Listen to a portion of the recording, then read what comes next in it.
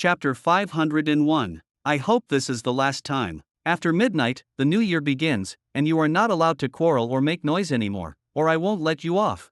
Strictness is a necessary means for certain stubborn individuals, and the two were indeed thoroughly subdued. However, tomorrow's matters will be dealt with tomorrow. What tomorrow will bring is still unknown. The rest of the people ate and chatted merrily, and time slipped away unnoticed. In the blink of an eye, everyone had been eating for nearly 2 hours. At midnight, the television in the living room, which was on, also announced the New Year's revelry. The new year had finally arrived. Full and satisfied, some people commented on the Spring Festival Gala on their phones, while others browsed videos for entertainment. Even Su Muyen, who never used her phone while eating, took out her phone and silently made a video call. Big sister. Third sister, Happy New Year. In the video, the light slowly brightened, revealing Su Xianro's smiling face. Happy New Year, big sister. Are you asleep yet? Am I disturbing you? No, I just finished my work and got into bed to browse my phone. Big sister, I finally understand how hard you worked back then. It's inevitable to be tired when managing such a large company. It's just that working during the New Year's holiday is really tough. Have you eaten yet? No matter how busy you are, you can't forget to eat. I have. By the way, what are you guys eating? It must be very rich. It's so lively when everyone is together. It's just a shame I can't go back for a while. Su Muyen flipped the camera, and the screen showed the dishes on the table and everyone's figures. Today, your second sister and Xiao Sun and I worked together. It's indeed quite rich, but you don't need to regret it too much. At most, we'll make it up next time. Big sister. What's wrong? Are you not angry with me anymore? I am, but how can I be angry all the time? One thing at a time. However, I still hope you won't make me angry. Seeing the other person fall silent, Su Muyen smiled helplessly. Alright, I won't talk anymore. Do you want to chat with everyone? No need. As long as you're happy eating, please say Happy New Year to everyone for me. After the call ended, Su Muyen let out a soft sigh. Su Xianro both wanted her to return and feared her return, because she was truly afraid that a lively New Year's Eve dinner would lead to some unpleasant incidents. It was a regret that she didn't return, but perhaps it was also a good thing. On the other side, Su Baiyan was happily scrolling through videos when she suddenly held her phone in confusion. A simple New Year's Eve dinner. I guess some idiots can't even eat 2 dishes in their lifetime. What the hell? Is this person sick? Why are they tagging me? But this dining table, and the vases behind it, why do they look so familiar? Hearing this, Susan snatched the phone, glanced at it indifferently, then turned off the phone and put it aside. Don't pay attention to it. They probably tagged the wrong person. Come, let's keep drinking. Is that so? Su Baiyan looked confused, but didn't think much of it. Alright, let's keep drinking. Get me another big bottle of vitality drink. The two clinked glasses and embraced each other, talking about everything from astronomy and geography to gossip and trivial matters. Before long, their laughter turned into everyone's game. The crowd cleared the dining table and started playing the card game Su Baiyan bought during the day, completely absorbed. Even Su Muyen joined the game after washing the dishes. The 4 of them played with great joy, almost forgetting the time. However, games eventually come to an end, and everyone reached the final segment. Su Wanqin was the first to distribute gifts, but then a problem appeared. Everyone seemed to have forgotten something. Alright, it's getting late, everyone should finish up. Oh, second sister, let's play for a bit longer. Fine, if you want me to continue playing with you, then I won't give you your gift. You choose one. Immediately, Su Baiyan's brows furrowed. She put down her cards, her face filled with reluctance. What are we playing? It's late at night, and we should be sleeping. Be careful not to grow if you stay up late. Su Wanqing immediately laughed. You're still so greedy. Chapter 502. Su Baiyan's true colors were revealed, and she excitedly clapped her hands. Hurry, hurry, hurry. What's my gift? Don't be impatient, one by one, slowly. Xiao Sun's first. Where is Xiao Sun? Hearing this, Su Muyen looked around, her brows furrowed. Yes, I haven't seen him for at least half an hour. Realizing something was wrong, Su Muyen immediately went to her room to look for him, but he wasn't there. She searched every room and every bathroom in the house, but still found nothing. This is bad, Xiao Sun isn't here. What? Not here? Then where could he have gone in the middle of the night? Su Wanqing, not believing it, ordered everyone to search again. However, the result was the same after everyone searched the entire house. Su Sun was not at home at all. Everyone was stunned. Helplessly, they started making phone calls, but unexpectedly, no one answered. At this point, everyone finally realized the seriousness of the situation. It was New Year's Eve, and it was late at night. How could Su Sun have gone out at this time? What exactly happened? Fifth sister, you were with him all the time before he disappeared. Did you notice anything unusual? Su Bainyan shook her head blankly. I don't know. He didn't say anything to me. Then what's going on? How can a person just disappear all of a sudden?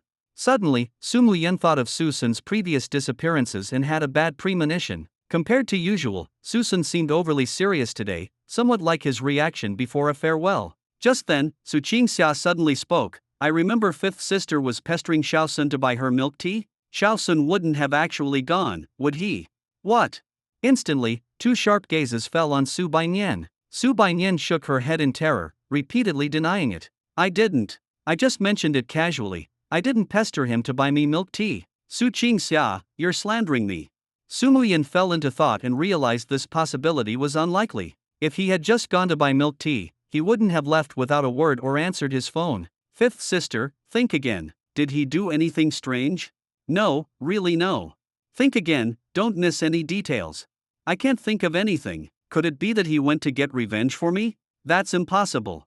Su Muyan's pupils contracted. Revenge? Revenge for what? Explain it to me clearly. Someone online randomly tagged me and insulted me. But he told me not to care at the time, and besides, why would he go online to find someone during New Year's? Let me see. Helplessly, Su Bainyan could only take out her phone and find the video of the keyboard warrior's mockery. In a moment of urgency, no one felt anything was wrong, except for the inexplicably tagging and mocking. Then Su Bainyan suddenly said, I always feel like this table is a bit familiar, and those vases behind it. One remark woke the dreamers. When everyone looked closely, they indeed found it familiar. Su Muyen and Su Wanqing looked at each other, seeing a look of shock in each other's eyes. That's right, they recognized it. They recognized the location in the video. Su family. Daddy, I didn't expect your cooking skills to be so good. They're comparable to a 5-star chef. Well, to tell you the truth, why do you think your Aunt Xianlan fell for me back then? Wasn't it because I cook well? My family was poor when I was young, and we were self-sufficient. I learned everything I needed to know early on. Wow, I really envy Aunt Xianlan for finding a good man like Daddy. Jean Xianlan was flattered and spent the entire meal in self-satisfaction. She did find Su Qiming because he cooked well. It's just that this reason was not presentable before, and she never expected someone to understand her. In her happiness, she even personally served Su Miao Miao. Miao Miao, eat more.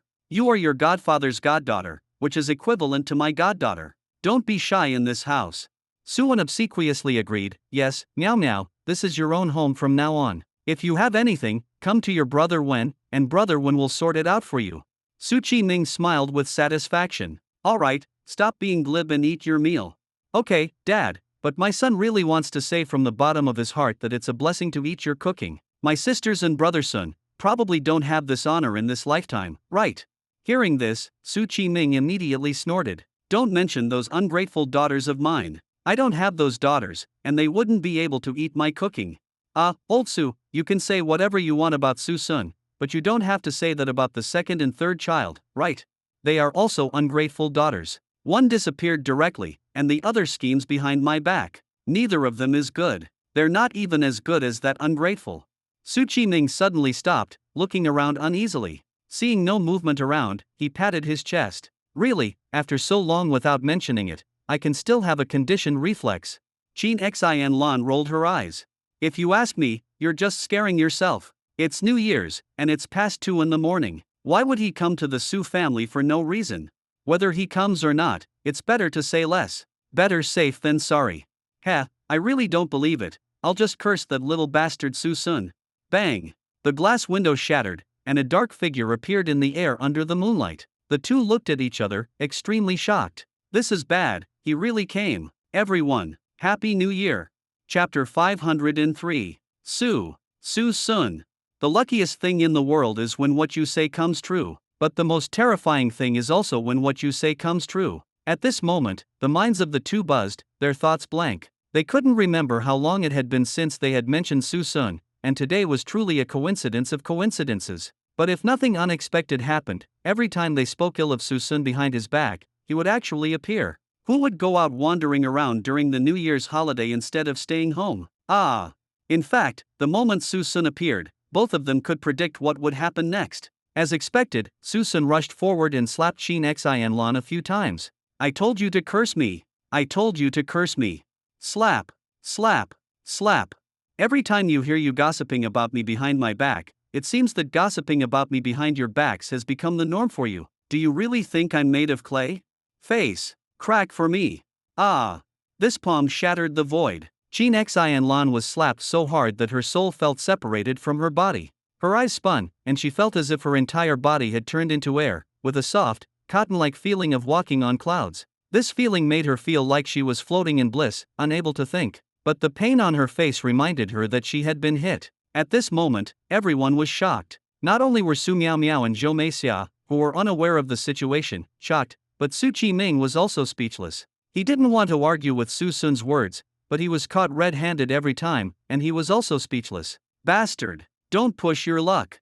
Su Qiming blurted out an angry remark. The next second, a cold light flashed, and a sharp gaze was cast at him. Su Sun suddenly turned around, leaped over, and slapped him across the face in mid-air. At this moment, he was the sole focus of everyone, pressing down on them so hard they couldn't breathe.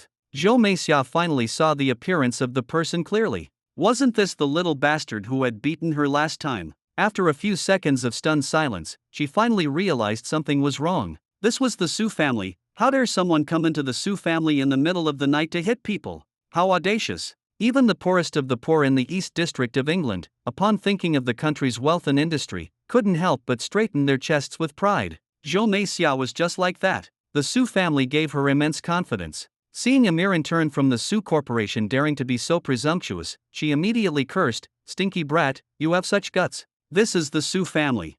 A hint of coldness arrived first, followed by a punch like a dragon. Susun didn't care if Zhou Meixia was old or not. Hearing this, he spun in midair and threw an uppercut to her chin. Instantly, a few of her silver teeth, mixed with food scraps, flew everywhere. Ah, my teeth! You little bastard! Ah, hit! Another 2 consecutive slaps and Zhou Meixia was so beaten that she couldn't tell north from south. Mom!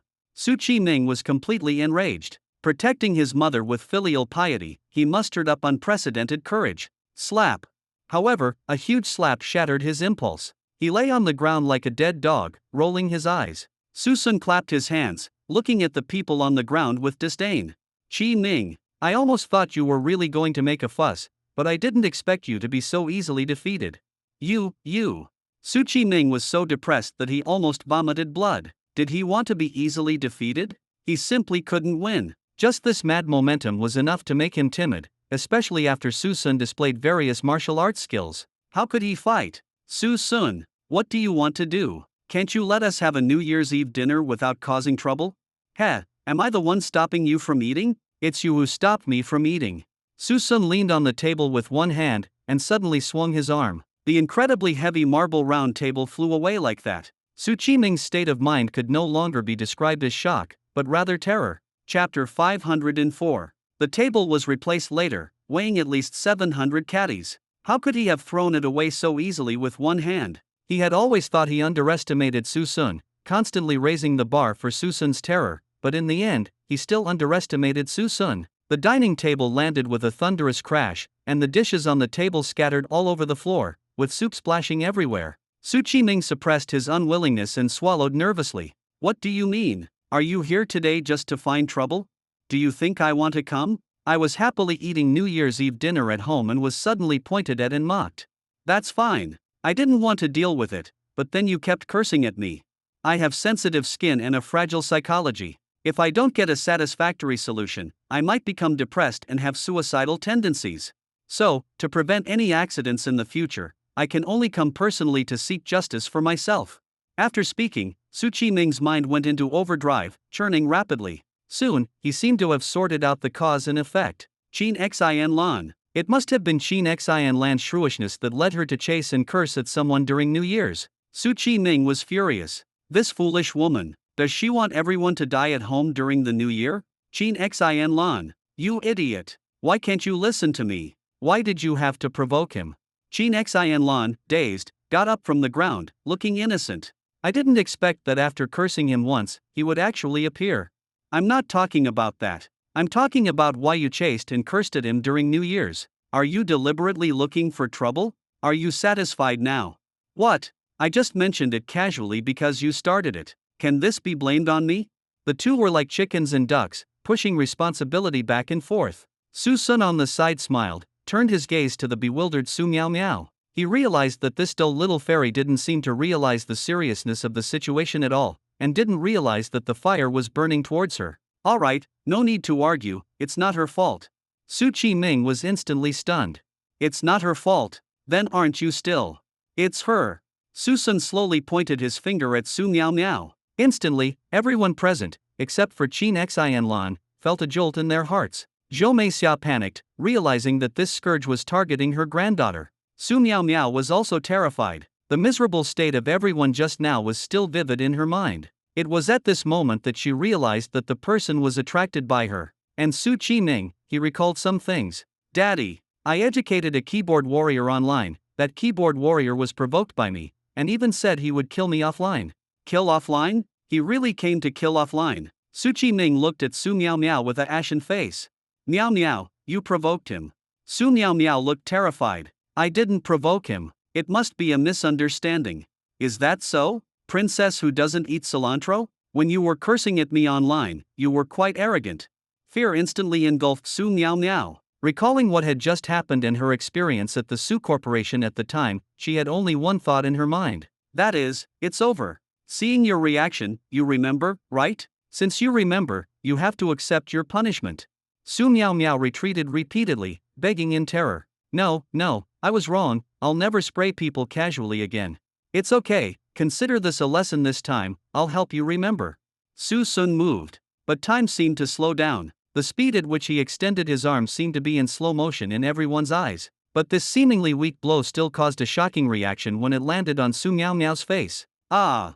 Su Miao Miao was slapped more than 10 meters away. At that moment, she felt as if she was flying, and flying in a headless manner. The entire person was as ethereal as a dream, and her mind could no longer process anything else. This slap had a moderate force, and it directly sent her from the dining room to the sofa in the living room. She fell heavily, and the fluff in the sofa exploded and scattered everywhere. Chapter 505. Su Miao Miao could no longer think. The first thing she saw when she landed was a head peeking out from behind the sofa. When, brother, when? Shh. Sister Miao Miao, just hold on for a bit longer, I'll deal with him for you later. Su Miao Miao smiled, a smile filled with deep sadness and also with brilliance. At this moment, she had only one evaluation for Suwon, and that was hot air. Su Sun, are you leaving now? Su Qiming's eyes seemed to spew fire, and his blood surged. Su Sun was simply going too far, causing trouble so brazenly and then wanting to leave. Is there such a good thing in the world? Su Sun glanced indifferently and asked with confusion, otherwise? Am I supposed to beat you all again? Su Qiming was furious. Don't go too far. You've caused trouble like this, and you're not giving us an explanation. Do you really think we're made of clay? Aren't you? You. Alright, Su Qiming, instead of chasing and biting me, it's better to manage your own people. Otherwise, you know my temper, and you know what their fate will be. Su Qiming gritted his teeth, stumbled to his feet, his eyes filled with a killer's gaze, and said fiercely, even a cornered rabbit will bite. You've gone too far today. If you don't give an explanation, don't force me to turn hostile. With a snort, Su Sun suddenly laughed. So, you don't want to turn hostile? You don't have the guts. If you want to call the police, feel free. But if no injuries are found, I'm afraid you'll be making another trip in vain. If you have any other ideas, feel free to use them. In any case, I'll accompany you to the end.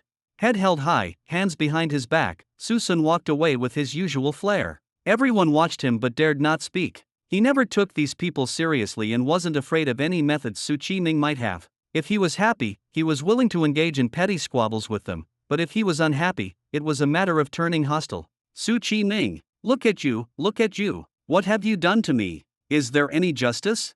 As soon as Su Sun left, Zhou Meixia started crying and complaining bitterly. Su Qiming was both angry, annoyed, and helpless. He could only keep comforting Zhou Meixia's emotions, sighing as he looked at the scattered teeth on the ground. Her teeth were gone, and she sprayed saliva all over him when she spoke. It was truly troublesome. Dad, Mom, are you okay?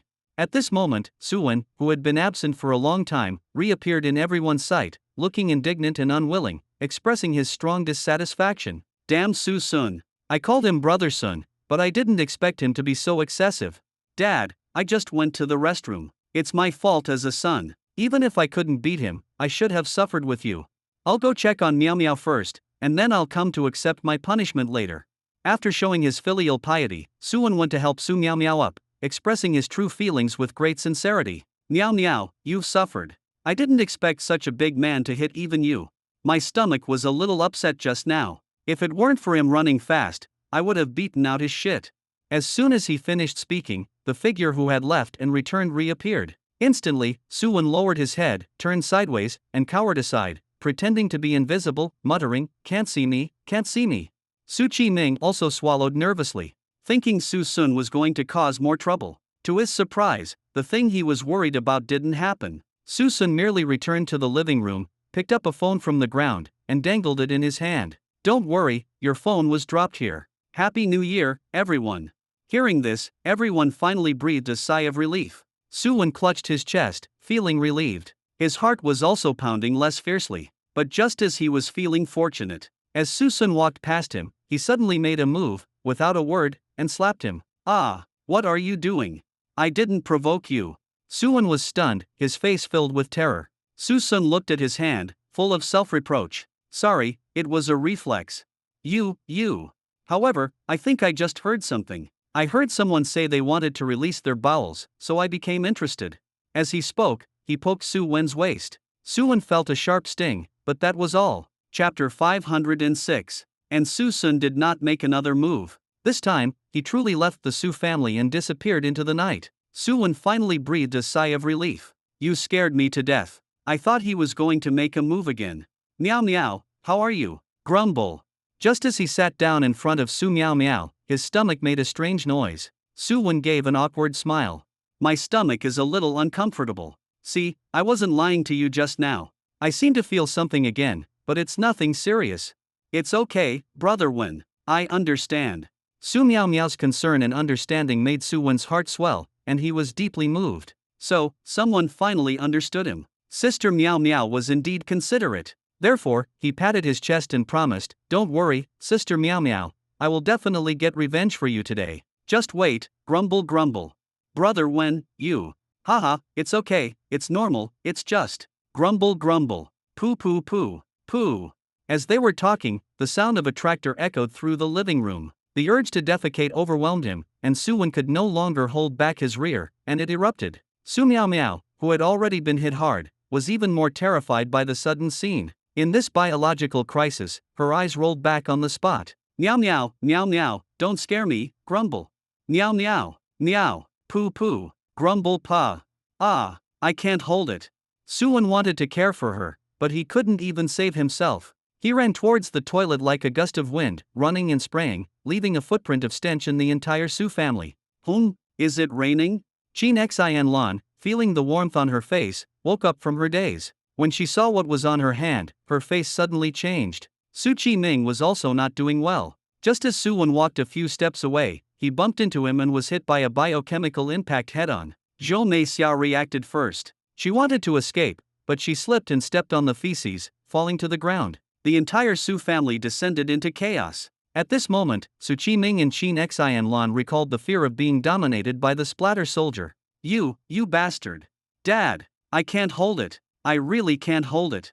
On the side of the road, Su-sun ran into the crowd looking for him as soon as he left the villa area. The car stopped, and the women immediately got out and surrounded him with worried expressions. Su-sun was helpless. He had hoped to finish quickly and get back to cover his tracks, but he was still found. "What's with all of you? Why so serious? Smile for me.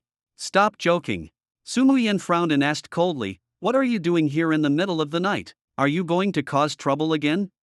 If I say I was taking a walk, would you believe me?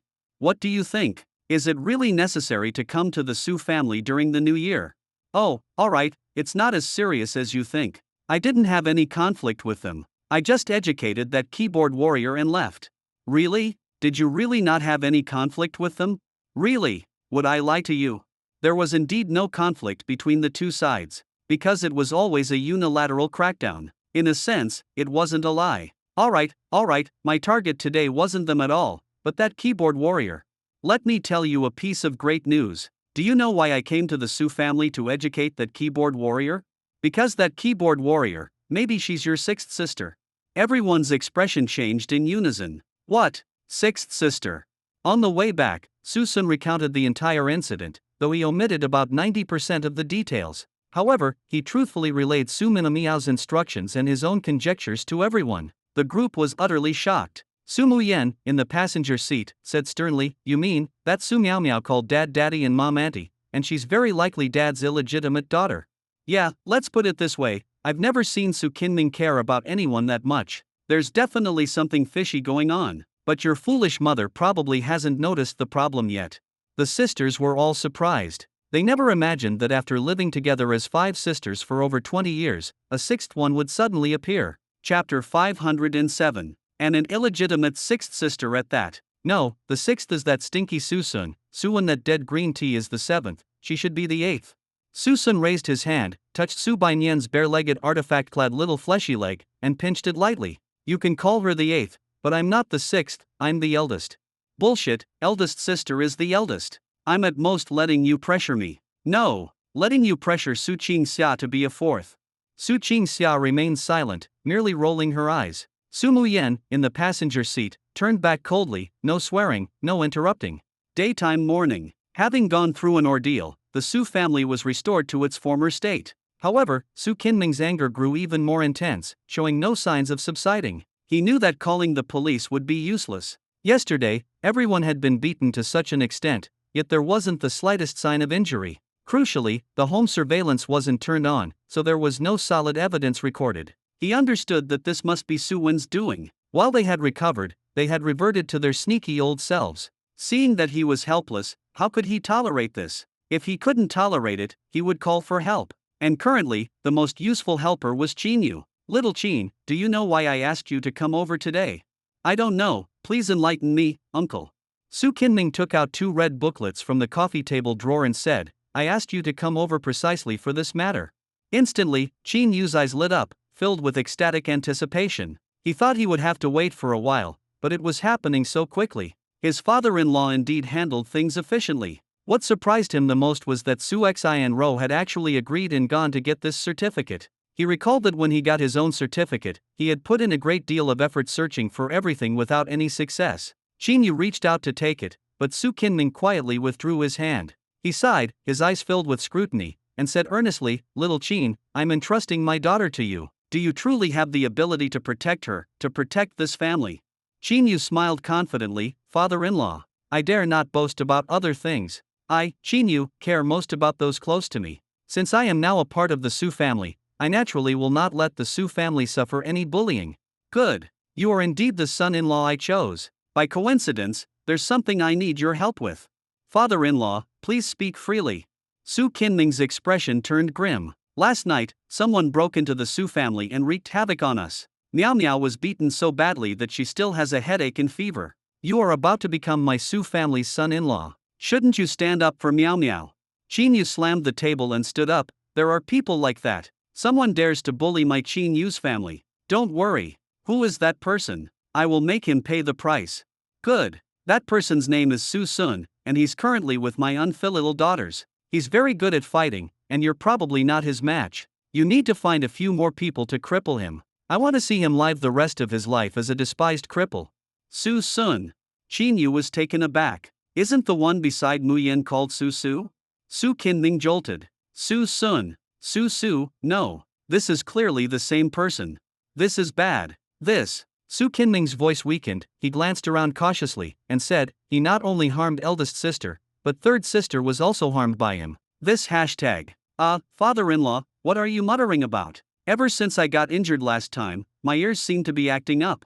Nothing. You just need to remember to find a few more people, otherwise, you won't be his opponent. If he gets wary, it will be troublesome. Not an opponent. Qin Yu sneered. Since he's difficult to deal with, I'll handle it myself. I've dealt with people surnamed Su before, a weak and pathetic little trash. Weak? Su Kinming was stunned, thinking he had misheard. The Su-sun in his memory was practically a god of war. It seemed, he had nothing to do with being weak. Little Qin, are we talking about the same person? He's very powerful, not weak at all. He can flip a table weighing several hundred pounds with a word. Several hundred pounds? Qin Yu laughed. Any adult could flip a table weighing 1 to 200 pounds, so was that considered strong? It seemed his father-in-law still didn't understand what kind of existence was sitting opposite him. Qin Yu suddenly reached out, grabbed the edge of the coffee table, and slowly lifted it in full view of Su Qinming's shocked gaze. His demeanor was calm, and the smile on his lips showed no effort whatsoever. Su Qinming was astonished. You're the same type of person as him. Qin Yu slowly shook his head. No, there's a world of difference between us. Chapter 508. At the small cabin, everyone had a peaceful new year, and the disturbances were all left behind. Su Miao Miao, in particular, received no further attention. After all, the sisters had been away from home for so long, even if another sister appeared, it had nothing to do with them. Leisurely and happy days passed by like this for 2 days. After the first and second day of the new year, Su Sun and Su Qingxia began preparing to head to the capital. There wasn't much preparation needed, just buying a few outfits from the street. Of course, it wasn't just the two of them buying. Under Su Bainian's persistent nagging, she also bought quite a few clothes she liked. Someone else was paying anyway. Looking at the large bags in Su Bainian's hands, Su Muyan felt a headache coming on. Others were going out and away from home, while she was here busy preparing. Fifth sister, you haven't even worn out the clothes I bought you before the new year, and now you're buying more. Do you know that this is extravagant waste? Oh, eldest sister, those were winter clothes. These are for spring. Besides, what's wrong with me buying a few more clothes during the new year? Sai, when will you ever learn that earning money isn't easy? I'm waiting to see if you'll still spend so lavishly when you start working. As they spoke, they arrived at their doorstep. As they opened the door, and I was observing their movements through the peephole from across the way. 2 days, I finally caught you. Qin Yu had returned several times in the past 2 days, but each time, no one was home across the hall. He had been hesitant to act because of Su Muyan and her sisters. Now, after 2 days of delay, he had missed several opportunities to make his move. While it was inconvenient for him, it didn't mean he would tolerate it indefinitely. His patience had been exhausted over the past 2 days. Now that he finally had an opportunity, he naturally wouldn't let it slip. Creak, the door opened. Hearing the movement behind her, Su Bainian instinctively looked back, but then, as if she had seen a ghost, she quickly retreated into the room and slammed the door shut forcefully. Bang! Qin Yu was thus blocked at the door. In an instant, his expression became incredibly displeased. Su Muyan was also not having an easy time. She almost fell to the ground from the sudden shove. She glared back at Su Bainian and said displeasurably, "What are you panicking about? Did you see a ghost?" Su Bainian's face was filled with lingering fear, more terrifying than a ghost. Qin Yu suddenly lunged at me. It was really scary. Qin Yu. Everyone was taken aback. If this name hadn't been suddenly mentioned, they would have almost forgotten that Qin Yu lived across the hall. Su Muyan was confused. Why did he charge at you? Did you curse him just now? No, as soon as he opened the door, he pounced like a wolf seeing a sheep. It was really scary.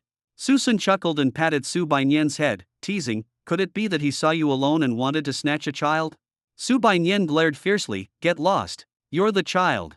If not a child, then why did he specifically grab you and not us? How would I know? He's sick."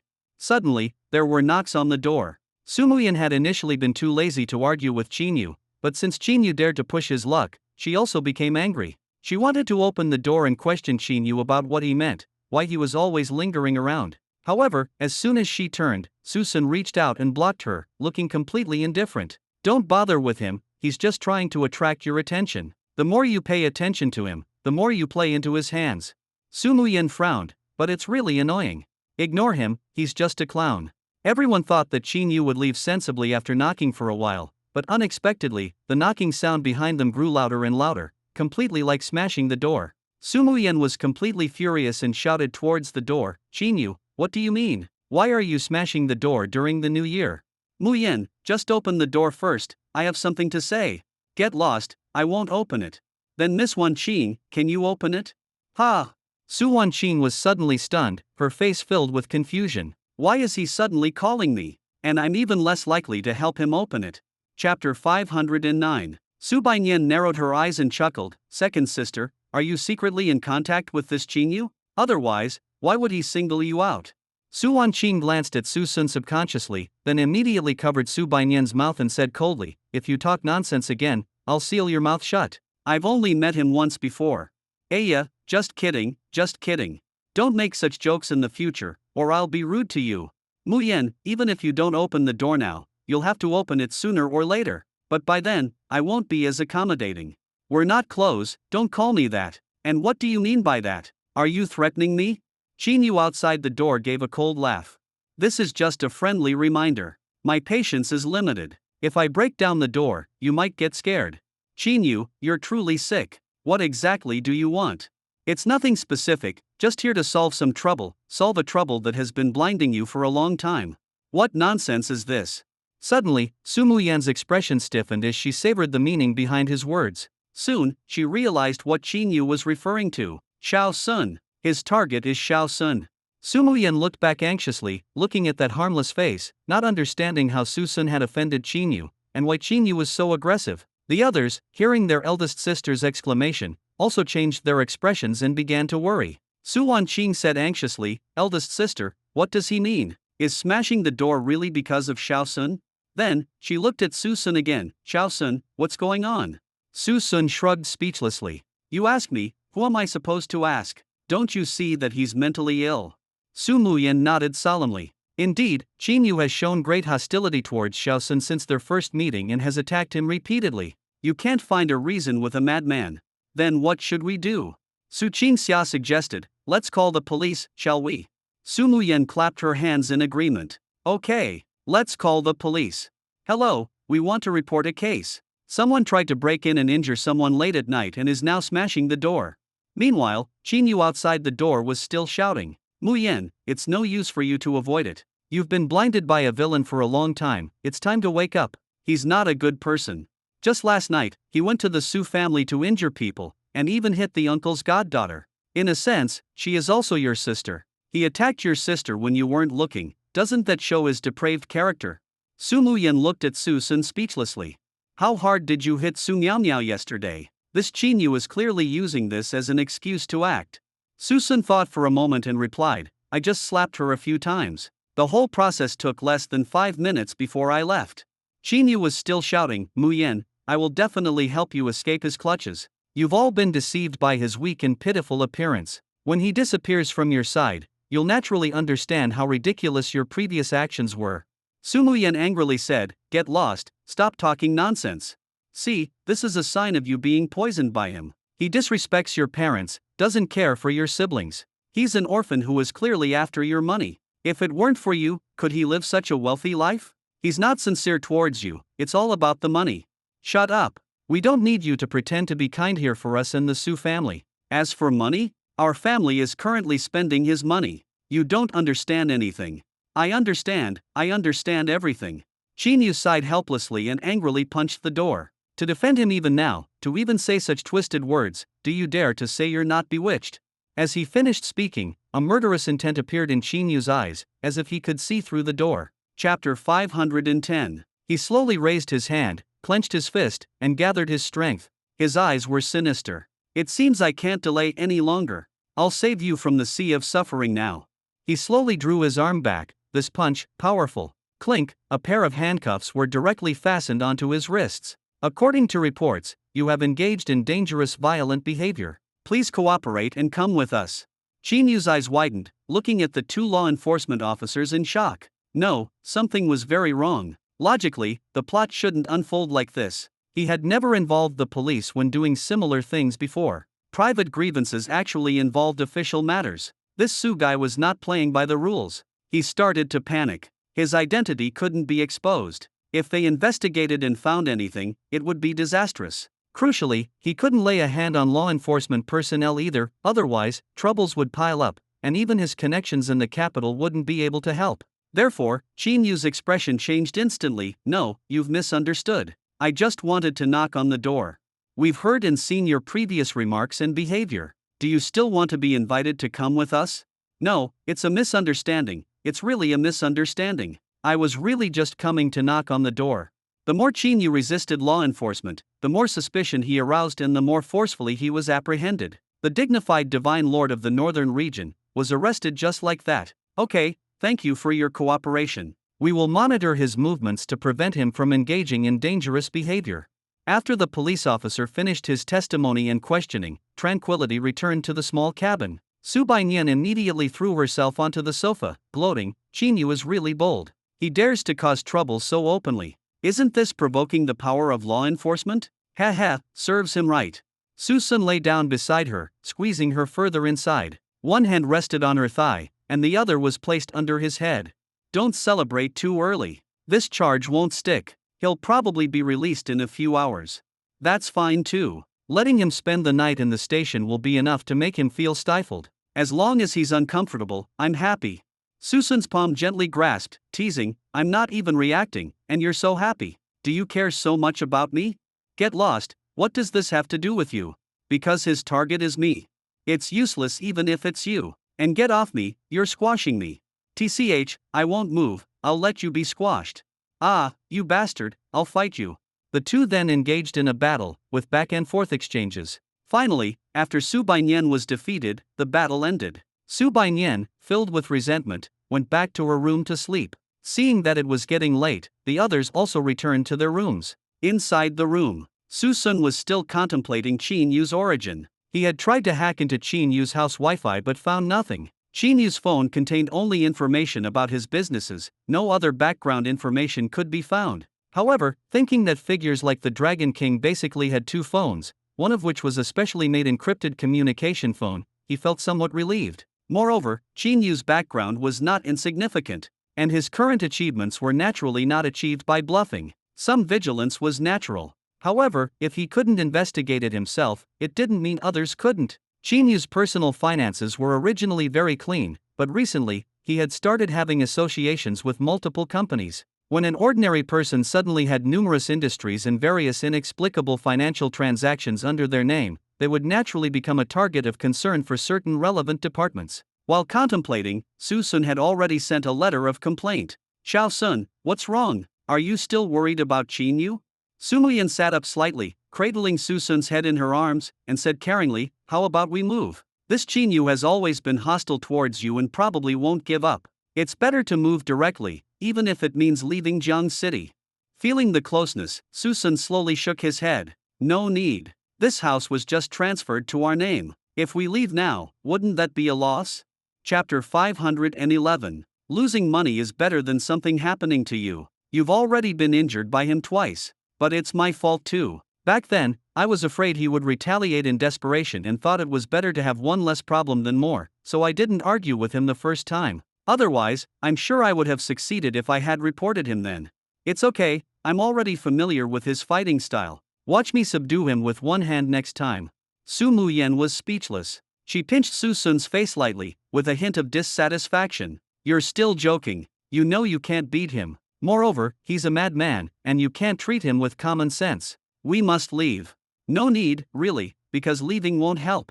He pushed aside the button that was pressing against his collar, and a broad, gentle warmth flowed out. Su Sun took a deep breath, his voice muffled. "Qin Yu is not an ordinary person. With his methods, he will find us sooner or later. Are we going to keep hiding?" Stroking his slightly bristling hair, Su Muyan frowned deeply. "But if we don't hide, he definitely won't let it go next time. Looking at him tonight, he definitely planned to go all out. No, you absolutely must listen to me this time." "Hiss, wait. Trust me, I can do it." "I don't believe you." Su Muyan tightly held Su Sun's head and tried to push it away. "This time, you must listen to me. I'll find a new place tomorrow morning. Yen yen. If you don't listen to me, you're not allowed to touch me." In a fit of anger, Su Muyan tried to move Su Sun's head away, but Su Sun's head was as if it were welded in place, shrinking into her embrace without budging. After finally pulling his head away like pulling out a radish, she herself subconsciously felt pain. Su Muyan gritted her teeth, looked down with a resentful and angry expression, and said coldly, "Xiao Sun, can't you be serious? Are you even listening?" I listened." "Since you listened, then listen to me and don't be stubborn." "That won't do." "You, hiss, Xiao Sun." Seeing Su Muyan getting angry, Su Sun sat up, reversed the situation, and pulled her into his embrace, gently pecking at her displeased face. This move indeed worked, catching Su Muyan off guard. Just as she was about to speak, 2 fingers were placed on her lips. She slowly looked up, helplessness and confusion appearing in her eyes. Her expressive eyes seemed to be pleading with Su Sun not to be so headstrong. Su Sun stroked her cheek and smiled faintly. "Don't worry, I'm not an idiot. If the situation is wrong, I'll listen to you. However, I still hope you can believe me. There's really no need to fear that Qin Yu. With that said, Su Muyan knew that further persuasion was useless. She leaned into his chest and sighed softly, tightening her arms around his waist. Okay, I believe you. But if something really happens this time, you must listen to me afterwards. Alright, I'll listen to my wife. Humph, still joking. But that Qin Yu is really something. Why is he so fixated on you? Squeezing Su Muyan's little face, Su Sun teased, isn't it because my yin yan is too beautiful, attracting covetous eyes? Humph, so it's my fault. Otherwise? So now I have to punish you properly. After the two had a friendly exchange and talked through the night for several hours. At the Jiang City Law Enforcement Bureau, Qin Yu, from whom nothing could be extracted, was released. Feeling the cold wind of the new year, he realized the principle that trouble cannot linger and returned with full fury. He, the Divine Lord of the Northern region, had returned. This time, he was determined to end the fight quickly and cut down his enemies. The next morning, Su Sun and Su Muyan, who were fast asleep, were disturbed by a loud banging on the door. They exchanged glances, already having a bad premonition. When they walked to the door and looked through the peephole, they confirmed it was Qin Yu again. The banging on the door was so loud that the others were also woken up and came out to check the situation. Upon learning that Qin Yu had returned, everyone became extremely solemn. No matter how persistent a person is, after suffering a loss, they would act strategically and plan their moves. Chapter 512. Qin Yu's quick return indicated his resolute attitude, that he would not stop until his goal was achieved. This was not a good omen. Su Bainian's little face turned pale, and she paced nervously. Big sister, second sister, what should we do? This scoundrel is back again. Didn't they just detain him for a few hours? How did he get out so quickly? Su Muyan said coldly, that didn't even count as attempted crime, so he naturally wouldn't be detained for too long. However, as long as we don't open the door, he can't get in. Let's call the police again. Su Sun stopped her. It might be too late. You all retreat first. The others were confused but were pulled back by him, a good distance from the door. Just as Su Muyan was about to loudly warn and expel from the door, suddenly, with a loud bang, the door was kicked open directly. At this moment, the sisters' expressions changed drastically. Su Sun felt a bit helpless. The door was of similar quality, replacing it would cost at least 10,000. Tens of thousands were gone with Qin Yu's kick. What a waste of resources. He wanted to step forward to protect the sisters behind him, but as soon as his feet left the ground, Su Muyan actually took the lead and stood at the forefront. Then Su Wanqing blocked in front of him, and Su Qingxia and Su Bainian followed suit. The four of them firmly protected him from behind. Su Sun stood there stunned. At this moment, the feeling of gratitude seemed to materialize. To have such a group of women willing to risk their lives for him, that feeling was indeed quite good. Seeing them shielding him tightly, Qin Yu's expression turned cold. In his eyes, the women were being misled by Su Sun. A grown man needing a group of women to shield him was truly pathetic. However, luckily, his purpose this time was to eliminate the scourge and avenge the Su family and Su Miao Miao. Muyan, Miss Wanqing, you won't be able to stop me. Su Wanqing became furious. You're truly sick. How did he offend you that you have to be so aggressive? I warn you, if you don't leave, we'll call the police again and have you arrested. Qin Yu smiled faintly. Even if I get arrested, I will help you resolve this scourge. Only when he is gone will you understand my good intentions. You're a lunatic. Second sister. Su Muyan stopped her, her displeasure evident, and said as calmly as possible, what exactly do you want? We can sit down and talk properly. You don't need to ruin your entire future for a moment of impulse. Muyan, don't you know what I want? Even though you have no feelings for me, I can't just abandon you.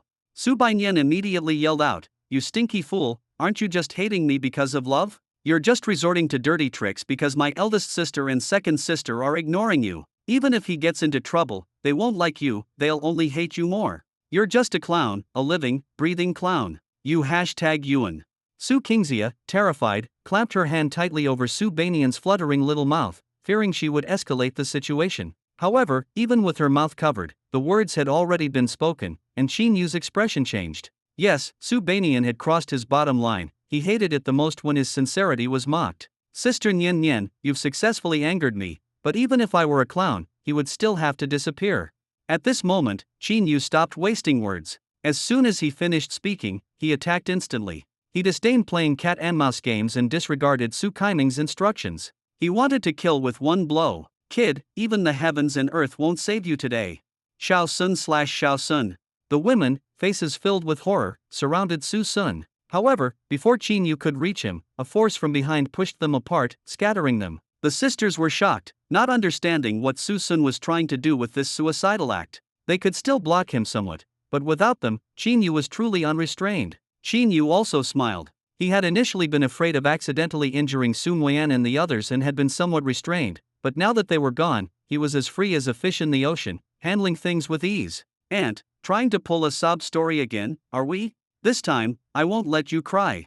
This punch was unimpeded, and there was no sudden appearance of silver handcuffs. One could even hear the whistling wind. Qin Yu could almost see Su Sun being flattened by a single punch, feeling a surge of pride, especially seeing Su Sun's terrified expression, which made him feel as comfortable as if he'd taken stimulants. But just as he was reveling in his triumph, an accident occurred. His fist seemed to hit an invisible wall of energy, making it impossible to move forward. Qin Yu was stunned. He looked at his fist and found it being lightly held back by a single finger. When he looked up, the fear on Su Sun's face was gone, replaced by a calm and composed expression, even tinged with a hint of contempt. At this moment, Qin Yu was utterly shocked. How is this possible? Even if I used only 1% of my strength, you wouldn't be able to block this punch. How is this possible? Su Sun smiled. What's even more impossible is yet to come. What? Su Sun's finger suddenly extended forward, and a hole appeared in Qin Yu's clenched fist. With another casual wave, Qin Yu was directly sent flying out the door, crashing heavily against the wall. This move was too fast for Qin Yu to react. He didn't even feel the pain on his body. After landing, it took a while for the pain to register, and the agony in his fist came with a delay. He looked in horror and saw a bloody hole in the back of his hand. Ah, impossible. Su Sun walked over slowly, exuding an air of disdain. He lightly stepped on Qin Yu's shoulder, making his bones creak. Qin Yu stubbornly and unwillingly raised his head, only to meet Su Sun's indifferent gaze, as if looking at an ant. His dignity trampled, Qin Yu was completely enraged. "You, how could you have such skill? You clearly couldn't even block one of my moves." Su Sun looked innocent. "I don't think I've ever made a move against you, have I?" Chapter 513. Instantly, a flood of memories surged into his mind. Shock and disbelief gradually appeared on Qin Yu's face. He finally realized that Su Sun had indeed never made a move against him. It had always been Qin Yu initiating, always Qin Yu being overconfident. No, then why didn't you fight back? Why did you act so weak if you're so powerful?" Su Sun raised an eyebrow, stroking his chin, and pondered, "Wasn't I trying to gauge your strength? Turns out, after all that testing, I found you're just a piece of trash with only 0.5 combat power. 0.5 combat power trash." Qin Yu, filled with frustration, spat out a mouthful of blood in anger. You're going too far, you won unfairly." Su Sun kicked towards that ugly face. "Don't you dare tell me you were injured, that your strength was reduced by 90%, and that's why you couldn't beat me. If you do, I'll die laughing." You. Qin Yu was truly at a loss for words now. "You've said it all, what else can I say? Alright, enough nonsense." Su Sun's expression turned cold. "Since you intended to kill me, don't blame me for being impolite."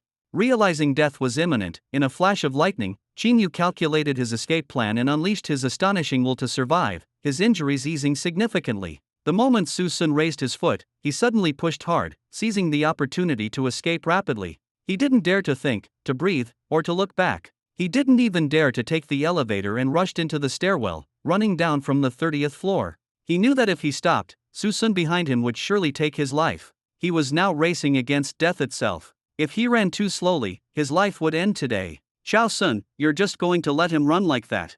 Su Sun glanced at Su Muyan and retorted, "What else? Are you expecting me to chase after him and finish him off on the spot? Do you want me to become a murderer?"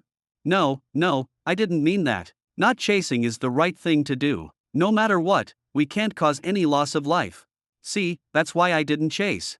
The group returned inside, no longer concerned about Qin Yu. Evil people will meet their comeuppance. Su Sun never intended to deal with Qin Yu there. Firstly, he didn't want the others to witness the bloody scene. Secondly, he couldn't have someone die at his doorstep and attract suspicion. His true destination was elsewhere. Stinky Su Sun, are you even human? Can one kick send someone flying 10 meters? Is that something a person can do? You said I can kick someone 10 meters, yet Qin Yu, after being kicked so far, only suffered minor injuries. Doesn't that make him even less human? Hey, that seems to be the case.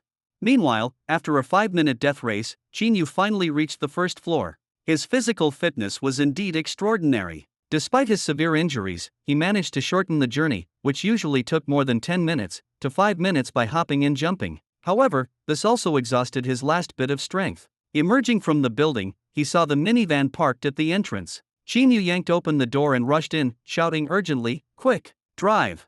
Boss, why are you alone? Where's the target?" The people in the minivan were his subordinates. They were originally supposed to dispose of Susun and take him away to destroy the evidence, but unexpectedly, it became the key to his escape. "Forget the target. My old injury flared up, and I wasn't able to find the target. Quickly take me to the Su family." "Oh, all right, boss." Feeling the car start, Qin Yu's worried heart finally relaxed. He could even imagine a figure constantly pursuing him from behind the car, becoming furious as the car drove further away. For a moment, a smug and satisfied smile appeared on his lips, but his eyes rolled back, and he completely fainted. However, before he could savor his triumph for long, as soon as he closed his eyes, he felt as though he was back upstairs, seeing Susun's mocking face again, and the pathetic sight of himself being beaten like a dead dog. Chapter 514. In reality, Susun became his nightmare, and in his dreams, Susun also became his tormentor. The interwoven fear and the lingering sense of death made it unforgettable. After an unknown amount of time, a voice reached his ears, pulling him back from his nightmare. Xiao Qin, wake up quickly. Brother Qin, how are you?" Qin Yu struggled to open his eyes and vaguely saw a few familiar faces. The Su family, this was the Su family. He wasn't dead after all. He had really escaped. "Xiao Qin, you're awake."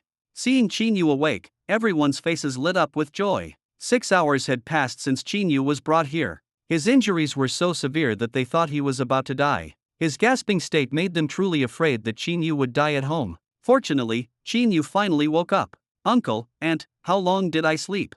6 hours, a full 6 hours. Do you know how scary that was? We wanted to send you to the hospital, but the people who brought you here absolutely refused. Do you have enemies with them?" Qin Yu shook his head helplessly. "No, those are my subordinates. We didn't go to the hospital because we were afraid the hospital would question the source of the injuries. They did the right thing." "Is that so? But you can't disregard your life. No matter what, you have to preserve your life, right?" "It's okay, see, I'm all better now, aren't I?" Qin Yu sat up with effort, clutching his chest, and looked down at his clothes. "Oh right, my clothes." Su Qinming explained, "I saw you were all dirty, so I asked Xiaowen to change them." "So that's how it is. Then thank you, Brother Wen." Suwen let out a cold snort and stubbornly turned his head away. If his father hadn't forced him to change them with a stick, he wouldn't have done it. After all, he clearly remembered Qin Yu beating him last time and harboring ill intentions towards Sister Miao Miao. "By the way, Xiao Qin, how did you get these injuries? Didn't you say this morning that you were going to deal with Su Sun? You weren't beaten by Su Sun, were you?" Instantly, Qin Yu's face darkened. He looked around and asked, "Have my subordinates left?" They left long ago." "Alright, then I'll tell you the truth."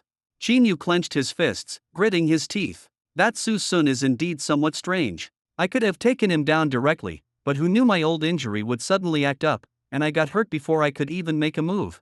Su Qinming looked surprised. "So, your injuries weren't caused by Su Sun?" "I did receive some attacks from him, but it was taking advantage of my weakened state. If he truly had such great ability, how could I have escaped from him? I forgot about the timing of my old injury flaring up. I was careless."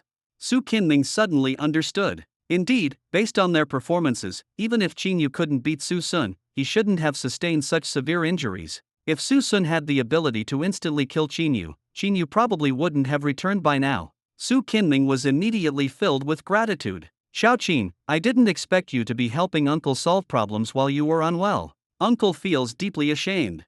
"Father-in-law, you say that. Since I promised you, I will definitely fulfill it. After I recover for a few days, I will go settle accounts with him. Next time, he won't be so lucky." "Good. Just for your intention, that's enough." With that, Su Qinming took out 2 red booklets from his pocket and said gravely, "From this moment on, you are the son-in-law of the Su family. From now on, we rise and fall together. I also hope you will treat Miao Miao better and shoulder your responsibility as a husband." Qin Yu was stunned for a moment, but then, his heart was filled only with excitement. He even forgot all his discomfort. He thought he wouldn't get this booklet if he didn't complete the mission, but it turned out he had a small and petty mind. Qin Yu immediately patted his chest and promised, "Don't worry, uncle. I will shoulder the responsibility of a husband. I understand what you're worried about. Even if Miao Miao is just your adopted daughter, I will treat her as family from now on." Chapter 515. Sigh, after getting married, aren't we family? Yes, after marriage, we are family, and as a family, Qin Yu, will never favor one over the other. Su Qinming smiled with satisfaction. Qin Yu truly lived up to his choice of a good son-in-law. Such presence, such responsibility, it was truly rare in 100 years. Miao Miao, look at your brother Qin. You will definitely not be wronged in the future. I believe brother Qin will treat me well. Otherwise, would I have chosen him? Ha! Qin Yu was a little confused by this. Why did the father and daughter's words sound a bit off? What did they mean by choosing me? And what was with that inexplicable shyness on Su Miao's face? It's not uncle, are you two misunderstanding? I said I would treat Miao. I understand. Su Qinming chuckled heartily and said earnestly, you don't need to make any more promises to us. As long as you treat Miao Miao well in the future, that's enough. I will naturally treat her well, but I always feel like we're not talking about the same thing. How can it not be the same thing? It is the same thing. Xiao Qin, you must treat Miao Miao well and not let my entrustment go to waste. Qin Yu was puzzled. You're marrying your third daughter, why aren't you entrusting me to treat Xinro well, but instead constantly caring about this adopted daughter? Isn't this putting the cart before the horse? Favoritism isn't this blatant, is it? It seems Xinro isn't highly valued in this maternal family either. How will I face the relationship between both sides in the future? Qin Yu was already thinking about the future when Su Qinming handed him the red booklet he was holding. Qin Yu's eyes lit up again. His arms trembled slightly with excitement. After receiving the marriage certificate, he nervously and expectantly opened it, his lips unconsciously curling up, his heart filled with joy. He couldn't wait to see what their wedding photo with Su Xinro would look like. They had never taken photos together, but with current PS technology, it's unlikely any difference would be noticeable, right? The marriage certificate was opened. But when he saw the red-backed wedding photo, Qin Yu's smiling face froze, and he was instantly petrified. He finally understood why his father-in-law kept mentioning Su Miao. It was because the person he was getting married to was not Su Xinro, but Su Miao. Pui. Overcome by anger, Qin Yu directly spat out a mouthful of blood. Before he could even finish a sentence, he fainted on the spot. Everyone present was greatly alarmed. Xiao Qin. Son-in-law. Husband. Before his consciousness faded, Qin Yu heard these various calls. In the past, he would have been overjoyed to be called this, but now, all he wanted to say was, the Su family has wronged me. After an unknown period, Qin Yu was once again disturbed by the commotion around him. He slowly opened his eyes, intending to confront the Su family directly and demand an explanation. But unexpectedly, upon waking, even greater bad news followed. You said it would take a long time, but you're awake already. Looking at the 7 or 8 uniformed personnel in front of him, Qin Yu was bewildered, thinking it was an illusion caused by not waking up properly. Just as he was about to rub his eyes, a shackle appeared on his wrist. Qin Yu's consciousness cleared by more than half. Officers, what do you mean? What crime have I committed that you need to arrest me? Is it about disturbing the neighbors again? But I've already explained. The leading officer looked confused. Disturbing the neighbors? You are Qin Yu, right? Yes, what's wrong? That's right, your name is associated with multiple industries, and you are suspected of numerous unexplained financial transactions. We suspect you are colluding with foreign forces. Please come with us. What nonsense! Qin Yu's face changed drastically, and he retorted, I am an ordinary law-abiding citizen. How can you slander me like this? That's even more accurate. If you were truly an ordinary person, you wouldn't have so many connections. Please cooperate with our investigation to clarify what's going on. I want to report you. For maliciously spying on citizen information. Sorry, we received a report and were given orders. Please come with us. At this moment, Qin Yu could no longer remain calm. So, he was reported by a malicious person. Who the hell did this? If his identity wasn't exposed to the public, he would be a guest of countless wealthy families. But if it were exposed to the public, he would be a destabilizing factor for society. If he were arrested and something was truly found, even if he racked his brains, he would be unable to escape. No matter how powerful his Xintian Hall was, this was China's territory, and he couldn't possibly contend with the authorities. Wait, I want to make a call. Taking his phone out of his pocket, the leading officer's expression turned serious. We can convey anything you want to say, but please do not struggle any further. Can't I even make a phone call to report that I'm safe? Are you that rigid? Mr. Chinyu, you are currently a special controlled subject. Everything you do must be under the supervision of the Law Enforcement Bureau. Once the matter is clarified, you will naturally have the opportunity to contact your family, but for now, please cooperate. Take him away. Wait. The leading officer turned to the Su family and said, "Everyone, please do not spread the word about today's events. It will have a negative impact. Chinyu is strongly suspected of colluding with foreign forces. If you have any clues, please report them truthfully." The crowd was stunned. They watched Chinyu being escorted into the police car, without even a chance to make a phone call. At this moment, the happiest person was Su Wen. Damn, Chinyu was arrested. He'd never get out again, and then he and Su Miao Miao would have another chance. The most regretful was undoubtedly Su Miao Miao. She had finally hooked up with a rich and handsome man, only for her husband, whom she had just married, to be arrested like this. She hadn't even enjoyed a day as a rich wife, and her husband was gone. Wouldn't that make her a widow? Uncle, aunt, don't listen to their nonsense. I'm a good person. A really good person. Chinyu was still struggling, clinging to the car door and shouting. Su Qinming said helplessly, "Xiao Qin, it's up to the police to decide. You should cooperate properly." "It's not about cooperation. I really can't go in." Lu family. Beijing Lu family, Lu Huanwen, find old man Lu to bail me out.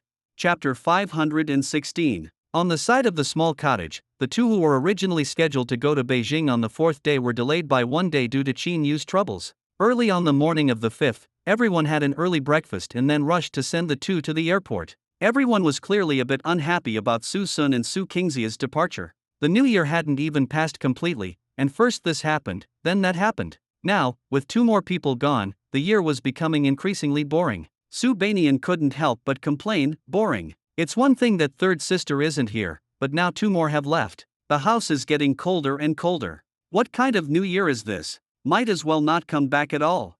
Su Wanqing, who was driving, glanced in the rearview mirror and smiled helplessly. "Do you think everyone is as idle as you? Your fourth sister's matters haven't been resolved yet. Going to Beijing now is to clear her name and make a complete comeback. Otherwise, do you want her to waste this opportunity at home and completely take on that hard-to-shake accusation?"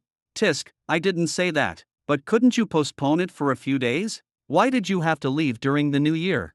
It's the fifth day of the new year, so it's basically considered after the new year. Moreover, your fourth sister can wait, but will others be willing to wait for her? Use your little brain and think about it." "Humph, I can't argue with you. I won't say any more." Su Sun smiled as he pinched Su Banian's pouting little face. "I'll be back in at most 10 days to half a month. Why are you so reluctant?" "Who's reluctant about you? Don't flatter yourself." "Oh, so it's not about being reluctant about me? Then it must be about being reluctant about Su Qingxia, right?" Su Sun turned his head and pointed, teasingly. "Fourth, it turns out your good sister treats you with tough love normally. At the critical moment, she's still reluctant about you." Su Banian immediately exploded. She quickly reached out to cover Su Sun's mouth and said fiercely, "Don't spout nonsense here. How could I be reluctant about her? Even if Su Qingxia jumps off the car, I wouldn't even blink." After removing the little hand from his face, Su Sun countered, "Since it's not about being reluctant about me, and not about being reluctant about her, then who were you unhappy about just now?" You, I. Anyway, it's not." Su Banian was extremely embarrassed. Now, it was as if she had lifted a rock only to drop it on her own foot. She was unwilling to admit to either of them, so she simply crossed her arms, turned her body sideways, and ignored them both. Sun Weian in the passenger seat watched with a headache. Some people insisted on not letting her come along, but she came anyway. Yet, when she came, her mouth was stubborn and unwilling to admit defeat. She really didn't know who she learned this from. "We're almost at the airport. Xiao Sun, fourth, do you have any loose ends? It'll be too late to board the plane later. Also, be careful when you get there. Absolutely do not get into any conflicts with others, and ensure your own safety." Su Qingxia nodded. "Don't worry, big sister. We're all prepared. The contracts we need were even drafted by second sister herself. I won't be deceived again this time. I'm naturally at ease about that, but..." Su Sun replied first, "You don't need to worry about me even more. With me here, there will be no accidents, okay? As for you, be careful recently. I'm afraid that Chinyu might come back for revenge." "It should be fine." Sun Wen paused, then said gravely, "To put it bluntly, Chinyu is mentally ill. To put it nicely, he's stubborn. In yesterday's situation, he didn't attack us, so he probably won't go too far. That makes sense. But you can't treat a broken-hearted dog like a normal person. Just in case, I've set up a small program on each of your phones. If you press the power button 3 times in a row, I'll know you're in danger. If anything unexpected happens, don't forget. Okay, we. Tisk, acting pretentious again. Sue Banian immediately sneered. A small program? It was one thing to suddenly know medicine before, but now you can even create a small program? Do you think you're a hacker? Acting like you know everything. Chapter 517. Su Sun rolled his eyes speechlessly. You know, the way you speak is sometimes really annoying. Actually, if you don't speak, no one will think you're dumb. Humph, you're angry because I've exposed you, aren't you? You've probably barely touched a computer, and you're programming? Keep boasting. Even if it's true, by the time you receive the message, the yellow flowers will be cold. What's the point? Sun Lian's delicate eyebrows furrowed. Su Banian, you. Su Sun raised his hand to interrupt. It's fine, let her talk. After all, what she's saying makes sense, doesn't it? As for whether it's meaningful or not, it's not important. You just need to remember what I just said. What if a miracle happens? Tisk, putting on a show. Su Sun and Su Qingxia arrived at the airport and entered the boarding gate under everyone's farewell gaze. As for Su Banian, she was pulled by the ear and lectured by Su Lian for her previous retorts. Only when a plane flew across the distant sky did the group head back home. Meanwhile, the Su family. Qin Yu's arrest undoubtedly cast a shadow over Su Qinming's heart. Normally, he should have been released after a few hours, but a whole night had passed without any news. He was afraid something had really gone wrong. Qin Zinlin said worriedly, Old Su, could this Xiao Qin really be some foreign element? I said, how did that Shentian group suddenly become so famous in Jiangqing without a sound? And how could Xiao Qin be so capable at such a young age? It turns out it wasn't his own ability. What if our family, being so close to him, is affected? Hearing this, Su Qinming, already feeling distressed, felt even worse. I didn't expect Xiao Qin to be this kind of person. Helping foreign forces harm our countrymen, he's truly worthless. My poor Miao Miao. I was blind. Su Miao Miao said with emotion, Daddy, what if this is just a misunderstanding? What foreign force would dare to operate so openly in our country? Wouldn't that be found out immediately? Alas, Miao Miao, you don't understand. Those people's infiltration isn't simply controlling businesses, but people. Controlling people is equivalent to controlling everything behind them. It's not easily noticed. The water here is too deep. But Daddy, couldn't Brother Qin be a scapegoat? He's such a good person, he couldn't possibly be like this, right? It doesn't matter anymore. Our Su family cannot get involved in this mess anymore. Don't worry, Miao Miao, I will find a way to get you a divorce. Su Qinming changed his tune as quickly as he changed his face. The Su Corporation hadn't been reclaimed yet, and he didn't want the Su family to be implicated any further. Just then, Qin Zinlin asked doubtfully again, then, Old Su, are we still going to look for that Lu Huanwen from Beijing? That person seems like he can save Xiao Qin. What Lu Huanwen, Lu Huanwen? Except for the Heavenly King, no one can save him. What if that old man surnamed Lu is really a very capable person? After all, they're asking for help from Beijing. What capable person? I haven't heard of anyone like that. Speaking of which, I should find out who this Lu Huanwen is.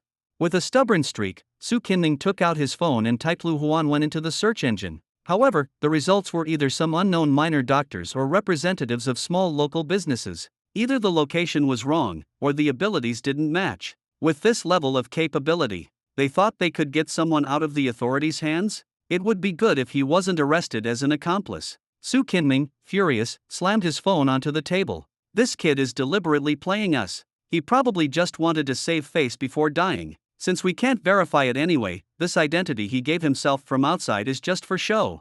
At this moment, Su Miao Miao remained silent. She picked up her phone from the coffee table and replaced the text in the search bar with the character, when. Same pronunciation, different character, and the results were completely different. And with this change, everything became different. Seeing the content that reappeared on the phone, Su Miao Miao's pupils shrank, and her mouth opened wide in surprise. Chapter 518. Lu Huanwen, male, born in 1934, former commander of the Northern Military Region.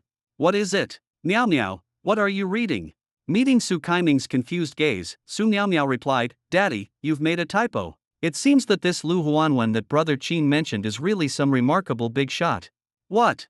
Su Qinming quickly snatched the phone. Upon seeing the content on the phone, his pupils gradually widened, and a look of shock appeared on his face. The capital? And it's indeed the Liu family. Moreover, this Liu family is a top-tier prominent family in the capital, a large group spanning the globe, founded by his married-off daughter. Su Kaiming was extremely discerning. After flipping through several related news articles, he quickly concluded that this married-off Liu family, despite having the same surname as the Liu family, was actually named that to avoid suspicion. In reality, it was Liu Huanwen's Liu family. Most importantly, the commander of the northern military region, who possessed the authority to command an entire army. Su Kaiming found it hard to imagine what kind of person that was. Although this old master Liu had retired, his students were spread across all sectors, and the current northern commander was precisely his student. How is this possible? How could Xiao Qin know such a big figure? Qin Xinlin was also astonished at this moment. Old Su, isn't it possible that Xiao Qin is lying to us? It's understandable to find someone with a powerful background, but this is too much. Is this someone we can even get in touch with?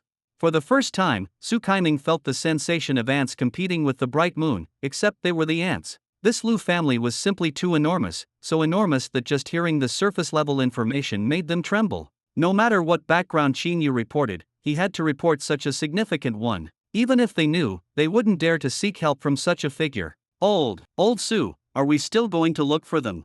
Look for what? With our status, I'm afraid we won't even be able to meet such a person. Then what do we do? Are we just going to abandon Xiao Qin? We can't help, and besides, we don't even know if what he said is true. Let's not get involved in this muddy water. Just as everyone was digesting the information they had just received, an uninvited guest, dressed in plainclothes, suddenly burst into the Su family home. Looking at the man with the broken eyebrow in front of him, Su Kaiming instantly became vigilant. Who are you? Why are you breaking into someone's house in broad daylight? Don't be nervous, I'm here to find my boss. You can call me Ying Sha. Ying Sha, you're Xiao Qin's subordinate. Yes, our boss hasn't been reachable for over 12 hours. His last known location seems to be the Su family. I'm here to confirm his whereabouts. Qin Xinlin glanced at Su Kaiming awkwardly and said weakly, well, your boss has been arrested by the Law Enforcement Bureau. The charge is colluding with foreign forces. I'm afraid he won't get out. What?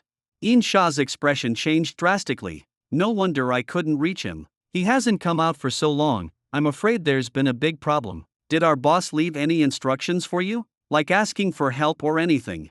Qin Xinlin nodded. Yes, go to the Liu family to seek help. The Liu family? The Liu family in the capital? Are you looking for an old man named Liu Huanwen? Yes. Has the main hall been forced to this extent? Yin Sha muttered to himself and fell into thought. Then he said, then I beg you to save my boss from this predicament. The boss's crime is not minor, but it's not major either. It all depends on whether there's a guarantor. This Liu family owes my boss a great favor, and getting someone out is just a simple matter for him, but the boss will remember your kindness and may even use this favor for the Su family. Upon hearing this, Su Kaiming suddenly became a little excited. Qin Yu hadn't lied to him at all. He was truly connected to such a powerful figure and had a tremendous favor owed to him. If this favor were used for the Su family, the temptation was simply unimaginable. Su Kaiming asked, then why don't you go ask? Why must you ask us? My identity is inconvenient.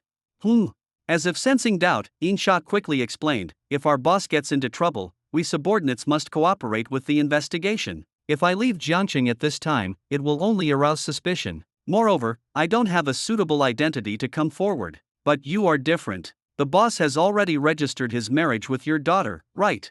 Su Kaiming nodded. Yes, it just happened before the new year.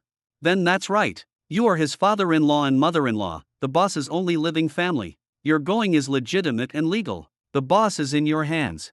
After this incident, the Su family will surely ascend to the pinnacle of Jiangqing.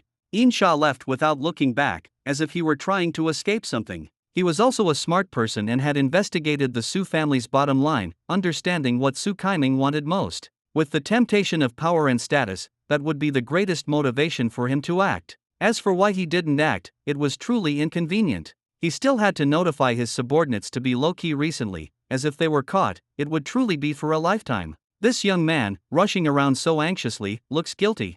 Qin Xinlin complained dissatisfiedly, looking at the retreating figure. Su Kaiming said coldly, whether he's guilty or not, since Xiao Qin didn't lie to us, we have to save him. Qin Xinlin was stunned. No, you're really thinking of going? Such a figure probably spends his days drinking tea and playing chess, living in retirement, rarely appearing. Can you even see him? Perseverance pays off. As long as there's a will, I don't believe there's anyone I can't see. Su Kaiming, are you crazy? You just said you wouldn't get involved in this muddy water, and now you're getting all worked up. Don't tell me you're really tempted by that favor. Nonsense. Am I that kind of person? Xiaoqin is my son-in-law, how can I abandon my son-in-law? But speaking of which, if we save Xiaoqin and he's moved, won't our Su family truly soar? Don't you want to be the richest wife in Jiangqing and enjoy the envious and jealous gazes of others? Humph. Superficial. I, Qin Zinlin, never care about these things. By the way, when are we leaving? I think we can leave this afternoon, since there's nothing to do at home anyway. Chapter 519. The couple acted swiftly and bought plane tickets for that afternoon. Filled with anticipation and longing for the future, they prepared to travel to the capital. However, with both of them gone, only Su Wen, Su Miaomiao, and Zhou Maizia were left at home. Su Kaiming was still somewhat traumatized by Su Wen's erratic behavior. If Su Wen had another episode while the three of them were at home, they would be too far away to help. So, he reluctantly bought plane tickets for Su Miaomiao and Zhou Maizia to accompany them, pretending it was a trip. But since everyone else was leaving, Qin Zinlin couldn't bear to leave Su Wen alone at home, so she insisted on bringing Su Wen along. Thus, the family of five set off for the capital in grand style. Qin Zinlin, what are you doing? We're going on important business, why did you bring him along? You can bring your goddaughter, so why can't I bring my son? Can't I bring him to see the world? Hee, thank you, Mom. I haven't been to the capital yet. This time, I must broaden my horizons. But don't worry, I'll be honest and well-behaved and try my best not to disgrace Dad.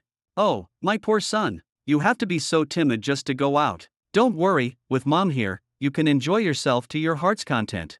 The capital. Outside a hotel. Zinro, your performance these past few days has been excellent. The Huang family has noticed you and is prepared to increase their investment, intending to make your Su Corporation their agent in Jiangqing. You must seize this opportunity well.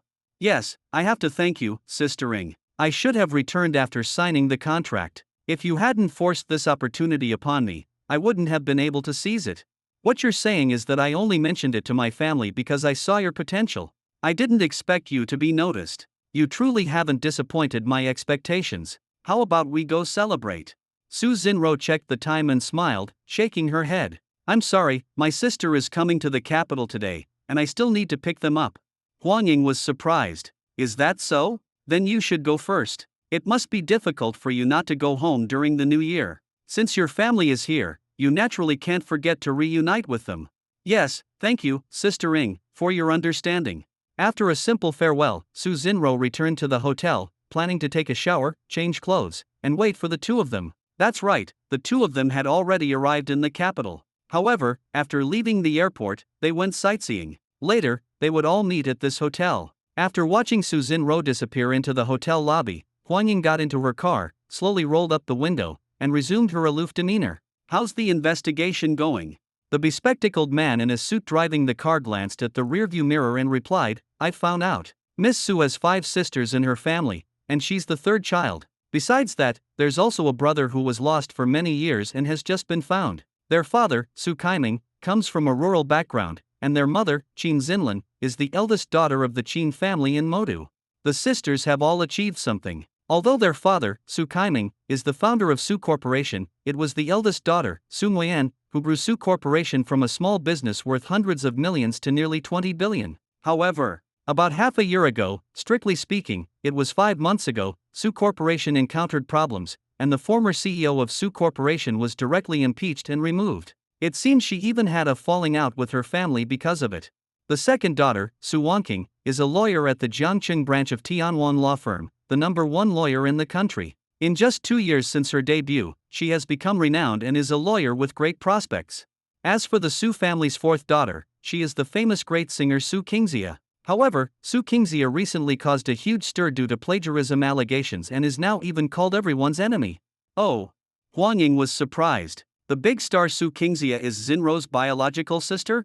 No wonder I always felt like I'd seen Zinro somewhere before. It seems she's always worried, likely about this sister. Secretary He, what do you think, did Su Qingxia really plagiarize?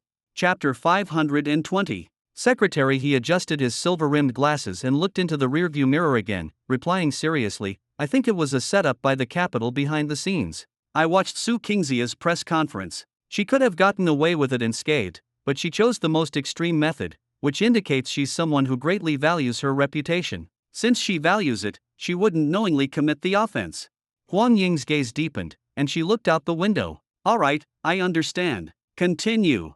The air was quiet for a few seconds. Secretary he seemed not to have heard and did not reply. Huang Ying frowned. You haven't mentioned the fifth child, continue. The Su family's fifth child is named Su Banian. There's not much to say about her. She's about to graduate from university. I haven't found any achievements. She's only good at studying and got into a 211 university, but for a family like theirs, this is the most basic and least mentionable achievement. Huang Ying rested her hand on the window and waved impatiently. All right. Not everyone in a family can be outstanding. Skip this one. By the way, what's going on with that son? This young master of the Su family is named Su Wen. He was lost by his parents for over a decade and was found by the Su family about 10 months ago. However, he grew up in the countryside, dropped out of high school, and is very ordinary. Oh, right. The Su family also seems to have an adopted son, but there isn't much information available about him. It is said that many celebrities in Jiangqing know about this adopted son, and even have seen him, because this adopted son has on more than one occasion publicly beaten up Miss Su's parents at school or during banquets. But strangely, no information can be found, as if it has been deliberately erased. Huang Ying nodded lazily, admiring her nail polish with interest. That should be a rumor, or perhaps the Su family dislikes this adopted son so much that they can't even bring him up. This is not important. The important thing is, have you found out about Xinruo's boyfriend? Sensing a sharp gaze behind him, Secretary he felt as if he were sitting on pins and needles. I've found out. Miss Su was publicly intimate with an intern. That intern is called Su Sun.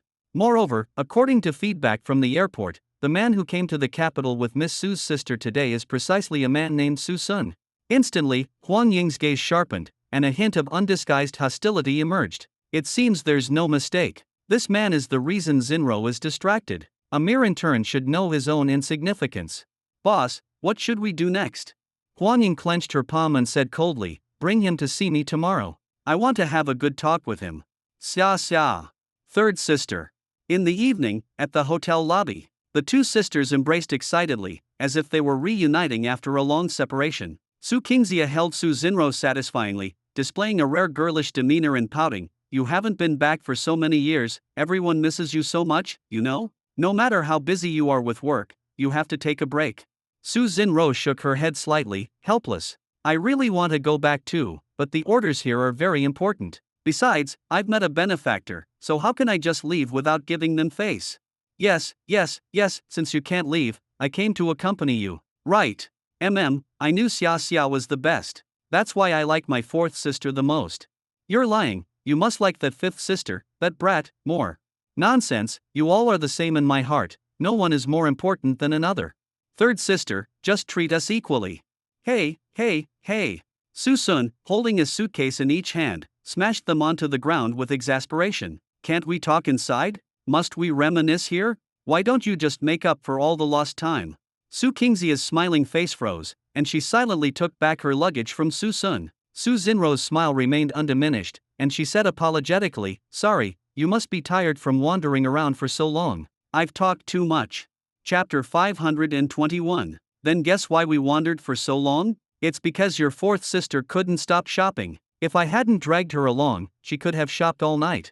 Su Kingxia chuckled awkwardly. I intended to show you around properly, but I didn't expect to be entertaining myself. Alright, enough with the nonsense. Are the rooms booked? I need to rest after they're booked. No, wait, we haven't eaten yet. It's after dinner that I need to rest. Su Sun dragged his luggage and started to walk inside, but an arm suddenly blocked his way. Su Xinruo hadn't booked any rooms for them. Su Sun was furious. What were these people doing? Why was none of them reliable? They hadn't even managed to book a room all day. So, Su Kingxia threw her ID at the front desk and directly requested a double room. Whether at home or out, Su Sun was always the one spending money. What's more, Su Sun had just compensated her by a few $100 million. In reality, she also wanted to do something for Su Sun. Unfortunately, she was now stretched thin and couldn't even afford 2 rooms, so she could only book 1 double room to make do. Anyway, they often wore each other's pajamas at home and had even stumbled into the bathroom several times. It didn't matter, sleeping in the same room was nothing. Su Sun didn't care either. He threw his ID down and asked the staff to register. Where he slept didn't matter. However, Su Xinro spoke up an objection and took back the 2 IDs. No, you can't book one room. Su Qingxia thought Su Xinro's old issues had resurfaced and frowned. Why? Xiao Sun and I can share one room. There are 2 beds anyway, and it saves money. What's wrong with that? It's not suitable for you. Su Qingxia immediately became angry. Although these words were not explicitly stated, their meaning was already very clear. She didn't understand. Did her third sister not know that silent actions were more hurtful than anything else? Third sister, just book one room, I don't have that much money. It's alright, if you don't have money, ask me. Give them each one room. After some tugging and pulling, the 2 of them ended up getting one single room each. Single rooms were one thing, but the key was that these 2 rooms were far apart, with 7 or 8 rooms in between. Su Qingxia was getting really angry and dissatisfied. Third sister, what do you mean by this? Why did you separate my and Xiaosun's rooms so far apart? Are you guarding against someone? Su Xinro slowly shook her head. Don't misunderstand. My room is also far from yours, and even further from you. I've observed these few rooms, and they have good lighting. Don't overthink it. You're clearly just. Alright, hurry up and put your luggage away. We'll go down for dinner later.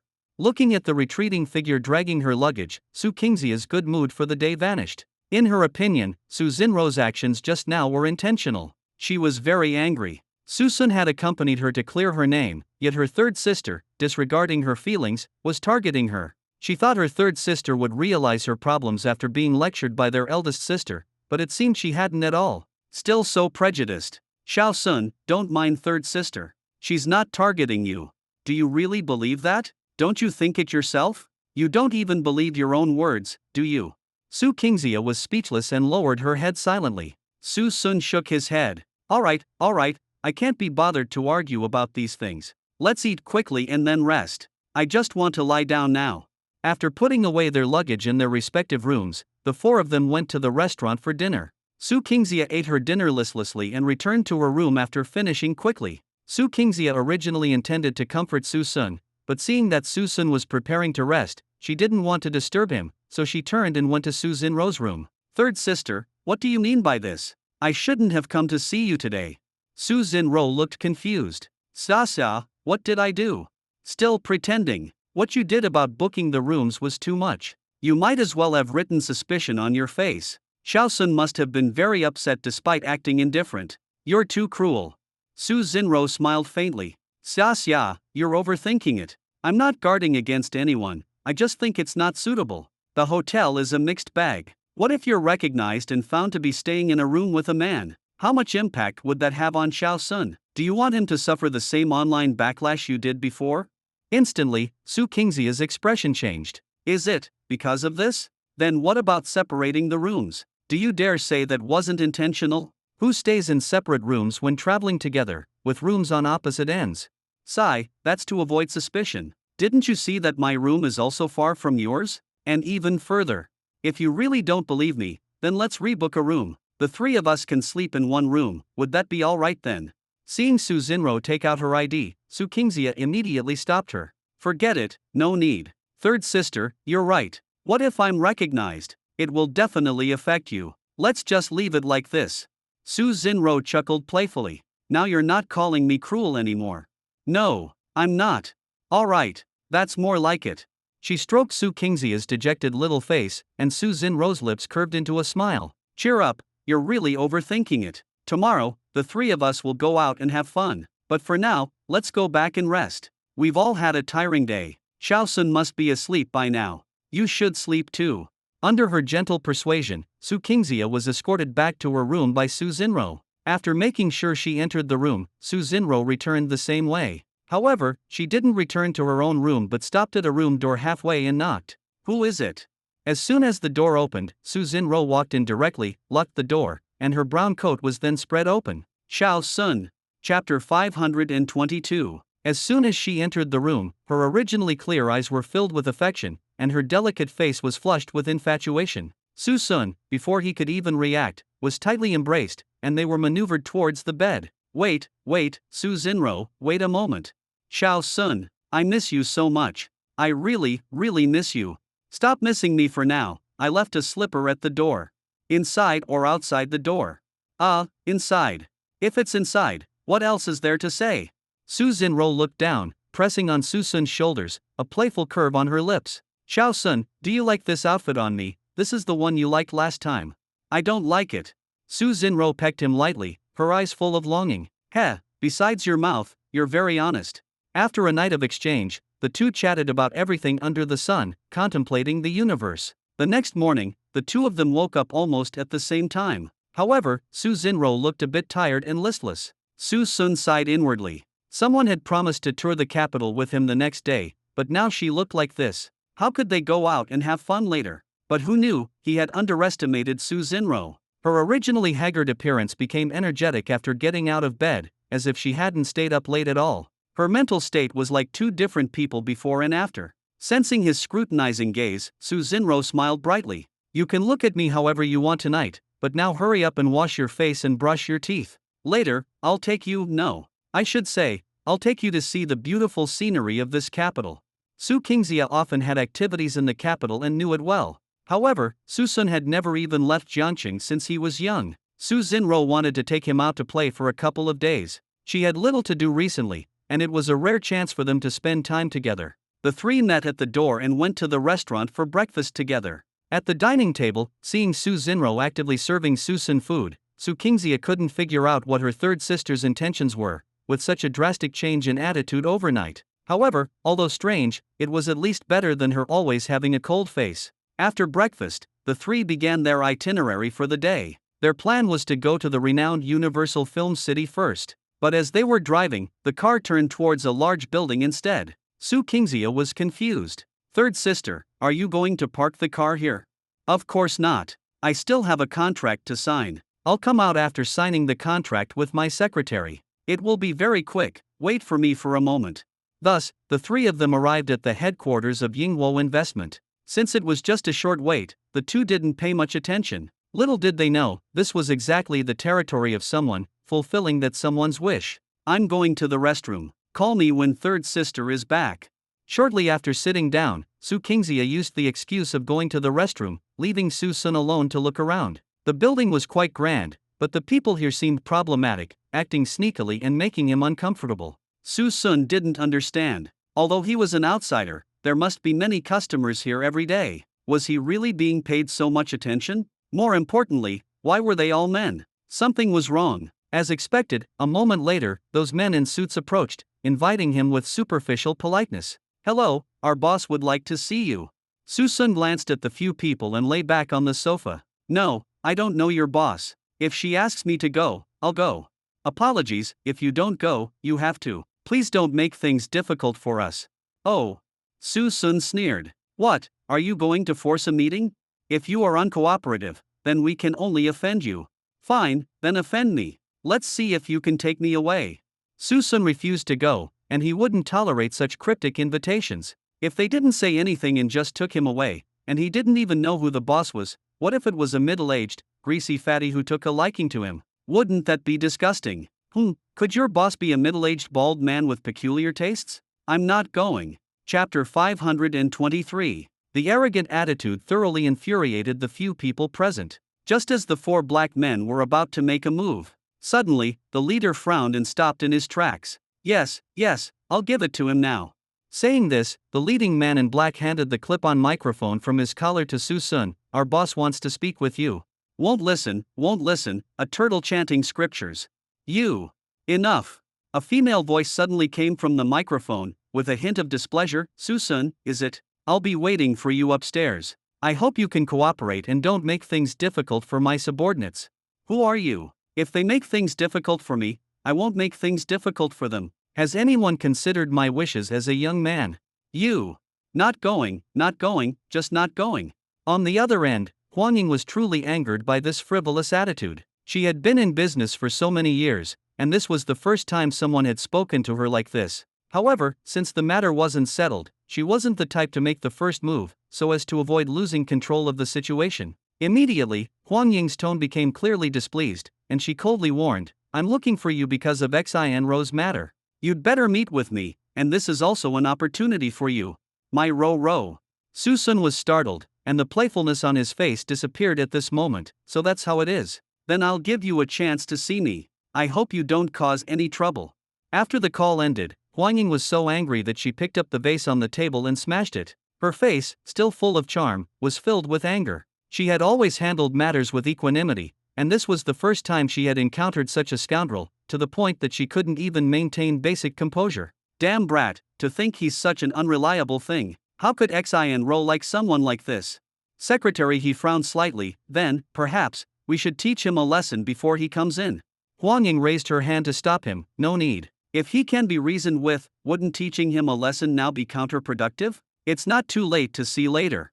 2.5 minutes later, the office door opened. As soon as Susun entered the room, he saw a rather young middle-aged woman. In fact, Huang Ying was well maintained, but without comparison, there was no harm. Susun still saw at a glance that she was not young. Come over here and sit. Walking straight over and sitting down, Susun gave a kind smile. Hello, Auntie. Huang Ying's hand, which was pouring tea, froze instantly, her face full of disbelief. What did you say? Auntie. I could tolerate you calling me Auntie, but you called me Auntie. I use whatever name is appropriate for whomever I'm addressing. What's wrong with me calling you Auntie? Besides, I can see your age at a glance. What's the point of pretending to be young? See it at a glance. Huang Ying nodded repeatedly, and in her anger, she laughed. Good, good, good. Everyone else says they can't see my age, and you're the first one to say the opposite. Interesting. Heh, I've seen someone who truly couldn't be seen, but you're not like that. The delicate exterior is actually full of decay, disgusting. Huang Ying considered herself a patient person, but at this moment, she truly couldn't be patient anymore. With a bang, she slammed the table and stood up angrily. I invited you here out of respect, and you don't know your place. My place? Are you superior to me? You're taller than me. Did you ask for my opinion? Then I'll say I'm doing you a favor by coming too. What are you barking about? You. Seeing Huang Ying lose control of her emotions, the secretary beside her quickly stepped forward to hold her back. Boss, this is important business, don't forget the main point. Don't be counterproductive.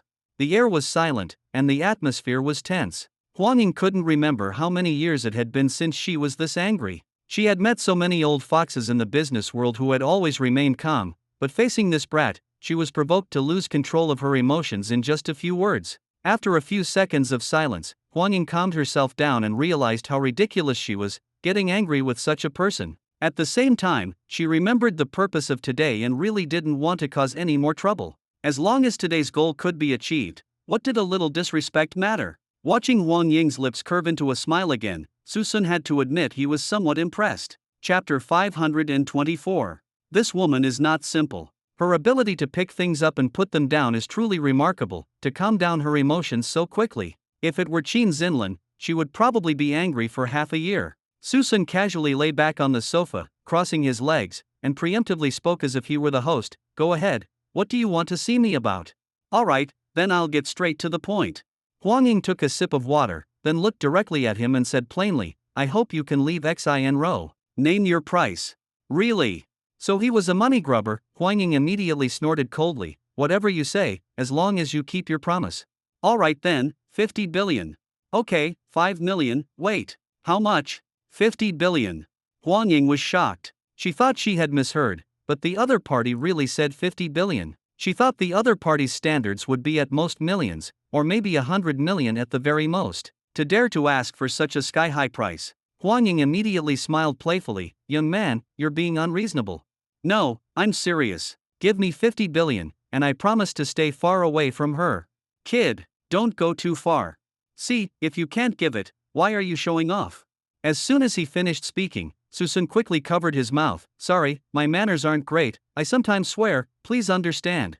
Alright, I understand, of course, I understand. By the way, before we discuss terms, can I ask you something? Susun suddenly leaned forward, frowning, his expression serious. Why do you want me to leave my row? Are you trying to find a wife for your son or a junior? Huang Ying sneered. Don't worry, not only will I not, but I will also dispel the thoughts of those juniors who covet her. Since it's not that, then it must be that you're thinking of offering her to some big shot for benefits. Huang Ying's expression darkened. I wouldn't stoop to such things. Oh, then I understand. Susun said matter-of-factly, so you're a lesbian. Lesbian. Huang Ying looked at the person beside her in confusion. Secretary, he whispered, she means a la, a homosexual. What? Huang Ying's face immediately turned red with anger. How can you be so vulgar? Let me tell you, it has nothing to do with marriage or relationships. I'm not that superficial. Su Sun frowned. Since it's not that, then what do you mean by making me leave? You don't need to know. You just need to know that emotions are just a burden to her. It doesn't matter if it's a man or a woman, she shouldn't be confined by love. I'll give you two choices. One is to take 50 million and disappear forever. The second is to get nothing and I'll make you disappear. You, choose one yourself.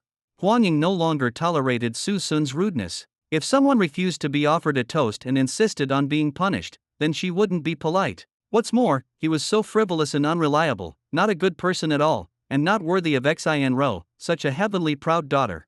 This could be considered eliminating a hidden danger. After some thought, Su Sun finally moved, slowly counting his fingers, and finally chose his answer. I choose this. 5. Looking at the 5 fingers, Huang Ying frowned. There is no option for 5, only 1 and 2. You're wrong. This is my slap. After saying that, Su Sun unexpectedly slapped her. With a paw. Huang Ying hadn't even reacted to what was happening. It took several seconds before she realized she seemed to have been hit, and a slap delivered in extreme humiliation. At this moment, her suppressed rage finally erupted. No matter what Su Sun said, it was useless. Those who dared to insult her like this must die. Secretary, call people. In less than a minute, 7 or 8 burly men in suits walked into the office and locked the door. Huang Ying had completely lost her patience and just wanted to get rid of this annoying trash called Su Sun as quickly as possible. She silently turned around, walked to the window, and waved her hand impatiently. Be quick, and don't leave any traces. At this moment, life was so small, its end easily pronounced for a living person. Su Sun had to lament how deep the waters in the capital were. In Jiangcheng, dealing with people required all sorts of calculations and caution before daring to make a move, but here in the capital, if words didn't match, they would act immediately. As expected of a vortex of power and wealth, Su Sun kicked out, and the tea table beside him flipped over and flew out. After a few screams, 4 or 5 bodyguards were directly knocked to the ground. Then, under everyone's shocked gaze, he slowly advanced, taking 1 bodyguard with each hand. In just a few moves, all the summoned bodyguards fell to the ground. Hearing the commotion, Huang Ying, who turned her head, was stunned on the spot, her face full of shock. As for Secretary he was so scared that he froze in place, his face full of terror. Huang Ying, right? I'll come to your Huang family as a guest in a couple of days. I hope you'll still be so spirited then. A teacup was thrown out, and Huang Ying felt her stomach churn, spitting out a mouthful of blood. Su Sun left just like that, only leaving his back to the two of them before disappearing from their sight. However, these short 10 seconds or so gave the two of them a shock that they would never forget for the rest of their lives. Huang Ying knelt down and curled up, finally realizing that something was wrong. This Su Sun seemed to be no ordinary person at all. Yo, both of you are here. Xiao Sun, where did you go? Why weren't you answering your phone? Su Xianro worriedly came over, looking at Su Sun with confusion. By the way, how did you get down from upstairs? Su Sun smiled. Oh, it's nothing. Just a woman named Huang Ying asked me to go up. What? Sister Ing. Su Xianro's face changed. Why did she see you? Did she say anything to you? Yes, she did. She used you to threaten me into seeing her. After we met, she offered me 50 million to disappear. When I refused, she called 8 big men to make me physically disappear. But they weren't my match, so I came out. What? Su Xianro's pretty face instantly turned extremely gloomy, and the flames of hatred appeared in her eyes. She actually sensed that Huang Ying was very interested in her private life and had worried that Huang Ying might interfere. She was afraid of Huang Ying meddling, but what she feared had indeed happened. The threats and intimidation made her feel suffocated, especially since Huang Ying had murderous intent. If it weren't for her Xiao Sun's extraordinary skills, she might never have seen this man before her, and might not even have known the truth. She might also have been deceived by Huang Ying, continuing to be respectful and obedient, living in a fabricated illusion. Well done, Sister Ing. Su Xianro tore up the contract she had just signed in her bag and headed aggressively towards the elevator. Seeing this, Su Sun quickly pulled her back. What are you doing? The main entrance is over there. Aren't we still going out to play? Go play where? I'm going to ask her what she means. What's the use of you going now? Will she admit it? Then should I just sit there and do nothing? Take it slow. Where did the calm and collected Su Xianro go? Shall we go back to the hotel first? Su Qingxia, who was beside them, looked at the two of them doubtfully. No? What about threats? I don't quite understand. And why are we suddenly going back to the hotel? Aren't we going out to play anymore? Chapter 525. Su Xin Ro was in a gloomy mood the entire day. If Susan hadn't kept her by his side, she would have definitely gone to find Huang Ying to get an explanation today. She knew Huang Ying had some intentions towards her and wasn't afraid of what might happen after the confrontation. Even if there were consequences, she wanted to tell Huang Ying that she was not someone to be manipulated, nor would she collude with villains. Su Xin Ro was usually a calm person, but Huang Ying had gone too far, completely crossing her bottom line. She had completely lost her composure, and the lingering fear of what almost happened still lingered in her chest. The feeling of almost losing someone had almost suffocated her. At the same time, she also felt a rare and sincere anger. In her entire life, this was the first time she had the urge to tear someone to pieces. Susan knew how volatile Su Xin Ro could be. On the surface, she was gentle and elegant, and she had never done anything wrong. But if she were allowed to go and see Huang Ying now, he couldn't help but suspect that if their words didn't match, she might suddenly stab Huang Ying. He imagined Su Xin Ro stabbing someone, and instead of being flustered or scared, her eyes would be red with excitement, and she would lick the bloodied knife tip with a strangely eerie smile. Su Sun shivered. Geez, what am I thinking about? That's too creepy. Ha, Xiao Sun, what are you muttering about? Su Qingxia looked at him with confusion. It's nothing, I just suddenly felt a bit chilly. Chilly? Then I'll go turn up the temperature. While holding the remote control, Su Qingxia also asked, by the way, what were you two talking about just now? Why is third sister so angry? Were you threatened, Xiao Sun? Su Sun briefly and clearly explained the matter. Su Qingxia, who initially had a questioning look, gradually frowned, and finally angrily threw the remote control, saying righteously, what? Not only did she threaten you, but she also asked you to leave, and even wanted you dead? What kind of criminal is this? Who gave them the guts? Of course, it's their own strength. Do real wealthy families care about the lives of ants? But this is too lawless. Isn't this pure mafia? Even the mafia doesn't have this much guts. By the way, why did that woman named Huang want you to disappear? Do you know each other? Su Sun shook his head. It's the first time I've met her. She probably wanted me to disappear because she mistakenly thought I was your third sister's boyfriend, and she wanted to raise her standards for her mate. Nonsense. Su Qingxia angrily slammed the bed. This kind of self-righteous kindness is the most disgusting. Who the third sister finds as a boyfriend is none of her business. Even if she found a beggar, she couldn't control it. But she, instead, wants to treat human lives like grass. No, I'm going to call the police. I don't believe the law can't control her.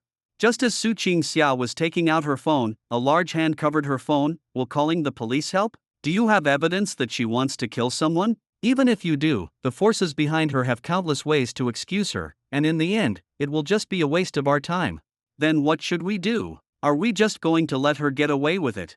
All right, fourth sister, quiet down. With displeasure, Su Xin Ro said coldly. Su Qingxia was startled. Third sister. Su Xin Ro said expressionlessly, don't get involved in this. It started because of me, and I will resolve it. You go back first, I need to calm down.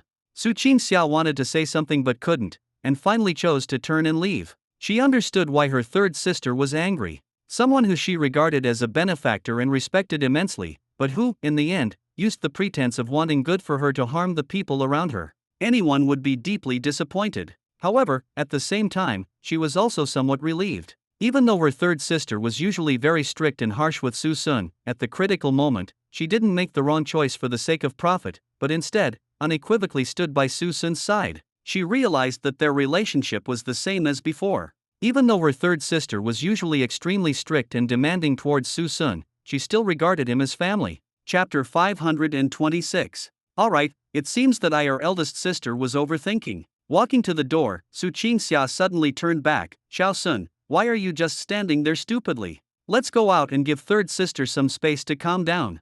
Su Sun felt a surge of frustration in his heart. I wish I could, but can I leave? He looked back at the jade hand on his wrist, gritted his teeth, and muttered softly, let go quickly, I need to go out. But Su Xin Ro acted as if she hadn't heard him, and the palm gripping his wrist only tightened. Su Sun had to reach out to pry it open, but he was met with her cold and persistent gaze. Helplessly, Su Sun gave a forced smile to the door. Regarding Huang Ying, I have a few things I want to ask. You should go back first. Hearing this, Su Qingxia finally left and closed the door. Both of them were actually victims, and it was normal for them to need to understand certain things, so she wouldn't disturb them. The room was silent, with only the two of them. Su Xianro got up and knelt on the bed, hugging Su Sun's waist without a word. Su Sun sat down, and her warm body snuggled into his embrace, exuding a faint fragrance, leaning against his chest. I'm sorry. Stroking her dark, silky hair, Su Sun sighed softly. It's not your fault. Why are you apologizing? It's my fault for encountering the wrong person. I had already sensed that she was excessively interested in my private life, but I still thought I was overthinking. Do you know how scared I was by what you just said? I really didn't expect her to be so daring as to kill someone. Alright, can a few small fries still deal with me? But why? Who does she think she is to make decisions for me? Feeling a strange chill, Su Sun lowered his head, narrowed his eyes, and warned, don't you get any ideas? I have my own arrangements, so don't cause trouble for me. Don't worry, I won't. The more you say that, the more worried I become. Anyway, if you dare to go and seek revenge on that Huang Ying, then we're finished. I don't need a woman by my side who doesn't even care about her own safety. Su Xianro did not reply. Rarely, she did not go along with Su Sun's words. Su Sun's expression turned cold, realizing the seriousness of the situation. This woman was truly going to cause trouble. Su Xianro, don't take my words lightly, do you hear me? I'm asking you. Su Xianro slowly raised her head and finally noticed that her alluring eyes were red, with a hint of tears, filled with stubbornness. Seeing her like this, Su Sun's heart softened instantly. He pulled her into his arms and softened his tone slightly. I'm sorry, I shouldn't have yelled at you, but what I just said is true. I have everything arranged, so don't act on your own accord. But you're asking me to watch and do nothing. You have to do it even if you can't. Otherwise, you know the consequences. Pushing her away, Su Sun got up as if to leave. Since their words had been spoken, he believed Su Xianro understood. If she insisted on being stubborn, then he would deal with it then. Wait, Xiao Sun. A fair jade hand held Su Sun's broad palm. Su Xianro looked up pitifully. I'll listen to you. Can you stay with me for a while? I really need your comfort. Su Sun raised an eyebrow. You figured it out so quickly. Yes, I've figured it out. I won't try to stop a powerful force with a weak one. Su Sun smiled at this and slowly sat down. That's more like it. Even if you're angry, we have to take it slow. Going to confront them directly is like seeking death, isn't it? No. Is this the kind of comfort you meant? Wait a minute. Qi Ming, this big city is so prosperous. Sports cars and the like are everywhere. I thought Jiangxin's development in recent years was quite good, but compared to the capital, it's nothing. As soon as Zhou Meixia arrived in the capital, she was like Granny Lu entering the Grandview Garden, finding everything novel and interesting. Su Qiming, seeing his mother so curious about the outside world, didn't hesitate to show his filial piety and took her around to sightsee for the past 2 days. They had been non-stop since they got off the plane. They had visited all the most famous attractions in the capital, so much so that he had momentarily forgotten the mission to come to the capital. Chapter 527. Zhou Meixia kept looking, kept buying, and kept exclaiming. Qin Xianlan, standing beside her, was utterly disdainful. Didn't you say you've been living abroad all along? Why are you acting like a bumpkin who has never seen the world? Aunt Zhou, what kind of sights haven't you seen abroad? What is this capital to you? Sigh, don't mention it. In those years abroad, I never even left Chinatown. That place was so run down, how can it compare to here? Oh, you haven't been out? Of course not. Let me tell you, the bird language they speak there. Suddenly, her voice stopped abruptly. Zhou Meixia's expression changed, and she slowly covered her mouth.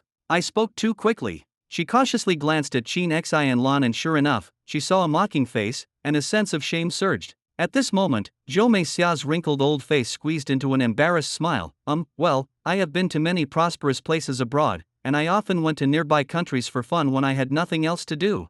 Like the Eiffel Tower in France, the Leaning Tower of Pisa in Italy, the Leaning Tower of Pisa in the United States, and that lion head human face elephant. Yes, an elephant with a lion's head and a human face. At that time, Meow Meow and I went to the Qin country, and we took that thing. It was so scary, and there were so many ladyboys there. Su Meow Meow's face turned redder with every word she heard, and she quietly tugged at Zhou Meixia's arm and whispered, Grandma, stop talking, that's enough. Haha, Aunt Xianlan, my grandma likes to joke, don't listen to her nonsense. Humph, who said that? I have been there. But comparatively, I still prefer China. After all, one shouldn't forget their roots. Zhou Meixia's face was stubborn and serious, as if the decadent luxury abroad was nothing compared to the happiness and peace in China. Su Wen immediately shouted, Good. I think Grandma is right. How can foreign countries be better than China? Those foreign buildings are just gilded exteriors and rotten inside. Su meow meow, you probably mean gilded exteriors and rotten interiors. Yes, that's what I mean. Don't focus on these details. I've also been to those so-called famous historical sites abroad, like the ancient horse ruins, Mount Fuji, Times Square, and that pyramid. They were all very petty, not as amazing as the rumors said. Zhou Meixia's eyes lit up, and a hint of excitement appeared in her cloudy eyes. So we're on the same page. Yes, Grandma, we are on the same page. I like our domestic attractions the most too. Good, good, my good grandson, quickly tell Grandma, where else have you been abroad?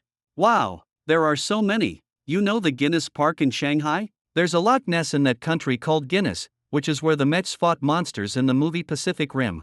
Do you know where the monsters came from? They came through M87 to our place to snatch something called the Plasma Spark Tower, so the scientists created Gundam to deal with external enemies. Isn't that amazing? Zhou Meixiao was shocked. There's such a thing? How come I didn't know? Oh, there are so many things you don't know, like the Venom vs. Cybertron, Valerian crossing Mount Gen. Hiss, what mountain is this? Just consider it the highest mountain in our world, equivalent to God in this world. Don't interrupt, listen to me continue. Su Wen spoke one sentence after another. Zhou Meixiao was astonished again and again. The two of them were so engrossed in their conversation that they almost forgot themselves. Qin Xianlan and Su Qiming, on the other hand, whispered to each other with perplexed expressions. Old Su, when did Xiaowen go abroad? Did you take him? Bullshit. How could he go abroad without a passport? Besides, when would I have the time to take him out to play? Then why does he talk like it's real? Who cares if it's real or not? Anyway, we're done playing today, and tomorrow we'll get down to business. You make sure to control your stupid son then. Hey, what do you mean my stupid son? Are you saying he's not your son? The capital, a certain manor. The grey castle-like villa was magnificent, with a huge angry eagle embossed on the exterior walls. Inside the villa, the crystal chandelier hanging from the foyer dome was 3 stories high. Countless expensive crystals refracted a cold blue flame in the twilight. A woman stepped on marble imported from abroad, her footsteps swallowed by the portraits hanging on the 4 walls. In those coldly shining frames, each face looked down at the living room at precisely the same angle. Father. The old man was focused on playing chess and didn't look up, shouting, "What brings you back?" Father, I think I've offended someone I shouldn't have. Oh, have you used your influence to bully others and steal their business again? I told you, why are you women so eager for quick success? No, I offended a young man, a seemingly ordinary young man. Young man, ordinary? It's very rare for you to be so serious. The old man put down a chess piece and smiled faintly at the person opposite him. Old Wang, consider it my loss. That's all for today. I won't disturb you any longer. Heh, you old man, you clearly lost but you say you lost? Forget it, I'm leaving too. With the outsider gone, the surroundings fell silent. The old man then slowly turned his head to look at Huang Ying, his aged face full of confusion. Tell me, who exactly is it? It's rare for someone to make you afraid. It's Ultraman. Chapter 528. What is it?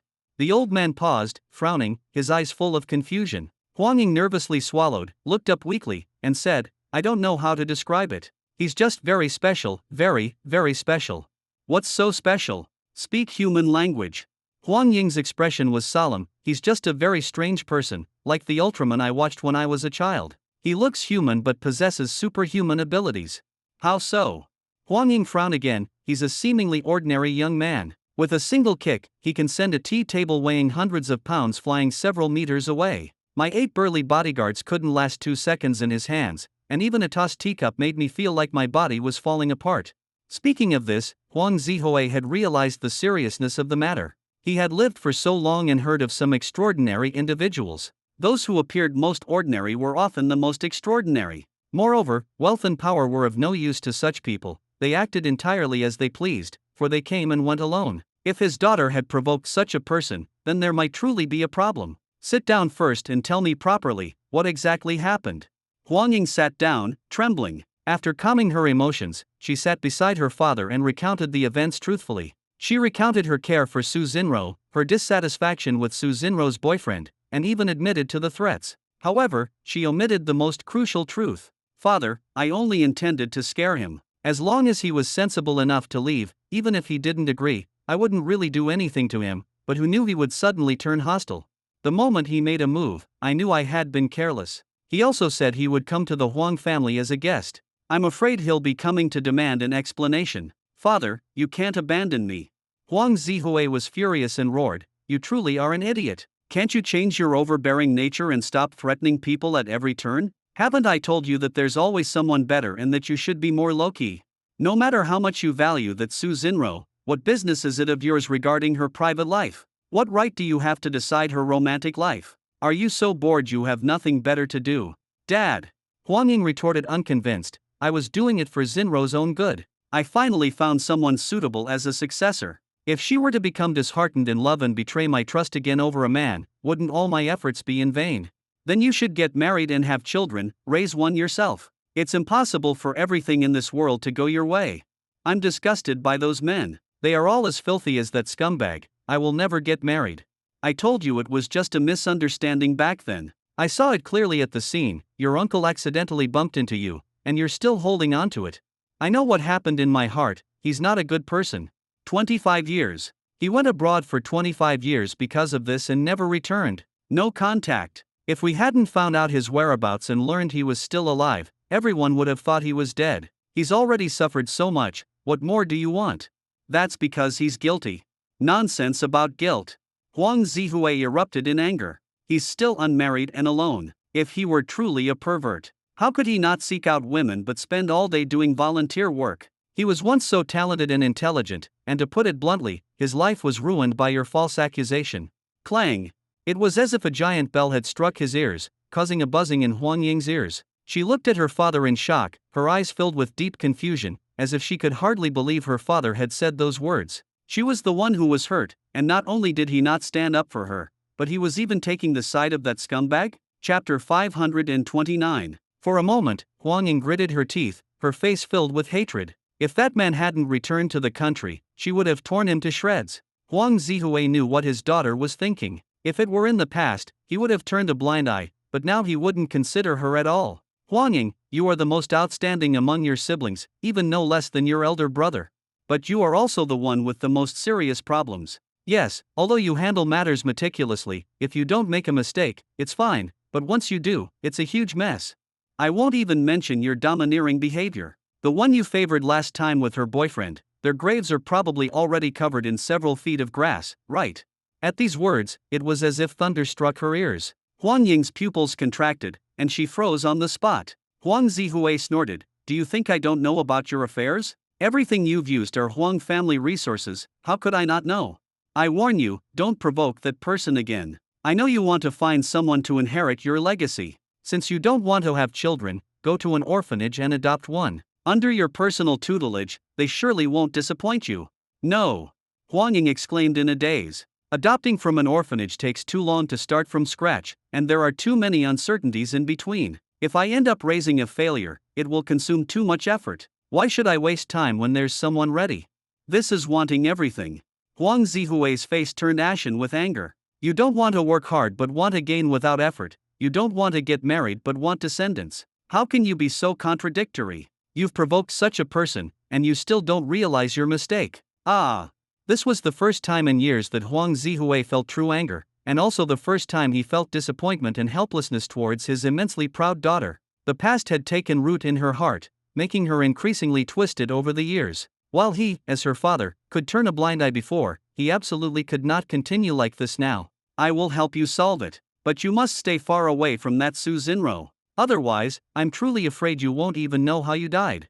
Her father's warning resounded like thunder, his attitude so resolute. However, Huang Ying, who had never been denied, was experiencing such blame for the first time. A sense of injustice and resistance arose in her heart. She didn't think she was wrong. Her success stemmed from being ruthless and decisive. Hesitation was not her style. By the way, has Mr. Qin responded? No, can't reach him. Indeed, he's very busy and doesn't have much time. Alright, you can go down.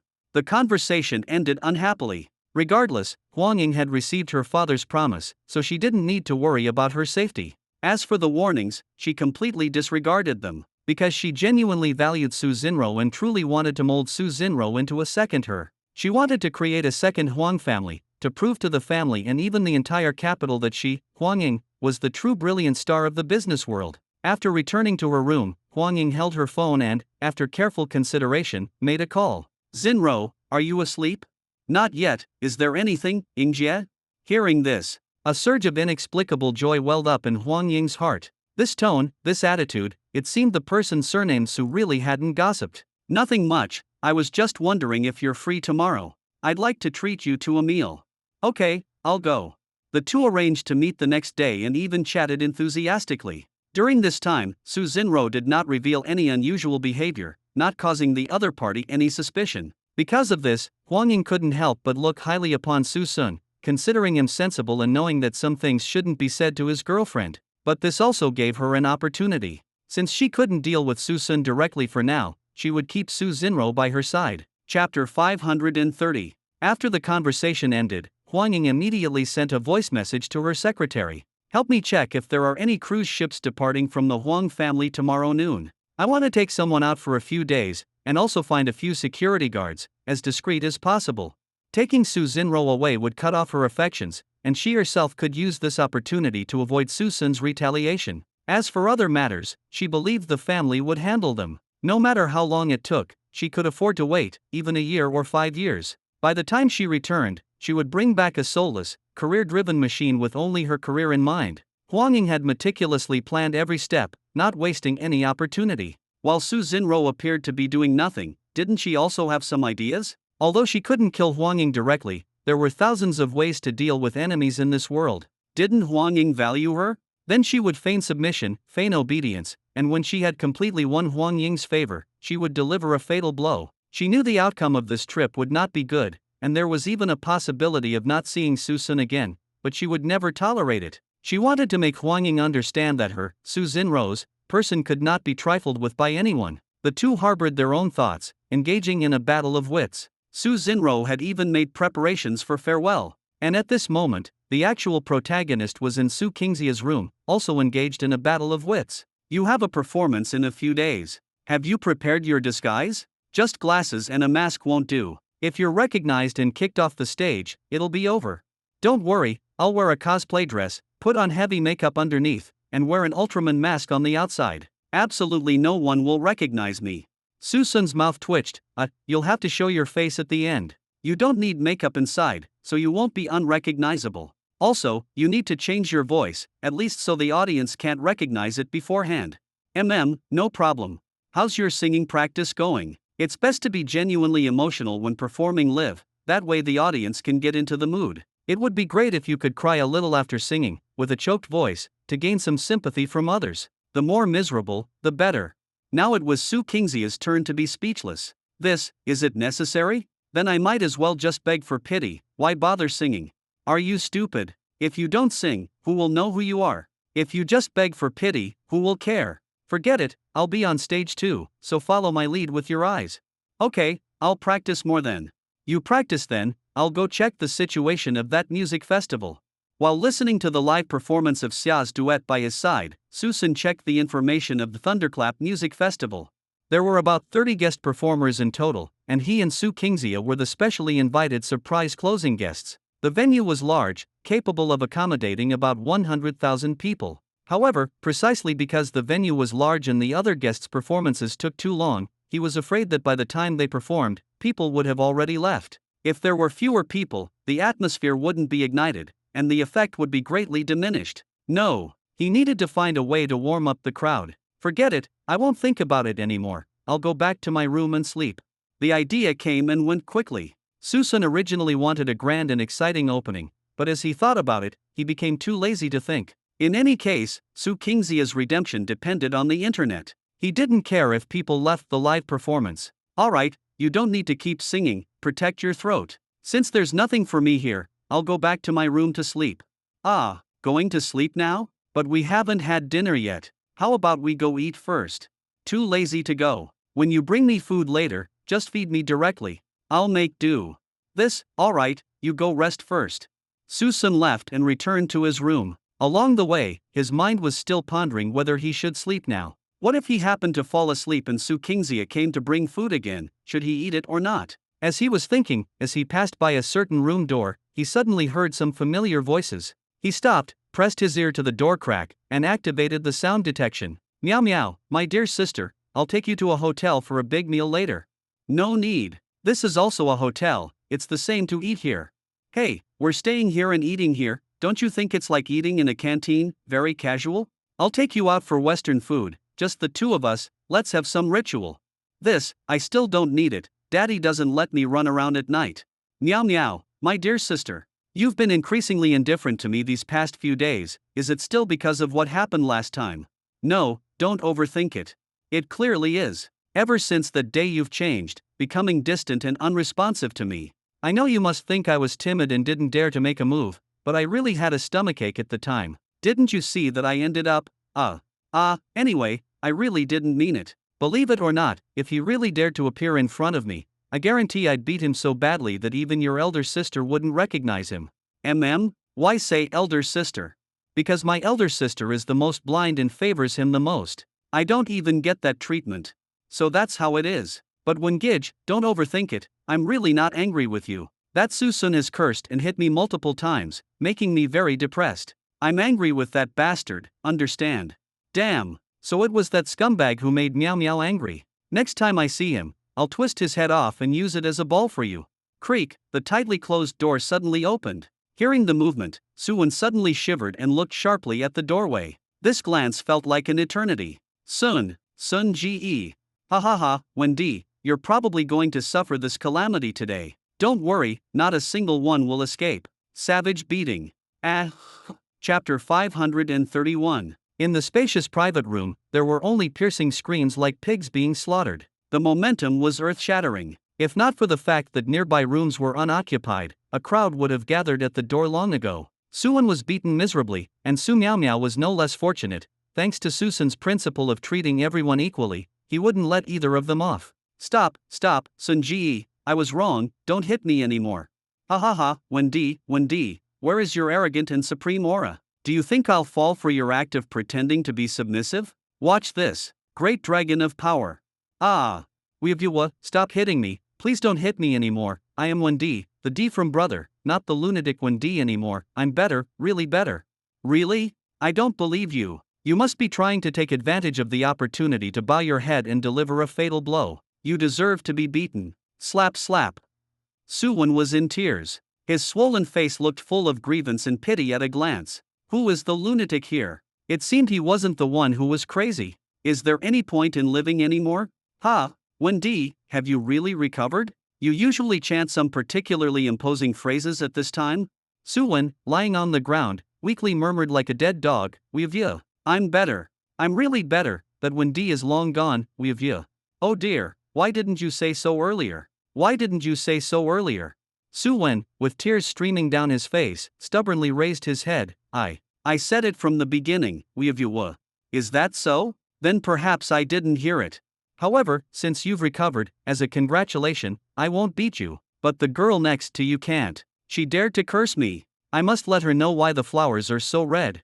Saying this, Susun twisted his wrists and approached Su Miao Miao with a wicked smile. Although Su Miao Miao wasn't as severely beaten as Suwon, she was still quite injured, her face already bruised. Seeing the devil approaching her, Su Miao Miao's face turned ashen with fear, and she trembled, hiding in the corner. When Gidge, quickly save me. Hearing this, Suwon, who had been drowsy, suddenly regained his fighting spirit. Unbeknownst to him where the courage came from, he grabbed Susun's ankle. Susun was stunned and looked down in confusion. What is the meaning of this, Wendy? Sun Ge? Give me some face, let her go. What face do you have? Saying that, he kicked him aside and rubbed his fists, eager to continue, a look of excitement on his face. You green tea bitch, instead of ignoring you, you keep pushing your luck. Do you really think my title of righteous fighter is for nothing? Humph, monster. Take this. Susun jumped up and slapped him. Susun, if you have the guts, come at me. Instantly changing direction rapidly, the slap directly hit Suwon's face as he stood up. Suwon's newly ignited fighting spirit and recovered energy were completely extinguished by this slap, but he still thought of Su Miao Miao in his heart, wanting to be a hero to win her favor. Thus, he lay on the ground, spitting blood, and laboriously raised his arm. Let go of that girl. If you have the guts, come at me. At this moment, no jewelry or handbags could compare to this sentence in terms of moving people. Su Miao's eyes were filled with tears, and her face was full of self-reproach and guilt. So he was also a man of responsibility. Had she really misunderstood him? In fact, it was truly his heart wanting to but lacking the strength before, but her prejudice had ignored his difficulties. Otherwise, he wouldn't be protecting her with his own body now. Su Wengij. Meow meow. Wengij. Meow meow. Slap. A loud slap rang out. Immediately, Su Sun, holding Su Wen down, delivered his love and care to his face, blow after blow. I told you to save the beauty, I told you to be fearless. Since you want to be a true man, I'll fulfill your wish. Ah, no, I was wrong. Slap slap. Are you still pretending? Slap slap. I'm asking if you're pretending. Not pretending anymore. Not pretending anymore. Then will you mind if I beat her? I don't mind anymore. Beat her to death, I beg you, stop hitting me, Weevua. Chapter 532. Humph. Throwing the person to the ground, Su Sun stood up, twisted his neck, and walked towards Su Miao with a helpless expression. Why didn't you say so earlier? You almost made me lose control of myself. At this moment, Su Miao's good feelings vanished. The emotion in her eyes faded, replaced by intense anger. She no longer feared the ordeal to come, wanting only to express her dissatisfaction completely. Su Wen, you scumbag, I will never speak to you again in this lifetime. Damn, you dare to curse my Wendi, take this.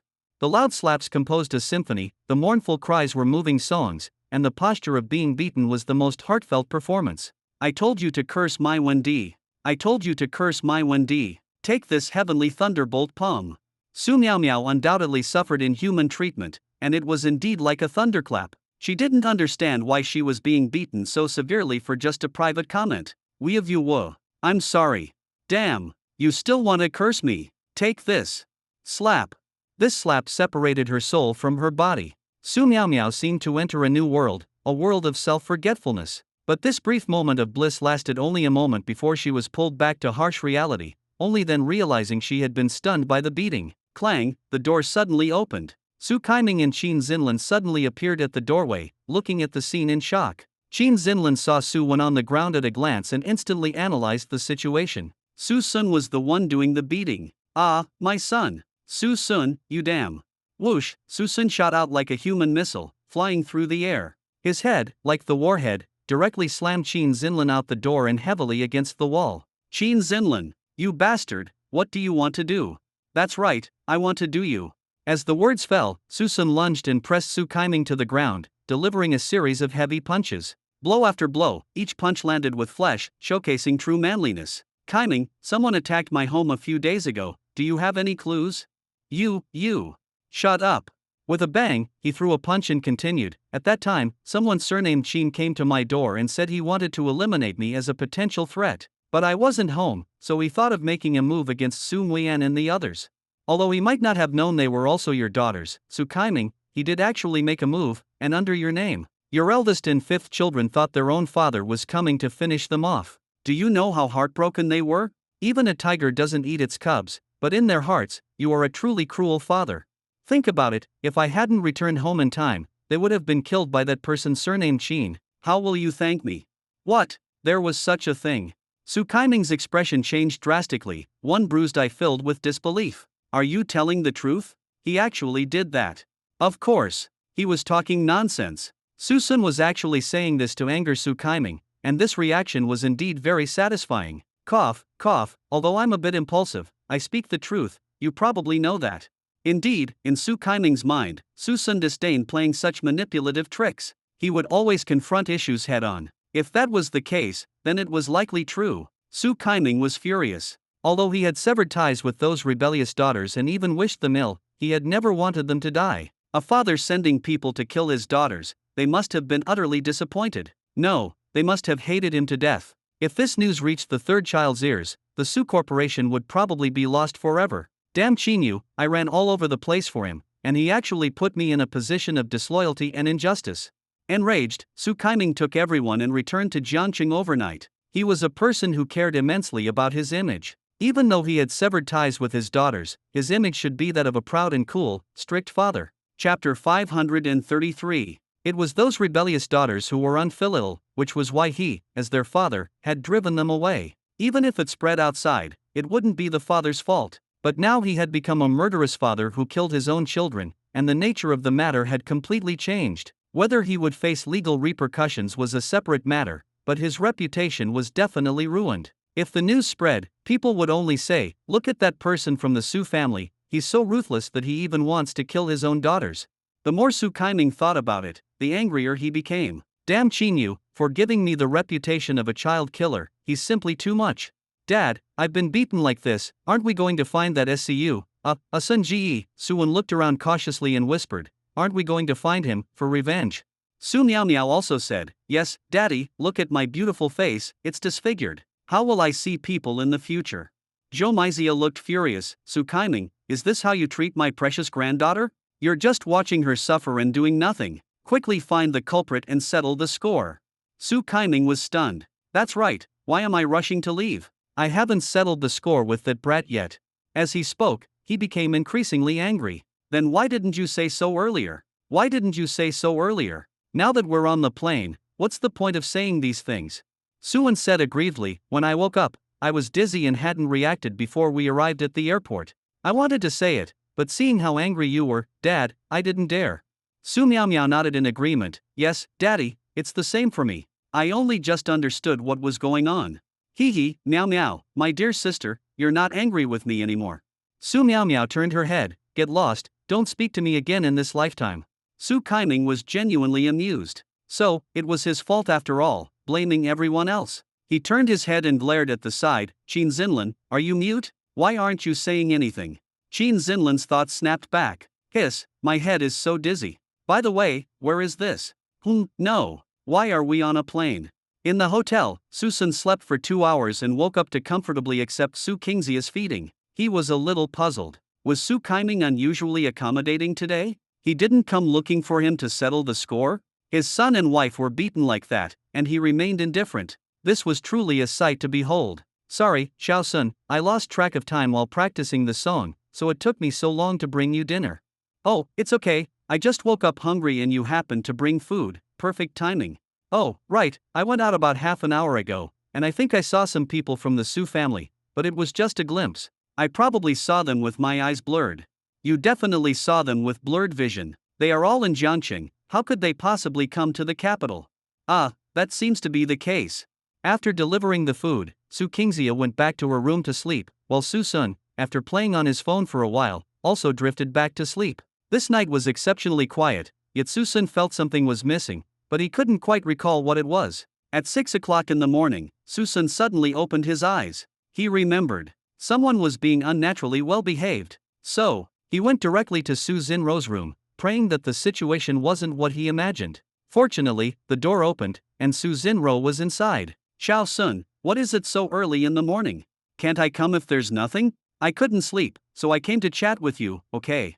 Thus, Su Sun went back to sleep in Su Xinruo's room. Before that, however, they had, of course, exchanged pleasantries. 8 o'clock in the morning. Looking at the sleeping figure in her arms, Su Xinruo felt more and more reluctant, her eyes faintly glistening with tears. But there were some things she had to do. She didn't like surprises, and she would absolutely not allow herself to put Su Sun in danger. She had to resolve those threats. Even though she understood that after she left, Su Sun and the family would develop rapidly, and she might even return to be directly promoted to aunt, becoming an elder. But as long as Huang Ying was not dealt with, she would continue to threaten Su Sun's safety. The background of alone was enough to make her heart pound, let alone the unfathomable Huang family behind it. Therefore, there were some things she had to do. Su Xinruo gazed at Su Sun with lingering affection, her fingertips slowly caressing his familiar face. She gave a reluctant smile and gently kissed his forehead. "Xiao Sun, I'm leaving. Although you might not be able to wait for me, as long as you are safe and happy, that's all that matters."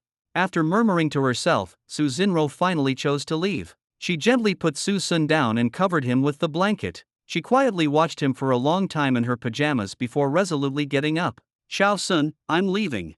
"Go where?" Unexpectedly, as Su Xinruo turned, her wrist was grabbed by a large hand. Su Xinruo frowned in surprise and was directly pulled onto the bed and covered with the blanket. "Humph, trying to escape. Extra training." An hour and a half later, Su Sun looked at the haggard Su Xinruo and said calmly, "You don't trust me like this? Was everything I said to you in vain?" Su Xinruo struggled to sit up. "What are you talking about? I don't distrust you. Still pretending? You think I didn't hear what you said? Shut up first. I saw your phone when you were handling things. Do you want me to repeat your conversation with Huang Ying? Are you trying to play the martyr again? Su Xinruo's eyes trembled, and she slowly raised her head. Shaosun. Who allowed you to speak? Shut up. I've been worrying myself sick over you. Don't I trust us? I'll completely put your mind at ease right now. Saying that, Su Sun got out of bed and started to get dressed. Su Xinruo was stunned on the spot. What are you doing? Where are you going? Where? Humph. Naturally, I'm going to the Huang family. You just lie here and wait for me to come back. Huang family. The sun was shining brightly, the sky was clear, it seemed like a good day for business. In the vast courtyard, Su Sun stood on a large rock, holding a loudspeaker, radiating an aura of causing trouble. Recycle, old air conditioners, old electricity, no. Squeak. The big windmill creaks and groans. What the heck? Squeak. Cough cough. Squeak. People inside, listen. You have been surrounded by me. If you know what's good for you, come out quickly and kowtow to me, Qin Chapter 534. Who are you? How dare you cause trouble at the Huang family? Soon, more than a dozen Huang family servants surrounded the rockery, all staring vigilantly at Su Sun on the rockery. It must be said that the families in the capital do have some foundations. The subordinates Su Sun encountered at the Wu family were at best ordinary bodyguards, but these people from the Huang family were all wearing gray vests and exuded an aura of martial arts. Just looking at them, they were not comparable to ordinary security personnel. To put it bluntly, these people from the Huang family were not ordinary hired help, but entirely master-servant relationships. I'm talking to you. If you know what's good for you, get down here quickly. If you're proactive, I'll generously break one of your legs. The leader was the only one present not in uniform. Not only did he exude an aura of martial arts, but he also carried a hint of sinister danger. Su Sun could tell at a glance that this person had taken lives. He couldn't help but marvel at the Huang family's capability, actually hiring professional killers as servants. It scared him so much his little heart was racing, and he really wanted to throw a punch and ask what the heck they were barking about. Since he had the idea, he acted on it. Suddenly, Su Sun leaped down from the rockery and, to everyone's stunned gaze, knocked down the killer with one punch. What are you barking about? The atmosphere was so quiet, and you kept barking, ruining the mood. As he spoke, the loudspeaker on the rockery was still blaring. Recycling old air conditioners, old computers, washing machines, old hens. At this moment, everyone was angry, speechless, and shocked. They knew that the dozen of them combined were no match for their boss, yet their formidable boss was defeated by a mere youngster in one move. The key was that this youngster acted so arbitrarily, spoke so wildly, and was not even an opponent. What a frustrating situation. Quick, call, Rain, your sister. With a kick, Su Sun's leg sent the security chief flying, crashing heavily onto the rockery. The rest of the yellow-vested individuals were utterly shocked and realized the seriousness of the situation. They immediately called for reinforcements. In less than 2.5 minutes, a dense crowd gathered. Including the previous few, there were over 20 servants. Wow, there are quite a few people. Have you really considered yourselves a noble family? Su Sun looked at everyone calmly, even with a hint of amusement. Besides those who had fainted, there were 3 people of similar caliber present. He really didn't understand why the Huang family trained so many martial artists. Was it purely to ensure the safety of the Huang family? Kid, did you knock out Mulang? Suddenly, a nearly 2-meter-tall, incredibly burly muscular man stepped forward, looking at Su Sun with a mix of scrutiny and disdain, as if he could hardly believe his companion was defeated by such a youngster. Hey, you're pretty good, but unfortunately, he's the weakest among us. Su Sun chuckled. Then among the 4 of you, what's your ranking? My martial arts are not refined. I have only brute strength, so I'm probably second to last. But I'm not the waste like Mulang. The big fellow twisted his neck, revealing a mouth full of golden teeth, and said eagerly, unfortunately, this is where you end. I'll send you on your way now. The big fellow moved. He seemed to not take Su Sun seriously, walking towards him slowly, only showing off his mountain-like muscles as if he wanted to crush Su Sun to death on the spot. As for such self-righteous and brainless villains, Su Sun naturally adhered to love and peace, and followed the principle of not resorting to force if possible. So, he moved his foot. This sudden kick caught the big fellow off guard, but he didn't take it seriously. Even if he stood there and didn't move, what could this kid do to him? But the consequence of underestimating the enemy was a life paid. With a dull thud, like a soccer shot, like a cannonball launch, this kick sent the mountain-like body flying dozens of meters away. Chapter 535. Tu Xiong. The other two leaders' faces changed drastically, and they quickly went to the big fellow's landing spot. Upon seeing this, their faces froze. The person who was still bouncing around moments ago was now disfigured like someone who had fallen from a building dozens of stories high, lying in a pool of blood. One looks like an assassin and is called Mulang, and a big is called Tu Xiong. You two, one has a majestic and unfathomable demeanor, and the other conceals his aura like a small soldier and looks very agile. You're probably prefixed with gold, wood, water, fire, earth, and then an animal. A majestic animal would be a tiger or a lion, and an agile one would be a leopard. Oh, I know. You two must be Jin Xinlang and Shui Haozi. The death of their companion had already made them extremely angry, and now they were being provoked face to face. They had resolved countless enemies for the Huang family, and now, on their home turf, someone dared to be so presumptuous. The stubbled man called Jin Xinlang suddenly smiled, lowering his head and shaking with laughter, his laughter chilling and sinister. Jin Bin, what should we do? The thin man beside him asked with narrowed eyes, his gaze towards Su Sun radiating killing intent. Jin Bin slowly raised his head, shook his head, and sighed, since someone wants to die, I'll fulfill his wish. Attack him, all of you.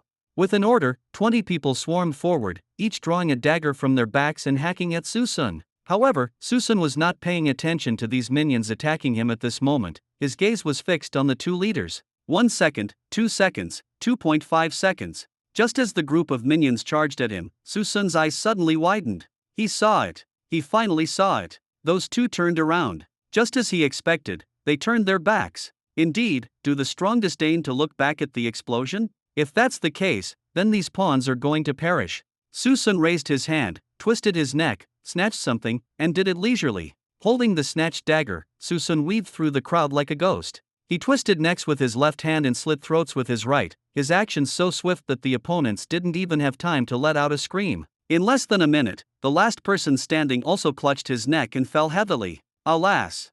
Su Sun was full of helplessness. Actually, he didn't want to do this. He knew that these minions were just following orders and were not their own masters, and he thought that if they didn't go too far, he wouldn't mind holding back. But damn it, these people were all aiming to kill him, and not a single one of them held back. Su Sun was so angry. If even one of them had a change of heart, he could have shown mercy, but in the end, they were all more ferocious than the last, as if they had taken drugs. Where was the tolerance between people? They were all following orders, so why try so hard, causing him to commit unwarranted murders? Su Sun was full of helplessness. I didn't want this, I really didn't. Grandma told me to be a good person, but I ultimately let her down. So, next time I'll kill more bad guys to overcome my psychological barrier. Alas, his overly high moral standards made Su Sun feel troubled. He felt he was too kind. Jin Bin, there's no more movement from behind. That kid should have been dealt with. No matter how powerful he is, can he withstand a large number of people? Humph, he deserved it. He overestimated himself. The two who had turned their backs saw no movement from behind and were convinced that Su Sun was dead. They couldn't help but find solace in their sorrow. The sorrow was for the two brothers who had died, and the joy was for the revenge avenged. They were enough to rest in peace. They had been prepared to sacrifice their lives for the Huang family from the moment they entered the Huang family. Although they were dead, they were still honored. Let's go, Shui Ho. Let's see the look on that kid's face as he dies. I'm really curious how terrified he was before he died. But as the two were talking and turning around, a face that was suddenly very close caused their expressions to change drastically. Not good. Zinro, aren't you here yet? The cruise is about to depart. This cruise party will gather the most elite young people in the capital. If you miss it, it's equivalent to missing a golden opportunity. Chapter 536. Sorry, sistering, something delayed me. Why don't you go first? I might be very late. Is that so? Then it's okay. Try to come, and we'll make plans then. At the Beijing port, Huang Ying had been waiting for nearly 2 hours without seeing Su Zinro. As the cruise was about to depart, she was extremely anxious, her expression extremely grim and unpleasant. She knew that Su Zinro must have been delayed by Su Sun. Otherwise, given her punctuality, she wouldn't have been so late. If she had known she would be so slow, she would have personally gone to pick her up. As soon as Su Sun arrived, she became so indecisive. If this continued for a long time, she felt even more that her idea was prescient. Unfortunately, it was too late to turn back now. She could only hope that Su Zinro would come quickly. Even if she couldn't catch the ship, at least she could control the person and make other plans. In any case, Su Zinro had to leave with her. Secretary He, find a way to make the cruise ship delay its departure. Every minute counts. Huang Ying was still thinking of taking Su Xinro and disappearing completely, getting away from Su Sun. But little did she know, her own home was about to descend into a sea of fire. At the Huang family, the moment Jin Bin and Shui Ho turned around, they came face to face with Su Sun. Su Sun was blocking them from behind. When they turned, Jin Bin almost kissed him. However, at this moment, they had no time to pay attention to these minor details. They were both extremely shocked, never daring to believe that this youngster was still alive. After all, those guards were not ordinary people. When they cooperated, their combat power doubled. One of them could handle up to 10 guards, but the two of them combined were not the match for 20 coordinated guards. But this guy, he actually finished them in less than a minute. They were so shocked that they kept retreating, their faces solemn and their bodies vigilant. The combat power of the opponent had far exceeded their imagination. They also understood that the two of them combined might not be a match for him. It could be said that they had reached a truly critical juncture. In this situation, they had to reveal their trump cards. Suddenly, the two of them pulled out pistols and aimed them at Su Sun. Hey, hey, hey! Su Sun's expression changed drastically, and he instantly raised his hands with a mournful face. Are you kidding me? Seriously? This is cheating. You're using guns. That's right, the other party was actually using guns. Not toy guns, not model guns, not water guns, not air guns, and certainly not BB guns, but real handguns. Su Sun felt a surge of internal profanity. He had seen shameless people, but never such shameless people. He really hadn't expected the Huang family to equip their servants with guns. I'll go percent and percent yuan, percent yuan and percent yuan hashtag. Seeing Su Sun cower, the thin Shui Ho triumphantly exclaimed, no matter how good you fight, so what? Can you be faster than a gun? Do you dare not to use guns? Let's have a one-on-one duel. I'll let you have one hand. Shui Ho scoffed, the advantage is with us now. What right do you have to negotiate terms with us? Damn your dishonorable tactics. Your mothers, you stinky idiot, your mothers.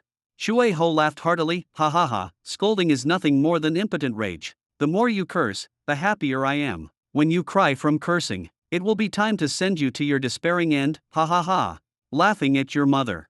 With a swish, a whistling sound suddenly came from the air. Shui Ho, who was laughing, suddenly fell backward, a stiff smile still on his lips. When he finally realized what was happening, he was shocked to find that he couldn't speak and was struggling to breathe.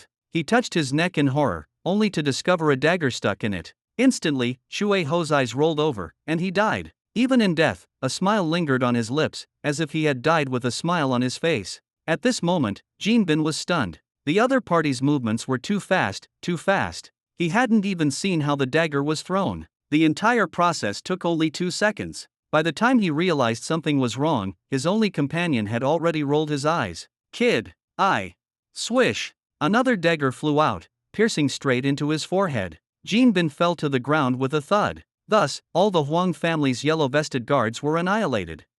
Spit! Su Sun walked up to the two of them and spat disdainfully. He even looked down on them and said, why didn't you just shoot earlier? You were still laughing. You thought you were something playing around with me, bah.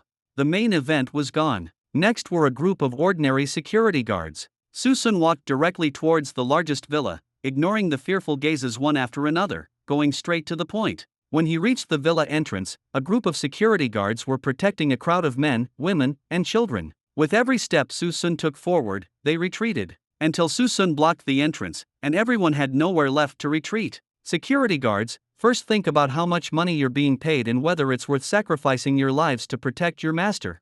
Upon hearing this, the security guards looked left and right, their expressions tense but gradually creating an opening. They knew how formidable the Huang family's guards were. If even those people and their guns were no match, how could they possibly resist? Their own lives were more important. At this point, even though they didn't know what other trump cards the Huang family had, the situation on the ground was at an impasse. In a tense silence, an old man stepped out from the crowd. I am Huang Hehui, the head of the Huang family. Who are you, and why have you come? Su Sun's gaze sharpened, he stood tall and straight, his hands behind his back, and said sternly, I go by my name, and my surname is Qin Yu. Qin Yu. Huang Hehui's face changed. You are not Qin Yu. Who are you? Oh, it seems you do know Qin Yu. Su Sun moved, incredibly fast, the tip of his dagger pressed against Huang Hehui with almost no distance, so it was Qin Yu who instructed you to help the Su family. However, I am not here for that today. Huang Ying, she is your Su family, right? Huang Hehui instantly put everything together. you are the young man my daughter offended. You're not that dumb. That old woman should be waiting at the pier, right? Tell her to come back now. Your Excellency, this. One word out of place, and I kill one person. Under pressure, Huang Hehui dared not disobey and immediately made a phone call. However, his calls went unanswered several times. Fortunately, as Su Sun was wiping his knife, the call finally went through. Dad, what's wrong? Where are you now? Are you at the pier? After a moment of silence, Huang Ying said grimly, Dad, you don't have time. I'll bring the person abroad later. The situation over there will be handled by the family. I'll return when the time is right.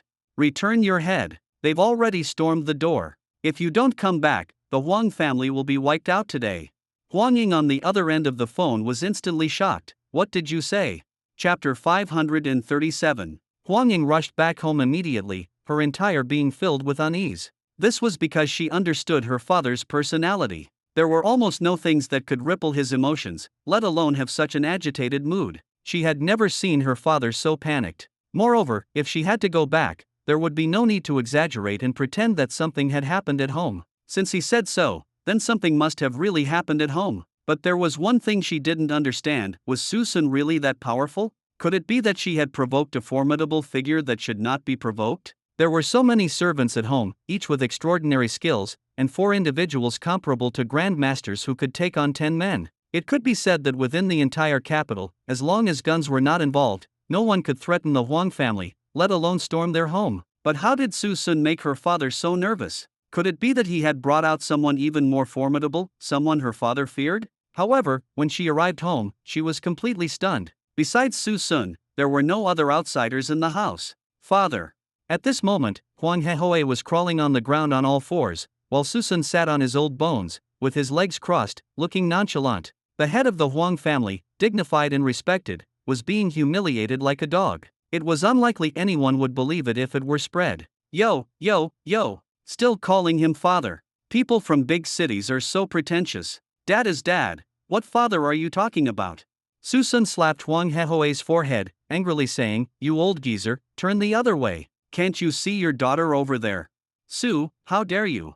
Huang Ying was furious. What did she see? She saw her father being sat on like a dog. Her dignified and solemn father was being humiliated like this. This was not just an insult to her father, but also a provocation to her as his daughter. Su Sun sneered, his face full of disdain, and replied, Whether I dare or not, I've already done it. It's just that this old bone is a bit lumpy. It's not as comfortable as a hard wooden chair. You are presumptuous. Idiot, spewing useless nonsense. Actually, Su Sun didn't want to. He always adhered to the principle of respecting the old and loving the young, embodying love and peace, and trying to get along with everyone. Unfortunately, this old man secretly pulled out a gun. If he hadn't reacted quickly, he might have been wounded. It was too dangerous. He naturally couldn't tolerate such a self-righteous old man. He had to suppress them all. However, he had to admit that the Huang family did have some substance. Guns were treated like toys. He wondered how they managed to get so many guns under such strict gun control regulations. What audacious boldness! The most crucial thing was, he didn't know if the Huang family had any other guns. He had to reserve 1% of his attention for his surroundings, lest he be shot from behind. Su Sun, what exactly do you want? What am I doing? It should be what you want to do? Huang Ying's voice faltered. She naturally understood what Su Sun meant, but now she couldn't admit it, or it would only exacerbate the situation. For a moment, Huang Ying fell silent. Seeing this, Su Sun was not in a hurry. He just spun the gun on his fingertip, waiting for someone to break the stalemate. In any case, he would not speak, and they could see who could last longer. Huang Ying was also a patient person. She stared fiercely at him, her eyes almost spitting fire. Several times she almost lost control and spoke, but suddenly held back. They just stared at each other. The others also remained silent, afraid of getting involved. Time ticked by. Huang Ying didn't speak, and Su Sun didn't speak either. The two sides just waited. Huang Ying couldn't understand what Su Sun meant. Was he trying to play hard to get? Then let's see who could act better. However, just as she wanted to play dumb and muddle through, someone couldn't hold back any longer. Huang Ying, are you mute? Speak up. That's right, Huang Hehui, who was being used as a stool, could no longer stand it, or rather, he couldn't endure it. Chapter 538. 10 minutes. The scene had been silent for a full 10 minutes. No one cared about his old life. Having lived so long, How could he not understand Su Sun's intentions, nor his daughter's? One was indulging in playfulness, the other was blurring the issue. But if they didn't speak, would the matter be resolved? Wouldn't they have to confront each other sooner or later? Father, don't worry, I'll talk to him properly. Then talk. Why are you pretending to be mute? Huang Ying's face darkened. Naturally, it's because someone wants to wear me down, so I'll naturally accompany him. Accompany your ass. I've been lying on the ground for over 10 minutes. Are you trying to make me collapse here? Just say whatever you have to say quickly. Huang Ying's expression changed. She then realized that she had overlooked her father's predicament, but at this moment, she didn't have time to apologize. So she said to Su Sun, "What exactly do you want? Name your price, and let's talk properly." Bang! A gunshot startled everyone. Many Huang family members cowered in fear, covering their heads. Huang Ying, however, froze in place, seemingly stunned into inaction. A red mark appeared on her pale face. Huang Ying was shocked, her arm trembling as she reached up to touch her cheek. The sticky sensation in her hand, she felt a smear of blood. She never expected Su Sun's answer to be a gunshot. The gunshot still echoed in her ears, and she could even feel the residual heat passing by her cheek. This was also the first time she had truly felt the fear of death, and it was the kind of fear that came from being just one step away from the gate of hell. At this moment, she no longer had any luck and could no longer consider Su Sun an easy opponent. Because the other party was a lunatic, a complete lunatic. His actions were illogical, and his thoughts were unpredictable. The conflict that erupted yesterday, despite the harsh words he'd spoken for days, he'd stormed over the next day. Was this something a normal person would do with such decisiveness? What exactly do you want? This is a society governed by law, and you'd better not go too far. Su Sun blew on the smoking muzzle and was amused. How can you say that? Your Huang family not only harbors thugs but also possesses firearms illegally. I presume there are many lives behind you. Guess what would happen if your family's guns were discovered by the police, and I then made a small report asking them to investigate those lives behind them? Could your Huang family escape unscathed? Furthermore, I was invited here today. It was your Huang family who tried to silence me first, and I was merely forced to retaliate. Do you think the public will favor an honest young man with a shining background or a notorious wealthy conglomerate family? Huang Ying was shocked on the spot. Indeed, just the fact that the family possessed guns would be enough to ruin the Huang family. Not to mention the lives behind them. There were too many people who wanted the Huang family to fall. Once a single thread was pulled, the entire string would be affected, and those people would not miss such good opportunities. At that time, perhaps no one would care whether the Huang family had lost lives or not. There might even be great scholars defending Su Sun. A chill permeated her heart. She realized that Su Sun's mind was terrifyingly deep. His actions, which seemed like those of a reckless brute, had actually accounted for everything, because he would never be the one to suffer the greatest losses. At this point, no matter how unwilling she was, Huang Ying knew she had to draw a clear line between herself and Su Xinruo. Since Su Sun came because of Su Xinruo, as long as she made appropriate concessions, his objective would be achieved. Fine, I know why you're here. I'll compensate you and swear that I will sever ties with Xin. Commit suicide. With a click, the pistol fell to the ground. Huang Ying stared at the floor in shock, her eyes wide with disbelief. Do you want me to die? Or what? What do you think I'm here for today? To ride a horse? As he spoke, Su Sun glanced at Huang Hehui beneath him, his father who was acting as a horse. The elder was clearly not a little shocked by his words. Huang Ying shook her head in panic. No, it doesn't have to go this far. I can give you money, a lot of money. Money? What is that? Can you eat it? Su Sun smiled faintly and stood up. I hope you don't make me repeat myself, because I'm a man of few words. Chapter 539. Su Sun, you're pushing your luck too far. Huang Ying completely broke down. She could pay money, a lot of money, but asking her to give up her life was a pipe dream. Su Sun shrugged and retorted, how is this pushing my luck too far? Is it only permissible for officials to set fires but not for the common people to light lamps? You. Xiaoying, shut up. Huang Hehui slowly got up from the ground, rubbed his old waist, and clasped his hands towards Su Sun. Your Excellency, my daughter has made a mistake, but her crime does not warrant death. My Huang family is willing to offer the highest sincerity to quell your anger. Kneel. When did a mere stool dare to speak to me? Su Sun's roar seemed to have magical power. Huang Hehui, who had just straightened up, was so frightened that he immediately knelt down. The Huang family. Huang Ying. Huang Hehui. Su Sun, frowning in surprise, his right eyebrow slowly raised, creating asymmetrical eyes. His condescending gaze revealed a look of disdain, as if looking at ants. He curled his lips in contempt. TCH, the old man is actually so timid. He thought he was someone who wouldn't flinch in the face of a crisis. Wealthy families are nothing special. The Huang family was shocked that their patriarch was so cowardly. Huang Ying was also surprised that her dignified father was so easily frightened. Huang Hehui, on the other hand, discovered that he had developed a phobia and began to fear Su Sun from the bottom of his heart. Thus, to display his authority, he had to suppress Su Sun in terms of seniority. You, young man, let's talk properly. I'm an old man who's been through it all. I know you young people are full of youthful. Go to hell, slap. 2 loud slaps left Huang Hehui stunned. You, what do you mean by this? Isn't this youthful vigor? Elder, you've been through a lot, you must understand my uncontrollable youthful passion, right? You. No barking, slap. Another slap landed. Su Sun's expression gradually became serious. He looked back at Huang Ying, the lazy speak to the willing. Huang Ying, when you wanted to silence me, you should have expected today's outcome. You go alone or the entire Huang family goes. Choose one. Your Excellency, let's discuss this further. Huang Hehui quickly interjected. My daughter was just trying to scare you, she didn't actually intend to kill you. Go blow your explosive, sky-piercing, spiraling, colorful farts. She cornered me at the company and wanted me to evaporate on the spot. Fortunately, I'm agile and managed to escape. Otherwise, why would I be here at your Huang family? Am I that bored? What?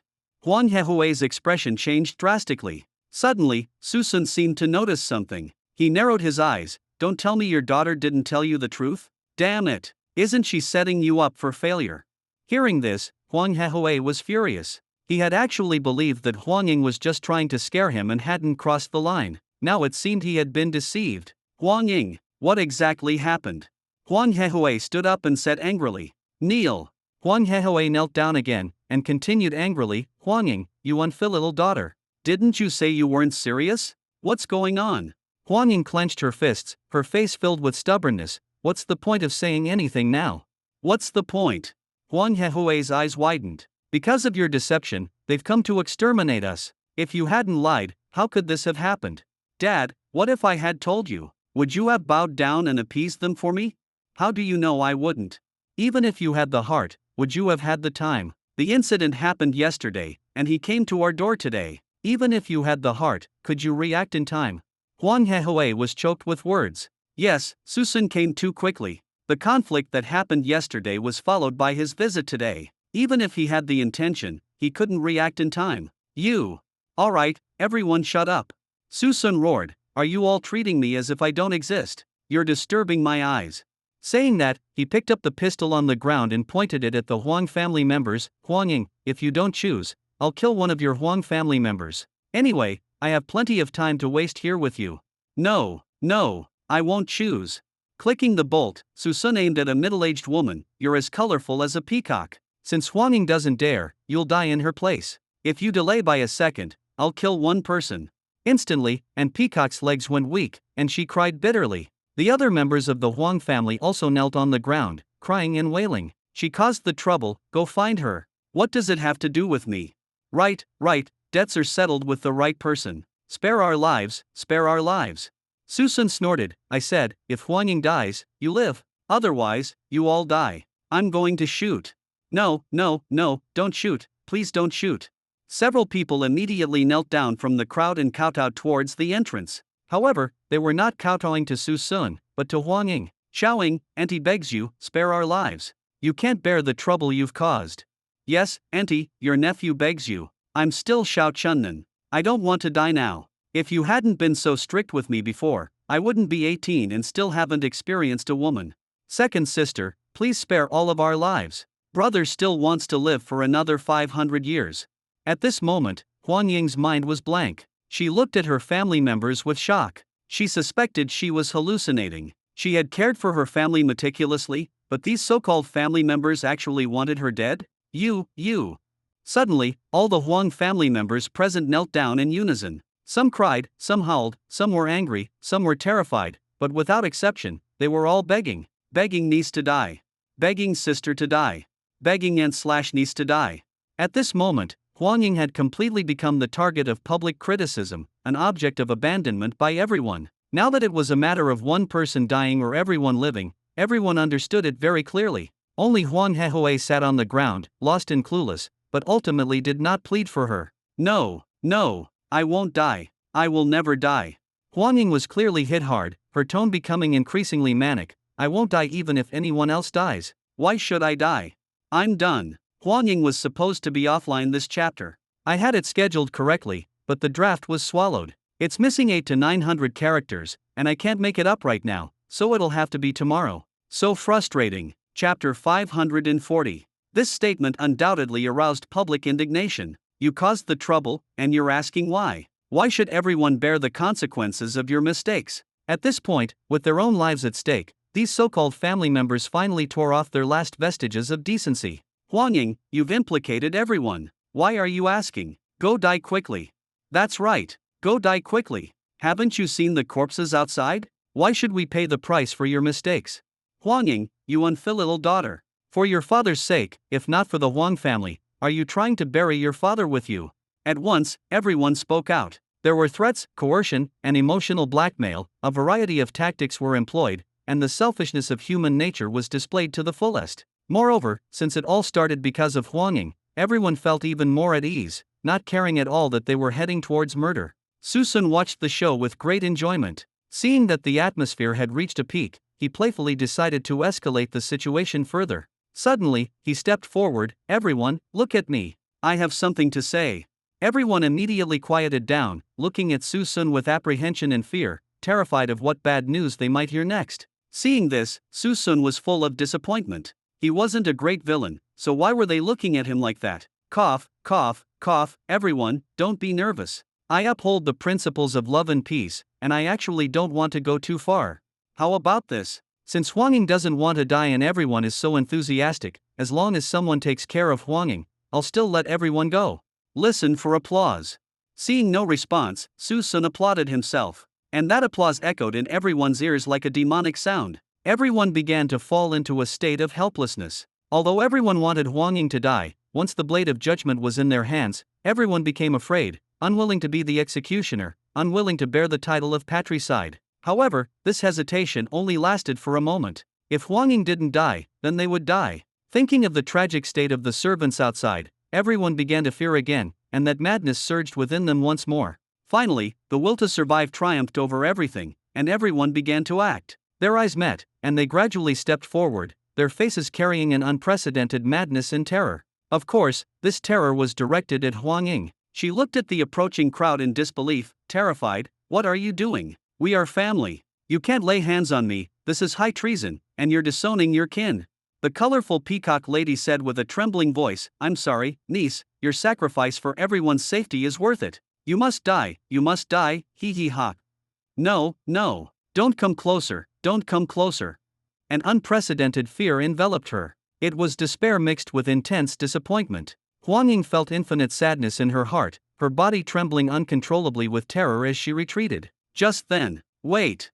Su Sun shouted again. Instantly, a ray of hope appeared in Huang Ying's eyes. Thinking that Su Sun had changed his mind and was willing to negotiate terms, she vowed that as long as she could live, she would willingly give up half of her assets. But to her surprise, Su Sun slowly took out a phone from his pocket and pointed it at the crowd. You guys continue. I'm recording this wonderful moment. Why aren't you moving? Oh, I know. Don't worry, I'm not recording evidence to report you. It's just a fallback. As long as your Huang family behaves, no one will know about this video except me. Now, continue. With a sudden roar at the end, the already taut nerves of everyone present reacted instinctively as if receiving an order. They rushed towards Huang Ying, each displaying their might and quickly subduing her. At this moment, everyone was red-eyed, with only one thought, Huang Ying must die. Chapter 541. Only if the troublemaker Huang Ying died could they live. Now, family ties had turned to dust, and no one cared about blood ties. Only Huang Hehui, with tears streaming down his face, watched the scene unfold. He wanted to stop it but was powerless. Not only could he not stop it, but he couldn't. One person's sacrifice for the safety of the entire Huang family was the best outcome. Thus, under the madness of everyone, Huang Ying gradually lost her struggle, collapsing on the ground like a pile of mud. Her eyes, filled with resentment, were wide open in unwillingness, as if scanning every close relative and killer present. At this moment, everyone realized the seriousness of the situation. They gradually changed from excitement to panic, numbness, and constant terror, with a shadow of fear covering every face. At this point, most of the Huang family were the culprits, and the remaining ones who hadn't acted were accomplices. There was no innocent person present. Of course, as for Su Sun, he was innocent. After all, what did the people forced to die by the Huang family have to do with him? He was just joking, and he wouldn't really wipe out the entire clan. Huang Hehui's heart was torn. He sighed that Su Sun's methods were truly ruthless. He no longer cared about his fear, only wanting to vent his anger for his deceased daughter and question if he was satisfied. But as soon as he stood up, he was stunned. Because when he looked around, the instigator was nowhere to be seen. A strong sense of weakness overcame him, and Huang Hehui's legs buckled. He collapsed forward, pounding the ground in pain. Xiaoying, my Xiaoying.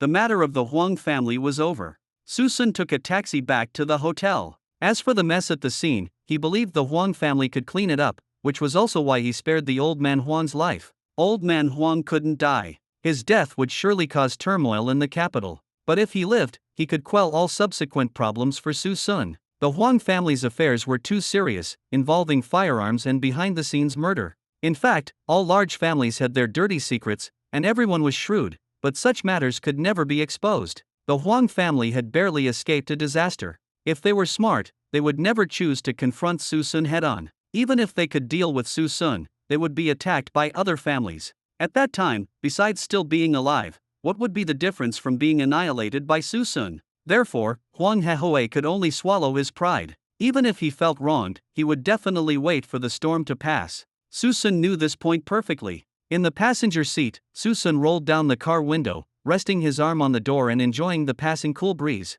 His hair danced in the wind, and his face was relaxed and comfortable. He couldn't help but mutter, "What a hearty game." The hotel was already midday. It was exactly lunchtime, so Su Sun ate lunch before returning upstairs. The first thing he had to do, of course, was to confirm if Su Xinruo was still there. It would be ridiculous if Huang Ying was gone and she had still gone to meet him. Fortunately, as soon as he opened the door, that familiar figure rushed into his arms. "Xiao Sun, you're finally back." "What finally? Finally? You were only gone for a few hours." Su Xinruo kept checking Su Sun's entire body, asking with concern, "Where did you go? Did you really go to find Huang Ying?" Something like that. I went to the Huang family. Old Master Huang was very reasonable. Under my benevolent persuasion, he quickly agreed to restrain Huang Ying from now on, so you don't have to worry anymore. Su Xinruo was surprised. Really? The Huang family was so easy to talk to. Su Sun nodded seriously. Of course, I'm a person who always tells the truth. Jianqing, a special detention center. Qinyu sat on the interrogation chair, a smirk on his lips, his eyes filled with disdain as he listened to the law enforcement officer's questioning. "I'll ask you one more time, what is your relationship with Shuntian Group? Why are you so closely associated with it?" "I've said it many times, I'm just an ordinary employee. Why do you think we're so closely associated?" Chapter 542. Why is an ordinary employee's name not in the Shuntian Group's employee records, yet billions are invested in your name in Shuntian Group's accounts? Furthermore, you have dealings with the capital, which is completely inconsistent with your identity as an ordinary rural youth. Confession is leniency, resistance is punishment. Qinyu, have you participated in overseas activities? Qinyu sighed helplessly. "Oh, I'm really a law-abiding citizen, a great law-abiding citizen. Instead of constantly forcing me to admit some fabricated evidence, why don't you just let me go? Why waste time? Suspect Qinyu, please mind your attitude. And why are you always smiling?" "Haha, I'm laughing because you're all doing useless things. Believe it or not, you'll have to respectfully invite me out later." "You." Hey, Captain Lu. A police officer beside him quickly pulled Captain Lu aside and advised, "Don't get angry with a prisoner, it's not worth it, not worth it." But he's too overbearing. Those who know he's in police custody, but those who don't might think it's some big leader making a private visit. "How do you know it's not?" Qinyu interjected. Captain Lu's eyes widened. "What did you say? You're talking back after I say a few words to you, aren't you?" "Hey, Captain Lu, calm down, calm down." Qinyu added, "Although I'm not a leader, the leader you mentioned might have to be respectful to me." "Damn it. I can't stand it anymore. I've never met such an arrogant prisoner. Hey, Captain Lu, be mindful of your limits, mindful of your limits." Looking at the two pulling at each other, Qinyu felt even more disdainful. In his eyes, they were all minor characters. He was just here for a few days, so who could do anything to him? By the way, little Lou across the way, I'll put in a good word for you with your leader in a few days. Your temper isn't suited for this line of work. You should go move bricks early. I can't stand it anymore. Just as Captain Lou broke free from the tugging and was about to explode, the interrogation room door suddenly opened, and a female police officer walked in with a stack of documents. Captain Lou, no need to interrogate. Ha ha ha. Chin Yu immediately smiled triumphantly. Didn't I say so? It looks like I'm leaving now. What do you mean? Captain Lou's expression sank. He wondered if Chin Yu's words had actually come true. It means they found evidence and don't need to interrogate further. Treasonous spy charges are confirmed. Take him to prison, and prepare for execution in 7 days. Ha ha ha, ha ha, ha. Instantly, Chin Yu's smile froze on his face, his expression filled with disbelief. No, are you kidding me? Me, executed? Are you serious? Are you kidding me? Be careful, I'll report you guys. The female officer snorted and replied, your involvement with overseas forces is conclusively proven. Do you still want to quibble? Wait for the judgment of justice. Take him away. No, are you kidding me? Are you kidding me?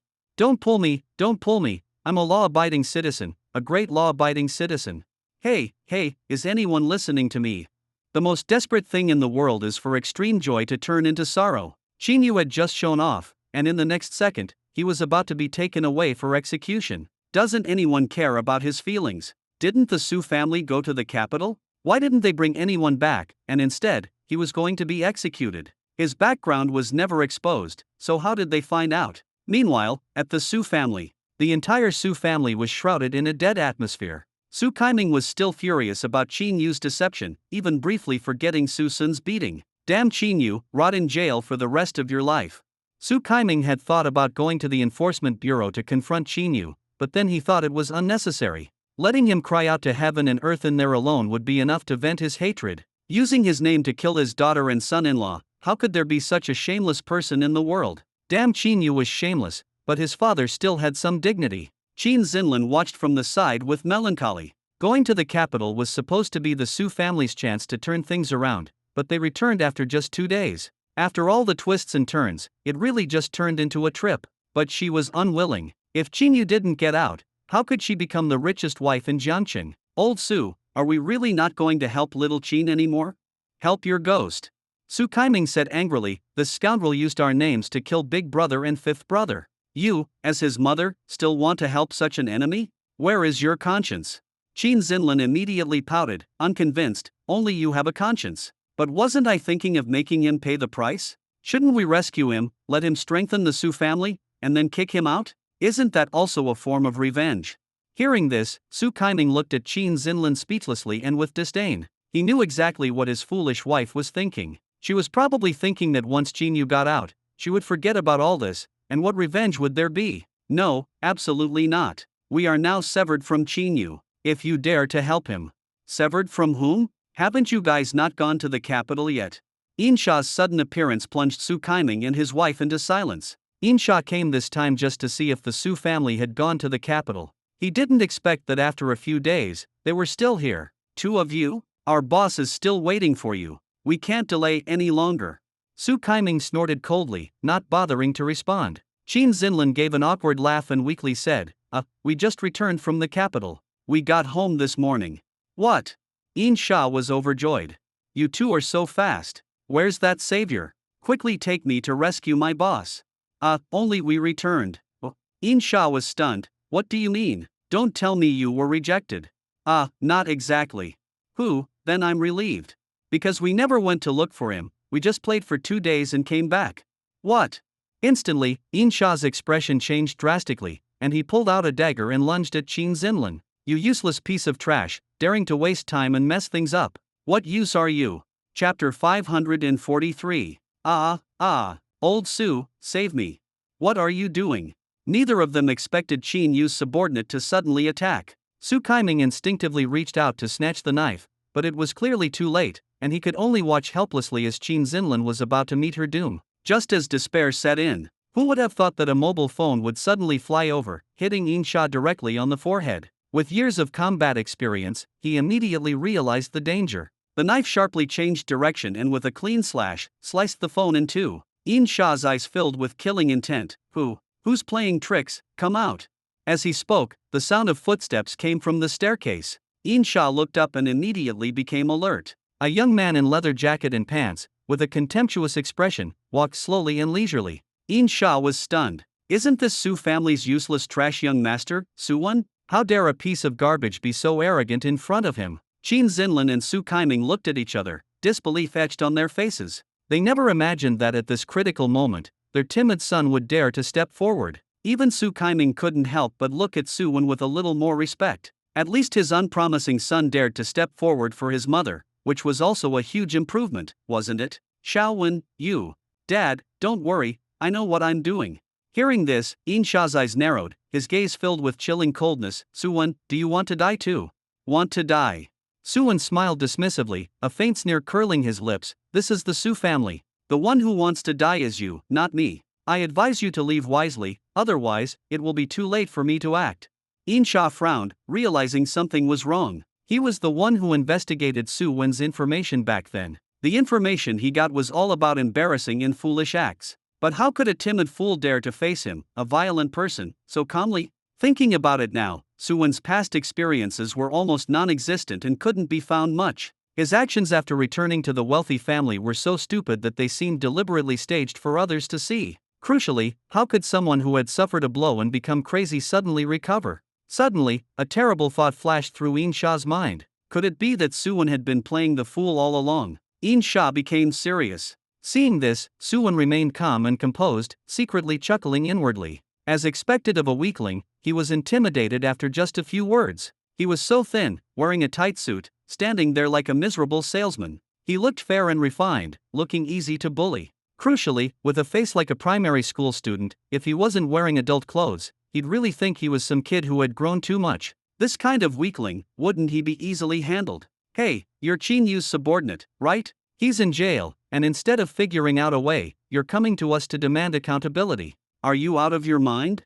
Yin Sha's face was extremely ugly, but he remained silent. Su-wen became even more disdainful. Why aren't you talking anymore? Where did your arrogant attitude go? Daring to draw a knife in my Su family, you must be tired of living.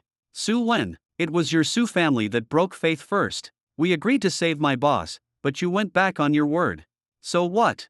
Su-wen spread his hands dismissively. What if I go back on my word? Those who dig their own graves cannot be saved. Even Qin Yu would have to be humble and not dare to say a word in front of me. What are you? You can scold me, but you're not allowed to scold my boss. Yin Sha's face darkened. Oh, you're quite loyal to your master. But what if I do say it?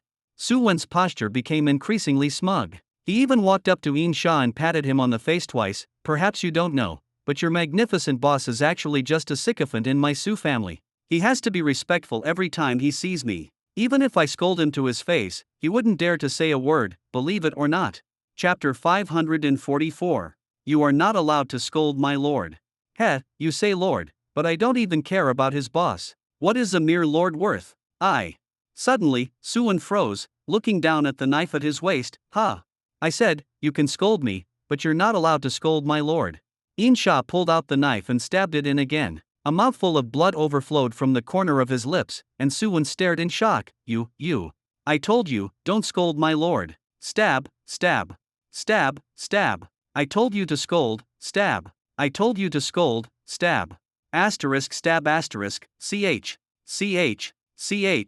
7 or 8 stabs in a row. Su-wen was forced to retreat repeatedly, clutching the bloody hole in his abdomen, unable to stop the bleeding. His shocked face was full of confusion and surprise. He couldn't beat Su-sun, but even Qin Yu was fine. How could he not even defeat this weakling in front of him? No, he could have easily dealt with the other party, but the other party didn't play by the rules. Young man, it's almost over, the end. Staggering and falling, Su-wen finally collapsed in a pool of blood. Yin Sha was stunned. Why is he so weak? Was he just pretending just now? Instantly, he was furious. This Su family were all liars. They not only deceived his Lord Divine Master, but also deceived him. Such a dishonorable family must not be allowed to live. Son/little Wen. Qin Zinlin and Su Kaiming watched their son fall to the ground in horror, letting out mournful cries. Yin Sha's gaze darkened. I almost forgot about these two old things who indulged in debauchery.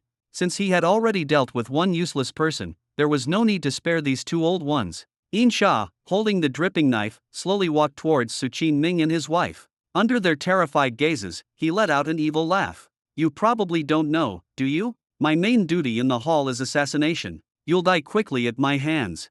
Just as he raised his knife, suddenly, a phone call rang. In Sha frowned, picked up his phone, and saw it was an unknown number. He was about to hang up, but then he thought that very few people knew his private number. So, he pressed the answer button while continuing to approach the two of them. Who is it?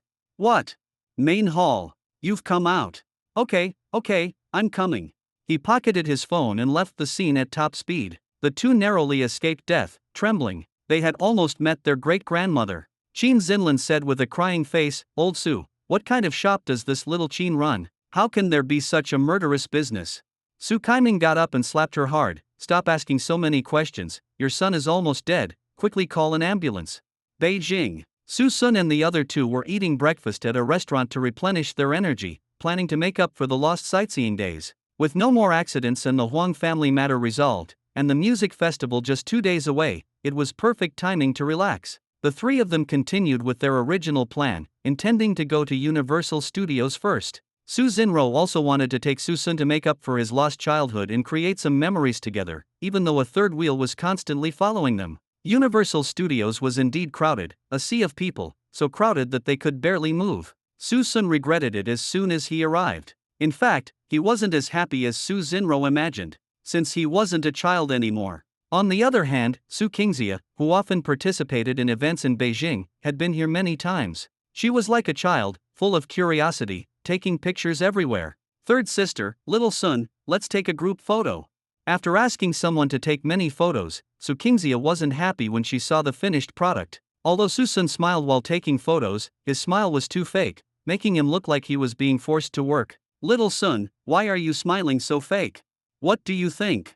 Su Sun glanced at the dense crowd beside him. He couldn't even walk, so how could he be happy? Su Qingxia fell silent instantly. She understood. It must be that third sister had been giving him the cold shoulder along the way, making little Sun uncomfortable again. They were fine yesterday, so why was he so aloof today? Chapter 545. Third sister, when you go out, can you stop being so reserved? It not only makes you unhappy, but everyone else unhappy too. What? I didn't. Su Xinro was startled. You've been looking at your phone since breakfast. Work is important, but it's not like you can't put it down. Can you relax? What's so important that you're so engrossed? Su Wen is dead. A row of question marks appeared on the foreheads of the two. Su Qingxia was stunned. Was this a joke? But her impression of third sister was that she was always serious. How could she make such a joke? Su Sun was also completely bewildered, thinking he had misheard due to the noise around them. No, are you speaking the same language as us? Ah, you shui. Su Xinro nodded seriously. It seems to be true. Su Wen is dead, just yesterday. They've been calling me all morning, but I hung up. But who knew they sent me photos of Su Wen on his hospital bed? Su Xinro opened her phone and found the message record. Look, this is Su Wen's last photo. They said that Qin Yu's subordinate ran to the Su family to cause trouble, and finally stabbed Su Wen 7 or 8 times. When he arrived at the hospital, Su Wen had lost too much blood and couldn't be saved. The two looked closely. Su Wen in the photo was in a coma, his face pale and bloodless. Su Xinro then opened a video. A doctor's apologetic voice, unable to do anything, could be heard, and finally, Su Wen was covered with a white cloth. What the heck? Su Sun was dumbfounded. Although it was through a video, he had some medical skills, and that weak state didn't seem fake. Does that mean Brother Wen is really dead? No, wasn't Brother Wen supposed to be my mini-boss? How did he suddenly die? Is it true or false? The key was that he hadn't figured out the automatic pickup on Su Wen yet. He was still hoping that Su Wen would reveal something to investigate further. But now he's gone? Could it be that the lazy author didn't want to explain the foreshadowing and just had him go offline? But this isn't a novel world. Brother Wen, my brother Wen, you died so tragically. The sisters were stunned on the spot. They had considered all sorts of reactions from Su Sun, but they never expected this scene of grief. Especially Su Xinro. Recalling her own reaction just now, wasn't it a bit too cold-blooded? Little Sun. I'm fine. Qin Yu. It's Qin Yu again. Don't worry, Brother Wen. As brothers, I will definitely avenge you. Looking at the figure resolutely moving forward, Su Qingxia froze on the spot, completely shocked, with mixed feelings. She had always thought that her ability to gain Su Sun's forgiveness was largely due to her elder sister's pleading, but now it seemed that was not the case at all. It was clearly Su Sun's own amazing and broad-mindedness. Given all the bad things Suwon had done, anyone else would have wanted to skin him alive, but the figure in front of her was still thinking of avenging him? What magnanimity! Suwon, look from the heavens. In the end, it's Brother Sun, whom you targeted every day, who is thinking of you. With a mutter, Su Kingxia ran forward. Wait for me, I can't see you anymore. Jiangqing, a rural greenhouse area. Main hall, this place is sparsely populated but convenient for meals. Although the environment is a bit poor, at least we can avoid the pursuit of the Law Enforcement Bureau. Qin Yu nodded gravely, glancing at the messy bed next to him and scanning the black and various advertising cloth canopies around. Insha, you've worked hard. Back then, what kind of harsh environments haven't we been through? What's this little mess? What is this? Qin Yu raised his hand and wiped the table. A black hard block revealed a golden yellow surface. Damn. Shit. Who the hell pooped on the table? Ugh, gag. Insha beside him. Insha, what kind of sloping ground did you find for me? Is this fit for humans? Ugh, gag gag gag. Insha smiled awkwardly. Sorry, main hall, this was an accident. How about I find you an apartment? What apartment? There are cameras everywhere over there, wouldn't I be exposed? Let's just make do here. By the way, how are my subordinates in the country? Is there anything unusual? Insha shook his head. No, the authorities are watching closely lately. I've told everyone to stay underground. It should be fine. However, main hall, isn't it a problem to keep hiding like this? Main hall, you're getting anxious. Assaulting police and escaping prison are not minor offenses. It was better not to mention it, but as soon as it was mentioned, Qin Yu became furious. What can I do? They are preparing to shoot me. If I don't run on the way, I'm afraid I'll never escape if I get to jail. Alright, give me the phone, I have my own arrangements. Taking Insha's phone, Qin Yu skillfully dialed a number. At this point, only that person could save him. Hello, who is it? Elder Lu. It's me. The call connected, and Qin Yu's eyes lit up. That's right, the person on the other end was Lu Huanwen, whom Qin Yu had asked the Su family to find earlier. You're Qin Yu. Suddenly, the person on the other end of the phone roared, Qin Yu, are you out of your mind? Why would you assault the police and escape prison for no reason? This is a serious crime, do you know? What could I do? Am I supposed to just wait to be shot? Wait, right? Elder Lu, you know I'm in trouble. Qin Yu was stunned, a trace of doubt in his eyes. Since he knew, why didn't he come to save him? Nonsense. Guess why the execution process was so quick? I worked hard to make it happen. Do you know how much risk I took for you? But I still went forward for you without hesitation. As long as you are brought to the Beijing prison, I can fake your death under the guise of execution, and escape like a golden cicada shedding its shell. But you, damn it, actually escaped. Are you full of mush in your head?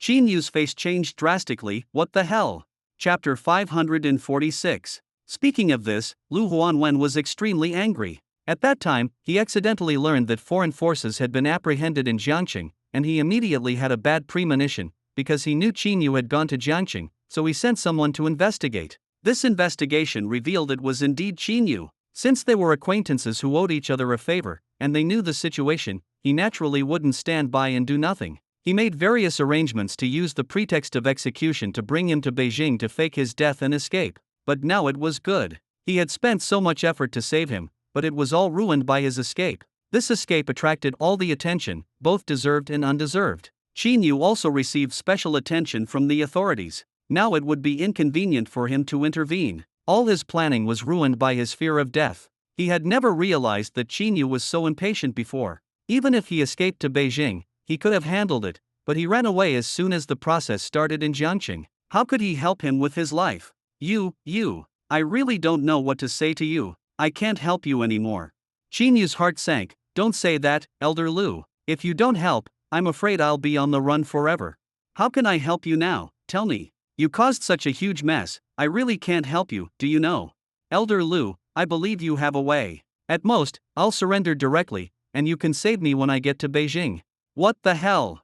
The other party's tone was full of disbelief. Surrender? Is your brain really made of mush? If you surrender now, you'll be shot on the spot before you even reach Beijing. What are you surrendering for? Qin Yu's tone was helpless. Then what should I do? Is there really no way?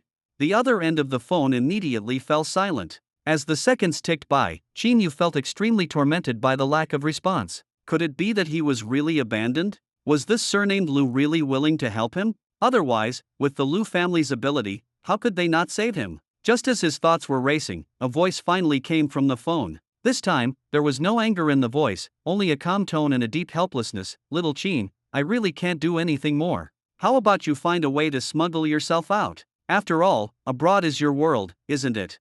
What? Smuggle myself out? I just came back not long ago. Chinyu was full of reluctance and refused. No, I came back this time to retreat behind the scenes and stay away from the hustle and bustle. Besides, I just got married. How can I abandon my wife and my in-laws and flee to a foreign land? What? Little Chin, you got married and didn't invite me. That's right, I'm married.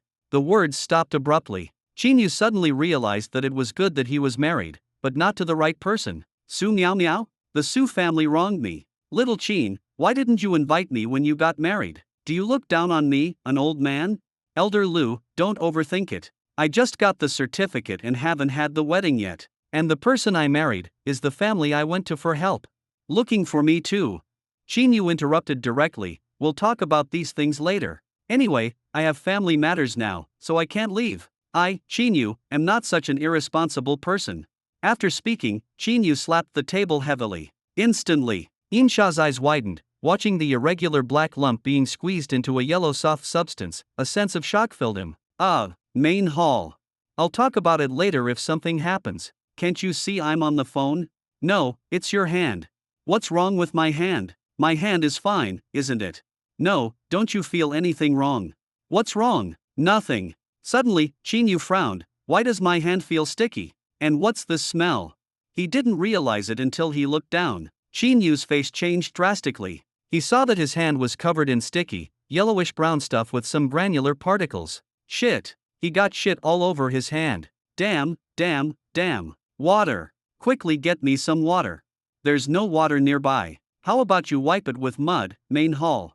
Chapter 547. Insha said and dug out a clump of mud from the ground. Chinyu, without asking any questions, took the mud and smeared it on his hand. However, the smell of shit remained after wiping it away. He smelled it. It refreshed his mind, and his eyes rolled back. Ugh. Water, cough. Quickly get me some water.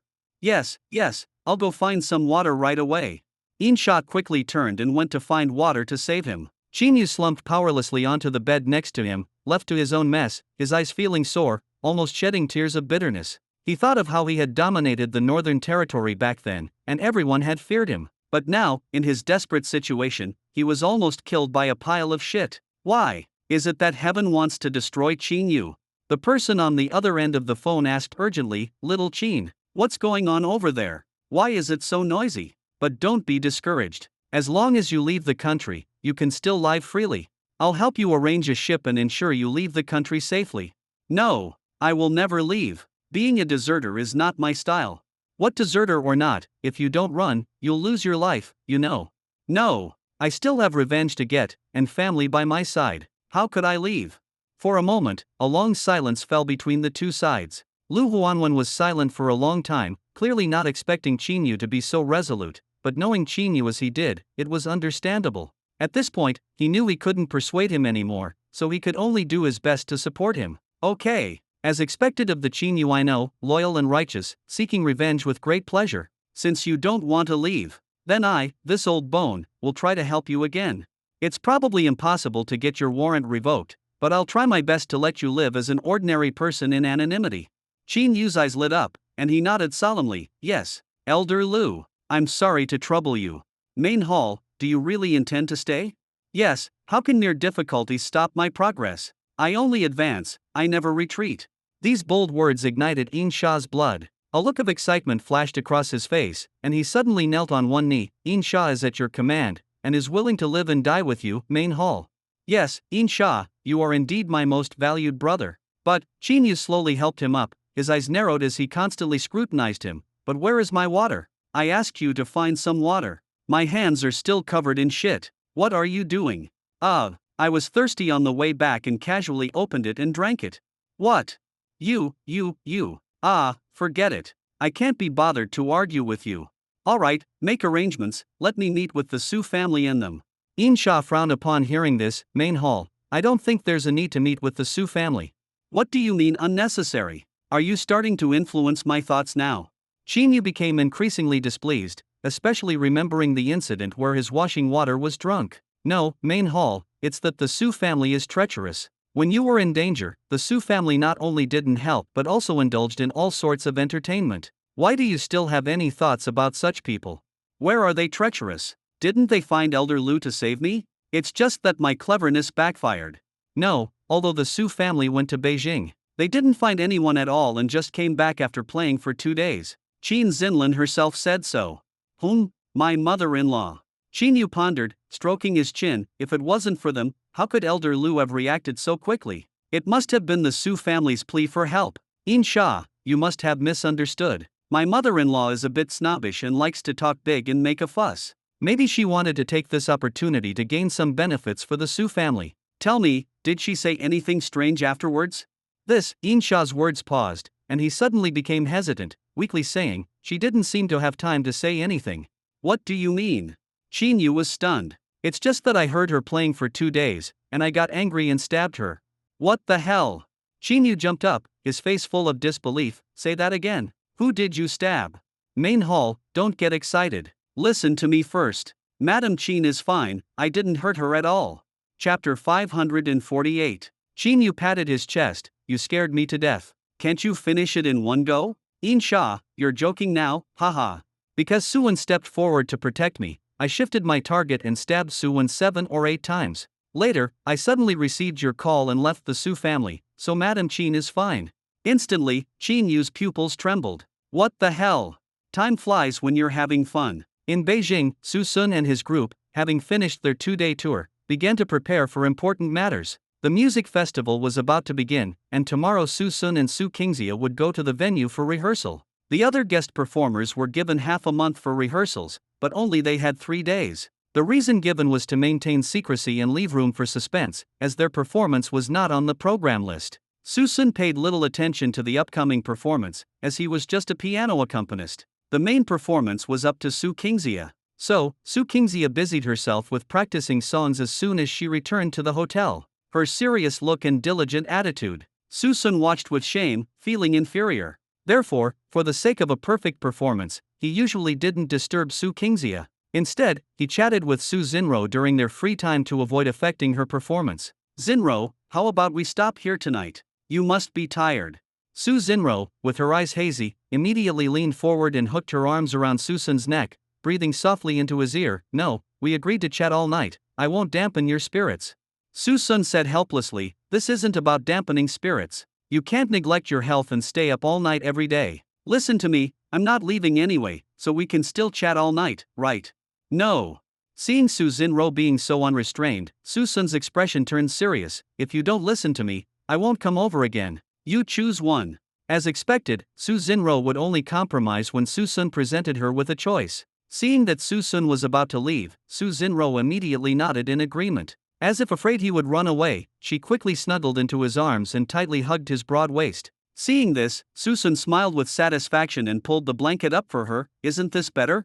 I'm not going anywhere, so why are you always so anxious? Yes, I'll listen to you. I hope you mean it, so you don't forget next time. Yes, I'll listen to you. Alright, I know, no need to repeat yourself.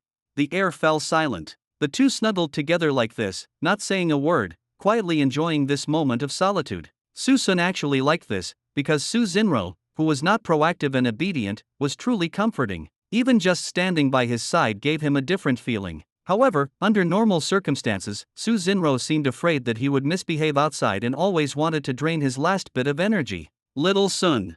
Su Sun turned his head. What is it? Do you think I'm a cold-blooded and heartless woman? What do you mean? Because of Suwen, Su Xinro slowly sat up, her shoulders half exposed, her head leaning gently on Su Sun's shoulder. Suwen is my own brother after all, but I can't show any sadness, and my heart feels the same way. But Suwen treated you like that, and you are so sad about his death. I really feel so cold-blooded. See, I knew you'd think so. Not only am I not sad about my own brother's death, but I'm also indulging in pleasure. What kind of sister am I? Su Xinro sat up, the blanket slipping down. She stretched out her fair, slender arms and gently cupped Susun's face, slowly saying, "But little Sun, can you not think of me as a bad woman? It was because I was not yet mature and dared not reveal myself before, so my attitude towards you was against my will. But now I am completely sincere. Otherwise, touch my heart, and I guarantee every word is true." "Ah, are you sure you want me to touch your heart?" Pressing Susun's palm, Su Xinro continued, "Although Suwon is my brother, I have no feelings for him, and his bad deeds have disappointed and disgusted me, so I can't feel any sadness. Also, I have already severed ties with the Su family, and the Su family has also broken off all relations with me. Suwon has his own family to care about him, it's not my place as an outsider to care, and I don't want to be overly enthusiastic towards someone indifferent. Can you understand my thoughts?"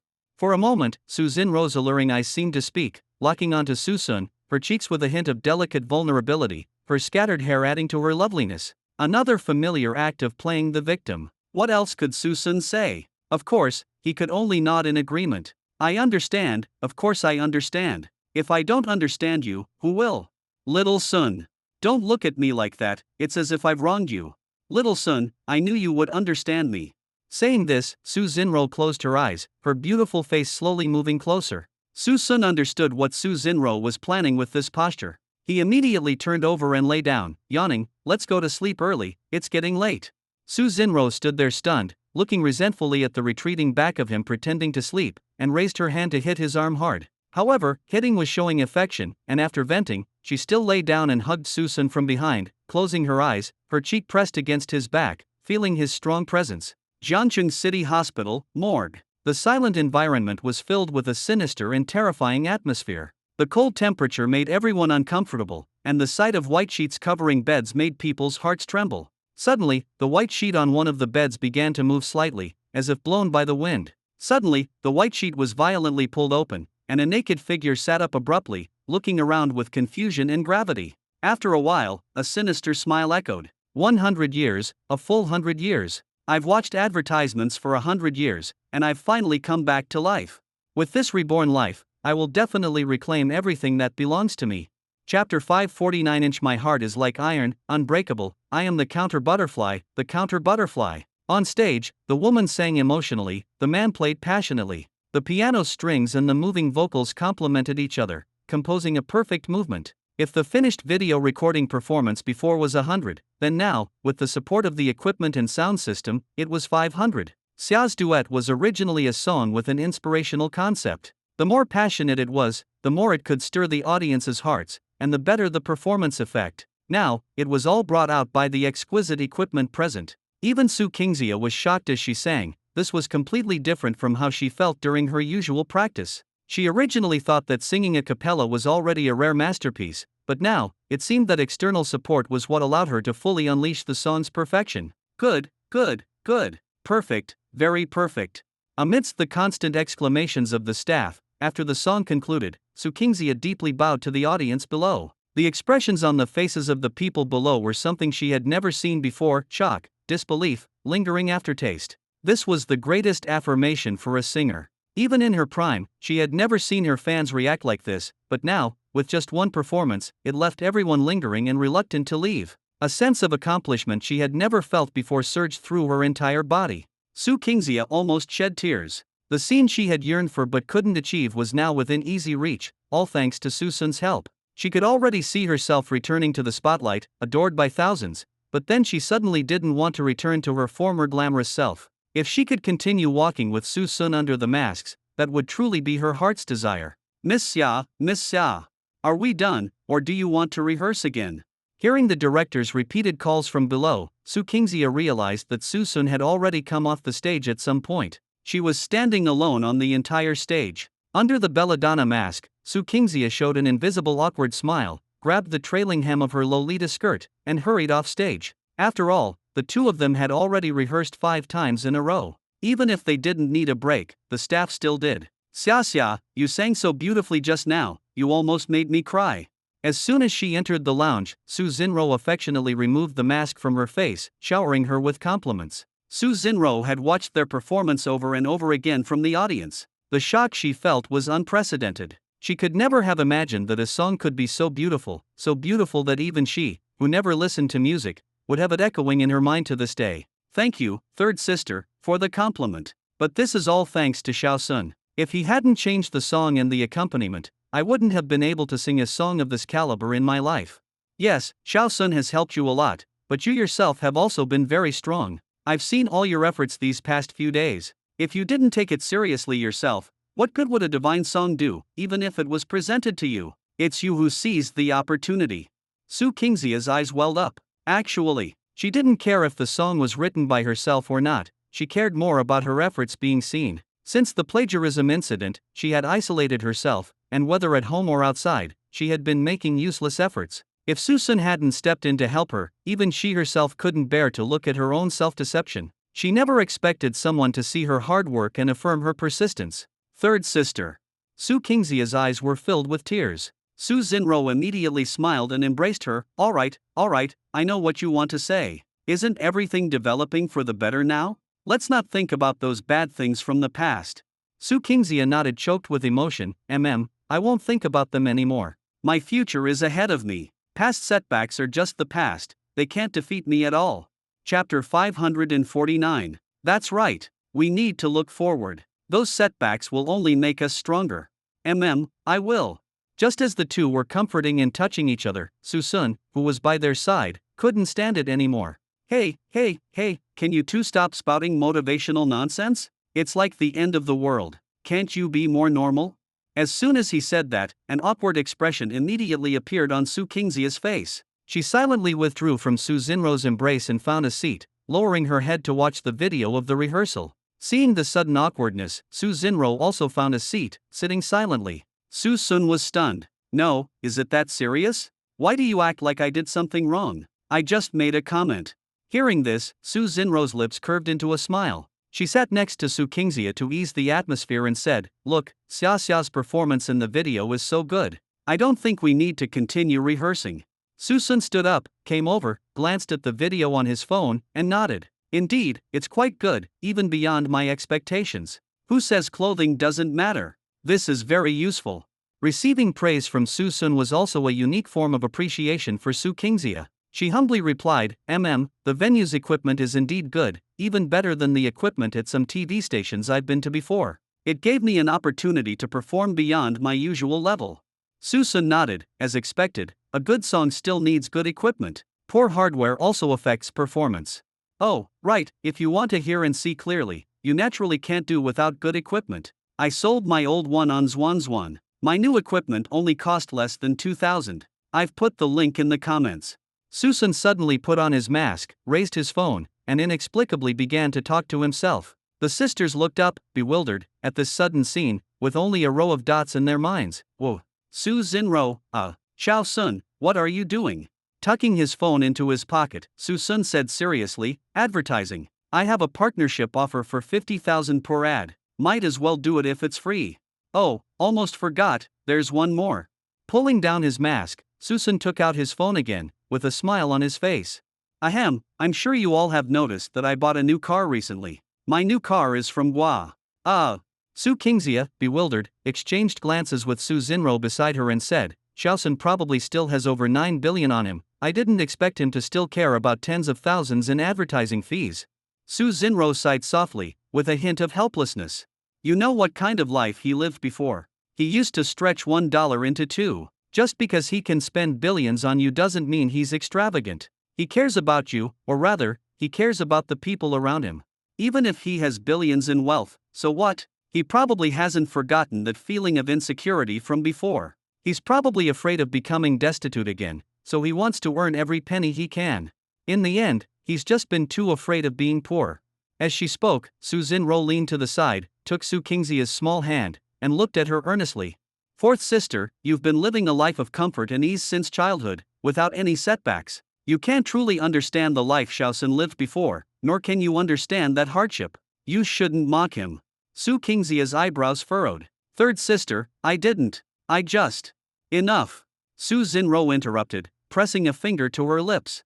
Whether you did or not, don't mention these things to him in the future. He has very strong self-esteem hidden beneath his casual demeanor. Let him do whatever he wants. However, it's my fault too. My misguided discipline didn't help him at all. Instead, it gave him quite a few psychological scars. I should have treated him better in the past. Su Kingxia fell silent upon hearing this. It was only now that she realized she had very little interaction with Su Sun before. Besides living under the same roof, they seemed like strangers. Third sister at least disciplined Su Sun, but she herself didn't seem to fulfill her duty as an older sister, instead just watching her parents suppress or indulge him. Chapter 550. Third Sister. Su Kingxia's eyes reddened. I don't think I deserve Xiao Sun to be so good to me. I realize I might be the worst one. Su Xinro shook her head. Xia, I'm not saying this to make you feel guilty or remorseful, I'm saying it so you can make amends. Do you understand? Su Kingxia nodded, her gaze firm. I will. I will make it up to him with my entire life. Su Xinro's brow furrowed. She suddenly had a bad feeling. This answer wasn't what she expected. The park in the early morning already had many people exercising. Even though the winter wind was biting, it couldn't dampen the enthusiasm of men, women, old, and young for exercise. Many people jogging around the park noticed a strange phenomenon. In the middle of winter, early in the morning, a thin young man in a patient's gown sat motionless on a cold bench with his eyes closed. Everyone thought the young man would leave after sitting for a while, but some people ran around the park several times, and the young man remained as still as a statue. If it weren't for his slight breathing, people would have thought something had happened to him. People jogged around, and onlookers came and went in waves. However, despite the strange glances, they had no effect on the seated young man. The sun rose higher and higher, bringing a hint of warmth to the ground, which was especially noticeable in the cold winter. Suddenly, the young man's eyes snapped open, his gaze sharp as if a beam of light had flashed, and he exhaled a puff of mist. Damn Qin, you injured me badly. It took me 2 nights to recover. That's right, the young man was Su Wen. Ever since Su Wen woke up in the morgue, he had left the hospital, snatched an old man's patient gown, and wandered around, searching for the best place to recover. Last night it was by the river, and tonight it was in the park. After 2 days of silence, his injuries had finally recovered by 90%. Su Wen lowered his head with a dark expression, lifted the hem of his clothes, and looked at his stick-like physique. The stab wounds in his abdomen had already scabbed over, and some wounds even showed faint red scars, proving the rapid recovery of his injuries. The injuries are healed, but this body is still too weak. I need to find a way. Then, he lifted his chopsticks-like arms, feeling full of strength, but the weakness of his body's foundation displeased him. He felt he couldn't unleash his full power. At the thought of those humiliations, Su Wen couldn't help but be filled with hatred. Su Sun, Qin, you bullied and humiliated me. In this life, I will make you know what it means to wish you were dead. Especially you, Qin, for trapping me for 100 years, I'll deal with you first. After being stabbed to death, Su Wen crossed over into an unknown world. It was a place of darkness, with only the blue halo of electronic screens giving him a sense of light. And this scene was very familiar to him. It was a scene that often appeared in his dreams. In his dreams, those blue screens would occasionally display some text, and that text was always related to Su Sun. Upon this encounter, he was told that his mission had failed. The mission was to eliminate world uncertainties, and Su Sun was that uncertainty. Unfortunately, Su Sun didn't die, but he was stabbed to death first. Upon learning the truth, Su Wen completely broke down. He realized he was the hunter behind the scenes. But he, the hunter, had played a thoroughly bad hand. So, he pleaded with those around him, willing to pay anything to be resurrected and get revenge. Finally, he got an opportunity, and he could only be resurrected after enduring 100 years of advertisements. The endless advertisements numbed his will, but they also tempered his will. The 100 years of torment gave him extraordinary willpower, patience, and perseverance. He learned a lot from the advertisements. What brotherhood means, come and chop me, 1 stab for 999. What it means to start with a dog and rely on picking up equipment. Or perhaps, Royal Casino is now open. Please choose your dealer. Under the torment of various advertisements, he learned swordsmanship, learned to survive, and learned that when there are no women in your heart, drawing your sword will naturally be divine. He resurrected with all his might, solely for revenge. Su Wen slowly stood up, his body filled with a chilling killing intent. His footsteps were so heavy that with each step, he left an imprint on the cement road. The powerful and strange aura emanating from him was overwhelming. At this moment, he seemed to have shed his mortal form, his entire being merging with the world. He covered several meters in 1 step, disappearing like a phantom from the park in just a few moments. Su family. Mr. Su, there has been an accident with your son, Su Wen. He's gone. What did you say? Su Kaiming, who had just woken up, instantly became alert upon hearing this. My son's body is gone? Are you serious? Is this how your hospital handles things? Apologies, Mr. Su. According to the surveillance footage, your son left the morgue 2 days ago and has been missing since. However, it was also our oversight. We only discovered this morning during the morgue inspection that your son was missing. But please don't worry, your son might not be dead. The hospital is currently making every effort to find him. Qin Zinlin, standing beside him, was heartbroken and cried out, "My son is completely dead. For you to shirk responsibility, you're even saying such absurd things." My son. I knew why the hospital didn't let us take the body. I see now that you wanted to make my son into a specimen for your experiments. How can your hospital be so black-hearted? Do you have any conscience at all? The female voice on the other end of the phone said with a hint of apology, Madam, please don't get agitated. It's not what you think, your son might really not be dead. The hospital has had cases of patients faking death." "Nonsense. My son was stabbed through, how could he not be dead? I think you've embezzled the body or want to take his organs privately. Let me tell you, I won't let you off, I'll sue you." "Madam, our hospital would never do such a heartless thing. Please cooperate with the hospital first. What if he really didn't die and went home?" "Impossible." "Madam, I don't want to hear it. I don't care, I'm going to sue you." The voice suddenly stopped. Qin Zinlin's mouth suddenly opened wide, her face filled with shock, as if she had seen a ghost. "Hello, madam, what's wrong? Please respond if you can hear me." "No need to look, he seems to have really returned." "What? Madam, what did you say? Who has returned?" Hanging up the phone, Qin Zinlin numbly put down her mobile phone, staring blankly at the figure that had suddenly appeared in front of her. At the same time, Su Kaiming was also standing there, wary and shocked, his entire being filled with surprise and fear. "Dad, Mom, I'm back." The pale face suddenly showed a sinister smile. His voice, devoid of any emotion, carried a hint of eeriness. The loose patient gown revealed his bony collarbone, and the sudden tilt of his head, accentuated by that eerie smile, was like a scene from a horror movie. Instantly, Qin Zinlin's face changed dramatically. Ghost. Chapter 551. "Mom, I'm Xiaowen, your son." As he spoke, Suwen bared his pearly white teeth and slowly approached with measured steps. You're not. My son is already dead, you're trying to trick me." Qin Zinlin's mind went blank, and she quickly hid behind Su Kaiming. Suwen's current appearance was indeed somewhat unsettling. Her dead son had suddenly come back to life, and Qin Zinlin didn't even have time to consider whether it was real or not. All she felt was fear. She even wondered if her son's spirit had returned home on the 7th day after his death, but it was only the 3rd day, so it shouldn't be this soon. Could it be that he didn't die? But he was stabbed like a sieve. If he didn't die, was he still human? Or was it really her son's ghost that had returned? That would be even more terrifying. Qin Zinlin couldn't handle the shock, her eyes rolled back, and her body went limp. "Qin Zinlin!" Su Kaiming exclaimed in alarm. While supporting Qin Zinlin, who was about to collapse, he warily looked at the biological entity opposite him. Who are you? Why do you look exactly like my son?" Suwen let out a cold, his eyes gradually widening with a chilling smile. "Dad, I am your son? Don't you even recognize your own son?" "Nonsense. How could my son have such a deep aura?"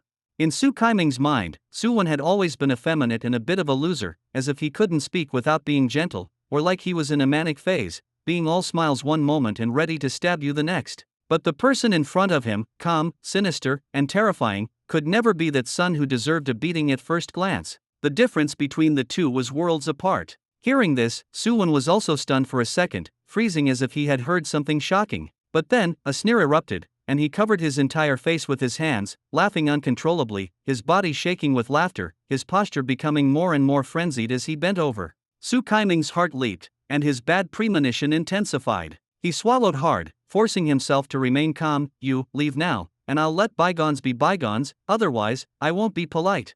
However, as soon as he finished speaking, Suwen opposite him, with a sinister smile, walked directly forward. Su Kaiming was shocked. "You, don't come any closer. I don't care if you're human or ghost, get out of the Su family now." He continued to act calm, being pushed back to the sofa, and finally forced to sit on the sofa while supporting Qin Zinlin, his body constantly leaning back, unable to retreat further. Suwen bent at the waist, tilted his head, and twisted it. "Dad, isn't this what you've always hoped for? Now I've achieved the mature and steady demeanor you desired. Why aren't you happy? You don't even recognize me." "No, you're not Xiaowen, you're not my son." "Who am I not?" "Dad, don't fool yourself anymore. Look closely at my face, this face you know so well. Who else could I be if not Xiaowen?" No, no, my son isn't this sinister. You're not, you definitely aren't. Ha ha ha. Suwon laughed maniacally. Whether it is or not is up to you, the father. Then what about the suffering I endured to become like this? Why don't you recognize me? Why won't you recognize me? I don't understand what you're saying. Get out of the Su family now. The Su family? The Su family will be mine sooner or later, so why should I leave? Suddenly, Suwon pulled open his clothes, revealing his scarred abdomen, and smiled strangely. Look, do you see the wounds on my abdomen? These were left from taking a knife for you. How can you forget? How can you not recognize me as your son? Su Kaiming's pupils contracted. He stared in shock at the wounds covering his abdomen, disbelief surging through him. With doubt, he slowly raised his hand and traced the scar. It was real, and it was warm. Suddenly, Su Kaiming looked up sharply. You're really Xiaowen? You're not dead. Chapter 552. What? My son isn't dead. As if receiving a command, Qin Zinlin, who was nearby, suddenly activated. Her eyes filled with tears as she looked at Suwon excitedly. Son, you're really not dead. You're really alive. After speaking, she stood up, her hands trembling as she reached out to touch Suwon's face. Her palm felt soft and warm. Her son was indeed not dead. Suwon smiled faintly and cupped Qin Zinlin's hand. Yes, Mom, your son is still alive. I'm blessed with good fortune and narrowly escaped death. Weivua, my son. After confirming it was indeed Suwon, Qin Zinlin immediately hugged him and cried loudly. While Suwon comforted his mother by patting her back, he coldly stared at Su Kaiming, his father, a smile slowly forming on his lips. Seeing this provocative expression, Su Kaiming felt as if he had eaten something foul, especially thinking of his trembling appearance just moments ago, which made him furious. The damned bastard, if he wasn't dead, why didn't he say so earlier? Did he want to see his old man embarrassed? Su Kaiming flew into a rage and raised his hand to slap him. You scoundrel! How dare you act mysteriously in front of me? Suddenly, Su Kaiming froze in place. His slap didn't connect, instead, it was gently caught by Suwon's hand. Bastard! How dare you resist? Su Kaiming tried to pull his hand away, but to his surprise, he couldn't. His entire arm felt as if it were trapped in a hydraulic clamp, unmoving, like trying to pull against a digger. He was shocked. How could Suwon's chopsticks-like arms have such strength? And the key was that he looked so nonchalant, as if he wasn't exerting any effort at all. Is this his own frail son? At this moment, Qin Zinlin finished her lament. When she turned around and saw the father and son struggling, her heart jolted. What are you two doing? Let go quickly. And you, Su Kaiming, what do you mean? Your son is back, and you're not happy about it, so you want to lay hands on him? Do you wish he hadn't come back? Su Kaiming angrily retorted, don't talk nonsense. This scoundrel is acting mysteriously, and he's very abnormal now. He has so much strength. What so much strength? Stop changing the subject. Let go of Xiaowen quickly. Su Kaiming's eyes widened. Are you blind? He's holding me. You should tell him to let go. Qin Zinlin glanced again and saw that it was indeed Suwon holding Su Kaiming, and he even had a strange smile on his face. Son, maybe you could let go first. Suwen's lips curved faintly. Mom, I want to, but I'm afraid Dad will hit me. What if the situation escalates? It's okay. Your dad definitely won't hit you. With Mom here, I definitely won't let him hurt you. However, I'm not worried about him hurting me, but about me hurting him. Suwon gave a cold laugh. As he finished speaking, his eyes suddenly turned cold, and with a casual wave, Su Kaiming was sent flying several meters away. At this moment, Qin Zinlin's face changed dramatically. Suwon clapped his hands and tilted his head, smiling. Mom, what's wrong? Didn't I let go just now? Yes. Qin Zinlin looked around, forcing a stiff smile. But son, can you stop smiling? Mom is a little scared. Jiangqing, Beijing Holy Mary's Aristocratic Hospital Branch. In a private intensive care unit, a young man with blonde hair lay on the hospital bed, his eyes staring blankly. Long transparent tubes were connected to an IV drip on the back of his hand, and the entire room was silent. Suddenly, the blonde-haired young man twitched twice. His unfocused pupils began to focus, gradually becoming clear, and his body also began to calm down. However, his head was looking around, as if questioning and observing his surroundings. At the same time, a middle-aged woman entered the ward carrying a thermos. Seeing the young man's appearance, her eyes welled up. Xiao Jia, when will you finally wake up? It's been so long, Mom really misses you. Mom. A hoarse voice came from the bed. The woman suddenly looked up, her eyes meeting the blonde-haired young man's in shock. Xiao Jia, you're finally awake. Mom, I'm so thirsty. Chapter 553. The woman was greatly delighted. In her haste, she poured water and personally fed him, tears shimmering in the corners of her eyes. It had been 3 weeks. Her son had been lying in bed for 3 weeks since the accident. Although he had survived and woken up, every time he woke up, he was dazed and seemed to have lost his soul, completely like a vegetative state. Now that her son was awake, after feeding him water, the woman immediately got up and took out her phone to share the good news with her family. Dad, Xiao Jie is awake. Hurry and come over. 10 minutes later, the ward door opened again, and 4 or 5 men and women of all ages entered, all expensively dressed and exuding an extraordinary aura. Seeing the blonde-haired young man looking at them, the elder leading them almost shed tears. He slightly turned his head to rub his reddened eyes before stepping forward and smiling. It's good that you're awake. It's good that you're awake. My grandson is blessed by heaven. I knew he would wake up. Grandpa, Dad, Aunt, little aunt. This hoarse call almost made everyone shed tears. The middle-aged man in a suit, with a stubbled face, clearly worn out from hard work, also wore a smile, stepping forward with concern. Son, how are you feeling now? Do you have any discomfort anywhere? If you feel any discomfort, you must say so, and don't hide it. The blonde-haired young man slowly shook his head, a weak smile appearing on his lips. I'm fine, Dad. I just feel weak all over. I feel like I've forgotten something. I feel like an NPC who's been offline for a long time, like I've just come online with a sense of daze. The elder immediately spoke indignantly. You're no NPC. You are the only male descendant of the third generation of the Qi family, the future heir of the Qi family. You are a true proud son of heaven. I know that. By the way, how did I get here? This looks like a hospital. The blonde wasn't pretending to be foolish. He had just woken up, and his brain was still booting up. He felt like he had forgotten something very important, like why he was lying here. The woman's heart skipped a beat. With a face full of grief, she said, Xiao Jie, you were beaten up. You came to Jiangqing to find your girlfriend and were almost beaten to death. If you hadn't called your grandfather in the end, we might never have seen you again. Beaten up. The stunned blonde suddenly came to his senses, his face full of anger. I remember now, it was that bitch and that bastard. That damn dog kicked my car and ruined it. I just asked her for compensation, and then that dead bootlicker came up and hit me. Luckily, I'm fleshy and can take a beating, otherwise I would have been beaten to death by that bastard long ago. Cough, cough, cough, cough, cough, cough. 2 damned scoundrels.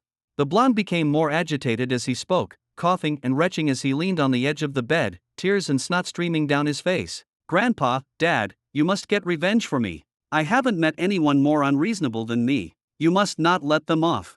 The old man and the middle-aged man exchanged a look, their eyes flashing with coldness. The old man said in a frigid tone, Don't worry, I will definitely make the decision for you. Someone in Little Jiangqing almost caused my Qi family to have no descendants. I won't spare them. The stubbled middle-aged man nodded in agreement, his gaze turning cold. Don't worry. Dad has been investigating clues during this time. Although there's no clue about the man yet, I've figured out the woman. Just a little international student, relying on a decent local small family, and dares to be so arrogant. The Su family. I will pay them a visit. Achoo, achoo, ha, who's badmouthing me behind my back? Tossing away the tissue after wiping her nose, Qin Xinlin snuggled up to Su Kaiming. Old Su, what's going on with Xiaowen? Why has his temperament changed so drastically after recovering? I feel like my son is a stranger now. Su Kaiming rubbed the bruise on his eye socket, which he got when Suwen threw him, and said unhappily, You're asking me? Who am I supposed to ask? He's scarier than when he was crazy. He actually dared to lay hands on me. Although the previous Suwen was crazy, he was weak and crippled. Su Kaiming could still handle unexpected accidents. But the current Suwen's personality had changed drastically, and he possessed monstrous strength. Now, Su Kaiming had to walk around him if he saw him, otherwise, the last time he was thrown out would be his fate. Although his son was not dead, Su Kaiming didn't know if this was good or bad. After all, the current Suwen was unpredictable and capable. What if he went crazy again? Wouldn't he casually kill his parents? No, we can't be passive. We must be proactive. Xiaowen listens to third brother the most. Find a way to bring third brother back to discipline him. Otherwise, if he goes crazy again, we can't afford it. Hearing this, Qin Xinlin fell silent. Although she was worried about her son's problem, she still felt that Su Kaiming was going too far. No matter how much Suwen changed, he was still their son. How could he do anything terrible to his parents? No. Just as she had this thought, Qin Zinlin suddenly remembered that Suwon had once tied them up and tried to send her to her death. If Qin Yu hadn't arrived in time, there might have been an accident. I think it's not a bad idea to tell third brother. With that in mind, Qin Zinlin sent a message to Su Xinro. Capital City, Music Festival Rehearsal Site. Su Xinro, who had just returned to the lounge, received a string of message notifications on her phone. She picked it up and saw that they were indeed messages from the Su family. Seeing her dazed, Su Sun asked confusedly, "Is it the Su family again? Why don't you block them?" "No need. As long as they're not constantly harassing me, they can send whatever they want. This way, I can also find out what's happening with the Su family, and it's a way to prepare for accidents in advance." So what intelligence did they give this time? Are they asking you to go back for Su Wen's funeral? No, Su Xinro shook her head slowly, her expression blank. Su Wen is alive again, but his temperament has changed drastically. What the hell? Su Sun, who was lounging on the sofa, sat up abruptly, his face full of shock. My brother Wen is resurrected? And he committed rape and defecation. Chapter 554. Su Qingxia, who was eating cake to replenish her energy, was stunned by what she heard. Holding the banana in her hand, she slowly looked at Su Sun, glancing at the yellow cake in front of her from time to time. She suddenly lost her appetite. After all, she was an artist and was very cautious about her words and actions. She had never heard such vulgar language before. Su Xinro pursed her lips, her face also showing a hint of speechlessness. She corrected, his temperament has changed drastically. Don't say such strange things.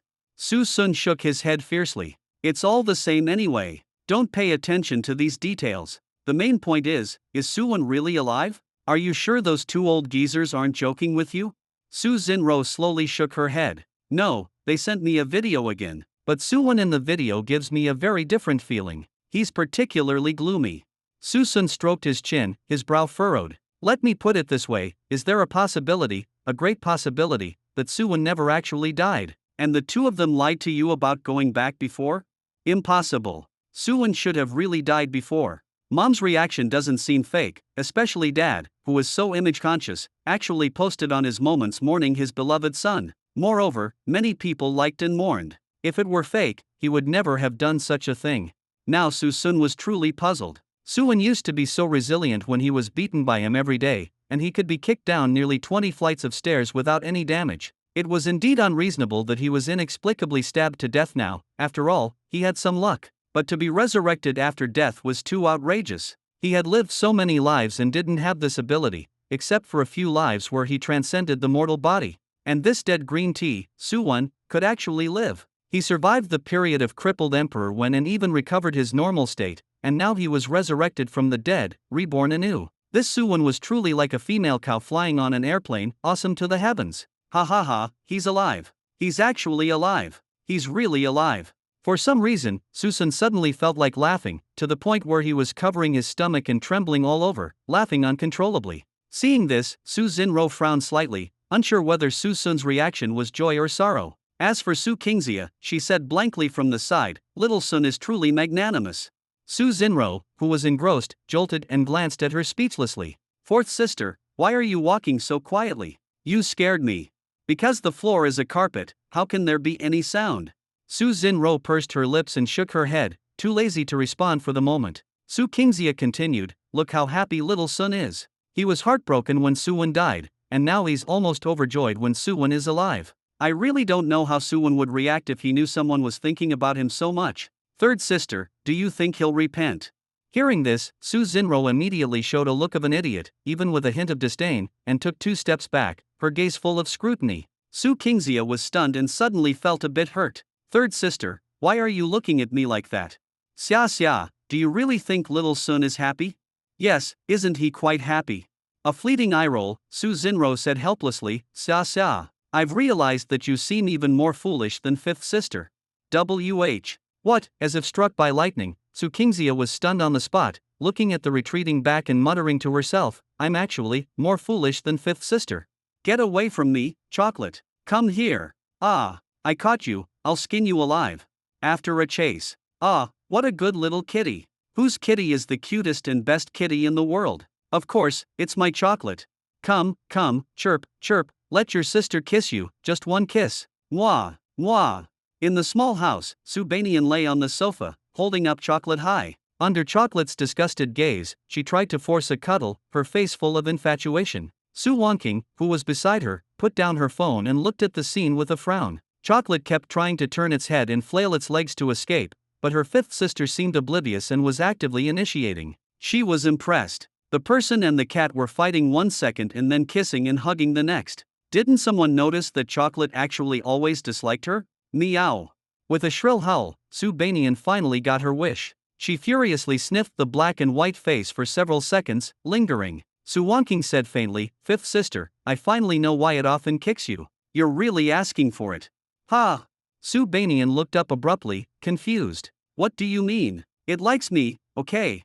Heh, as long as you're happy. But you'd better not let it get used to getting on the sofa. It's shedding a lot recently. If big sister has an allergic reaction, you're finished."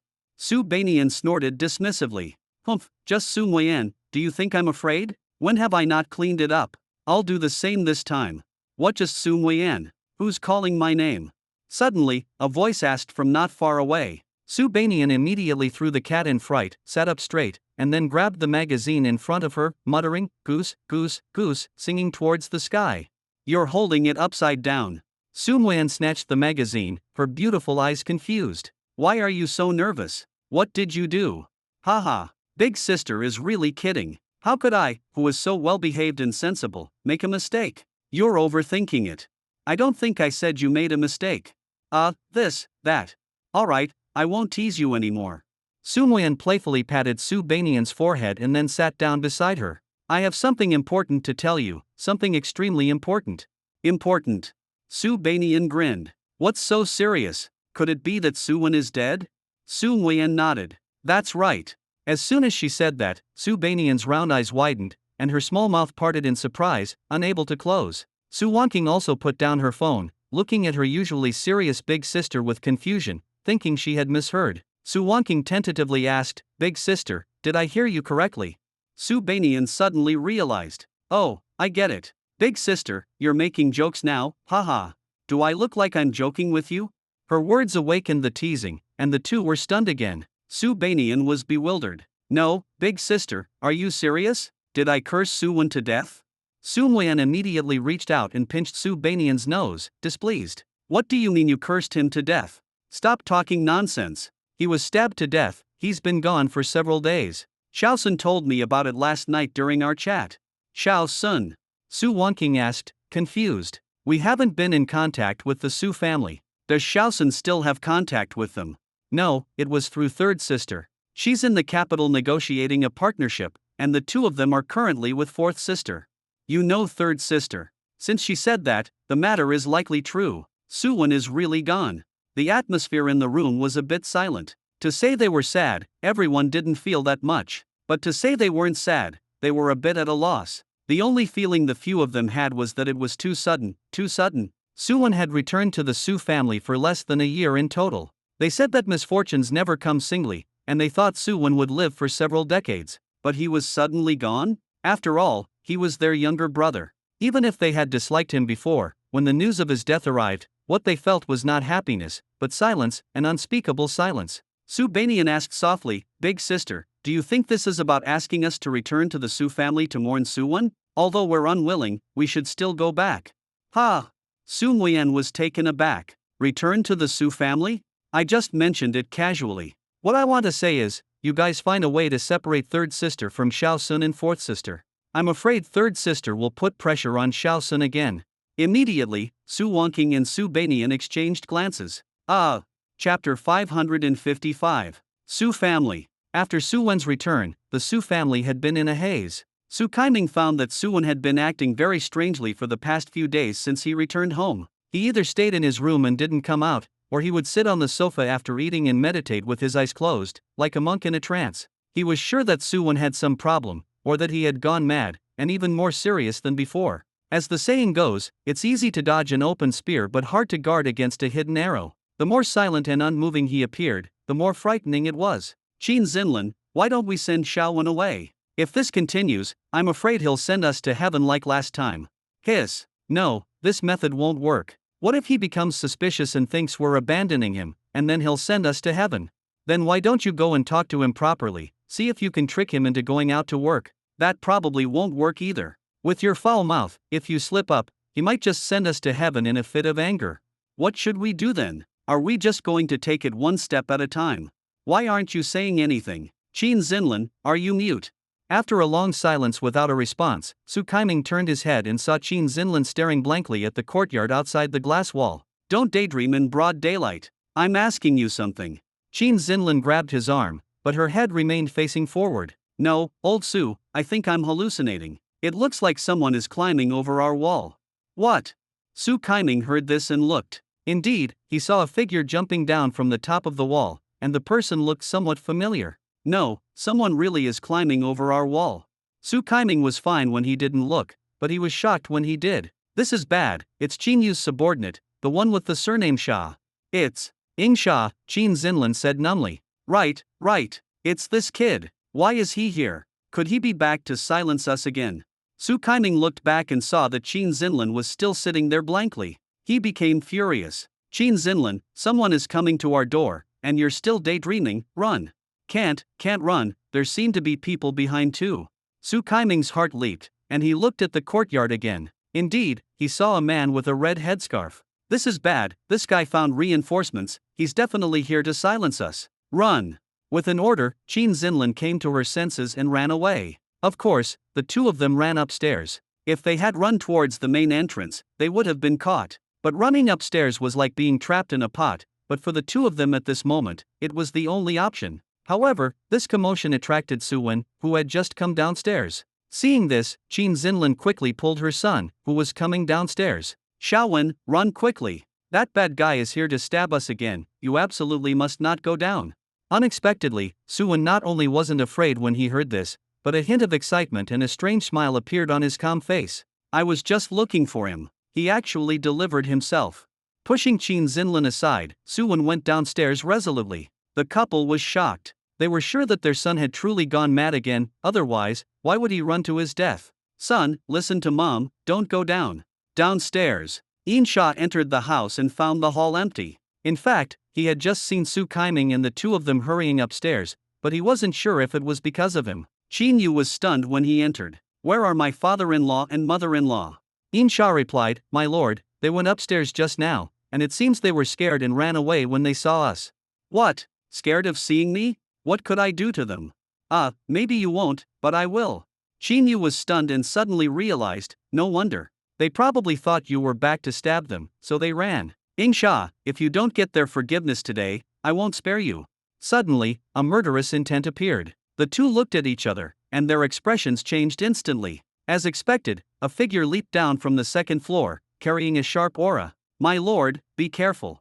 Insha reacted quickly and immediately shielded Qin Yu, throwing a punch. Their auras collided, making a loud noise. Suddenly, Insha's expression changed drastically because he clearly saw the attacker's face. It was Su Wen. How is that possible? Su Wen, how did you recover so quickly? Insha didn't know that Su Wen was dead, but no one knew the injuries he had inflicted better than himself. Even someone as strong as his lord wouldn't be able to recover in just a few days. Even if he wasn't dead, he should be crippled. No, Su Wen seems to be not right. You're not Su Wen. How could Su Wen have such powerful combat skills as you? Su Wen smiled coldly. Why not? Isn't this the Su Wen you stabbed? With that, he exerted force, changing his fist into a palm, and pushed Insha away with one move. Qin Yu, standing beside him, was utterly shocked. He knew Su Wen was a weakling, and he also knew Insha's strength. What was happening before him was impossible. Brother Wen, calm down first. As Qin Yu stepped forward to mediate, Su Wen narrowed his eyes and threw a punch, sending Qin Yu flying. Su Wen smiled coldly, looking at the two playfully, with a mad and strange smile on his face, and said disdainfully, Brother Wen, is that something you can call me? Chapter 556. The scarf fell off, revealing Qin Yu's shocked face.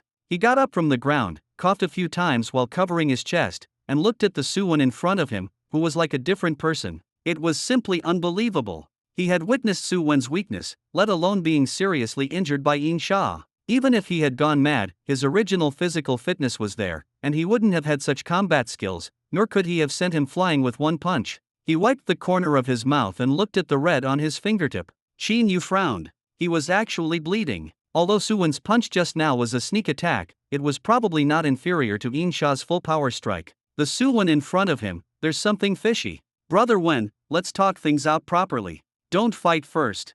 Su Wen's eyes turned cold, and he moved again, throwing a punch. You dare to call me that again? What are you? My lord.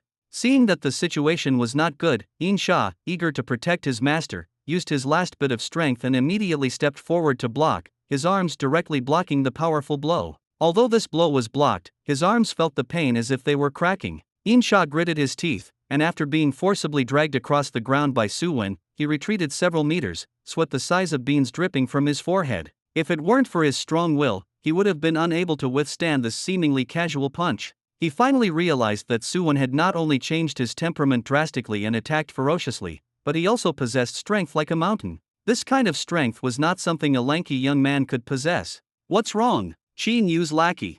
You were so powerful last time, weren't you? You stabbed me so many times, and you didn't expect retribution to come so quickly, did you? Oh no, it's fast for you, but for me, it's a long torment, ha ha ha. The figure in front of him became more and more frenzied, and the strength in his arm grew stronger. In Sha sensed that something was wrong, gritted his teeth, and used his last bit of strength, roaring, I don't understand what you're talking about. But this farce, it's time to end it. Ah, get away. With that, he gathered all his strength into his arms, and In Sha forcefully pushed away Su Wen's attack, then leaped up and swung his last punch with all his might, his face contorted. One was in midair, the other stood still. Just as the leaping punch was about to land, Su Wen, surprisingly, smiled coldly, a disdainful curve on his lips. A jumping clown. In Sha's alarm bells rang. As expected, Su Wen moved. Su Wen didn't even give him a chance to look directly at him. He simply tilted his body, stretched out his arm, and with a casual punch, he blasted In Sha several meters away, smashing him heavily against the wall. In Sha. Qin Yu's face changed drastically. It's time to send you on your way too. Seeing Su Wen rush forward to finish them off, Qin Yu's heart leaped, and he no longer cared about anything else, immediately blocking in front of In Sha to withstand Su Wen's attack. Fist met fist, and for a moment, it was evenly matched. If Qin Yu was shocked by Su Wen defeating In Sha, then feeling it firsthand now truly made him realize Su Wen's terror, and he couldn't help but feel a chill all over his body. Su Wen's strength surpassing In Sha was already the limit, but now he could even fight him evenly. He knew that he had been tempered through mountains of corpses and seas of blood, while Su Wen was a weakling not long ago. How could he become so powerful in such a short period and while seriously injured to the point of being able to fight him? Impossible. You're not Su Wen. You are definitely not Su Wen. Qin Yu's face turned extremely gloomy, and his gaze was icy cold. I heard that some capable individuals can change their appearance to avoid enemies, and even their voices can be perfectly imitated. Who are you? Why are you impersonating a useless young master who has accomplished nothing? Humph, ha ha ha ha. Su Wen's eyes widened, and he smiled sinisterly. Qin Yu, I am the waste young master Su Wen that you look down upon. Are you surprised now? When you sent your dog to the Su family to silence us, you should have expected this outcome. Don't worry, none of you will escape. Chapter 557. What is this? Qin Yu's face was extremely ugly. He subconsciously glanced at In Sha, feeling a bit disappointed that he couldn't live up to expectations. Then, he said to Su Wen with a hint of helplessness, this is all a misunderstanding. How could I possibly silence the Su family? Everything was the rash decision of my subordinate. However, he made a misjudgment in a moment of urgency. I came here today to apologize to all of you. Qin Yu, do you think I'll believe your nonsense like before? No matter what, your subordinate killed me once. No matter what, you all can't escape, ha ha ha. Laughing maniacally, Su Wen launched his attack again. His moves were all incredibly sharp, aimed directly at taking his life. Each punch carried a shocking power and aura, and the fight became more intense. At this moment, Qin Yu's expression became increasingly solemn. Su Wen's current strength was terrifyingly strong, even subtly suppressing him. If it weren't for his rich combat experience and ability to counter his moves, he would truly find it difficult to resist. At this point, he also realized the seriousness of the situation. He no longer cared about the relationship of his brother-in-law. He had to defeat Su Wen quickly to end this farce. Enough! With a furious roar, Qin Yu punched Su Wen back, then gathered his aura, his arms faintly surrounded by a pale white energy that circulated. His entire being exuded a never-before-seen solemnity. Ha ha ha! As expected, as expected. Suddenly, Su Wen laughed, a gleam of excitement on his face, his eyes shining brightly and unblinkingly, exclaiming, you didn't use your full strength. Finally! I don't have to hold back anymore. What? Qin Yu's brow furrowed, and he suddenly had a bad premonition. Because I was afraid of killing you. That would have been too much fun.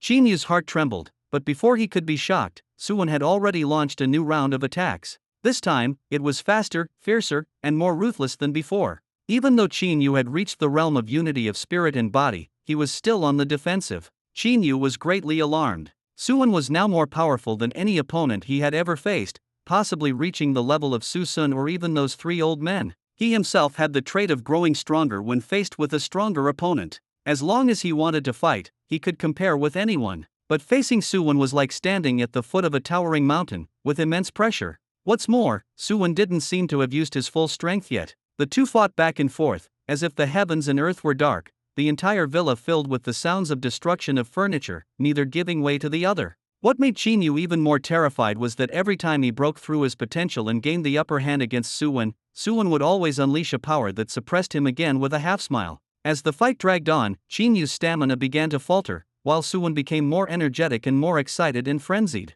Insha, lying on the side, felt a shock in his heart. He knew Chinyu's strength better than anyone. To say he could fight 100 people was no exaggeration. Now, he was being suppressed by Suwon and was on the defensive. He couldn't believe how this useless young master, Suwon, had become so powerful in just a few days. He suddenly felt that bringing his lord here might not be a good thing. Ha ha ha. So satisfying, so satisfying. But, that's all there is to it.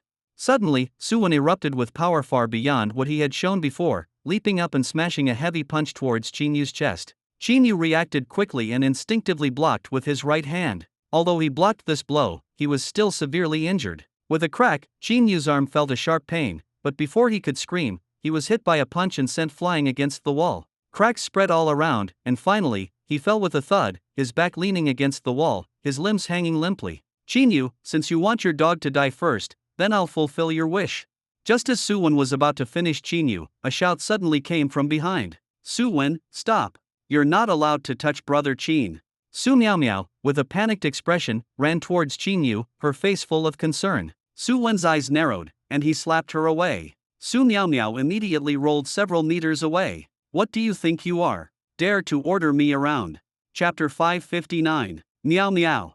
Chinyu instinctively wanted to step forward, but the pain of his body falling apart surged through him. As soon as he moved, he spat out a mouthful of blood. Brother Chin.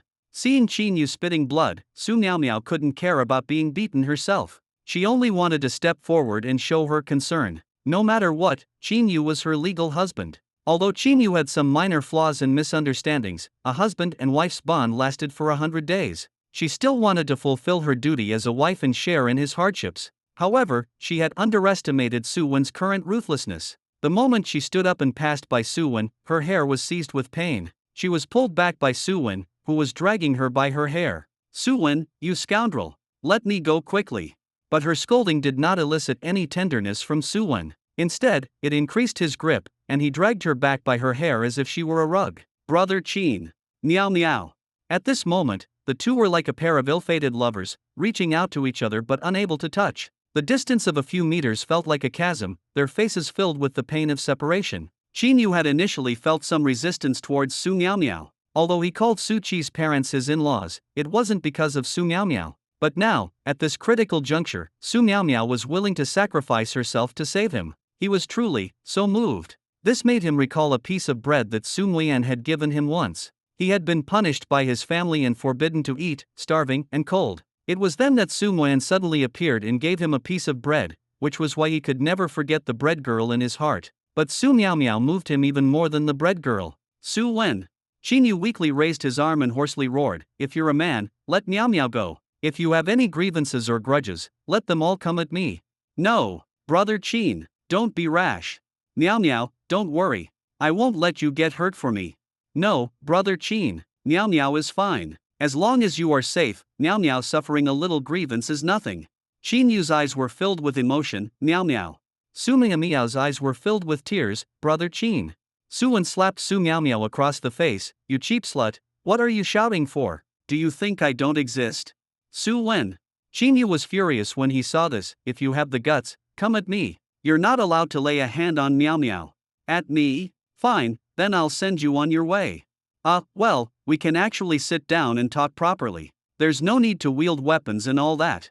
It was too late for Qin Yu to regret it. He watched helplessly as Suwon threw someone aside and walked towards him with a cold smile. His footsteps were heavy, his expression was stern, and a fear he had never felt before swept through his body. For the first time, Qin Yu experienced what it was like to feel death approaching. Suwon, a misunderstanding. There must be a misunderstanding. We need to sit down and discuss it properly. You can't kill people. If you kill someone, you'll have a criminal record, and you won't be able to take the civil service exams in the future. Suwon sneered, I only have a junior high school education. What? Before he could react, a sharp object flew towards him and pierced his waist. Blood spilled from the corner of his mouth. Qin Yu was full of shock, his voice trembling as he asked, where did the hidden weapon come from? Seeing this, In Sha, who was not far away, touched his waist with a look of horror. Where's my knife? Qin Yu, how does it feel to be stabbed? This is how I felt before. What's one stab to you? Thanks to you, I was stabbed 7 or 8 times and almost turned into a sieve. Compared to the suffering I endured, what is this to you? I will return to you all the humiliation and pain you brought me, completely and without reservation. Hearing this, Qin Yu almost vomited blood from frustration. What did this have to do with him? He couldn't understand Su Wen's thought process. Why was he blaming himself for the things In Sha had done? He was clearly also a victim. However, he was now too weak to explain. He could only watch as Su Wen's killing intent grew. The gap in strength and his physical weakness had sapped him of any fighting spirit. At this point, he could also see Su Wen's determination and had prepared himself for death. Come on, show me all the means you have. No, brother Qin, you can't die. But just as she was sinking into despair, Su Miao jumped out again and grabbed Su Wen's trouser leg. Su Wen's expression darkened. He looked down and said unhappily, Su Miao, don't be ungrateful.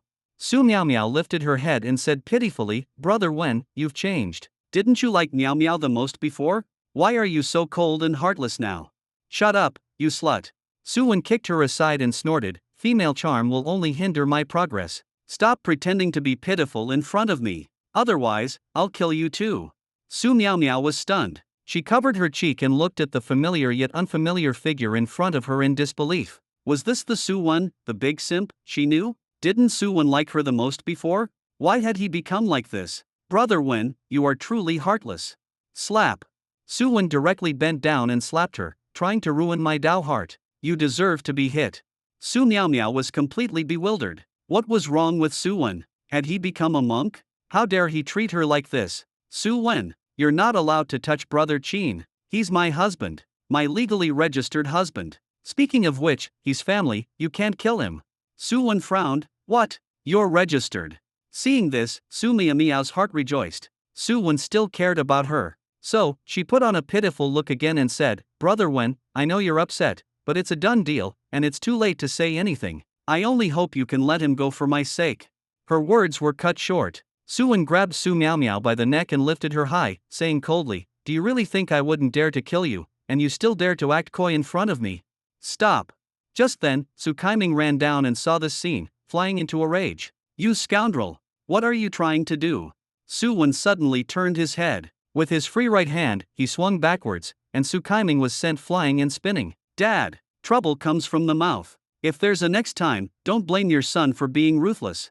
Chapter 558. At this moment, Qin Xinlin was stunned. When did her son become so powerful? Her eyes darted around, and she was at a loss, only able to cautiously and quietly step forward to help Su Kaiming up. Su Kaiming felt as if his entire body was falling apart. He pushed away Qin Xinlin's support and instinctively wanted to step forward to question Su Wen. Qin Xinlin, frightened, pulled him back and whispered, Old Su, don't be stubborn. Didn't you say you were cutting ties with Xiao Qin? Why are you still defending him now? Be careful that Xiao Wen doesn't lay a hand on you again. Su Kaiming was infuriated upon hearing this. Am I angry because of Qin Yu? This rebellious son dared to lay a hand on Miao. Dared to lay a hand on his father. He's becoming more and more lawless. As he spoke, a gentle breeze swept by, and in the blink of an eye, Su Wen was in front of him. Su Kaiming froze on the spot, looking at the expressionless face in front of him with trepidation, and nervously asked, what do you want to do? Su Wen said lightly, Dad, calling you dad is giving you face. If you don't want this face, then don't blame me for being ruthless. You. Qin Xinlin immediately covered his mouth and said with a smile, Haha, son, don't worry, your dad will be sensible. Mom will definitely keep an eye on him and stop him from speaking nonsense. Suan smiled with satisfaction, patted Su Kaiming's face twice, and said lightly, "That's more like it, Dad. As long as you behave and listen, your son won't do anything to you." Su Kaiming was so angry. Who was the son and who was the father? Shouldn't he be the one saying this? He was truly filled with anger and nowhere to vent it, especially being patted on the face by his son, which made him feel even more humiliated. Just as he was about to explode, Qin Zinlin suddenly whispered in his ear, "If you want to die, then go. But I'm warning you, if he stabs you to death, I won't be able to stop him. You'd better not regret it then." Instantly, Su Kaiming's face stiffened, and the anger in his heart vanished. His mind suddenly cleared up a bit. Yes, this wicked creature even wanted to kill people. If he showed himself now, wouldn't he be delivering himself to death? Su Kaiming gritted his teeth, unwilling but forced to endure. However, Su Miaomiao was his daughter whom he had failed. For his daughter, he finally chose to bow his head and beg for mercy. "Xiaowen, Dad is begging you, let your sister Miao Miao go. She's family." Upon hearing this, Su Wen turned his head and glanced over. He saw Su Miao Miao on the ground, covering her neck, her eyes red, with snot and tears streaming down her face. He sneered disdainfully, "Don't worry, I'm too proud to kill her. But keep this fool in check. If you meddle further, be careful I don't show any mercy." With that, a sharp gaze was cast, and Su Miao Miao trembled with fear and recoiled. The terrifying scene she had just witnessed was still vivid in her memory. She feared she would never forget the terrifying and suffocating feeling. She could feel Su Wen's ruthlessness at that moment. He was truly intending to kill. For a moment, she shook her head repeatedly in fear, trembling as she supported herself and retreated. However, after that glance, Su Wen did not give her another look. Instead, he walked directly towards Qin Yu. Qin Yu was completely disheartened, waiting for death with a cold smile. "Come on, be quick. It's best not to give me a chance to react, otherwise, you'll die a terrible death." As if hearing the greatest joke, Su Wen laughed, his whole body trembling. Qin Yu, you're still dreaming at this point, but do you think it will work?" Pfft. Qin Yu's pupils dilated, blood flowed from the corner of his mouth, and he slowly lowered his head in disbelief, his face filled with horror. At the same time, everyone present was shocked into silence, the air filled with a deathly quiet. Qin Yu's entire chest was caved in by a punch, and a hole was punched into his chest by Su Wen. Su Wen withdrew his bloody arm, looking at the crimson stains as if admiring his masterpiece, then grabbed Qin Yu's chin, tilted his head, and smiled maniacally. Chapter 559. "Qin Yu, how did a hole appear in your chest? It hurts, doesn't it? It must hurt a lot. But what is that compared to my 100 years of torment? What is it at all?" With that, Su Wen punched out again, twisting his entire arm violently. With a hiss, Qin Yu's chest was completely pierced. The color drained rapidly from Qin Yu's face. He trembled and said, You, didn't expect this, did you? Didn't expect you to be so weak in front of me. How can your mortal body withstand my enhanced physique?" With that, he withdrew his arm and stood up, twisting his neck. He sneered down at Qin Yu as if looking at an ant. "You're still wearing a jade pendant, and it looks like a protective charm? Too bad, your jade pendant can't save your life." Thus, under everyone's terrified gaze, Qin Yu's eyes gradually closed, his body slumped, and he fell to the ground with a thud. "Master!" Seeing his boss die so humiliatingly, Yin Sha was filled with grief and anger and rushed forward. Su Wen glanced coldly. With a casual grab, Yin Sha was grabbed by the neck like a chick and lifted into the air. Yin Sha's face turned red, and his legs flailed. The suffocation made his brain dizzy, but he still showed no fear in the face of the devil-like Su Wen. He could only muster all his remaining strength to say word by word, "Kill me, skin me. I will not make a sound." Su Wen slowly shook his head. "Don't worry, I'll spare your dog's life, but you have to help me obtain all of Qin Yu's industries. How about it?" After speaking, Su Wen picked up a black pill and threw it into Yin Sha's mouth. Yin Sha was shocked. He broke free of his restraints and coughed continuously, asking in terror, What did you give me?" "Just a pill to make you obedient. Every night, you will suffer from heart pain. If you don't have the antidote I give you, you will die in agony. However, this pain isn't for a short period of time. It might last for several days."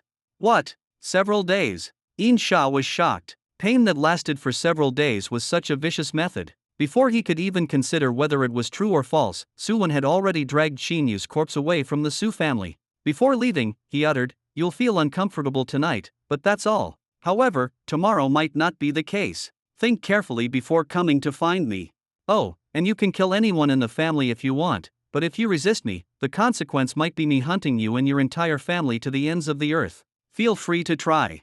Yin Sha was shocked. Suwon was truly malicious, utterly unscrupulous in achieving his goals, even to the point of being unrecognizable. Such a person had no weaknesses and was, in every aspect, the most terrifying person he had ever seen. Suwon left. Insha looked at the Su family members in front of him with self-mockery, caught in a ridiculous internal struggle. At least, at the critical moment, the Su family members were willing to stand up for their master, and he was not someone who disregarded human life. He couldn't bring himself to do it. However, even if he was controlled, he would still help his master get revenge. Their divine heaven hall was not something Suwon could trifle with. Insha stumbled out of the Su family. At this moment, the Su family members' minds were blank, their bodies filled with fear and shock. Suwon had killed someone. He had killed someone right in front of them. Zhoumeizia ran out of the study, grabbed Su Miao Miao, and pulled her outside. "Grandma, what are you doing?"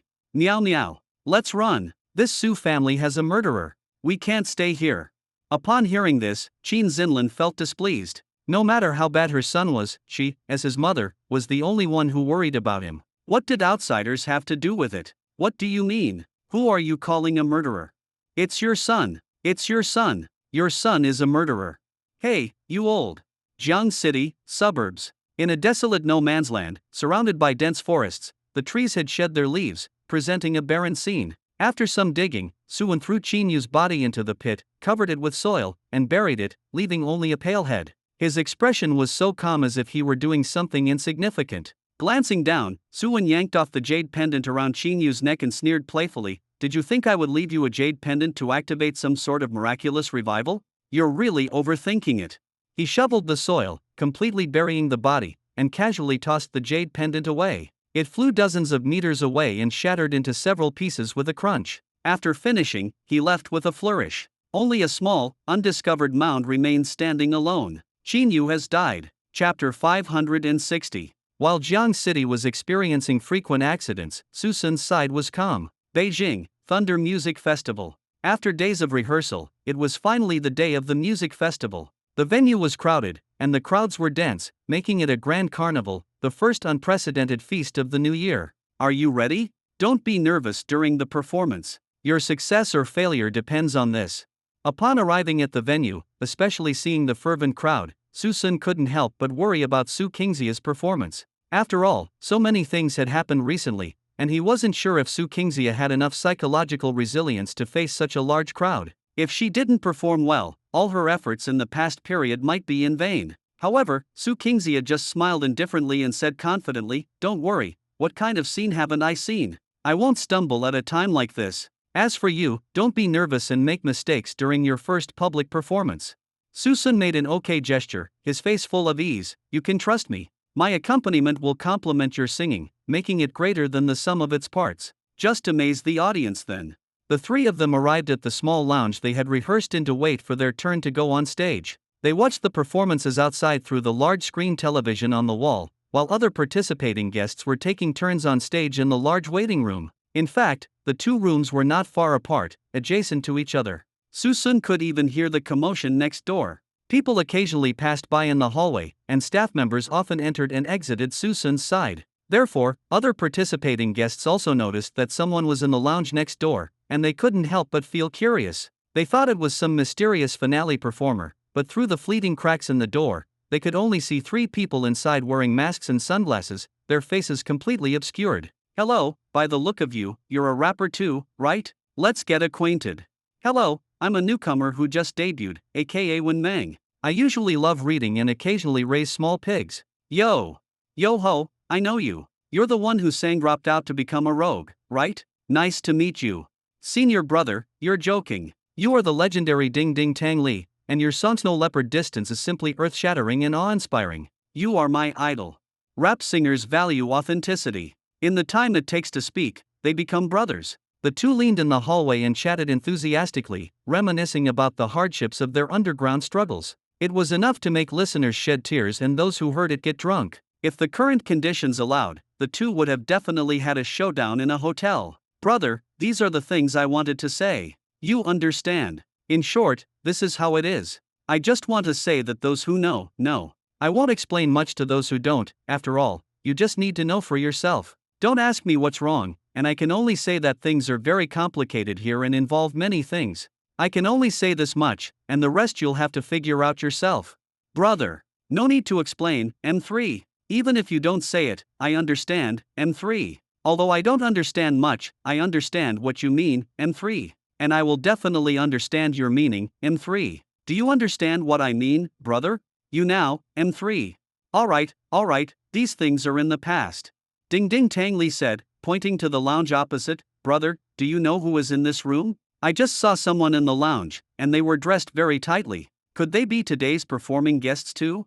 When Meng was startled, I don't know, M3. Maybe their staff, M3. I've basically seen all the singers today, M3. There shouldn't be any mysterious guests, right, M3? Ding ding Tang Li nodded. Is that so? Then maybe I'm overthinking it. Let's go. It's still early before our performance. Let's find a quiet place to chat. As soon as the two left, the door of Su Sun's lounge immediately opened. Su Qingxia poked her head out, looked around, and after confirming that there was no one around, she went out, complaining, these two can really talk. They blocked the doorway and chatted for almost an hour. It's inconvenient even to go to the restroom. Su Sun behind her smiled helplessly. No one is stopping you from going? You insisted on waiting for them to leave, right? Su Qingxia frowned. I'm preventing problems before they happen. Everyone is against me now. If I'm recognized beforehand, I might not even get the chance to go on stage. Do you think I dare to show my face? Su Xinro asked doubtfully. It's not that serious, is it? The organizers invited you, so how could they not let you perform? You're overthinking it, fourth sister. Hearing this, Su Qingxia sneered. Third sister, you still don't understand this industry. They invited Miss Xia, who is popular online, not Su Qingxia.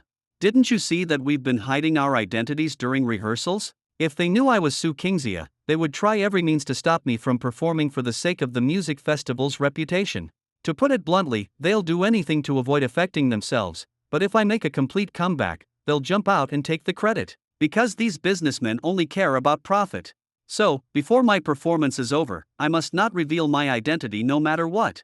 Chapter 561. I endorse educational institutions selling snow leopard smiles no rust in the cigarette holder. Oh such a harsh smoke you smoke so wild. Like I our local Bilao Zai. Ding ding ding ding ding dong g big dog, PPP. On the big screen, one shocking and world-shattering immortal song after another was performed, making people's nostrils flare, their ears soar, as if they were surrounded by immortal melodies, lingering and reluctant to leave. Su Sun had the fortune to witness these divine melodies online before, and he didn't take them seriously at the time. Now, sitting obediently in his seat and witnessing the performances of those geniuses, he truly couldn't sit still. He was well aware of how low the level of music was in this world, but experiencing it firsthand, he truly understood how powerful the destructive force was. If he had known earlier, he wouldn't have come back after going to the restroom. At least his ears would have been spared from torture. But strangely, Su Xinro and Su Qingxia, who were beside him, seemed unaffected and were captivated by the big screen, almost lost in it. Are you too serious? You're actually so engrossed. What's wrong, Xiao Sun? Is there a problem with their performance? Hearing this, Su Xinro asked back doubtfully. Su Sun was speechless. There's no problem, because everything is a problem. What? I mean, don't you think it sounds terrible? After all, you've been influenced by my music, and your taste should have improved. How can you be interested in this kind of music? Su Xinro glanced at the big screen, then at Su Sun, and said faintly, the music created by you is indeed rare, but I feel that these people sing pretty well too. After all, not everyone has your creative talent. However, in any aspect, your songs are better, Xiao Sun. This is just a pastime before the main event. Seeing that her arm was about to be linked, Su Sun casually pushed it away and whispered, stop trying to flatter me with sweet talk, I won't fall for it. Also, pay attention, your fourth sister is still here. As if hearing their conversation, Su Qingxia, sitting on Su Xinro's other side, poked her head out and asked in confusion, did you call me? Why did I hear someone calling me? Su Sun's face stiffened. I just wanted to ask your opinion of these singers. Don't you think their performances are very poor? Su Qingxia frowned, pondered for 2 seconds, and replied, it's okay, right? These are common singers and music in the market. They're not bad, though not great. Of course, compared to us, there is indeed some gap. After all, our musical style is too novel for them. For a moment, Su Sun was speechless. This wasn't novelty, it was just composing music that sounded better and no longer soul-stirring or ear-piercing. But even such a simple condition was a kind of novelty in itself. He was truly impressed. It was only now that he realized that trying to change the musical taste of this world was unrealistic. Even though there were already a few masterpieces from him in the market, they still couldn't push other musicians forward. After all, Su Kingxia, under his tutelage, was still somewhat content with the status quo and didn't think there was anything wrong with the music in the market. How could other musicians be willing to step out of their comfort zone and try something new? Changing the public's musical aesthetic was a long and arduous journey. By the way, Su Kingxia, where are your props? Why don't I see your props? Suddenly, Su Sun's question attracted the attention of the two sisters. Su Kingxia was startled. What props? Do I need any props? Su Sun's expression changed, and he immediately knew something was wrong. His tone sank. Where are your Belial mask and little magic fairy Lolita? Are you really going on stage wearing only sunglasses and a mask? Oh no, I forgot. Instantly, Su Sun's face darkened, utterly speechless. Chapter 562. He had repeatedly reminded her yesterday not to forget her stage outfit, but in the end, she still forgot. I really don't know what to say to you. Su Kingxia was full of self-reproach at this moment. Su Sun had reminded her of the precautions every day for the past few days, but at the critical moment, she still forgot some things. Thinking about it, her eyes welled up, and faint mist appeared. Hey, are you kidding me? Su Sun's mouth twitched, and he said helplessly, I'm just saying a couple of words to you, why are you so wronged? It's as if I did something wrong. Su Kingxia shook her head. I'm not blaming you, I'm blaming myself. I don't know what's wrong with me. The more critical the moment, the more nervous and careless I become. It wasn't like this before. Oh, it's alright. At worst, we'll just go on stage like this. The purpose is to hide my identity anyway, so whether I have the equipment or not doesn't matter. But just as Su Sun was about to dismiss it, Su Kingxia presented a new problem. Su Kingxia said cautiously, actually, it does matter. I'm used to wearing that helmet. Without that helmet, I always feel like people can see through me at a glance. What are you talking about?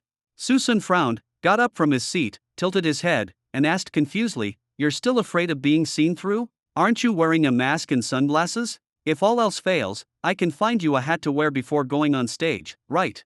Su Kingxia dared not look directly at Su Sun's gaze. She lowered her head, fiddled with her fingers, and said shyly, It's different. That mask and helmet have become my protective coloration. I've gotten used to wearing it during rehearsals, and without it, I always feel a lack of security. Su Kingxia, are you kidding me?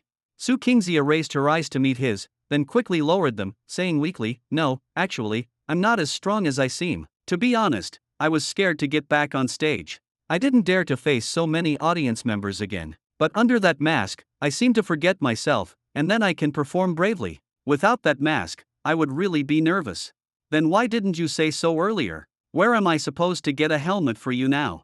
Su Sun couldn't help but let out a string of profanities. After all, someone had confidently declared they wouldn't be nervous before, and now they were saying they couldn't sing without a mask. Wasn't this a joke? Su Kingxia, what's holding you back isn't those rumors, it's yourself. Even if you're nervous today, you have to sing well for me. It's best not to let all my hard work during this time go to waste, or I'll truly go insane. Just as the atmosphere was at a stalemate, suddenly, Su Xinro walked up to Su Kingxia with a backpack. Su Kingxia was startled. Third sister, what is this? Su Xinro took out a black helmet from her backpack and shoved it onto Su Kingxia's head. It was probably a black helmet like this. This familiar view, this familiar sense of enclosure, and this familiar touch. Su Kingxia was taken aback. The mask. Third sister, you actually brought the mask. Even Su Sun was a little surprised by this scene. When Su Xinro came for rehearsals before, she would also carry a backpack, but it contained miscellaneous items like fruits, drinks, or towels. This time, she actually brought the helmet? This mask was in my room last night. I was afraid you'd forget, so I packed it in my backpack. But I didn't see that Lolita, so I thought you brought it yourself. If I had known you forgot, I would have brought it along too. Su Kingxia was full of emotion. That's enough, third sister. It's enough that you brought the mask. With this, I have confidence, and there will be no mistakes tonight. Su Xinro shook her head helplessly. Xia, it's best to rely on yourself for everything. Relying on external forces is ultimately unreliable. I understand you just want some psychological comfort, but no comfort is as good as your own strength. After all, you can't wear a mask on stage for the rest of your life, can you? Third sister, I understand. I will overcome it. Stroking the smooth, evil cheek of Belial, Su Xinro smiled. It's good that you understand. You're going on stage soon, you must perform well. Chapter 563. This music festival has ended perfectly, but I'm sure everyone is still wanting more. Then let me welcome the next mysterious guest, Miss Xia and her muse, presenting Xia's duet. As the last song of the music festival concluded, it was time for the curtain call. Many people began to turn and leave, but the host's words captured everyone's attention. There's still a mysterious guest? Just as everyone was wondering who Miss Xia and her muse were, the familiar song title and melody sounded, and the audience instantly erupted. It's Xia's duet. It's that viral Xia's duet from the internet. The organizers actually invited her. Isn't the author of Xia's duet mysterious and never accepts invitations? How could she be here? Am I dreaming? Xia's duet. Xia's duet. For a moment, tens of thousands of people in the audience chanted in unison. It couldn't be helped, as Xia's duet was a rare masterpiece, music that could overturn the music industry. Music of this caliber was only created by Sun Tzu, who never showed his face, or Su Qingxia's new plagiarized song. And now, this is the third song, and the only one that can be heard live. They were prepared for how shocking it would be live. As the booming intro began, the cheers from the audience instantly stopped. When the moving melody surrounded their ears, everyone's hearts skipped a beat, their faces filled with entranced enjoyment, as if listening to celestial music that purified their souls. As the stage slowly rose, a piano accompanied by two figures appeared before everyone. The man, dressed in a white suit, was elegant and graceful, with a full face mask with golden edges adding a touch of luxury, sitting at the front of the piano like a noble young master. The woman, in a form-fitting long dress, with a curvaceous figure, wore a black evil mask, with a unique style. When the strings sounded, when the singing was clear, the whole world seemed to stand still.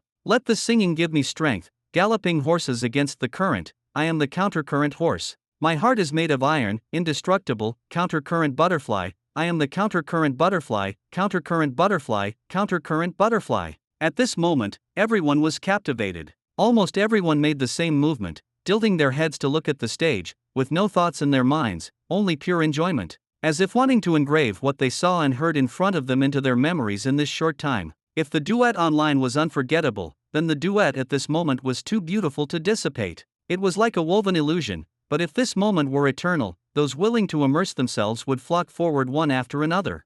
Suddenly, enthusiastic cheers erupted from the audience. There were gasps of shock, screams of delight, and tears of emotion. The entire venue's fervor at this moment pushed the music festival to a height it didn't belong to, an unprecedentedly grand occasion. Countercurrent butterfly, countercurrent butterfly, countercurrent butterfly. With almost the entire audience singing along, this song ended perfectly, everyone wearing expressions of reluctance. After all, this was just one song, and one song could cause such a sensation in the entire venue. Su Sun in the audience sighed helplessly, thinking they hadn't experienced enough good things, otherwise, they wouldn't react like this. Su Qingxia was almost in tears, but with the large evil mask on her head, no expression could be seen at all. All anyone could see were the evil eyes emitting a strange light, constantly scanning around. Delicious. It's too delicious. One more song. One more song. Good songs shouldn't be sung repeatedly, good songs should be savored slowly. If you sing them repeatedly, won't it ruin the lingering impression in everyone's minds? Stop arguing about whether to sing again. Aren't you curious about who Miss Xia on stage is? She's so mysterious, and she's even wearing a mask. Yeah, not only is she wearing a mask, but the pianist is too. Haven't you noticed that the pianist is the real master, perfectly conveying the emotion of the song? Now I finally understand why this song is called Xia's duet. That young pianist is Miss Xia's muse. The audience was in an uproar, with various cheers and discussions. Many people began to wonder about Miss Xia's real appearance under the mask, and some also noticed the charisma of the pianist beside her. Their identities became the object of everyone's curiosity. At this moment, the host stepped onto the stage, and with a smile, invited the two to stand beside him. The audience's reaction just now was evident. Even though he had hosted so many large and small events, he had never seen such a lively scene. Almost immediately after the performance ended, he received orders from above to keep the two on stage no matter what. The longer they stayed, the greater the impact afterwards, the more trending searches there would be, and the more successful the music festival would be. At this point, he had to utilize his years of hosting experience. Audience members, wasn't Miss Xia and her muse's performance good and exciting? The audience erupted, good, exciting, great. I also think it was exciting. Then, does anyone want to know the relationship between the two on stage? Do you want to know why they can cooperate so perfectly? Damn, Su Sun was instantly dumbfounded. This damn host was really good at finding hot topics, asking such sensitive questions right away. Why was the host asking about personal relationships? Su Kingxia, you don't have to answer. Just as Su Sun was about to tell Su Kingxia to avoid the limelight, Su Kingxia surprisingly grabbed the microphone. The two of us are just as you see. Just like our group name, the person beside me is my muse, my patron, my supporter, and a beam of light that illuminated me during my dark times. What the heck? Su Sun was stunned. He reached out and poked her waist lightly from a hidden corner, gritting his teeth. You'd better follow the script. If you say anything wrong, I can't save you. Unexpectedly, Su Kingxia grabbed the large hand behind her and raised it high. The courage I have to stand on this stage is all thanks to him. The achievements I have today are also thanks to him. He is the protagonist of tonight. Su Sun's eyes widened. My God. Chapter 564. Ah, Mr. Muse, what did you just say? Did I hear you wrong? Su Sun forced a smile. Ha ha ha, I didn't say anything. I was just expressing my agreement. After all, Miss Xia is so right that I can't refute it. By the end, Su Sun was almost gritting his teeth. Damn Su Kingxia, she never followed his planned script. He'd deal with her when they got back. At this moment, the host seemed to have heard some earth-shattering gossip, and his smile became even brighter. He asked again, then, you two must have a very good relationship in real life, right? After all, creating music together, having some feelings for each other is normal. Are there any romantic developments between you two? Alright, Su Sun had a new goal. That was to definitely complain to this idiotic host after going backstage. And complain fiercely. What kind of professional ethics was this? What kind of host asks people about their romantic lives in front of tens of thousands of people? Wasn't this purely putting them in an awkward position? You answer the question you brought up yourself. I'm done. Saying that, Su Sun directly shut his mouth and refused to answer. He wanted to see how Su Kingxia would respond. However, Su Kingxia, who was suddenly abandoning her role, was not as calm as he thought. Faced with the host's question, she started to stutter. The host was extremely shrewd and immediately smelled a whiff of gossip. In order to capture the hot topic, he immediately continued to press on. Miss Xia, it's okay if you're not comfortable answering, but can you tell us how you met? How long have you known each other? Are there any particularly interesting aspects of your romantic lives? Damn, Su Sun felt like he was going to die. This host was being accommodating on the surface but intentionally digging a pit. No matter how they responded, their goal had been achieved. Hearing this, Su Kingxia immediately denied nervously, no, it's not what you think. He and I have known each other since childhood, but it's really not the kind of relationship you think. Oh. The host smiled charmingly. Since you two have known each other for so long and have achieved so much in music, have your feelings progressed in any way during your interactions? Even a little bit. No, we're just collaborating. We really have no other intentions.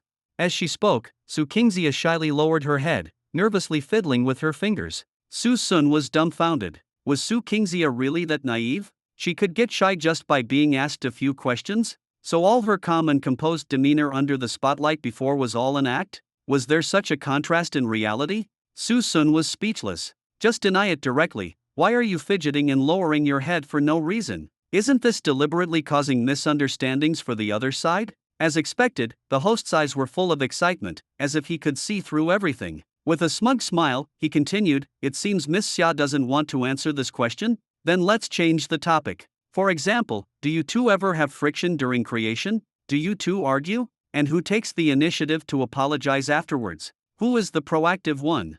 Damn, I can't stand it anymore. Ha, what can't you stand? Before the host could even finish his sentence after turning around, a sudden surge of force came from behind him. With his surprised expression, his feet uncontrollably rushed towards the audience with inertia. As a thud sounded from the speakers, the host fell, and the audience erupted into an uproar again. Ha ha ha, this host is hilarious. He actually tumbled off the stage. At Jiangqing Cabin, Su Banian was squatting on the sofa, holding a tablet and watching the live broadcast of the music festival with great interest. This burst of laughter immediately attracted the attention of those around her. Su Wanqing sat beside her suspiciously, poking her head out, and asked in confusion, "Fifth sister, what are you laughing at? You scared me." "Second sister, look." Su Banian pointed at the tablet and laughed uncontrollably. This host kept digging pits for the two of them, but before he could finish speaking, he fell off the stage himself. It's just hilarious. Chapter 565. Digging pits? Digging whose pits? Of course, it's Su Kingxia and that darn Su Sun's pits. Su Banian twisted her head and asked in surprise, second sister, you don't recognize them, do you? Su Wanqing was momentarily speechless. She was very familiar with Su Sun in the white suit, but she couldn't confirm it for a moment. But the fourth sister beside him was too strange? She was wearing a form-fitting black dress but had a large evil headgear on her head. Why was she dressed so eccentrically? What pits are you talking about? What are you talking about? Just then, Su Muyan came out of the room and joined them. She picked up the tablet curiously and frowned slightly. Are these two little Sun and old fourth? Su Banian nodded. Yes, aren't their outfits unique? Why are they so weird? But what happened in the live broadcast? Why is it so noisy? Su Banian said again, that host had an accident. I'm afraid he'll be punished afterwards, but I feel it's a bit strange. I just saw that it seemed like darn Su Sun pushed him. What? Little Sun pushed him? Su Muyan looked confused and asked, why would Little Sun push him? You must have seen it wrong. Whether he pushed him or not, only he himself knows. But I still think there's something fishy about this.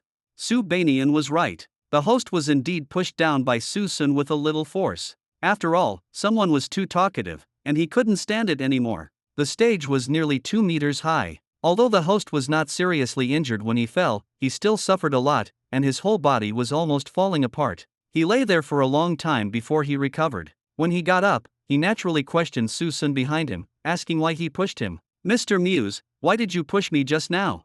This sentence stirred up 1,000 waves, and the audience's eyes were filled with the excitement of watching a good show. Su Sun on stage looked innocent and quickly denied, hey, you can eat whatever you want, but you can't talk nonsense. When did I push you? You pushed me. I heard you talking just now. Oh, big brother, are you mistaken? You asked me a question, so of course, I have to answer. Besides, I was about to help you just now. Who knew you rushed off the stage yourself? If you don't believe me, ask these audience members. Someone must have seen me acting heroically. As soon as he said this, someone in the audience immediately chimed in. After all, every move on stage could be seen clearly on the big screen. If there was anything, it would not escape the eyes of the people below. Yes, the Muse boy just wanted to help you, but you kept rushing forward. How can you blame him? That's right. He did reach out just now, but he only touched you. How could he have pushed you so far? I seriously suspect you're trying to scam us. What's wrong with you, host? Why are you blaming others when you have a problem yourself? Don't you have any professional ethics? The host was scolded to the point of being completely covered in dog blood and began to doubt his own judgment. Could it be that it was his own misconception? Did he misunderstand them? The doubt came quickly and left just as fast. The host quickly regained his composure, smiled, and went back on stage. Haha, that was just a small joke. Shall we continue? So, you two, I have one last small doubt. Why do you both appear with masks? Is there a story behind it? Or do you simply not want to reveal your identities? Finally, the question got to the crucial point, and Su Sun was so excited. He immediately pinched Su Kingxia's arm and whispered, hurry up and answer. Don't let this damn host ask any more questions about relationships. Su Kingxia understood immediately and raised the microphone. Due to the force of the pinch just now, her voice was a little choked. Actually, I'm afraid to take off the mask. Ah, afraid. This answer was unexpected to the host, making him sense something untold. Chapter 566. The audience below also fell silent instantly, their expressions filled with confusion and curiosity as they began to speculate wildly. The host smiled and said, Miss Xia, when you say afraid, you mean shy, right? After all, amateur creators like you are usually more introverted. It's natural to feel a bit resistant to appearing in such crowded occasions openly. No, I'm just afraid. I'm afraid that if I take off the hood, I'll be cursed by everyone. This response completely disrupted the host's questioning flow, leaving him bewildered and filled with surprise. Su Kingxia smiled faintly and continued, you must be very surprised, right? Why would I be afraid of being cursed? That's because I'm a plagiarist. A plagiarist who has been nailed to the pillar of shame by the public. As soon as she finished speaking, the audience erupted in a clamor, completely boiling over. Miss Xia is actually a plagiarist? The person who created Xia's duet is actually a plagiarist? Most importantly, she dared to admit it in front of so many people. Could there be some untold reason behind it? I believe some people are very surprised. Why do I dare to openly admit to plagiarism in front of tens of thousands of people? That's right, there is indeed another reason. Because I was framed. Through the combined efforts of rumor mongers, cyberbullies, and capital forces, I was forcefully nailed to the pillar of shame. Even though my reputation is well known, even though my achievements are outstanding, even though I have no bad credit, too many people are willing to believe what they see, and are unwilling to listen to my explanation or grant me even a shred of tolerance. Not pitiful enough. Susun muttered from behind, and again, he reached out and pinched Su Kingxia's lower back fiercely. The force of this pinch was so great that Su Kingxia, under the mask, burst into tears on the spot, her voice choked, "Lighter, it really hurts." "Shut up. Focus on selling misery." With that, Susun increased the force again. Instantly, Su Kingxia was in too much pain to speak. She raised the microphone again, and a heart-wrenching sob continued to be heard. "Miss Xia is crying." The audience below immediately exploded. What kind of grievance could make a strong woman shed tears in public and pour out her grievances without regard for consequences in front of so many people? How could there be such malicious people in the world, colluding to frame a passionate dreamer? It was unforgivable. "Miss Xia, don't cry. We are all your strong support. We will get justice for you." "That's right. What belongs to you will always be yours, and others can't take it away." Seeing the audience so indignant and out of control, the host had to step forward to calm the situation. After all, this was just a music festival. If it continued to be chaotic like this, the situation might become uncontrollable. "Everyone, please be quiet for a moment. Let's continue to listen to Miss Xia speak. I also understand everyone's anger, but I believe Miss Xia has her own way of dealing with it. Let's not get too excited and make things difficult for her, right, Miss Xia?" Su Kingxia calmed her emotions and reached out to wipe her tears. However, she momentarily forgot that her head was hidden under the hood. When she touched it, she only felt a protruding eye, activating the mask's glowing evil eyes. In the darkness of the night, her electric eyes were piercing. For a moment, the atmosphere became a little awkward. Seeing this, the host chuckled and joked, "Miss Xia is really good at easing the atmosphere. Your hood is really interesting. It's quite scary at night." Under the mask, Su Kingxia's pretty face stiffened. "Alright, Miss Xia, let's return to the previous topic. I heard you never accept any performance invitations. Did you participate in our music festival this time to seek justice and public assistance?"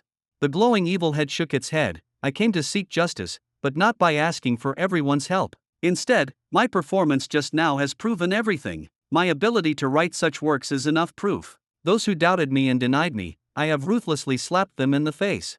Warm applause rang out from the audience. That's right, no matter how she was framed, the reaction caused by her new work could not be faked. The way to prove herself was not by relying on others, but by speaking with her works time and time again. Those envious people could not defeat her with the same despicable methods. The host was very excited and applauded warmly. He seemed to see the birth of a shining star and the spirit of a courageous singer. It could be said that Miss Xia before him was only one step away from becoming a legend, just one step away from a fortuitous encounter to be sung about. Good, good, good. Miss Xia is truly a role model for people from humble backgrounds. I believe Miss Xia will surely achieve her wishes. Thank you, but I don't deserve the title of role model for people from humble backgrounds, because my starting point is much higher than many people. I don't want to gain attention by using this title." The host was taken aback. "Oh, could it be that Miss Xia comes from a wealthy family?" "Something like that. Actually, my situation isn't as difficult as everyone thinks. On the contrary, my path has been extremely smooth. In this world, there are actually too many people who have it harder than me." "I see. However, Miss Xia, would you be willing to take off your hood to let everyone see your face? Everyone has understood your hardships after hearing your story, so you don't have to be afraid of being cursed anymore." "Sorry, I don't." Instantly, Su Sun behind her sounded the alarm. She came here to clear her name, and she would have to reveal her true identity sooner or later. Now that the time was ripe, this person wanted to cause trouble again? "Give it here." Su Sun reached out and pulled. The black, evil, glowing large mask was instantly pulled off Su Kingxia's head, revealing her originally exquisite and perfect face. Ah! Su Kingxia clearly did not expect Su Sun to do such a thing suddenly. After a flurry of activity, she was so scared that she immediately covered her face with her hands, her heart pounding wildly in panic. However, although she covered it in time, the audience below had already seen the face revealed under the evil large head. Su Kingxia. Chapter 567. How could this be? How could Miss Xia be Su Kingxia? My favorite singer is actually the person I hate the most. Fake, it must be fake. How could Miss Xia be that plagiarizing dog Su Kingxia? Everyone was stunned and found it hard to accept what they had just seen. After a brief period of noise, the scene suddenly fell into silence, but within a few seconds, the atmosphere below erupted again. Their beloved singer was actually the Su Kingxia they disdained. This was a huge disappointment for many, but some people suddenly realized. No wonder Miss Xia's emotional recounting of her experience was so familiar, and no wonder they couldn't find any related information online, except for Su Kingxia's plagiarism incident back then. Miss Xia. Isn't this the Xia from Su Kingxia? Many people finally realized why Miss Xia's voice on stage was so familiar and why she was wearing a mask to hide herself. At first, many people thought it was just an illusion, but now it seemed their initial feeling was completely correct. Even the host was dumbfounded. He had clearly never encountered such a situation and was a little at a loss for a while. Fortunately, the host's on-the-spot reaction was strong enough. In a short while, he regained control of the audience. Ha ha ha, Queen Kingxia has truly given everyone here a big surprise. Even I was fooled. But Kingxia's performance is as wonderful as always, don't you all agree? The internet is the internet, and reality is reality. Although many people present had cursed Su Kingxia online, they still joined the crowd and cheered. Su Kingxia's performance just now was evident, and her confession had garnered deep sympathy. The key was that her new song was not something that could be plagiarized easily. If anyone tried to repeat the same trick, it would be too obvious, too fake. Especially Su Kingxia's current appearance, so frightened and evasive, made many people feel mixed emotions. The former Su Kingxia was so glamorous and radiant, but now she was afraid to even show her true face. What had she gone through to make such a confident and proud person turn into such a timid state? Kingxia, don't be afraid, just keep moving forward. We, the Qing Shuang Xia Tu army, will bravely follow you. Qing Shuang, Xia Tu, Xia Tu. Xia is refreshing, we are Xia Tu. Ah, Kingxia, we will always love you. Qing Shuang Zayata Jun is Su Kingxia's fan name. There were some of her die-hard fans present, and these fans felt as if their idol's name had been cleared. Their suppressed emotions erupted, and they let out loud cheers of support. Su Kingxia was deeply touched. She realized that even in unseen places, there was a group of people silently supporting her. Although this support was drowned out by the online outcry, she at least understood one thing: she was never alone. Kingxia, lift your head. With us Zayata Jun, you don't need to hide anymore. Goddess Xiaxia, we are your strongest backing. With us, you don't need to fear anyone. Gradually, the noise from the audience grew louder, turning into a fan meeting for Su Kingxia. Encouraged by the numerous fans and audience members, her fear subsided, and immense courage gradually surged within her. Her hand slowly moved away. This was the first time in days that she faced the public without any reservations, completely without concealment, showing her true face. The crowd below erupted in cheers again. Su Kingxia was already beautiful, and the timid and wronged expression on her face now was a form of attribute enhancement, making people soft-hearted and sympathetic. The cheers from the audience grew louder with each moment, and the enthusiastic atmosphere warmed Su Kingxia more and more. At this moment, the stains on her seemed to have vanished. No one mentioned the past anymore. It was as if she had returned to her past, receiving the affection of countless people. Chapter 568. Receiving so much support from everyone again, Su Kingxia was indescribably moved and almost burst into tears, but she had her own strength and did not want to cry in public. But if Susun saw her in such a state, would that be acceptable? Immediately, Susun frowned and quietly reached out, pinching her soft waist hard again. With a smile that didn't reach his eyes under the mask, he said, "Cry, for me." A sharp pain struck, and Su Kingxia could no longer hold back, tears immediately falling. It hurt. It really hurt. It hurt so much that she couldn't bear it. A beauty in tears presented an even more pitiful scene. Even the most stone-hearted person would soften their heart at the sight of Su Kingxia at this moment. "Kingxia, don't cry. We are all here for you." The audience encouraged her, and Su Kingxia was touched. The host then laughed and shouted backstage, "Our Kingxia seems a bit emotional after coming back on stage. Could any staff member send a pack of tissues over?" "No need." Suddenly, Susun shouted and pulled a handkerchief from his chest pocket, dabbing it on Su Kingxia's face while whispering, "Don't just cry, at least say something to me." After wiping her tears, he moved the handkerchief to his nose. "Got any snot? Blow your nose if you have any. Don't sniff while you're talking later." Su Kingxia blew her nose twice and shook her head helplessly. "No snot. If you don't have any, why didn't you say so earlier?" He abruptly pulled the handkerchief back and stuffed it into his chest. Susun leaned towards the microphone and said, "All right, Miss Kingxia has calmed down her emotions. Next, please let Kingxia say a few final words." "What? Say a few final words? But there are still many procedures." Susun snatched the microphone from the host, slung an arm around him, and laughed. The host's suit is really handsome. Too bad it's dirty. Hey, my microphone. What microphone? Oh, your fly is down. What? Susun restrained the host, leaving him speechless. If they followed the host's planned procedures, it would have taken hours. They had to finish quickly. Watching Susun working hard beside her, Su Kingxia felt a sudden pang of unease. Everything would have been fine if they had followed the prepared procedures, but her indecisiveness had ruined it all. However, she had her own thoughts from beginning to end and was about to go against Susun's arrangements. After a moment of contemplation, Su Kingxia raised the microphone again and dropped a bombshell. I, Su Kingxia, am officially retiring from the entertainment industry. What is this? Whether others were shocked or not, Susun was thoroughly blown away. What had they prepared for so long? Wasn't it all to clear someone's name and make a triumphant return? And now, she was retiring from the entertainment industry? Damn it! The host grabbed him. Hey, Mr. Muse, where is it down? I can't see it myself. Bend over and look. I'm very angry right now, I can't take it anymore. The host reached out again, smiling obsequiously. Bear with me first, this is quite important. After all, in front of so many people, how can I bend over and do something so indecent? Is it serious? Do you need to go backstage? Just tell me. Serious. My red underwear is showing. Don't stop me, I'm going completely mad.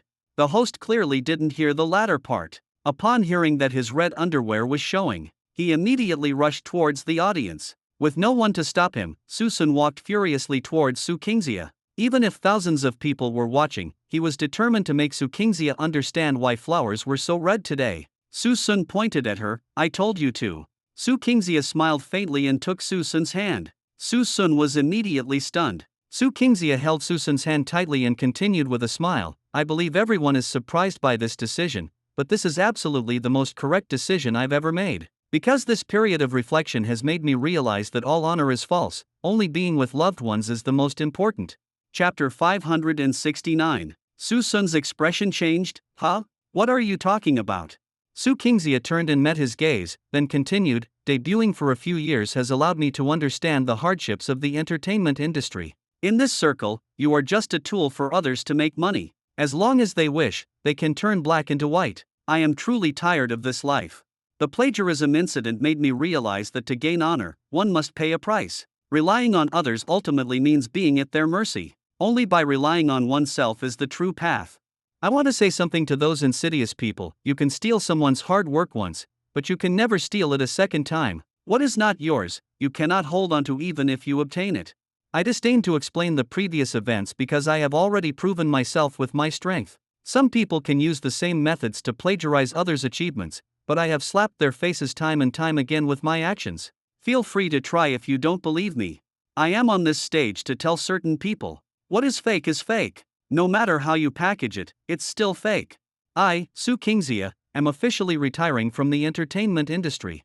After speaking, Su Kingxia completely ignored the audience's reaction, grabbed the evil big head with one hand and Susun with the other, and rushed backstage. However, even without seeing it, the commotion from behind told them everything. Tonight, they were likely to dominate the trending searches. As the two walked hand in hand towards the lounge, they bumped into the host, who had already changed his pants and come out. The host was immediately stunned. No, you two, it's not over yet. Why did you come off stage? The two didn't stop. Under his gaze, they saw the graceful figure wave goodbye, emitting a pleasant and relaxed sweet laugh. It's over, it's completely over. In the lounge, the two quickly tidied up and prepared to leave. If they were any later, they would be dealing with countless reporters. On the way to the parking lot, Su Kingxia was still savoring the scene on stage. She felt she had done the bravest, most impulsive, but also the most correct thing in her life. She even felt that she looked incredibly cool just now because she dared to resist. She proved to everyone that even if scorned by thousands, as long as one works hard, they can achieve a clear and bright future. Third sister, wasn't I very cool just now? I didn't disappoint you. Third sister? What's wrong? Why haven't you said anything? Only then did Su Kingxia realize that Su Xinro was acting strangely. It seemed like third sister had been unhappy since she came off stage. Third sister, what's wrong? Did something happen? Why did you say that? Huh? What? Su Kingxia was momentarily stunned. Su Xinro turned and said coldly, I said, why did you say you were leaving the entertainment industry to be with those around you? Ha! Su Kingxia's eyebrows furrowed, confused. What's wrong? I really wanted to leave to be with everyone. I don't want to be running around anymore. I just want to stay at home and have ordinary days with big sister and second sister. Is there something wrong with that? Is that what you think? Otherwise. Su Xinro immediately shook her head and sighed helplessly, but others don't think that way. Do you know how much misunderstanding your words and actions will cause? And you're still nonchalant about it. Misunderstanding. Yes, a big misunderstanding. Susun couldn't help but speak out, speechless. Why did you say something without reason? And more importantly, why did you hold my hand? That's not all. After your grand pronouncements, you felt good and dragged me off stage. But how do others see it? They probably just see you impulsively eloping and retiring from the entertainment industry. Hearing this, Su Qingxia's expression changed, and she suddenly realized she had been too excited and forgotten many details. Recalling now, she probably did convey some wrong messages. And no, my intention was really just to accompany everyone. I held your hand because I saw you reaching out, thinking you wanted to encourage and comfort me. As for dragging you off stage, it was purely to prevent the host from delaying the proceedings. Susun immediately rolled his eyes. Do you believe me if I say I reached out to slap you? Then what should we do? Should we go back on stage and explain? Otherwise, they might really misunderstand. It's too late. Su Xinro handed her phone to them. Look, it's already trending. It will probably dominate the hot searches soon. Su Qingxia returns to stage. New song sweeps away all doubts. Shocking. Su Qingxia retires from entertainment industry for love. Who is the mysterious Mr. Muse? The first one was fine, but the latter hot search made Su Qingxia's head buzz. Especially the gossip about her and Susun, with the person himself right beside her, made her extremely embarrassed. I feel like that golden masked young man must be very handsome. He matches Xiaxia so well. Exactly. That young man is Qingxia's muse, a ray of light in the darkest period of her life. If not him, then who else is worthy? I support the masked CP. I'll carry the banner for the masked CP. Su Qingxia couldn't even look at the comments on the hot searches that were pairing them up. It was so shameful, her head turned crimson. Susun, on the other hand, was indifferent. After all, he had anticipated this long ago, and his thick skin was thicker than a city wall. Taking back her phone, Su Xinro snorted coldly and turned to get into the car. This cold scene left Su Qingxia completely confused. Why does third sister look so unhappy? After a moment of blankness, she suddenly realized. I understand. Third sister must think that little Sun and I pairing up has lowered my image. Immediately, Su Qingxia's heart grew displeased. Little Sun works so hard for me, and third sister is still so prejudiced. Su family, how is the task I assigned you going? I don't have much patience. If you try any tricks, you won't need to live anymore. Inshaw's heart skipped a beat, and he quickly lowered his head. I wouldn't dare. My boss's domestic industries are gradually being transferred to your name. You will be able to take full control soon. Suan slowly nodded. You're quite sensible. By the way, you know the locations of my sisters, right? I heard Qin you mention that they live right across the hall. Yes, I know. You intend to. Su Wen's gaze deepened, and a cold smile touched his lips. Of course, I miss them. Chapter 570. After the music festival, Su Qingxia predictably became popular again, and Su Sun also entered the public eye along with her. Of course, Su Sun's identity was kept very secret. No one could figure out his true identity. Only the title of Mr. Muse was widely discussed online. Su Qingxia's name was also cleared. Her past incidents were revisited and became subjects of analysis for countless people. It was then that everyone realized there were too many suspicious points in the past plagiarism incident. The most severely affected was Su Qingxia's former employer, Summer Culture. The idol's comeback caused the fans' suppressed anger to explode. Previously, they had been evasive under the public outcry, but now they attacked with a desire for revenge. Under the criticism of countless bandwagon netizens, Summer Culture had become a company that everyone attacked in the industry. Even so, some capable individuals even went offline to confront them in person. A dignified boss of a 100 billion level enterprise was repeatedly hit with rotten eggs. The damage was not great, but the insult was extreme, and he couldn't do anything about these petty acts of revenge. That damned Wang Diamond finally got his comeuppance, but it's a pity that bastard Suwon let him get away with it. If he hadn't stolen my manuscript back then, the subsequent events wouldn't have happened. In the hotel room, Su Qingxia lay on the bed, complaining while looking at the messages on her phone, a smile of satisfaction on her face. Her knee-length, light white dress accentuated her figure, and her flawless white legs swung back and forth, revealing the lace trim at the back of her thighs, exuding maturity with a hint of playful cuteness. Susun leaned against the headboard with his legs crossed, playing with his phone while listening to Su Kingxia's chatter, too lazy to respond, completely engrossed in the video clips on his phone. Seeing that she was being ignored, Su Kingxia frowned and looked up, only to see Susun's face incredibly focused and engrossed, with a faint smile on his lips. She was really curious about what Susun was watching that captivated him so much that he kept ignoring her. Driven by curiosity, she propped herself up and squeezed under Susun's arm, poking her head to look at the content on his phone. "What are you looking at?" As soon as she looked, she saw a bikini-clad beauty dancing wildly by the sea on the screen. Su Kingxia's face immediately turned red, and a sense of dissatisfaction arose in her heart. With such a top-tier beauty like herself lying beside him, he was ignoring her to watch skimpy videos? You've been watching this. Susun clearly hadn't noticed Su Kingxia's unusual behavior. He instinctively lifted his arm to hug her and said dismissively, "This movie is quite exciting. I just like watching these movie compilation clips, they're all the highlights." Is this a movie? Hearing this, Susun immediately realized what was happening. He turned his head, raising an eyebrow. "Whoa, don't misunderstand. I'm really watching movie compilations. It's just that the video owner cut in a large section of skimpy videos."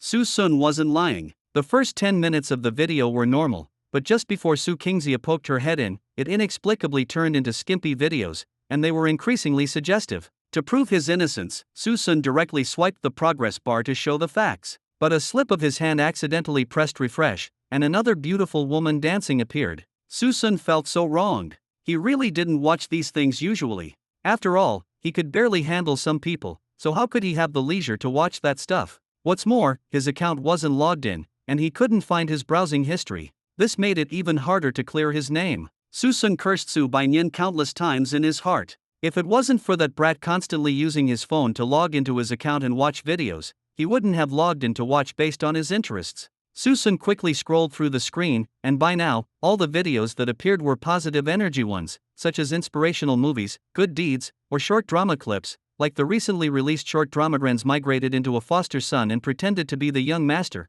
"I just wanted to run away at the start." Chapter 571. However, at this moment, Su Kingxia shyly turned her head away, her eyes tightly shut, not looking at Susun's clarification at all. Next up is the first selection from the new Japanese island. The first one is 168 centimeters tall, bust size. What the hell? The sudden noise from the phone almost made Susun jump up and throw it. What kind of push notification mechanism was this? He really hadn't followed this kind of information. When he turned his head to glance, Su Kingxia's face was actually red. Susun was furious. He forcefully pried open her tightly closed eyes and said with a serious tone, "I really don't like watching that stuff. This is all a misunderstanding. Open your eyes and see if you don't believe me." With a pat of his hand, Su Kingxia stubbornly turned her head away and said weakly, "No need to explain, I understand." "You understand nothing." Susun was truly speechless. A bitter smile appeared on his face. His lifelong reputation was probably ruined by these skimpy videos. Since things had come to this, Susun was too lazy to explain. He slid down from the headboard, his voice filled with helplessness. "Think whatever you want. I'm not struggling anymore. It's okay, everyone has their own little hobbies. I can understand." He rolled his eyes, pursed his lips, and Susun wore an expression of extreme speechlessness. "You understand nothing. I just didn't expect that even with a great beauty like me beside you, you were unmoved, and actually watched those videos." Susun laughed upon hearing this. "You're quite narcissistic. But does me watching videos have anything to do with you being here? Can you solve my worries?" The speaker was unintentional, but the listener was mindful. Those tightly closed eyes suddenly opened. Su Kingxia bit her lower lip, hesitated for a moment, and then said, "You know I won't." This answer completely confused Susun. He tilted his head, looking at the black and beautiful back of her head beside him with a shocked expression, his eyes filled with confusion. Suddenly, he stood up and poked his head towards the face that was turned away from him. A large face suddenly appeared before her. Su Kingxia was so startled that she covered her face with both hands, trying to dodge. After that, Susun kept pulling at her arms, while Su Kingxia desperately struggled. They had a chase scene without moving from their spots. In the end, it was Susun who tested her forehead that ended this farce. "You don't have a fever. What nonsense are you talking about? Get out of the way if you're fine. My arm is numb because you're pressing it." Su Kingxia slowly got up, and the fair hands that had been covering her face also lowered. but as if feeling ashamed, she avoided Su Sun's gaze. After a moment of silence, Su Qingxia lowered her head and said weakly, "Little Sun, I'm truly touched that you can forgive my past actions, and I'm also very grateful for all the help you've given me. Without you, I'm afraid I would have lived in a daze my entire life, enduring countless curses, until I couldn't hold on any longer. You can say that you gave me a new lease on life, allowing me to be revitalized with hope. You prevented a tragedy from happening. I know you don't need anything now, and there's nothing that catches your eye. After all, you are so powerful now, with wealth and ability. I really don't know how to repay you. I know that speaking like this is very strange, but I still want to say, if you don't mind, you can interact with me more. I won't keep my distance from you like before. As long as you want, I can be your best friend. Oh, and if you ever have too much energy and want to watch those videos in the future, then come find me. As long as it's not excessive, I can agree to any of your requests." After speaking, the white hem of her skirt fluttered, and Su Qingxia, carrying a faint scent of perfume, fled as if escaping. Seeing this, Su Sun was so angry that he threw a pillow at her. So, in the end, he was still seen as a pervert. "Su Qingxia, I'll find your grandpa." The next day, Su Sun and the other two decided to have another half-day of fun to make up for their previous regrets, and then returned to Jiangqing in the afternoon. They visited many famous attractions, completing them in a quick, checklist style. They would only spend a short while at each attraction before heading to the next. Apart from taking photos as souvenirs, their main focus was observation. Chapter 572. However, Su Qingxia had been a little down all along. She had even ignored the unusually intimate behavior between Su Sun and Su Xinro, her mind completely occupied with last night's events. Was I too frivolous or even dissolute? Will Little Sun be scared and think I'm an indecent woman? Her original intention was to thank Su Sun for his help to the best of her ability, but the meaning seemed to have changed after she spoke. Although she realized it now, the words were already out, and it was too late to take them back. Su Qingxia fell into a struggle. Little Sun is now free of desires, except for his liking for skimpy and short videos, but those things can make people's will degenerate and make them uglier and uglier. Little Sun is, after all, a young man full of vigor. Living in an environment with so many beautiful women must be inconvenient. Besides seeing them, he can't do anything else. Even sleeping, Big Sister is watching, so he can't get any relaxation at all. Perhaps this is the reason he likes watching short videos? Instead of letting him fantasize about fake beauties on the internet, why not let me dance for him and perform for him? When he returns to reality, perhaps he will no longer have those fantasies of being a loser. After some self-persuasion, Su Qingxia seemed to have found a way to repay Su Sun's lack of desires. That was to dance or change clothes for Su Sun to watch on the spot, or to film videos only for him to see. The best way to disenchant is to possess. When Su Sun sees more in real life, he will likely be uninterested in online beauties. This way, she could both repay him and satisfy him, and also prevent him from indulging in those false fantasies. It was simply killing 3 birds with 1 stone. Anyway, it was just changing clothes and filming a video, which was nothing to her. With a clear mind, Su Qingxia's spirits lifted, and her dejected mood vanished, replaced by a relaxed smile. "What the heck? You've been possessed? Your demeanor changed so suddenly." Su Qingxia's sudden shift in emotion made Su Sun extremely surprised. Especially the subtle glances she cast his way gave him a bad premonition. Oh no, with that sneaky look, is she going to report last night's events to Su Xinro? Although he didn't take advantage of her last night, she could still exaggerate things. Third. Bad. I guessed right. Su Sun's alarm bells rang, and he immediately covered Su Qingxia's lips, whispering fiercely, "You, Su Qingxia, I helped you so much, and you want to repay kindness with enmity? All my sincerity was wasted." Su Qingxia kept batting away the hand on her face, her eyes sparkling with tears under her sunglasses. Su Sun frowned. "You dare to glare at me? You are truly an ungrateful wretch." Su Qingxia was speechless. It turned out that her pitiable act just now was all in vain. Helplessly, she forcefully pulled away Su Sun's hand, took off her mask, and panted, "What are you talking about? How am I ungrateful?" Still pretending, "Are you trying to tell Su Xinro that I molested you last night? You were the one who lay next to me first. What are you talking about?" Su Qingxia coughed twice, put on her mask again. "I wanted to tell third sister to stop shopping and go back to Jiangqing early." "Ha, that's what you wanted to say. Otherwise, do you think I'm that kind of petty person?" Su Qingxia, hidden behind her sunglasses, glared resentfully at Su Sun. Although she was indeed easily deceived by her lack of brainpower in the past, after experiencing so much, how could she still be so malicious as before? It was truly heartbreaking. Su Sun looked at her scrutinizingly. Although her face was completely hidden by sunglasses, mask, and sun hat, he could still see honesty on Su Kingxia's face. Su Kingxia wasn't lying. Sorry, I'm naturally suspicious. Who asked you to have a bad reputation before? Su Kingxia almost rolled her eyes. Although she always acted inferior to Su Sun, it didn't mean she would always go along with him. Fortunately, she finally endured this label. She trotted to catch up and said weakly, what do you guys like to see girls wear? For example, what type do you like? Yoga wear, or bikinis? What nonsense! Su Sun said with disgust, aren't there any normal ones? What kind of taste is this? Su Kingxia rejoiced, as long as it wasn't too difficult for her, she could do it. Then tight long dresses, or neighborhood JK uniforms? Or I like tight pajamas, the thinner the better. The fleeting hope she had just felt vanished, and Su Kingxia was instantly petrified. What's wrong with Xiaxia? Why did she stop? Su Xinro looked back and asked, confused. Su Sun replied, I don't know. Maybe she's tired from walking. Let's sit up ahead and wait for her.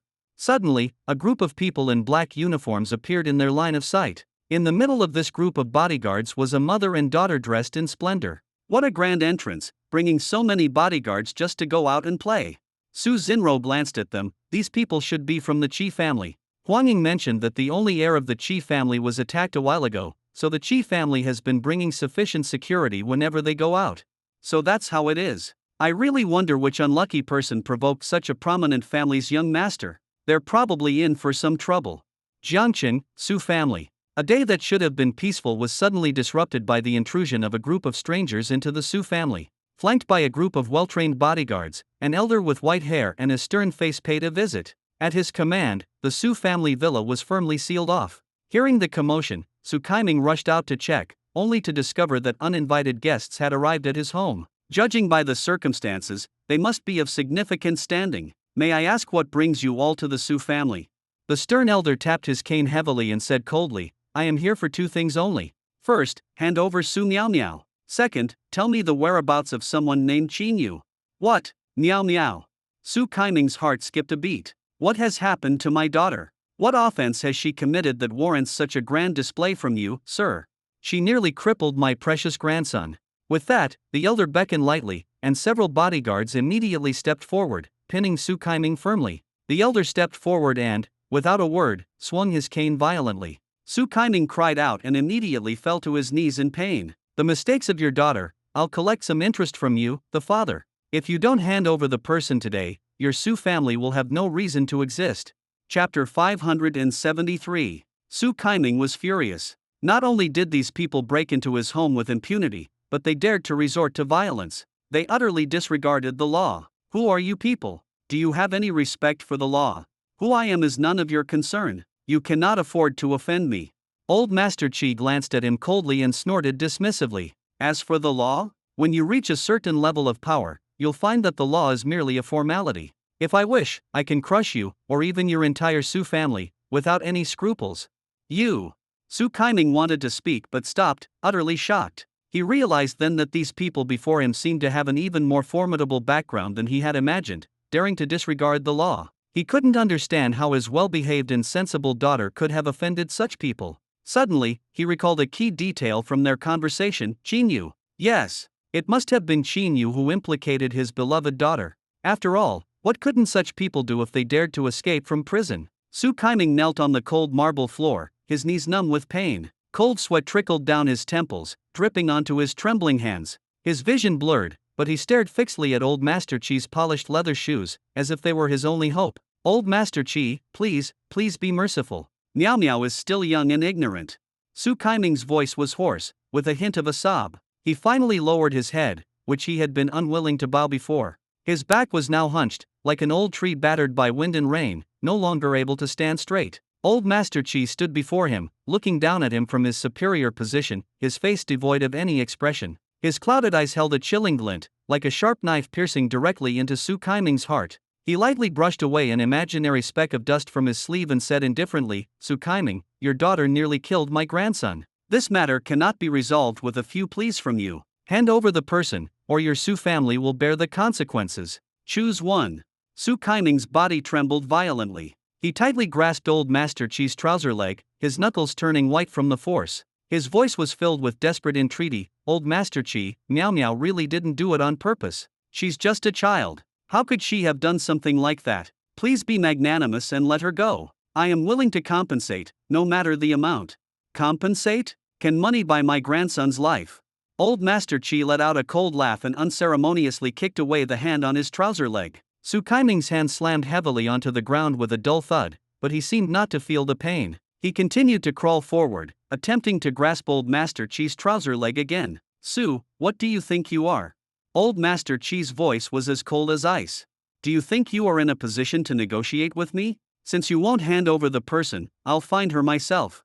With that, Old Master Chi waved his hand, and several burly men in black immediately rushed into the villa and began searching everywhere. Seeing this, Su Kaiming was completely panicked. He knew Su Miao Miao was at home, and if she were discovered, the consequences would be unimaginable. Old Master Chi! Old Master Chi! Su Kaiming practically crawled to Old Master Chi's feet, clinging to his calves with all his might. His voice laced with desperate sobs. You can't do this. She's still a child. Please let her go. I beg you. I'll kowtow to you. I'll serve you like a ox or horse. I'll accept any punishment. Perhaps it was the departure of all his daughters that made Su Kaiming realize the preciousness of family. Su Miao Miao was his favorite and the daughter he felt most indebted to, his little padded jacket. If possible, he was willing to forego his dignity. His forehead hit the ground with a dull thud, and blood trickled from his temple, dyeing the ground red. But Old Master Chi merely watched him coldly, as if he were looking at an ant. He lightly lifted his foot and kicked him away again, his voice laced with impatience. Su, if you say one more word, I will kill everyone in your Su family. Chapter 574. Su Kaiming's body stiffened abruptly, his lips trembling, and he could no longer make a sound. His eyes were fixed on Old Master Chi, filled with despair and pleading, but Old Master Chi's gaze held no trace of pity. Just then, a scream came from upstairs, followed by a familiar cry. Su Kaiming's heart sank. He knew it was all over. Dad! Save me! Su Miao Miao's voice came from the staircase, filled with fear and helplessness. This time, she called him Dad, not Daddy, the word he had longed to hear. Su Kaiming wanted to stand up, but his body no longer obeyed him. He could only watch helplessly as several men in black dragged Su Miao Miao downstairs. Meow meow! Su Kaiming rasped, his voice filled with endless pain and grief. He wanted to rush over, but Old Master Chi stepped on his back, pressing him firmly to the ground. If you had handed her over earlier, you wouldn't have had to suffer so much. Old Master Chi's voice was as cold as ice, sending shivers down one's spine. Su Kaiming lay on the ground helplessly, tears mixing with his pain as they dripped onto the floor. He knew he could no longer protect his daughter. Su Kaiming, what is going on? Who are these people? My old bones are about to fall apart. Old Su, what's happening? Why are there outsiders in the house? You haven't gotten involved with some gangsters, have you? At the same time, Zhou Maizia and Qin Xinlan were also escorted out by the black-clad bodyguards. Seeing the panicked expressions on his godmother's and wife's faces, Su Kaiming's heart ached. If he couldn't protect his daughter, could he not even protect his elders and wife? As Su Kaiming lay on the ground in despair, with the cries of his family filling his ears, an impatient voice suddenly came from the staircase. What are you all shouting about? Can't a person sleep? Su Kaiming's heart leaped. He looked up and saw Su Wen walking downstairs expressionlessly, his eyes carrying a hint of impatience and ferocity. This idiot! Why is he coming out at a time like this? Su Kaiming cursed inwardly, his face instantly turning ashen. He had finally managed to avoid trouble, and now he was walking right into a trap. He thought he was invincible just because he could fight Qin Yu one-on-one? Were these dozen bodyguards something he could handle? Su Kaiming was so angry. If this foolish son had any brains, he would have called the police. But now, they were likely to be wiped out. Old Master Chi looked towards the stairs, his brows slightly raised, a playful expression on his face. He lowered his head to look at Su Kaiming at his feet and said with a hint of mockery, "Is this your son? He's quite bold, isn't he?" Su Wen ignored Old Master Chi and slowly walked down the stairs. His gaze swept over Su Miao Miao, who was being dragged by the strong men, and his eyes grew cold. "Brother Wen, save me." "Bitch, shut up." But Su Wen bypassed her and went to Su Kaiming's side, squatting down to look at his disheveled father. A cold smirk curled on his lips. "Dad, you look so pathetic." Su Kaiming opened his mouth, speechless for a moment. All he wanted at that moment was to slap this prodigal son to death. Get lost. Su Wen acted as if he hadn't heard, looking up at Old Master Chi and saying impatiently, "Old man, bringing so many people into my house, isn't that a bit excessive? Upon hearing this, old Master Chi's eyes instantly turned cold, and his tone carried a threat. Kid, do you know who you're talking to? Suwon shrugged, his hands in his pockets, and said lazily, I don't care who you are. Anyone who dares to cause trouble on my turf is asking for death. Old Master Chi was amused by Suwon's attitude, and at the same time, he was enraged. It was the first time he had encountered such a brazen young man. Chapter 575. He waved his hand and instructed several strong men behind him, take this kid down and teach him some manners.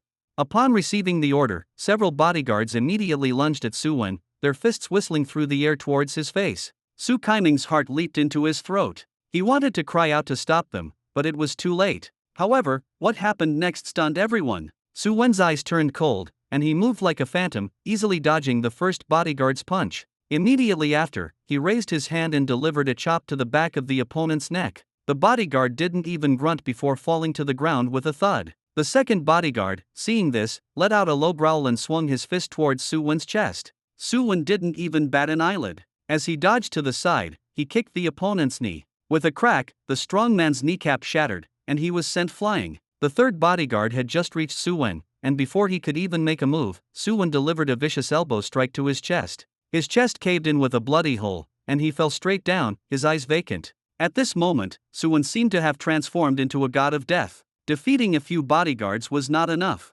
Under his fierce assault, all the bodyguards in the villa soon fell to the ground. The entire process took only a few seconds. Except for the guards at the gate, all of old Master Chi's bodyguards were dealt with, without Suwon even touching a corner of his clothes. The crucial point was that it wasn't just a defeat, they were all killed. What a ruthless nature, so vicious. Old Master Chi's eyes widened, and the shock on his face was undeniable. He had never expected that this seemingly slender youth would possess such terrifying skills. Suwon tilted his head and let out a cold smile, as if he had just casually dealt with a few flies. He looked up at old Master Chi, his eyes filled with mockery. Old man, is this all your men are capable of? Old Master Chi's face turned ashen, and he realized that something was wrong. His clouded eyes fixed on Suwon, his tone carrying a hint of apprehension. Kid, who exactly are you? Suwon let out a cold laugh and didn't answer. Instead, he walked to Su Miao's side and gently patted her shoulder. Miao Miao, don't be afraid, your brother is here. Su Miao looked up at Suwon with tear-filled eyes, her voice choked with sobs. Brother Wen, they bullied me. Bitch, how dare you act so innocently in front of me? With that, he slapped her. This sudden change in demeanor not only startled Su Miao but also stunned old Master Chi. As the saying goes, it's better to offend anyone than a madman. And this capricious young man before him seemed to be a madman. As expected, Suwon's eyes instantly turned cold. He turned back to old Master Chi, his tone laced with chilling killing intent. Old man, you hurt my dad and captured my sister. We need to settle this score.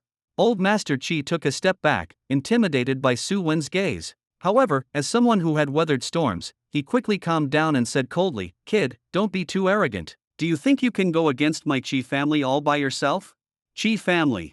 Suwon's lips curled into a cold smile as he slowly walked towards old Master Chi. So you're from the Chi family? But which Chi family? I don't recall hearing about you in Jiancheng. Old Master Chi's face darkened. Since it had come to this, he knew he couldn't keep it a secret any longer. He answered truthfully, the Chi family of the capital. Apart from those two top families, my Chi family is the #1 family in the capital. You should understand the consequences of offending me.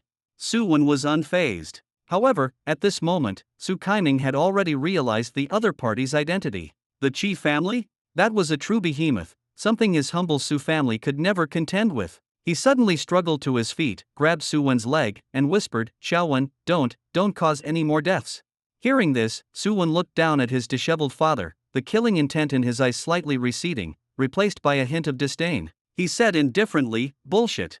Su Kaiming almost rolled his eyes. He really wanted to curse this prodigal son for being so rebellious, but fortunately, his strong sense of the bigger picture made him suppress his indignation. Suwon ignored Su Kaiming's displeasure and turned towards old Master Chi. He suddenly reached out and grabbed the old man's neck, gradually increasing the pressure. Old Master Chi was horrified, but the intense suffocation rendered him unable to utter a single word, not even a plea. Suwon held him up like this. Old man, what's your name? I, Chi Delong. Chi Delong, is it? Today, for my father's sake, I'll spare your life. But remember this, from today onwards, your Chi family will have a new master, and that is me. What? Chi DeLong's pupils widened in shock. I am informing you, not negotiating. Either you serve me as your master, or I will send you to your grave with a smile. Su Wen's arm tightened, and he suddenly increased the force. Looking at the old man's reddening face, a sinister smile appeared on his lips. I'll give you 2.5 seconds. Choose for yourself. Alright, time's up. If you don't agree, you can die. In reality, Su Wen didn't even wait a second before nearly resorting to lethal force. Feeling the shadow of death, Chi DeLong had no time to think. He hastily patted Su Wen's hand and nodded repeatedly. Chi DeLong's eyes rolled back. At the critical moment, the restraint on his neck suddenly loosened. Cough, cough, cough, cough, cough, cough. A series of coughs erupted, and Chi DeLong bent over, gagging, almost vomiting his stomach contents. Su Wen didn't stand idly by either. He directly took a pill from his pocket and threw it into Chi DeLong's mouth. Before Chi DeLong could react, he felt something slide down into his stomach. What did you give me? Amidst the loud questioning, he received no answer from Su Wen, but rather a piercing pain in his abdomen. This pain was like being twisted by a knife, making him wish for death but unable to die. Don't be afraid. This is a small insurance policy. As long as you obey me, you will live a peaceful old age. But if you don't, you will suffer torment day and night and won't even find release. You're a smart man, you should know what to do, haha. At this moment, a storm of shock raged within Chi DeLong. It seemed he had made an irreversible mistake. A mistake that could put his family in jeopardy. Su family, he should never have come. Chapter 576. I'm telling you too, why did you have to be so playful? If you're going to be playful, why didn't you buy your plane tickets earlier? Well, now we have to delay for another day. Su Sun was truly speechless about these two women beside him. They were supposed to return to Jiangxing that afternoon, but due to some people's procrastination, their time was delayed. He initially thought it wouldn't be a big deal, as the two had already bought their tickets, and they could still catch the flight if they hurried. However, they bought their tickets on the spot. Crucially, out of the three of them, they only managed to buy 2 tickets. So, who would go and who would stay in the end? Even Su Qingxia boasted about being a travel expert, capable of handling both sightseeing and itinerary. He had trusted her too easily. Helplessly, the three had to cancel their return plans and stay another night at the hotel. That night, Su Xinruo did not pester Su Sun any further. Instead, she worked remotely from her room. There were some issues at the Su Corporation. Having refused Qin Yu's help, she had to find a new way out for the Su Corporation. It must be said that she was bold. After the incident with Huang Ying, she understood that relying on others was never as good as relying on herself. So, she decisively cut off all help from Qin Yu in the capital. She didn't understand the extent of Qin Yu's influence. After she unilaterally breached the contract, not only was she not held accountable, but people even came seeking cooperation, all of which she rejected. If it weren't for the fact that some collaborations in Jiangxing were absolutely indispensable, she would have completely severed ties with Qin Yu. At 10 o'clock in the evening, just as Su Sun was about to fall asleep, there was a sudden knock on his door. When he opened the door, he saw Su Qingxia standing there, wearing a windbreaker. She stood at the doorway, her fingers tightly gripping the hem of her coat, her gaze shifting, occasionally glancing at Su Sun before quickly lowering her head, looking furtive. Her fair cheeks were flushed with an unnatural redness, and the tips of her ears were tinged with a faint pink. Her breathing was somewhat rapid, and her chest rose and fell slightly. Su Sun was taken aback. No, what are you doing here in the middle of the night like a thief? What's with this reaction? Su Qingxia's voice was as soft as a whisper, almost inaudible. Her throat seemed to be blocked by something, and the words she wanted to say got stuck before they could be spoken. Are you coming in or not? Su Sun was too lazy to bother with her nocturnal antics. He pulled her in and slammed the door shut with a bang. Then, he returned to bed and lay down as if nothing had happened, as if he didn't notice someone was in the room. Su Qingxia's heart was in a turmoil. She had mentally prepared herself long ago, but when it came to the real moment, she couldn't hide her nervousness. She bit her lower lip, secretly encouraging herself, "It's okay, Su Qingxia. You're just thanking him for his help. This little thing is nothing. Besides, he's not an outsider." But the more she thought this way, the more her heart pounded, as if it were about to leap out of her chest. Her slender fingers unconsciously twisted together, her fingertips were ice cold, while her palms were covered in fine beads of sweat. She could even feel a chill on her back, the fabric of her pajamas clinging to her skin with a slight coolness. What do you want to do?" Su Sun's voice rang out again, with a hint of hesitation, but his eyes revealed a deep scrutiny. Was this woman acting so strangely tonight? Was she planning to throw herself at him and then bite back? Thinking of this, Susun immediately shook his head, dismissing the absurd thought. She's not like she used to be, right? She shouldn't repay kindness with malice, right? Hearing Susun's muttering, Su Kingxia's body trembled slightly, her pupils widening. She looked up, her eyes flickering, her lips moving, but she couldn't speak for a long time. She realized then that Susun had been wary of her all along. A wave of guilt washed over her, giving her a bit more courage. Now, it wasn't just about repaying his help, it was a moment to prove herself. Chapter 577. She wanted to prove to Susun that she, Su Kingxia, was not a sinister woman. Without further ado, Su Kingxia mustered all her courage, but her voice remained so low it was almost inaudible. I just wanted you to help me film a video. Suddenly, the scene fell into silence. Su Kingxia's fingers tightly gripped the hem of her coat, her knuckles turning slightly white. She felt a surge of annoyance. Su Kingxia, oh Su Kingxia, why are you so useless? What are you even saying? Repay. Susun was stunned for a moment. After reacting, he looked like he had narrowly escaped a disaster, with a face full of speechlessness. It's just filming a video, why are you being so hesitant? You really scared me. Give me your phone. Su Kingxia was delighted at this. After all, this was a good start. She replied weakly, use yours. What? Use mine. Su Kingxia nodded. Yes, my phone doesn't capture images well. Alright. Susun picked up his phone, got out of bed, and struck a pose for Su Kingxia. Come on, tell me how to shoot it. I'll dance a bit, and you can find some music and record it. Su Kingxia removed her coat, revealing a pure white silk sleepwear underneath. Her pretty face was flushed with an unnatural redness. Meanwhile, Susun was thoughtfully searching for popular background music. After confirming, he pointed his phone. Okay, this one.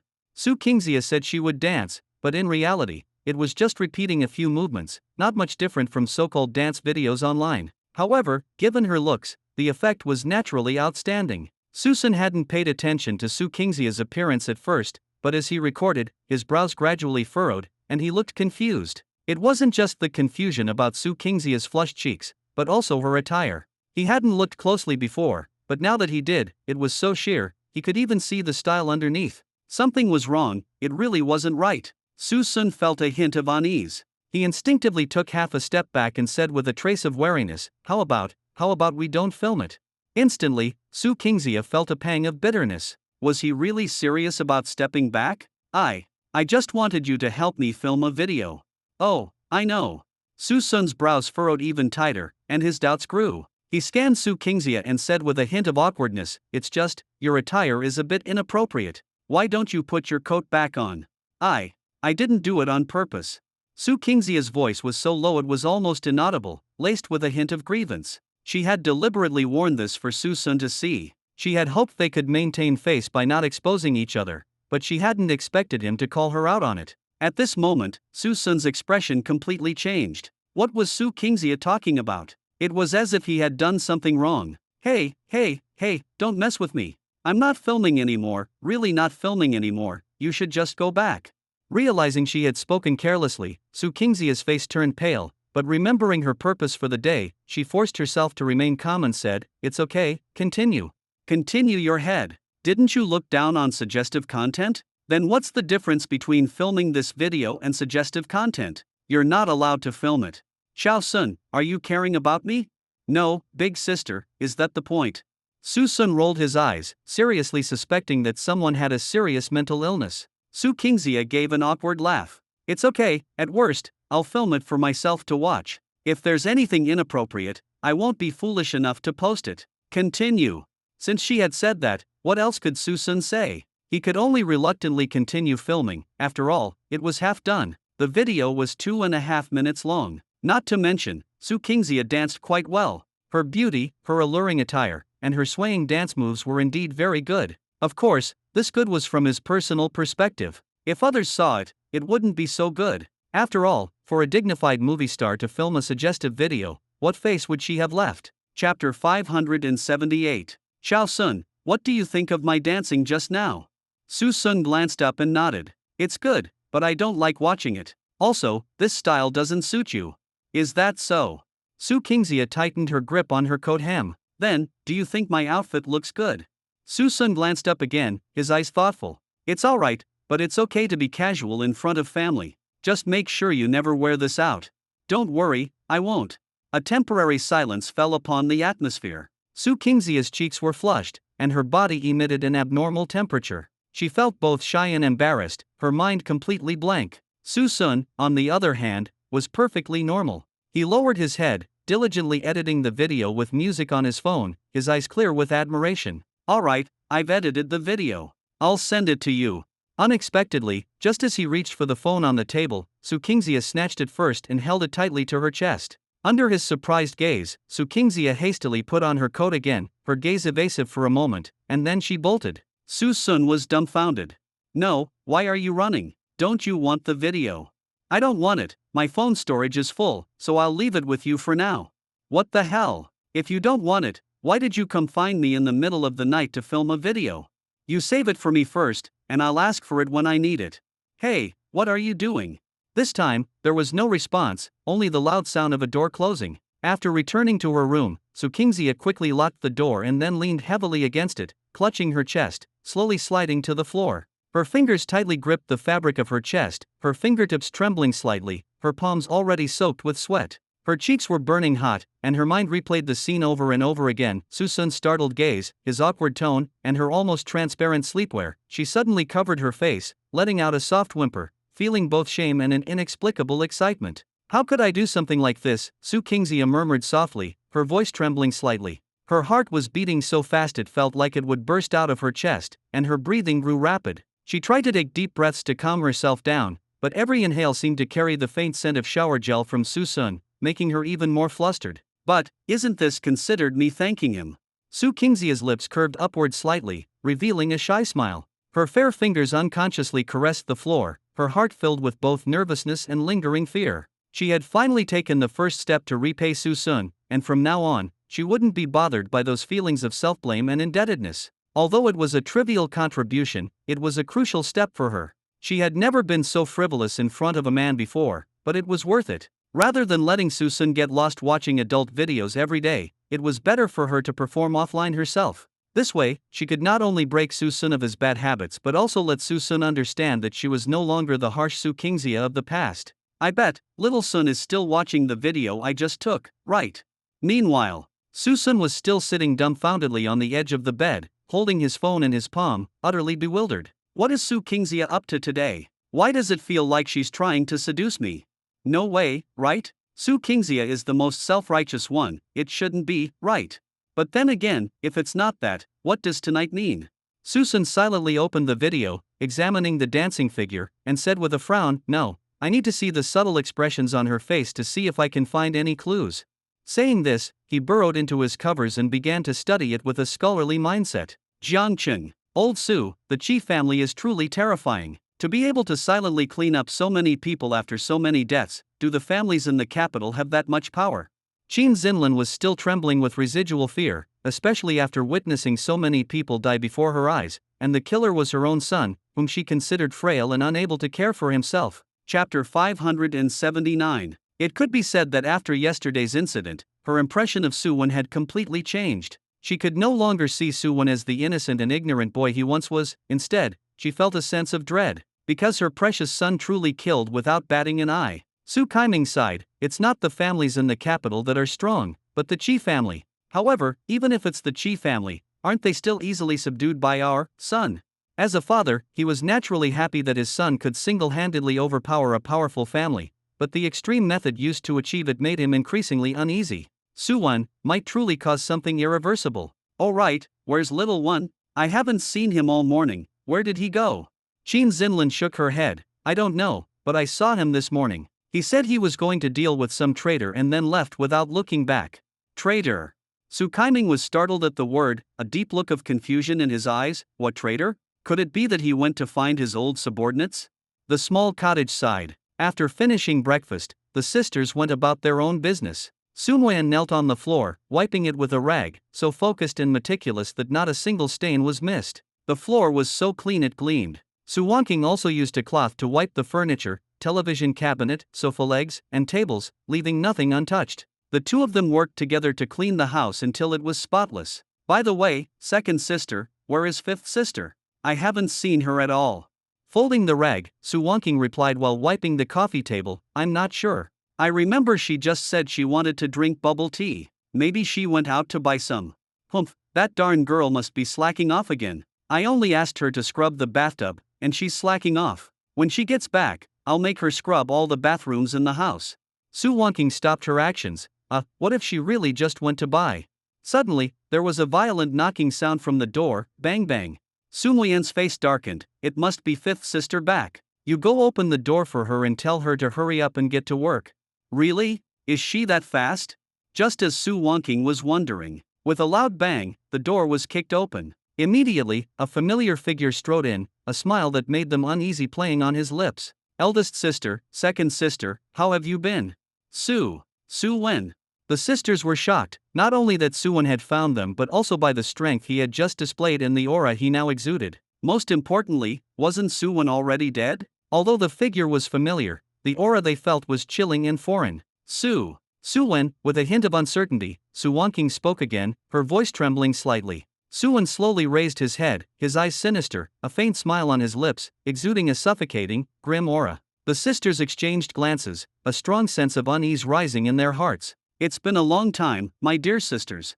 Su Wen's voice was low and cold, as if squeezed from the depths of his throat, carrying a bone-chilling dread. Su Muyan's heart sank, her fingers unconsciously tightening around the rag. She wondered if it was just her imagination earlier. She actually saw killing intent in Su Wen's eyes. Instantly, a strong sense of unease surged within her. Her grave gaze swept across Su Wen's face, trying to find any familiar trace in his icy expression, only to find that the Su Wen before her was completely different from the brother she remembered, who was full of sickly sweetness. The Su Wen before her didn't seem to be the Su Wen she knew. Su Wen, you're not dead. With a hint of nervousness and unease, Su Wonking retreated next to Su Muyan, her eyes warily fixed on Su Wen, her fingers unconsciously grasping her eldest sister's sleeve. Chapter 580. Su Wen glanced at the two of them, his smile deepening. He slowly turned, closing the door gently behind him with a soft click. The sound was particularly jarring in the silent room, like an invisible lock, completely isolating the sisters from the outside world. The old debts haven't been settled, how could I bear to die? Hearing this, Su Muyan's heart rate suddenly quickened, and she tightly grasped Su Wonking's slightly cold hand, trying to offer her some comfort. She knew Su Wen wouldn't come for no reason. At this moment, her responsibility as the eldest sister fully surfaced. Su Muyan suppressed her unease and said coldly, Su Wen, I don't care why you're here today, but we have severed ties with the Su family. Please leave immediately. Leave. Su Wen suddenly laughed. We are siblings, haven't we seen each other in so long? Shouldn't this be a happy reunion after a long separation? But you want to drive me away as soon as we meet. As a younger brother, I'm really heartbroken. Su Wen, stop talking nonsense. We are long estranged. The moment we left the Su family, we were no longer siblings. Eldest sister, do you look down on me that much? I am your own brother. Could it be that I'm not even as good as that useless Su Sun? Enough. Su Muyan's delicate eyebrows furrowed, her pretty face turning icy. Don't you know why I look down on you? If it weren't for your troublemaking back then, our family could have lived in harmony. Now the entire Su family is yours, isn't that what you wanted? My goal. Su Wen sighed lightly, tilting his head back with a helpless smile. He extended his hand, looking at his palm, and said faintly, indeed, my goal has been achieved. But I was short-sighted before, limited to a small Su family. And now, one hand of mine is enough to stir up trouble. What is a mere Su family to me? You two don't actually think I came here to catch up, do you? Then I'll take responsibility and tell you, I've come to make you pay for your betrayal. With that, Su Wen's expression changed. He stomped his foot, and the specially made coffee table, worth tens of thousands, shattered with a roar, even breaking in half from the middle. Su Wonking's face instantly turned pale, and she involuntarily took a step back, her fingers gripping Su Muyan's arm tightly, her fingertips almost digging into her skin. This was a coffee table weighing several hundred pounds, incredibly sturdy. Even a 200-pound strong man couldn't break it with a single kick. Yet now it was broken? Where did Su Wen, with his slender physique, get such strength? Sensing her second sister's fear, Su Muyan unhesitatingly shielded her behind her, her face full of vigilance. Su Wen, what exactly do you want? Su Wen sneered coldly, a hint of madness in his eyes. What do I want? Of course, I want you to die. What? Su Muyan's expression changed drastically, her heart feeling as if it were being squeezed by an invisible hand. Her face was filled with an indescribable shock. Are you serious? This is illegal. Don't go astray. Illegal? As long as I do it without anyone knowing, who will know? Putting away his playful smile, Soo-won quickly returned to his cold demeanor, exuding a suffocating oppressive aura. I won't waste any more words with you. Where are Su Jinro, Su Kingxia, and Su Banian? Especially that slut Su Banian. Make her come out quickly. They're not here. Not here, huh? Then if I find them, you'll suffer. I'll make you watch your sisters die one by one before your eyes.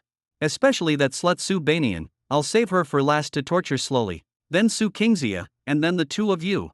As for my good third sister, although she was very good to me, anyone connected to you must die. Under Su Wen's coercion, the two of them led Su Wen from room to room, searching everywhere, kitchen, dining room, bathroom, not missing a single corner. Chapter 581. But as the two of them said, no one else was in the house except them. The curve of Su Wen's lips gradually shifted from playfulness to confusion, and finally, from silence to rage. Not here, they're all not here. It's fine if the few of them are not here, but why isn't Susan here either? Where did they go? Su Wen suddenly lashed out, fiercely grabbing their necks, his eyes spitting fire, his gaze filled with intense killing intent. The two of them weakly struggled against the hands gripping their throats, being slowly lifted into the air, their eyes filled with the fear of death. The sisters exchanged a glance of struggle, as if sharing a telepathic connection. Sun Wen instantly understood Su Wangqing's intention. They remembered Su Sun's instructions before he left. Su Wangqing's phone was not on her, but Su Wen's phone was in her pocket. Just 3 presses of a button, and although it might not guarantee rescue, it could at least let the other side know they were in danger and prevent them from being wiped out by this lunatic. However, reality often does not go as planned. As soon as Su Wen reached for her phone, Su Wen snatched her arm, and the phone was thrown away. Sis! Su Wangqing, having escaped his grasp, clutched her neck with one hand and weakly extended the other, but the lack of oxygen made her lose the ability to act, and she could only watch her eldest sister struggle. Su Wen held Su Wen high up, tilting his head to look at the phone that had been thrown away, and asked doubtfully, trying to call the police? Or trying to report something? My good eldest sister, you're really too dishonest. I've decided to send you on your way first. No, don't, Su Wangqing's voice trembled almost inaudibly, filled with grief and despair. At the same time, a stream of clear tears rolled down Su Wen's cheeks. She knew she was doomed today, but before dying, she suddenly felt less afraid and instead felt a sense of relief. At least, fifth sister was slacking off and ran away. With her cunning, she would definitely find a place to hide if she sensed something was wrong. Conned. Sis. Alright, stop calling. I'll send you on your way together later. Su Wen's face revealed a cruel smile, and he raised his right hand, aiming at Su Wen's abdomen with a cold grin. With just one punch, like Chi knew, he would be pierced through. But at this moment, as if sensing something, he suddenly turned his head towards the door, his gaze chilling. Who's at the door? Get out here. Throwing the person to the ground, Su Wen sprinted towards the door. Su Wen, who had regained her breath, crawled on the ground, coughing uncontrollably, tears mixing with her coughs, pain mixed with helplessness. Su Wangqing, with tear-filled eyes, came to her side and patted her eldest sister's back, tears flowing from her eyes. Sis, are you okay? I'm fine. Hurry and pick up the phone, send a message to fifth sister, tell her not to come back. Wiping away her tears, Su Wangqing didn't hesitate. She knew that if one could escape, it was one. Naturally, she didn't want fifth sister to return. However, just as she got up, the figure at the door stunned her, and it also left Su Wen in a daze. The door opened, and Su Banian stood at the doorway, holding a phone, her expression filled with terror as she retreated from Su Wen's approaching figure. But after only taking a couple of steps, her hand went limp, and the phone fell to the ground with a snap. The crisp sound was particularly noticeable in the silent atmosphere. Fifth sister. Run! Su Wen's desperate cry broke the silence. Su Banian glanced back at the two sisters inside with a pained expression, then resolutely turned around. At this moment, she unleashed a potential she had never had before. Despair enveloped her from behind. This was a race between life and death, and she couldn't afford to be careless. As she ran, tears welled up in her eyes and flowed uncontrollably. Although she arrived late, she wasn't stupid. She understood everything that had happened in the house. Her running might mean never seeing her eldest and second sisters again, or it might be the key to exchanging a sliver of hope for them. At worst, if she lived, she could pass on information and avenge her two sisters. Chapter 582. Su Banian had never felt such intense hatred for anyone before. She swore that if anything happened to her eldest and second sisters, she would make Su Wen pay, even if it meant her own death. But imagination is beautiful, and reality is often cruel. Fifth sister. Su Banian was dragged back home by her hair. Seeing the two sisters on the ground, Suwon sneered coldly and unceremoniously threw her over to them. Sun Weian and Su Wonking were aghast, their hearts filled with despair. The last sliver of hope they held vanished at this moment. Indeed, with Suwon's formidable skills, how could their pampered fifth sister possibly escape his clutches? Sun Weian weakly hugged Su Banian, tears in her eyes, and tenderly smoothed her messy hair, sobbing, "Silly Nian Nian, why did you come back so quickly? You should have played outside for longer." Su Banian reached out to wipe away her eldest sister's tears, her eyes stinging. She forced a smile. "Sis, I ran. I just didn't outrun him." You're usually so clever, why are you so foolish today?" Sun Weian felt both heartache and relief. She understood that fifth sister wasn't unable to run, but rather she had stayed because she was afraid for the two of them, otherwise, why would she have been caught? "Don't be scared, fifth sister, it's just death, right? I'll accompany you, eldest sister." With a hint of resignation, Su Wonking also hugged them. The three sisters huddled together tightly. Su Banian's slender body trembled, tears pooling in her eyes. No matter how much she pretended to be strong, in the face of death, she was still the sister who needed protection. "Eldest sister, second sister, are we really going to die?" Sun Weian gently stroked her hair and said softly, "Nian Nian, don't be afraid, your sisters are here." Su Wonking clasped her cold little hand and forced a smile through her tears. "Yes, our family will always be together." "Fifth sister, didn't you always like listening to stories? Then second sister will tell you one last story, a story about a heartbeat." Su Banian's face was streaked with tears. "No need, second sister. I actually understand everything." "Since you don't want to hear second sister's story, then eldest sister will tell you one." Sun Weian hugged her tighter and smiled. "This is also a story about a heartbeat. Once upon a time, there was a family, and they did not love each other dearly." Su Banian suddenly raised her head, her eyes blurred with tears, and said with determination, "Eldest sister, second sister, no need to tell it, I'm not afraid anymore. I'm very happy to be with you. We will be a family again in the next life." Hearing this, Su Wonking could no longer hold back her sorrow, and tears streamed down her face. She hugged them tightly. "That's right, we will always be the best sisters." Sun Weian nodded, choked with emotion.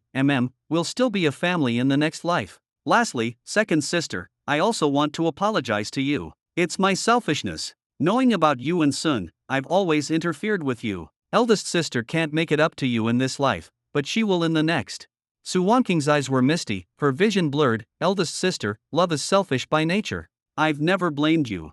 For a moment, the three sisters embraced and wept, expressing their regrets. Looking at this pitiful scene, Suwon felt no pity, but rather immense excitement. So, people facing death truly do talk more. "All right, I've had enough of your despair. It's time to send you on your way." Suwon approached step by step, his eyes flickering with cold light. Sun Weian and Su Wonking's hearts tightened, as if their throats were being choked by invisible hands. Their breathing hitched. They exchanged glances, seeing deep despair in each other's eyes, but also more determination. "Suwon, please spare your fifth sister. She was just too mischievous before, she didn't target you intentionally." Sun Weian's voice was loud and clear, her eyes firm as she spread her arms, protectively shielding Su Banian behind her. Su Wonking also stepped forward, blocking in front, tears welling in her eyes, but she stubbornly refused to let them fall. "If you want to kill us. Don't involve the innocent." Protected by the two sisters, Su Banian was deeply moved, tears streaming down her face. She tightly grasped her sister's clothes, sobbing softly, "Eldest sister, second sister, don't beg this scoundrel. I don't need it. Don't want it." Suwon sneered, his eyes devoid of any pity. "Perfect, I wasn't planning on showing mercy either. Su Banian, since they don't want you to die, you'll be the first to go." "What?" Sun Weian and Su Wonking's pupils dilated. Seeing Suwon had already made his move, they didn't hesitate to shield Su Banian firmly beneath them. "Eldest sister, second sister." Through the narrow gap, Su Banian could even see the excitement on Suwon's face, and she could clearly hear the whistling sound of his fist. Just as the incredibly sharp fist was about to hit her eldest and second sisters, Su Banian could only close her eyes in despair, tears tracing paths down her cheeks. "Enough!" But just as the fist was about to strike, a sharp shout rang out. At this moment, time seemed to freeze. The three sisters clung to each other, their despair tinged with surprise. Where did that voice come from? And why did Suwon suddenly stop moving? At this moment, Suwon was utterly surprised. He watched in disbelief as his fist suddenly stopped, unable to move an inch further. In his surprise, he increased his strength, but to his shock, he realized it wasn't that his arm had lost strength, but that his entire body was immobilized. "How is this possible? How is this possible? I don't believe it." I don't believe it. This bizarre scene almost drove Suwon mad, but after a roar, he finally regained his ability to act. He knew it was just a hallucination. He put on a confident smile, and without hesitation, threw a punch towards their heads. Didn't you hear what I said?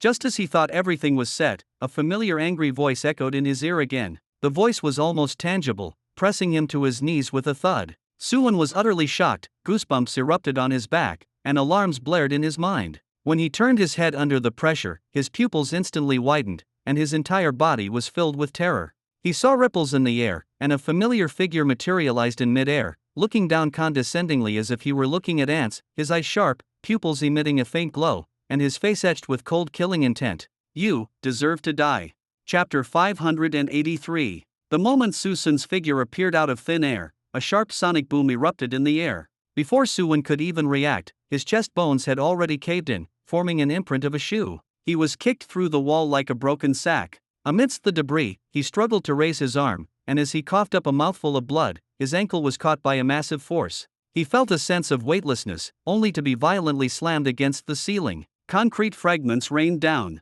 At this moment, Suwon's mind was blank. Embedded in the rubble and dust, he twitched, and the sound of bones breaking under unbearable pressure echoed in his ears. Cough. This is impossible. He struggled to prop up half his body, and his throat was suddenly seized by cold fingers. Susun choked him and pressed him against the wall, gouging out several meters of groove in the hallway wall. Tile fragments mixed with blood droplets traced scarlet arcs in the air. When the metal doorknob was jammed into his face, a wave of intense pain washed over him, making Suwon's mind a little clearer, but this torment was even more devastating. He barely managed to raise his right arm to counterattack. Seeing this, Susun casually grabbed his wrist and squeezed it lightly, a bone-cracking sound echoing. The hand dangled like a broken dry branch. But even at this point, Susun did not stop. With a faceless expression, he bent his knee and forcefully rammed it into Suwon's abdomen, causing Suwon's entire body to arch into a ball and sink heavily into the wall. Suwon was at his last breath, but the moment he made the slightest sound, Susun immediately dragged him out,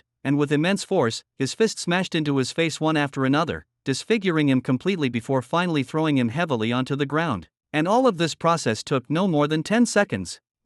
Still not dead.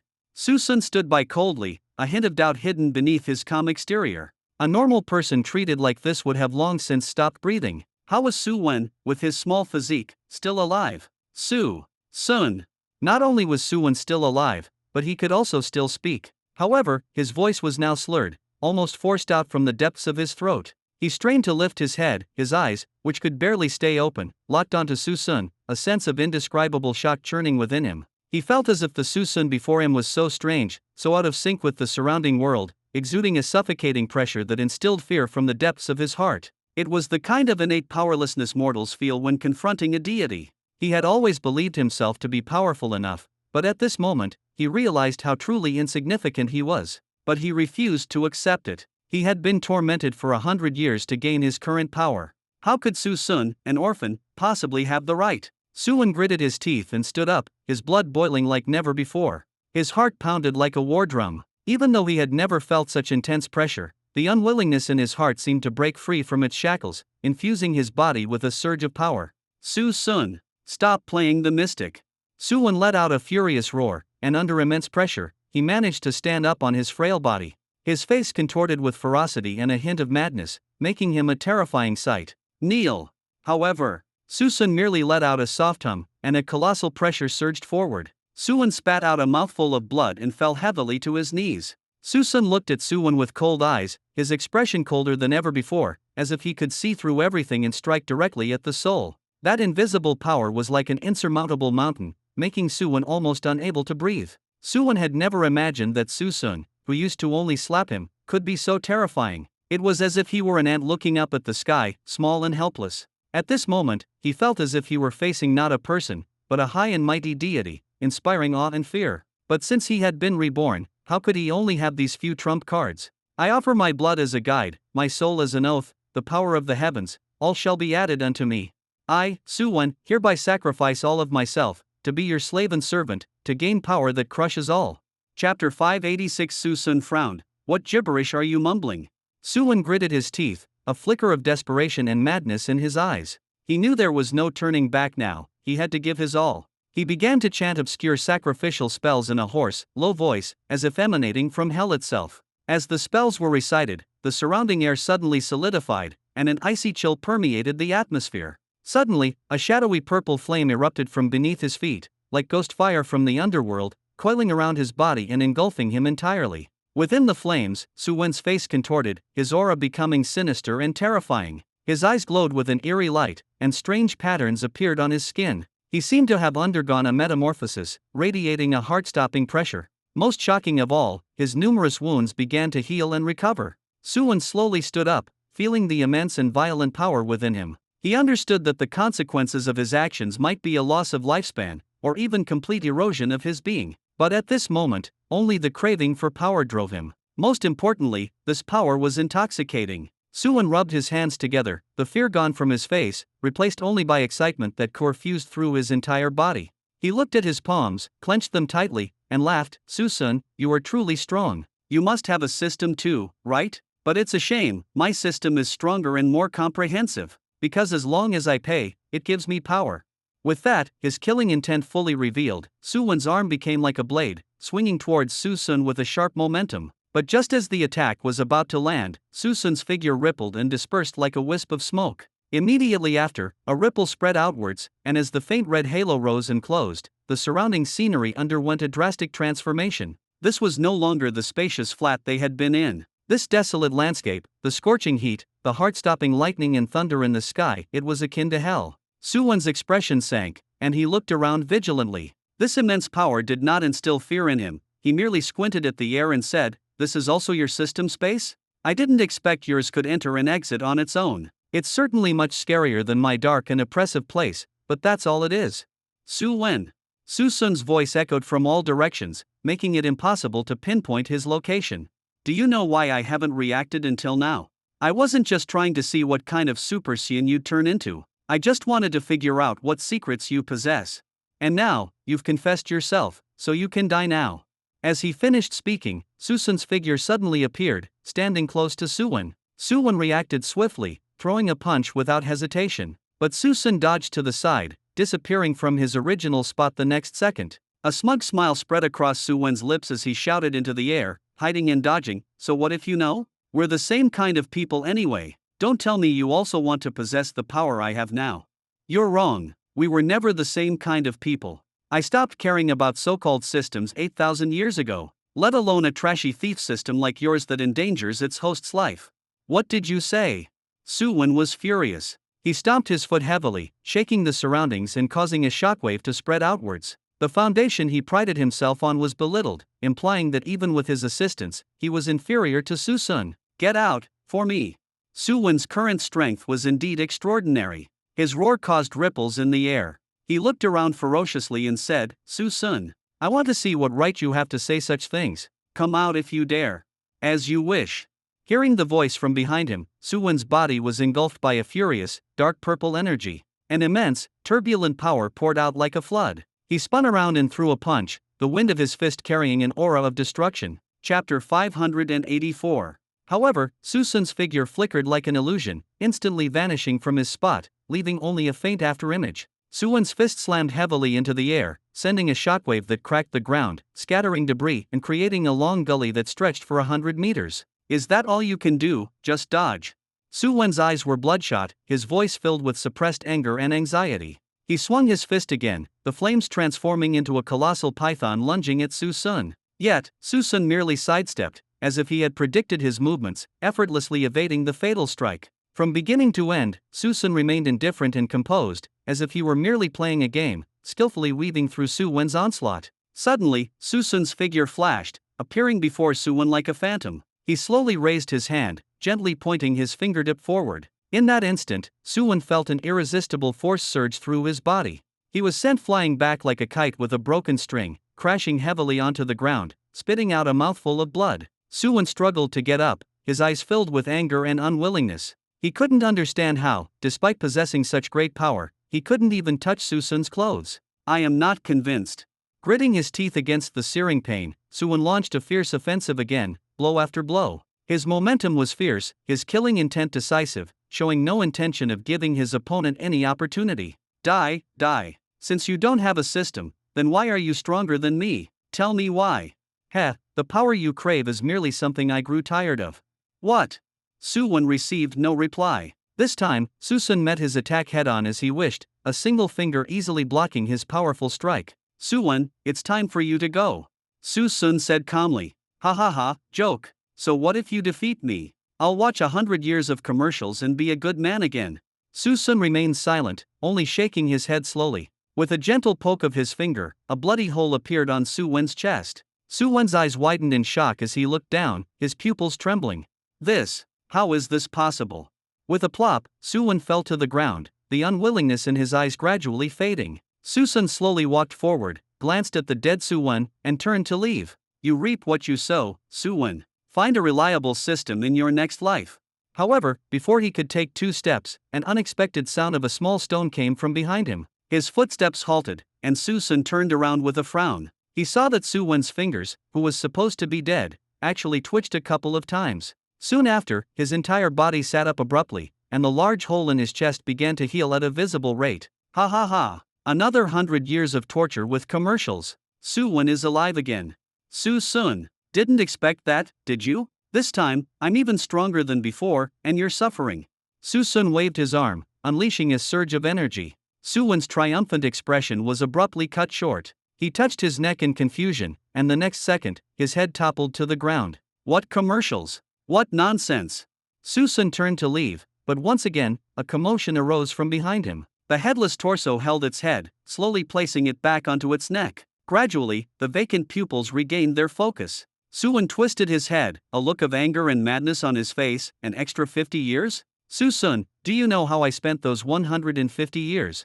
I take back my previous statement. Your system is actually quite useful. You're almost like a cockroach. Seeing Su-sun about to make a move, Su-wen's pupils contracted. He leaped forward and attacked first. Ha ha ha, die for me. Su-sun slapped out with his palm. With a bang, a mist of blood spread, and fragments flew everywhere. Su-wen exploded. The same smugness, the same instant defeat, but this time, Su-sun didn't leave. He watched the pieces on the ground and saw them reassemble. At this moment, even the knowledgeable Su-sun couldn't help but exclaim repeatedly, this Su-wen is truly endlessly resurrecting. Although he had seen such methods before, wasn't this supposed to be a mundane world of familial abuse? Why was such a bugged ability equipped? 200 years? This time it's a whole 100 years more than the first time. Watched commercials for 200 years? Ha ha ha. Good. Really good. Su-sun, I'm much stronger this time than ever before. My current strength is more than 10 times what it was. I want to see how you'll resist. A gust of sandy wind blew, and Su-wen instantly turned into dust. Su-sun remained expressionless, calmly saying, with this perseverance, what can't you succeed at? Why must you insist on being the villain? Before he could finish his sentence, Su-wen resurrected again. Not only was he stronger as he claimed, but he also resurrected faster. And this time, Su-wen stated he had watched commercials for 250 years, but before he could finish speaking, another gust of sandy wind blew, and he turned to powder again. Subsequently, 200 years, 250 years, 300 years. Su-wen dissipated at a visible rate and reappeared at a visible rate. Finally, when it reached 500 years, he completely broke down. Wait. Brother Sun, I was wrong. I don't want to watch commercials anymore. I want to be a good person. Sigh. With a helpless sigh, Su-sun shook his head. Su-wen, I preferred you when you were unruly. I won't be arrogant anymore. I'll never be arrogant again. Please, give me a way to live. Sob. It's too late. The moment you laid hands on them, you should have died. Alright, aren't you infinitely resurrecting? Then stay here and resurrect for a lifetime. With a gentle wave of his hand, the sandstorm reappeared, ruthlessly entering Su-wen's body. No. With despair mixed with hatred, Su-wen let out his final roar, watching Su-sun disappear before his eyes. Over at the small cabin, the sisters were still trembling, having narrowly escaped death. They had discovered that something was amiss. Su Bainian hesitantly poked the motionless body in front of her, then reached out and tested his breath, exclaiming in shock, eldest sister, second sister, he seems to have no breath. Chapter 585. Did Su-wen die like that? He was fine even after being beaten like that just now, but suddenly he became like a fool and stopped moving. What was that sudden movement? No, shouldn't the main point be that Su-wen died, but why did Su-sun return so suddenly? Shao Sun. The sisters immediately surrounded Su Sun, all with worried expressions. Su Muyan's eyes were a mixture of surprise and joy, coupled with deep reluctance, as she threw herself into his arms. Xiao Sun, why did you come back so suddenly? Su Sun frowned, displeased. Could I not come back? Didn't I tell you to call for help if anything happened? If I hadn't happened to return, do you know what severe consequences there would have been? Was it really a coincidence? From the sister's perspective, Su Sun seemed to have appeared out of thin air. Could it be a hallucination from the fear at the time? But none of that mattered. In their hearts, he was still their savior. For a moment, the three women shed tears. There was self-blame, gratitude, and the joy of rescue. Su Wanqing and Su Bainian also hugged Su Sun, and the three of them choked back sobs together. Seeing them cry, Su Sun's expression softened slightly. He reached out to wipe the tears from each of their eyes, his tone gentler. All right, I'm not blaming you. It's I who arrived late. No, it's not your fault. Su Muyan raised her head, her eyes moist, and forced a weak smile. No one expected Su Wen to go crazy. We don't even know how he found this place. No one could have predicted this situation. Besides, you still showed up in the end, didn't you? Scanning the crowd, seeing the self-reproach and understanding on their faces, Su Sun's anger dissipated to zero. He didn't want his anger towards Su Wen to affect others on this trip home. The priority now was to deal with the person kneeling on the ground, and they could reminisce later. Alright, you all calm down. I'll go take care of Su Wen. Su Sun's words had a distinct connotation of disposing of the body, which, as a lawyer, made Su Wanqing highly sensitive. She grabbed Su Sun's wrist and slowly shook her head at him. Xiao Sun, you can't just take him away. Why? Su Wanqing said solemnly, Su Wen is dead now. If you openly take him away, and outsiders find out, or if the surveillance outside captures it, you'll never be able to clear your name. What are you afraid of? He was alive and kicking when I beat him. He suddenly died of a heart attack. Heart attack? Whether true or false, Su Wanqing still disagreed with this attitude. Absolutely not. Even if he died of a heart attack, it's possible your actions were the precipitating cause. If you drag him away, then even if you're innocent, you'll be made to look guilty. This matter was indeed tricky. For a moment, Su Wanqing fell silent, her mind racing with ways to dispose of the body without leaving a trace. She even had a fleeting, cruel thought of dismembering him and packing him away, thus disposing of an adult without anyone knowing. But she immediately dismissed this idea. Setting aside who could commit such a cruel act, in this world, the law was inescapable and meticulous. Who could achieve true flawlessness? At that point, they, the victims, might even become the perpetrators. Finally, Su Wanqing thought of the most direct method and made a decision. We'll call the police directly. We'll say Su Wen intentionally came to our house to murder us. I believe the surveillance outside captured his violent entry and his pursuit of our fifth sister. As for the cause of his death, if it's unavoidable, you can say I delivered the fatal blow. Xiao Sun did beat him, yes, but he wasn't dead then. It was after my counterattack that he suddenly stopped breathing. Second sister / second eldest. Su Muyan and Su Bainian exclaimed in unison, their faces filled with shock. That's decided then.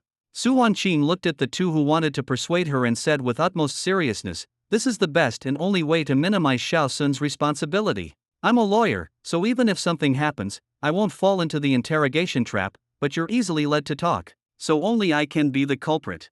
Chapter 586. No, absolutely not. Su Muyan immediately denied sternly. We'll find other ways, there must be foolproof methods. Eldest sister. Su Wanqing shouted, her eyes filled with reluctance to part, as if she had already prepared for the worst. With a slight sob, she said, Xiao Sun acted for our sake. Do you really want to see him go to jail for us? This is murder. Even without the death penalty, it's over 10 years in jail. He's still young, and if he spends over 10 years inside, he'll be ruined. Su Muyan felt a lump in her throat. She wanted to retort but couldn't. She didn't want Su Wanqing to get into trouble, but she also didn't want Su Sun to suffer. Moreover, Su Sun had acted ruthlessly to save them, so how could she? For a long time, Su Muyan fell into silence, her heart filled with intense anxiety and fierce struggle. Both hands were her flesh and blood, how could she choose? Tears of helplessness trickled from her eyes. She only regretted her own uselessness. Knowing Su Wen's twisted and jealous nature, why hadn't she taken precautions earlier? Hugging Su Muyan, Su Wanqing gently wiped the tears from her cheeks and smiled faintly. It's okay, eldest sister. We acted in self-defense, and we reported it truthfully. I might not be in any trouble. Though she said this, would things really be alright in the face of harsh reality? But with things having reached this point, Su Muyan had no choice but to agree. At this moment, a hint of determination appeared in her eyes, and her face no longer showed worry, but rather affirmation towards Su Wanqing. Second sister, tell us your ideas. We must minimize the responsibility. Su Wanqing smiled and gestured, don't worry, eldest sister. As long as you remember what I say, everyone will be fine. First of all, gibberish, I don't want to listen. Su Sun didn't want to rehearse their stories. With that, he directly grabbed Su Wen by the collar and walked outside. Su Wanqing's expression changed. Xiao Sun, what are you doing? You can't take him away from the scene. Alright, just trust me. You were fine by waiting here, but now you're turning a non-issue into an issue. But, shut up. He threw the person to the ground, and Su Sun frowned angrily. If you say another word, I'll turn myself in. Then I'll be looking for trouble and asking for the death penalty. See how your plans go. Su Muyen, Xiao Sun. You shut up too. Why are you stirring up trouble? Don't you learn from our Nian Nian, who just cries? Suddenly being called out made Su Baiyan feel insulted. She rubbed her eyes, momentarily stunned. Seeing that the world had finally quieted down, Su Sun added, alright, when your third and fourth sisters return, don't mention today's events. If those two find out, they'll probably stir up more trouble.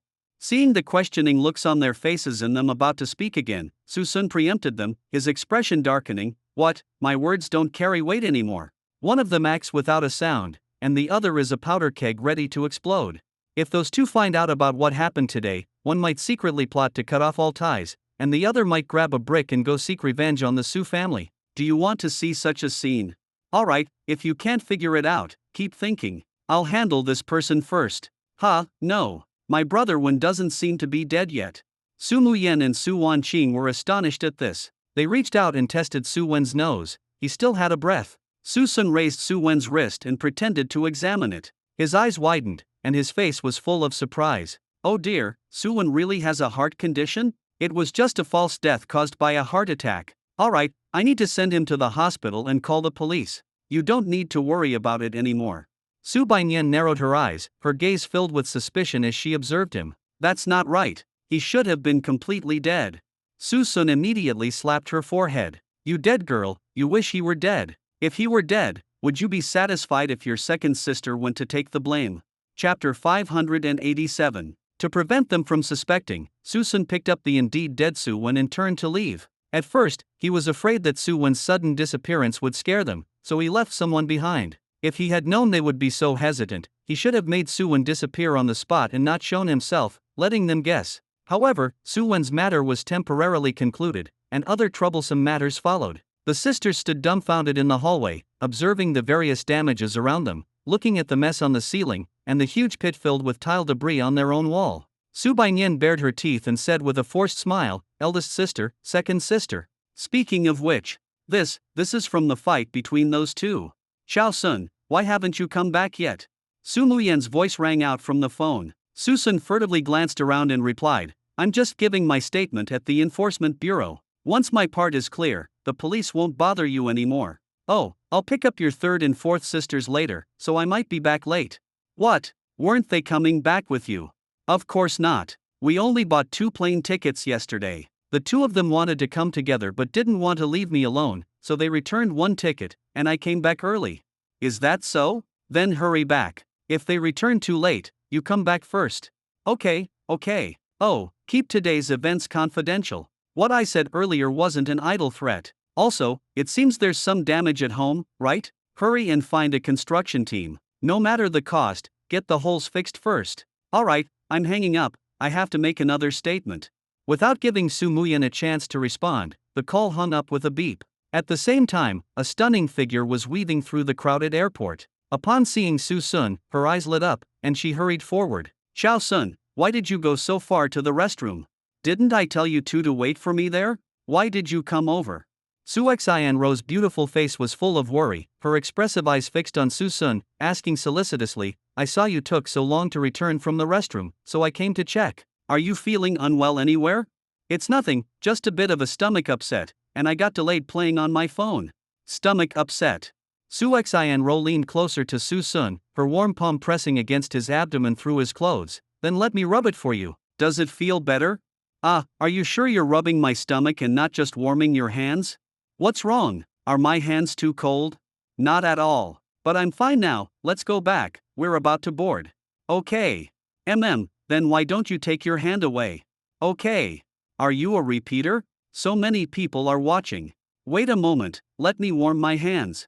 After several hours of flight, the three of them returned to Jiangqing. Su Xianro initially thought of going out for a meal after landing, but Su Qingxia felt that since they were going home, they should all eat together, so they abandoned the idea of eating out. As they excitedly headed home, they were surprised to find that their home, which they hadn't returned to for many days, was undergoing renovations. Renovations were one thing, but even the exterior walls had been dismantled. Even if the exterior walls were dismantled, why was the opposite wall being painted as well? Crucially, where did the large hole in the roof of the entrance hallway come from? Tilting her head back, Su Qingxia asked in confusion, "Big sister, was that hit by a missile? Where did such a big hole come from?"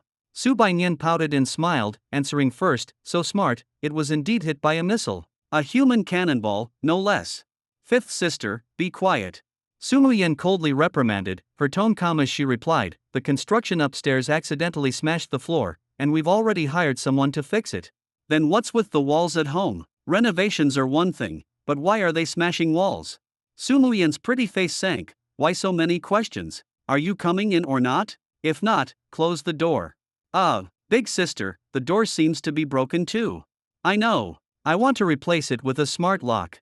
The changes at home didn't garner much attention. Su Xianro and Su Qingxia treated it as normal renovations. As for what happened that day, no one mentioned it. However, the sisters spent a few uneasy days, fearing that something might happen with Suwen. It was only on the third day, when everything was still calm, that they finally relaxed a little. They even thought of confirming whether Suwen was dead or not, but Susan ended the topic by saying Suwen was in jail. However, there was one thing that puzzled them, especially Su Wanqing, who felt something was very wrong. Logically, for attempted murder, regardless of whether it was successful, they, as witnesses, should have been summoned to the Enforcement Bureau for questioning, or the police should have come to take their statements. But now, it was too peaceful. Of course, for everyone, the best outcome was that nothing happened. The people were unaffected, and Suwen was captured, a truly happy ending. However, on the other side, things were different. On the Su family side, 3 days had passed since Suwen left, and he had not returned, nor had there been any news, as if he had vanished into thin air. When her son was around, she was afraid. When her son was gone, she started to worry. Qin Xian was a bundle of such contradictions. "Old Su, Xiaowen hasn't come back for so long, has something happened to him? How should I know? I don't know what this rebellious son is doing all day, he doesn't even reply to messages." Qin Xian Lan shook her head uneasily. "No, something is very wrong. Although Xiaowen is somewhat unreasonable, he will definitely come home. That subordinate of Xiao Qin has come looking for him several times, indicating that they had an arrangement. If he hasn't returned, something must have happened. Stop worrying. He's acting very strangely now. What could happen? Stop overthinking." Su Qiming sat on the sofa, leisurely sipping his tea. He said words of comfort, but in his heart, he was secretly a little pleased. After all, Suwen had become too difficult to control and so unreasonable. If something really happened to him, he wouldn't have to worry about his son stabbing him in the back in the future. "All right, old Su, what is this?" "I found it in Xiaowen's room." Qin Xian Lan took out a medicine bottle from her pocket. Upon opening it, she found it filled with small, black pills the size of chocolate beans. Upon smelling them, they emitted a faint, unpleasant odor. "What is this? Could it be for Xiaowen to treat?" Suwen had had a close call before, finding such pills in his room. Both of them naturally thought in that direction. Just as Su Qiming's interest in the pills was piqued, a pained cry echoed from the courtyard. "Medicine, give me the antidote." Chapter 591. What the hell is this? You scared me. The figure in the yard stumbled into the house, tripping and falling in front of the two. Qin Xinlan was so startled she jumped off the sofa, trembling and hiding behind Su Qiming. Looking at the disheveled figure covered in purple, Su Qiming frowned, his eyes full of confusion. Why did this person in front of him seem a little familiar? But he couldn't recall who it was. Su Qiming slowly stepped forward, cautiously bending down and poking the person's shoulder with his finger. "Young man, did you take a wrong turn? Perhaps the place you're looking for is next door to us." Suddenly, the figure lying on the ground lifted its head, revealing a terrifying, completely purple face. This sudden movement caused even Su Qiming to stumble back a few steps, tripping and falling onto the sofa, his heart pounding wildly. It wasn't that he was timid, but the person's complexion was horrifyingly bad, as if they had been strangled to death for days and then soaked in a pool, their face wrinkled and then smeared with makeup, utterly unrecognizable. If it weren't for the fact that the person in front of him was still breathing, they would have seemed more dead than dead. The medicine, give me the antidote. Antidote? What antidote? Su Kaiming was puzzled and glanced at Qin Zinlin, not knowing what to do. Qin Zinlin was immediately dumbfounded. Why are you looking at me? I don't have any antidote he's talking about. I didn't say you did, I was just looking. Frowning and suppressing his racing heart, Su Kaiming slowly squatted down and whispered, Young man, you've really come to the wrong place. I don't have any antidote you're talking about. How about I help you find an ambulance? The hospital is useless, the hospital can't cure me. You have the antidote, you definitely have it. What antidote are you talking about? Where would I get an antidote? As Su Kaiming was still confused, a purplish red hand tightly gripped his arm. Suwen. Suwen has it, quickly give me the antidote. What? My son. You know my son. I am. In Sha. In Sha. Qin Zinlin behind him suddenly realized and pointed at In Sha in shock. He's that little Qin's subordinate, but how did he turn into a purple potato monster? Su Kaiming was also very surprised. When he saw In Sha yesterday, he was perfectly normal. Although he was coerced by Su Wen, he hadn't suffered any harm. How did he end up like this today? Suddenly, an image flashed in his mind. Su Kaiming remembered that Su Wen had seemed to feed In Sha something that day, saying it would make his life worse than death. Could it be that this is why the person opposite him ended up like this? His heart was utterly shocked. There really was such a malicious poison in the world that could control others. Just looking at In Sha's pained expression made him break out in a sweat. If this medicine were used on him, wouldn't he become neither human nor ghost? He had initially thought Su Wen was heartless and cruel, disowning his own family. Now, it seemed Su Wen had at least shown some consideration for him as a father. Su Kaiming secretly reached out and brushed away the purple hand on his arm. But In Sha grabbed him again, increasing the force. The medicine. Su Wen's antidote. I don't have any medicine, and besides, Su Wen isn't home right now, so it's useless to look for him. I don't believe it. I don't believe it. How could he not be home? He promised to give me the antidote. Let go, you let go first. I won't let go. If you don't give me the antidote, I won't let go. For a moment, the two struggled. Su Kaiming was naturally no match for In Sha, but In Sha was extremely weak now, and the two were actually pulling back and forth. Suddenly, Su Kaiming exerted too much force and fell backward, and the small black pill in his hand flew out, landing in front of In Sha. In Sha's eyes were heavy, his body tormented by pain, and despair filled his heart. The sound of the pill hitting the ground made his tired eyelids slightly open. When he saw the black pill, a flicker of excitement flashed in his eyes. Chapter 588. The medicine, the antidote. At this moment, In Sha mustered his last bit of strength. Dragging his weakened body, he struggled to crawl forward and clutched the black pill in his hand. After seeing that the pill was indeed the antidote he wanted, a smile involuntarily curved his lips, and he immediately popped it into his mouth. The moment the pill entered his body, a strange sensation spread through his chest. His eyeballs rolled upwards, and the pain in his body significantly lessened. He exhaled a heavy breath. This scene looked incredibly enjoyable to outsiders. Qin Zinlin looked surprised. Old Su, isn't this little Qin's subordinate a drug addict? What kind of reaction is that? What are you talking about? He took Wen's Candide Ha medicine. What? Can taking Candide Ha medicine be this enjoyable? Isn't it possible that Wen's medicine is actually a drug? Hearing this, Su Kaiming's heart skipped a beat, and some bad suspicions surfaced in his mind. He had heard that addicts behave completely differently after taking drugs, which indeed matched Su Wen's symptoms. Oh no, could that rebellious son have actually been taking drugs? The air was silent for a few minutes, with no movement from either side. Mainly because In Sha suddenly lay on the ground and stopped moving, and they were afraid he would die in the house and didn't dare to approach. Fortunately, their worries did not materialize. After a while, In Sha's complexion visibly returned to normal, and his listless expression softened considerably. When the pain in his body disappeared, he slowly stood up, his face filled with the overwhelming feeling of having survived a disaster. He truly never wanted to experience that feeling again. Although it wasn't fatal, such prolonged torment was something ordinary people couldn't endure. He had undergone extremely rigorous torture experiments at the Divine Heaven Hall before, and he could withstand that kind of pain, but the pain he had just experienced was unforgettable. Su Wen, what a vicious method. That, In Sha, right. Qin Zinlin asked with a forced smile, how are you now? In Sha nodded slightly. Thank you for your concern, Mrs. Su. I'm much better. It's good that you're much better. But now that you're better, please don't attack us like last time. My old Sue just saved your life. If it weren't for his little pill, you wouldn't be well. Insha was taken aback, and a look of embarrassment appeared on his face as he recalled some things from last time. He said helplessly, last time was really just a misunderstanding. Mr. Sue just saved my life by giving me the antidote, so I naturally wouldn't repay kindness with enmity. What? Antidote? Ha! Mrs. Sue doesn't know. I don't. Cough, cough, cough. A few dry coughs interrupted Qin Zinlin, and Su Kaiming said with a hint of seriousness, well, my son entrusted this to me for safekeeping, saying I should take it out when needed. It's just that he left in a hurry and didn't tell me what it was specifically. So, it turns out this is the antidote. He entrusted the antidote to you. A hint of chill permeated the air for no reason, and In Sha's expression suddenly sank. Sensing In Sha's change, Su Kaiming's heart skipped a beat, and he quickly replied, well, it's not exactly entrusted to me, he just gave me 2 pills each time, and when he was busy, he asked me to deliver them on his behalf. Oh, so that's how it is. In Sha's face revealed a smile again, and he asked tentatively, so where did young Master Wen go? I haven't seen him for the past few days.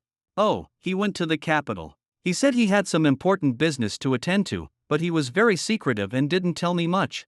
So that's how it is. Then I'll wait for him to return before coming over. Excuse me, the two of you. In Sha left just like that. His purpose today was to get the antidote, and now that his immediate crisis was averted, his objective was achieved. It's just a pity that he hasn't completely escaped control. A hint of ruthlessness flashed in In Sha's eyes. Old Sue, why did you lie to him just now? Wouldn't it be better to have him help us find little Wen? And wasn't your medicine a whole bottle? Why did you lie to him and say there were only 2 pills? Su Kaiming's old face sank, his expression solemn. You foolish woman, didn't you notice he was acting strangely just now? If he knew the antidote was all with me, he might have attacked us without hesitation. Do you want to be attacked again?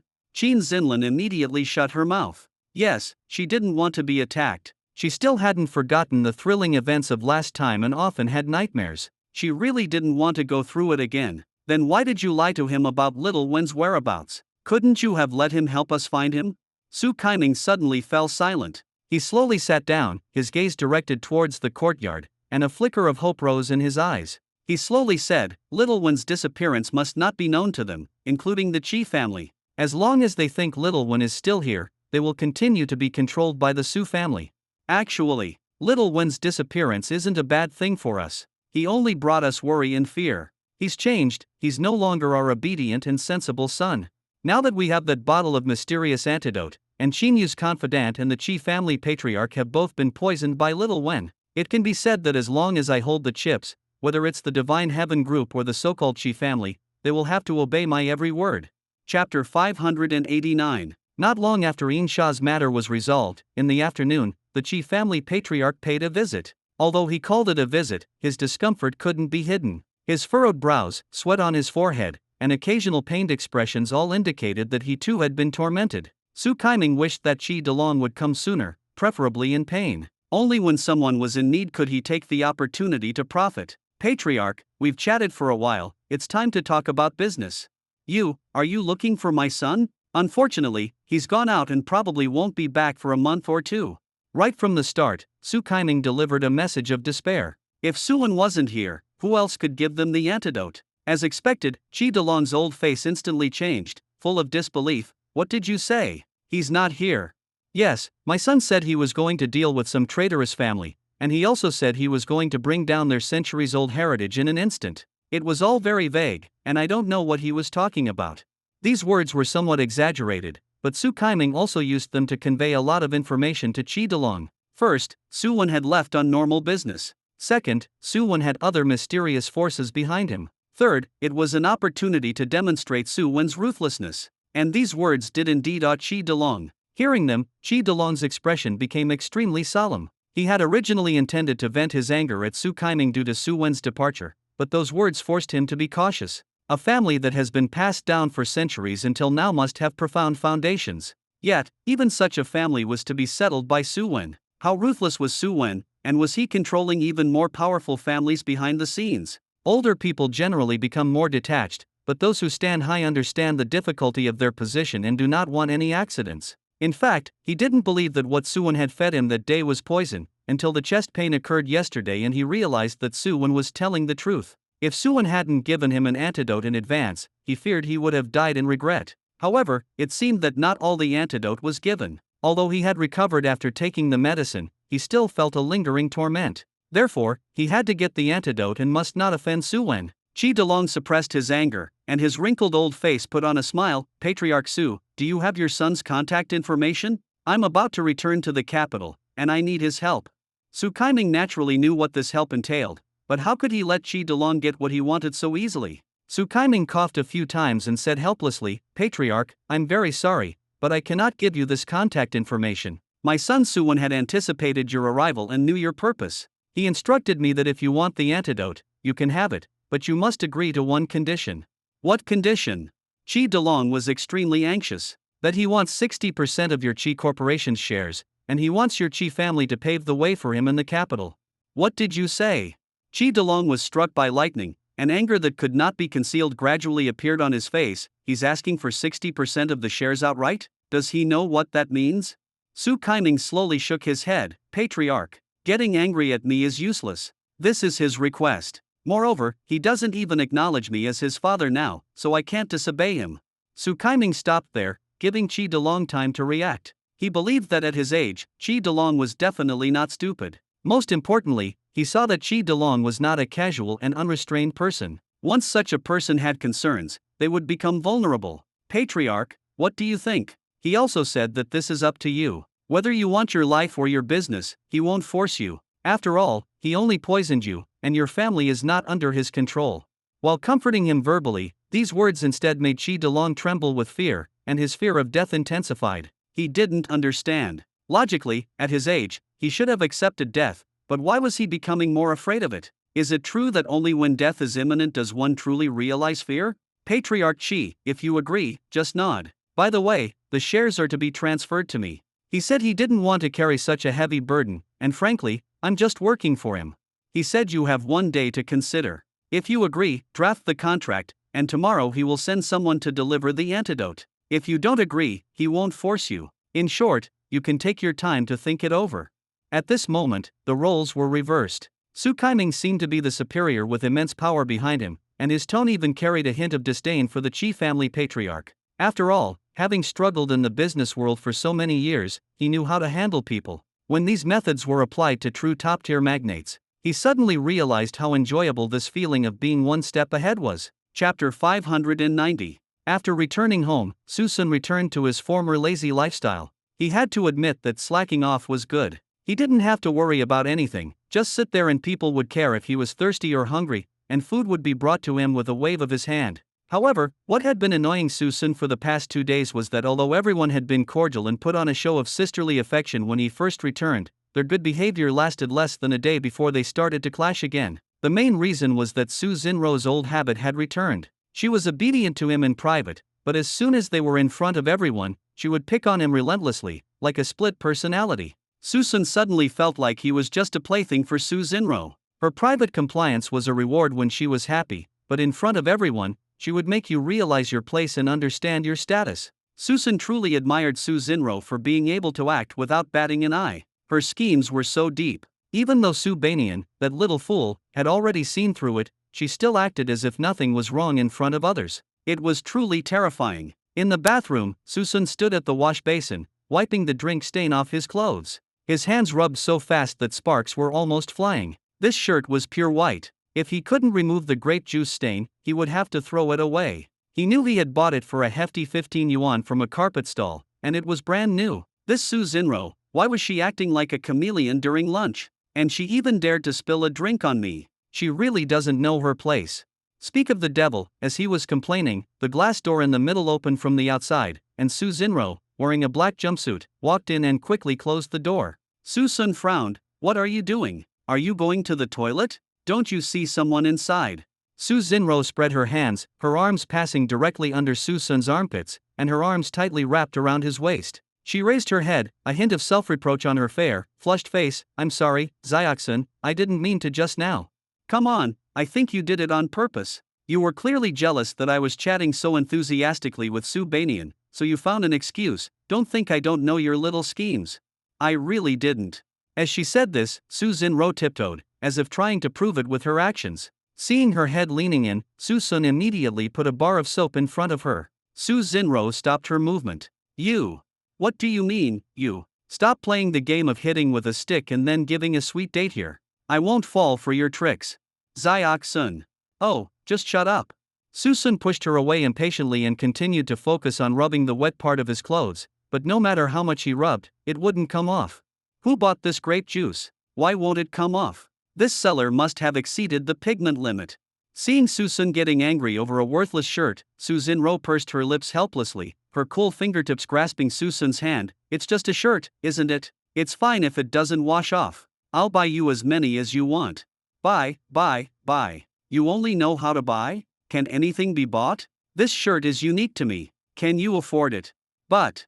Su Xinro's willow-like brows furrowed slightly, and she said faintly, didn't you pick this up from a street stall? The original price was 800 yuan for one. I remember waiting for you not far away. You lied to the boss that you could get my number and hold my hand, then I kissed you, and he was so shocked that he wanted to give it to you for free. Under your polite refusal, he sold it to you for 15 yuan, wasn't that the shirt?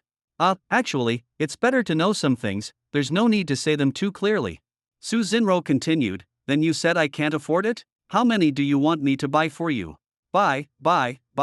You only know how to buy. This is my favorite shirt, the only one in the world, okay. I can't be bothered to talk to you anymore. Su-sun opened the door and left directly, looking extremely angry. Chapter 591. Did he want a shirt? He just wanted an attitude. But Su Xinro kept offering to buy things with money, which really made him feel like she didn't take him seriously. Su-sun stopped in his tracks, his brows furrowed. But speaking of which, she just threw herself into my arms. Doesn't that count as an attitude? Oh, whatever, I won't bother with it. I'll go change first. Although he said he was going to change, Su-sun didn't return to his own room. Instead, he headed straight for Su Qingxia's bedroom. He remembered that the clothes he bought in the capital were all in Su Qingxia's suitcase. Arriving at the door, he suspiciously looked around, observing the surroundings. Hey, no, it's my own house, why am I being so sneaky? I haven't done anything wrong. He twisted the doorknob, kicked open the door, and then slammed it shut forcefully. Su-sun brazenly looked around, rummaged through drawers and cabinets, and finally found the familiar suitcase in the wardrobe. He dragged it out and placed it on the floor. He unzipped it, and as the suitcase opened, a large plush doll popped out. Su-sun was startled, almost forgot about this useless thing. This thing is worth hundreds of thousands. With a touch of affection, Su-sun tossed the doll behind him, then pulled out a transparent sealed bag from the suitcase. He then opened the zipper and took out 7 or 8 identical shirts. Most importantly, they were identical to the one he was wearing. There was no other way. The boss sold them to him for 15 yuan each. He felt that the boss's profit was so meager, so he decided to support the business and grabbed a handful and put them in the bag. Thinking back now, he was really too kind at that time. Although it was still winter, the air conditioning at home was set to a normal temperature. Su-sun basically just wore a shirt and long sleeves. When he changed, he just took off his clothes. Just as Su-sun, with his shirt off and bending down to get a shirt from the suitcase, the door suddenly opened. Su Qingxia's mouth fell open, and the milk tea in her hand dropped to the ground. She was stunned on the spot. It was one thing for Su-sun to be in her room, but he was also shirtless, and more importantly, her suitcase was open, revealing her personal belongings. And he was bending over with his hand reaching in, intending to. If it were in the past, Su Qingxia would have immediately denounced Su-sun as a pervert. But now, she could only cover her mouth with her hand and tremble, unable to speak. You. Seeing the big eye mask next to him, Su-sun felt like dying. Why did he have to come back now of all times? Oh, what are you doing? Tensely locking the door, Su Qingxia swallowed and said awkwardly, well, Xiaoxun, if you're really interested in that thing, I can wear it for you to see, or even take a video like last time, but it's really not suitable for a grown man like you. Su Qingxia, what kind of logic do you have? Why would you think I want to wear it? Are you blind? Don't you see this stack of identical shirts? My clothes are wet, I'm changing and getting clothes, okay. Shirts. Su Qingxia looked closely and indeed saw many pure white clothes that looked like they were copied and pasted. She asked in confusion, when did you put them in? Didn't you just put a plush dog in there? Ask your third sister. She put them in, but now can you stop overthinking things? Hearing this, Su Qingxia's pretty face blushed, sorry. Alright, I don't have time for your nonsense. I'm leaving. Without even putting on his clothes, Su-sun grabbed the shirts, picked up the dog, and angrily left Su Kingxia's bedroom. Looking at his broad back, Su Kingxia was actually mesmerized for a moment. This was the first time she had seen Su Sun's bare upper body. She realized how strong Su Sun was. His full chest, his obvious abdominal muscles, and his astonishing V-line, and his robust masculinity. Su Kingxia suddenly felt thirsty and licked her lips. Xiaoxin, shouldn't he be the slender type? As dusk began to fall, the sky was dyed with diluted blue ink. The last ray of golden light in the west was curled up in the gaps between the buildings. It was almost dark, and it was time to prepare dinner. Su Muiyan began to busy herself in the kitchen, and Su Wangqing, as her capable assistant, naturally helped alongside her. Chapter 592. Second sister, we're out of soy sauce and star anise. I'll handle these dishes, you go buy seasonings, and also buy a bag of sugar. Okay. Putting down her work, Su Wangqing wiped her hands with a towel from the wall and turned to leave the kitchen. 2 minutes later, the sliding door of the kitchen sounded again, and Su Wangqing returned to her original position to continue stripping the remaining vegetable leaves. Su Muiyan, who was washing meat in the sink, turned around when she heard the sound and was immediately surprised. Didn't you go to buy seasonings? Why are you back so soon? I asked fifth sister to go. Su Wangqing hesitated, looking like she wanted to say something but was struggling. Su Muiyan looked puzzled. Why do you seem so preoccupied? It's really strange. Big sister, don't you think third sister is becoming more and more obsessive? She even dared to pour water on Xiaoxin in front of you. She's deliberately showing off to everyone. Hearing this, Su Muiyan's movements paused, but then she slowly shook her head and said faintly, she didn't do it on purpose, I believe she wouldn't go that far. Big sister, are you serious? Can't you see how obvious it was intentional? She should have known she wasn't up to anything good as soon as she sat next to Xiaoxin. Alright, I know all of this.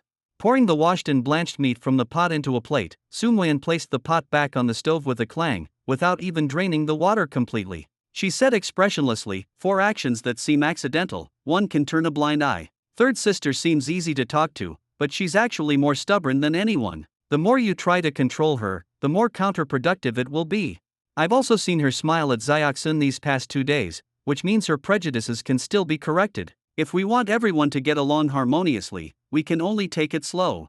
That made sense, but Su Wangqing was still uncomfortable, especially since Su Xinruo would always appear to disrupt the atmosphere whenever she was alone with Su Sun these past 2 days. It was as if she was deliberately preventing Su Sun from getting close to her, even though she didn't need this unsolicited kindness. Big sister, since you have a handle on third sister, I won't interfere. But isn't fourth sister being a little too enthusiastic? Although fourth sister could get along peacefully with Xiaoxin before, they weren't overly intimate. But after the two of them returned from the capital, fourth sister has changed completely. Before, she still had some distance, but now she can't wait to be by Xiaoxin's side all day. Aren't you going to do anything about this? Su Muiyan was taken aback. She hadn't paid much attention to this matter, only thinking that their relationship had improved a little compared to before. Hearing this, they were indeed getting closer. However, it's good that the distance is closer, it shows their feelings have grown. I actually hope fourth sister can continue like this, then her single-minded brain won't be easily swayed by others again. Little Sun can also resist her less.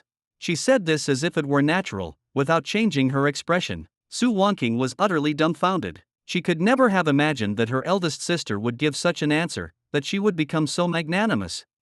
Eldest sister is indeed eldest sister. Your heart is truly broad. Su Muiyan turned to meet her gaze and said slowly, there's no other way. As your eldest sister, even if I have selfish thoughts, I can't show them. I must consider everyone. Is that so? Then will you consider me? Su Wangqing retorted. Of course. Fine. Then your apology, does it still count? Almost instantly, Su Muiyan avoided the stare from across from her, leisurely picked up a rag, and began to wipe water stains by the sink, her face full of concentration. Seeing this, Su Wangqing immediately became furious. She was lenient towards everyone else, but when it came to herself, she fell silent. She just didn't believe it today. Eldest sister, don't pretend you didn't hear me. I'm asking you a question. What question? I don't understand what you're saying. Stop wiping. She snatched the rag and threw it heavily into the sink. Su Wangqing frowned, her face cold, and gritted her teeth. Don't play dumb here. Do you forget the last words you told me the day something happened? You said you were sorry to me. You said you'd make it up to me in the next life. Su Muiyan glanced up, then turned and picked up the spatula, starting to stir the pot nonchalantly. She said faintly, that was then. I thought everyone was going to die, but aren't we still alive? What?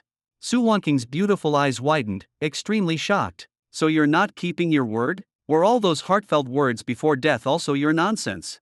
Of course not. Didn't I say in the next life? We'll talk about next life in the next life. It's too early to say these things now. Su Muian. Su Wonqing was completely enraged. She snatched the spatula and pointed it at her angrily, her face full of fury. You can be lenient towards them, but you're always wary of me? You even deny your own words. You're going too far. Su Muian shook her head helplessly. Second sister, calm down first. I can't calm down. If you don't give me an explanation today, this isn't over. You know I have flaws, you know I'm very likely to die alone, but you insist on obstructing me at every turn. You're forcing me to turn against you.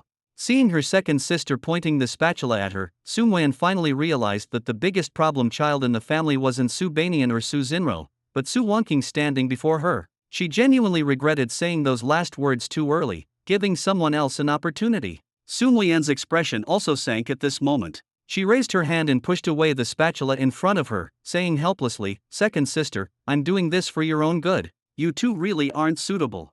The spatula quietly moved to her neck, and a chill followed. "Eldest sister, be careful if you say any more of this toxic chicken soup, I'll turn against you." Su Muian's eyes turned cold. Do you really have to be like this? That's right. Why can you sleep in the same bed as little Sun openly, but I have to be controlled by you? I was the one who came first. Today, I really can't tolerate you anymore. Second sister, you've gone too far. That's right, I have. Since you're not giving me a chance, I'll fight for it myself.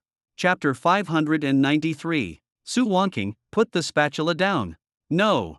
The spatula remained horizontally at her neck. Su Wonqing held on tightly, her eyes fierce, and even moved it a little closer to her neck. For a moment, the two sisters were in a standoff, neither willing to back down. Su Muian was truly furious. The former second sister was the most mature and sensible one in the family besides her, never making her worry, and even acting as her capable assistant and strategist, properly managing all the household affairs. But what she didn't expect was that someone who was sensible and didn't cause trouble when she was young would dare to threaten and intimidate her when she grew up. Enough.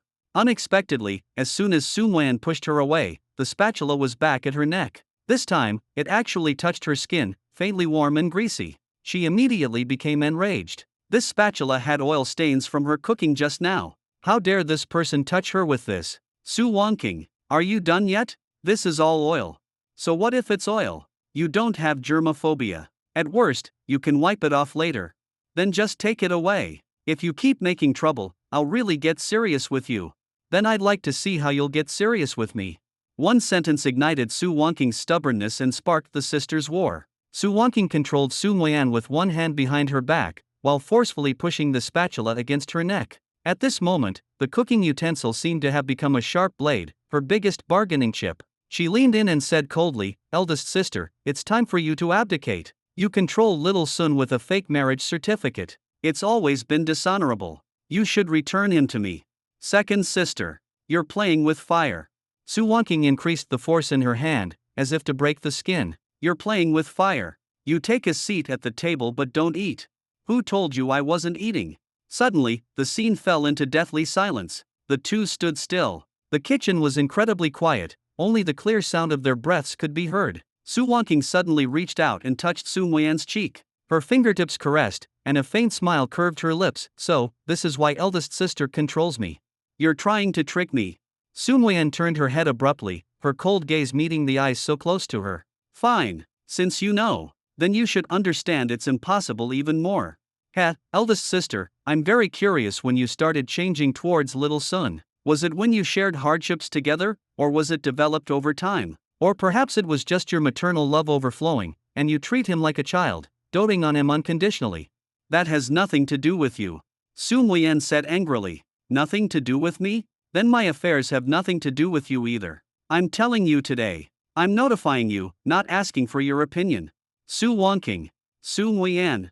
The great battle was imminent. Su Muian reacted first. Seizing the opportunity while the other was stunned, she slapped the spatula away from her neck, turned around, and began to counterattack, reaching out with both hands to grab Su Wonqing's neck. Su Wonqing reacted quickly. Even without her weapon, she was only stunned for a moment. She grabbed an eggplant from the cutting board and smashed it heavily onto Su Muian's forehead. With a thud, Su Muian was dazed. "You actually dared to hit me. If I don't hit you, am I supposed to wait for you to make a move? Okay, you want to play rough with me, right? Sun Weian laughed in exasperation, but her hand by the sink moved silently. She grabbed a handful of vegetables and scattered them on Su Wanqing's face. Thus, the battle resumed, with vegetables and fruits flying everywhere in the kitchen. At the same time, Su Banian, who had returned after buying seasonings and was drinking water at the dining room counter, frowned as she looked in the direction of the kitchen and muttered to herself, "What kind of big meal are they making tonight? Why is there so much commotion? Should I go take a look?"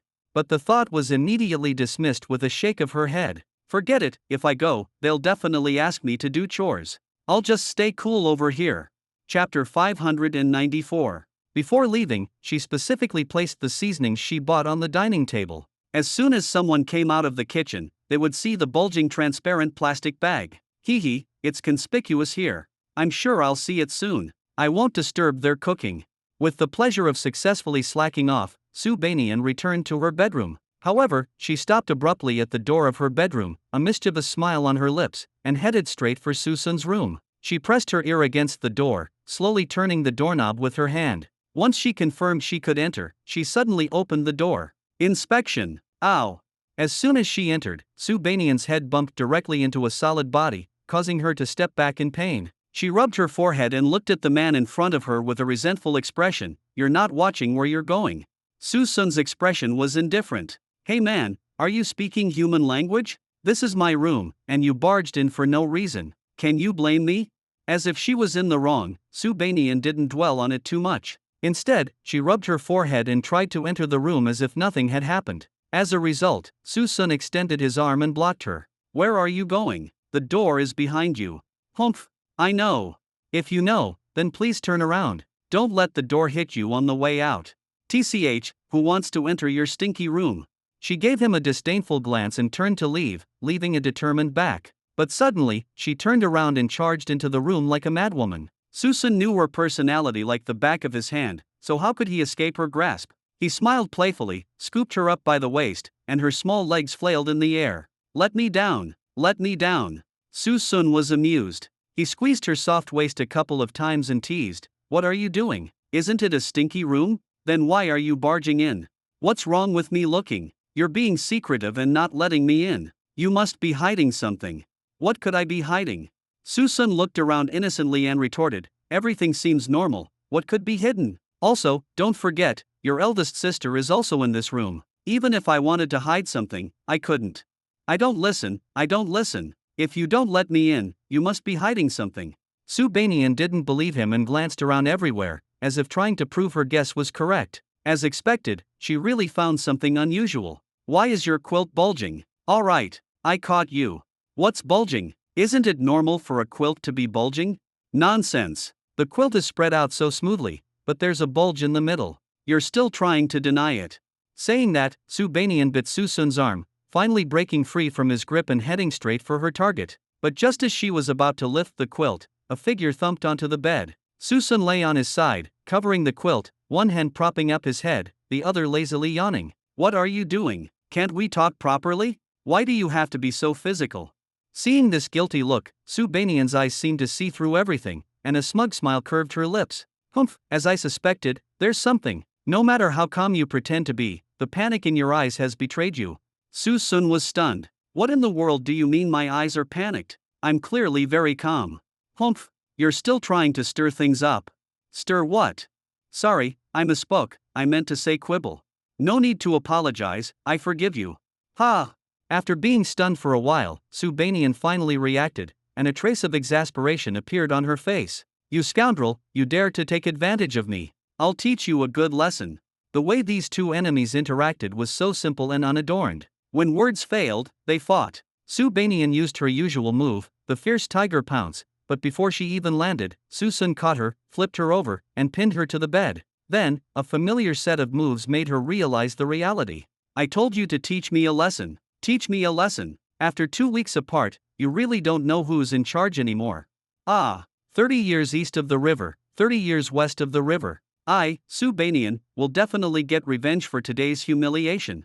Chapter 595. Give me a break. You owe me no less than 800 things to return, so return the previous ones first. Watch me unleash the great heavenly dragon. Are you wrong? If you're wrong, I'll let you go. Sue Banian buried her head in the quilt, making a muffled sound. I'm not wrong. I'm not wrong anywhere. Ha, I see. You've gotten brave, haven't you? You're actually so stubborn. Humph, I've always been like this. But you'd better not let me catch an opportunity, otherwise, I'll make you look good. As she said this, she hit the quilt heavily, but it looked completely unthreatening. Alright, I'd like to see what opportunity you can find. I'll wait for you to counterattack me. Ha, I've already found an opportunity. Ha! Susun was suddenly startled. What is it? At this moment, their roles as hunter and prey seemed to have reversed. Even though Sue Banian was still firmly subdued, the mischievous smile on her lips couldn't stop rising in triumph. Little son, if you let me go now, I can still spare you. Otherwise, when I strike with killing intent, you'll be finished. No, what are you so self-satisfied about for no reason? Ha ha. Sue Banian laughed triumphantly and turned back to give him a disdainful look. I probably know what you're hiding under that quilt. If I tell everyone you're hiding that thing, what do you think everyone will think of you? Will they think you're a pervert? Susun's large hand squeezed her triumphant mouth, forcibly pushing the smile back. He gritted his teeth speechlessly. I say, little Nyen Nyen, that's enough. What nonsense are you talking about? Even your fantasies don't involve deceiving yourself. Ha ha, li pa la, bayer sua jon ne. What are you babbling about? Say it again. When the restraint disappeared, Sue Banian moved her jaw and once again revealed that playful expression. Scared? You've been found out. It's okay, as long as you behave, I won't say anything. At this moment, she flipped over and proudly stood up, hands on her hips, looking down at Susun with contempt as if he were an ant. Susun looked up expressionlessly. I say, Nyanza, this is the bed. Why are you standing so high? Are you trying to jump off the bed? Sue Banian bent down, brought her face closer, and slowly hooked Susun's chin with a finger. Little son, actually I understand everything. Men, having a few hobbies is normal. Being controlled by eldest sister, who is so traditional, must be quite bothersome, right? I know there are small toys on the market, but it's one thing if you buy a small one, but why buy such a big one? Isn't it just adding to the burden? Look, the quilt can't even hide its size. Susun's tone was calm. No, what are you talking about? You don't think I'm playing with a... Sure, a fair finger touched his lips. Sue Banian smiled, her tone sarcastic. Some things don't need to be said clearly. We both know in our hearts, right? After all, I'm not someone who talks too much. But it's really impressive that you've been hiding this thing for so long without eldest sister finding out. It's just a shame that I caught you. But then again, I, Sue Banian, am the most ungrateful, tight-lipped. As long as you behave obediently, I promise to keep your secret. All you need to do is, do the tasks eldest sister assigns to you. Hand over 100,000 pocket money every month. Be available whenever I call and obey all my commands. Usually, you need to be observant and serve me tea, fetch water, wash my feet, and give me massages. Most importantly, you must show me respect and not talk back. Damn it! Susun immediately put on a look of utter disbelief and pulled her back again, raising his arm high. Say that again. Are you sure you want so many requirements? Ha ha ha. No, I don't want anything except the pocket money. Heh, so you were just trying to extort me, right? Take this. Just then, something unexpected happened. Sue Banian's eyes darkened, and she suddenly rolled to the other side of the bed, a triumphant smile on her lips as she grabbed the quilt with both hands. Heh, you still want to control me. Watch me make you socially dead. Wait. I won't wait. She lifted her arm forcefully, and the quilt was heavily thrown off, revealing the toy that had been hidden for so long. Ha ha ha. Ha ha ha. Sue Banian let out a triumphant laugh, as if she could already see Susun serving her like a slave, but as she lowered her head to glance, she was stunned. How is this possible? Confusion, surprise, shock, excitement, and also a growing sense of emotion. She never expected that what she considered her leverage would be something she had always longed for. Stinky. Sue Banian's eyes were full of emotion, and she looked at Susun excitedly, covering her mouth. Susun shook his head helplessly. Don't call me stinky at a time like this. I'm not stinky at all, okay? Sun.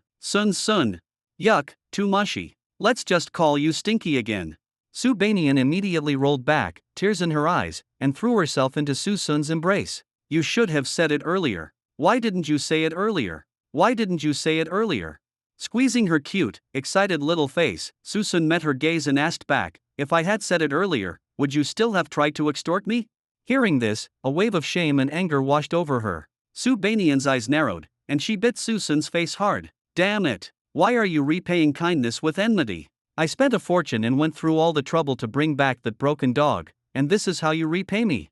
Who told you to mock me? I'll bite you to death. Su Banian bit down hard, even pushing Su Sun down. In the struggle, they almost fell off the bed. Su Sun was truly speechless, but at such a happy moment, he didn't want to ruin her mood with a lecture. He could only hold her with one arm, for fear she would fall, and pat her back gently with the other, like coaxing a child. As expected, the appeasement method was effective. After a while, Su Banian stopped fussing and raised her head in confusion. Why aren't you resisting? Too lazy to resist. I can't beat you, so that's that. Go play with your broken dog. Humph, you know what's good for you.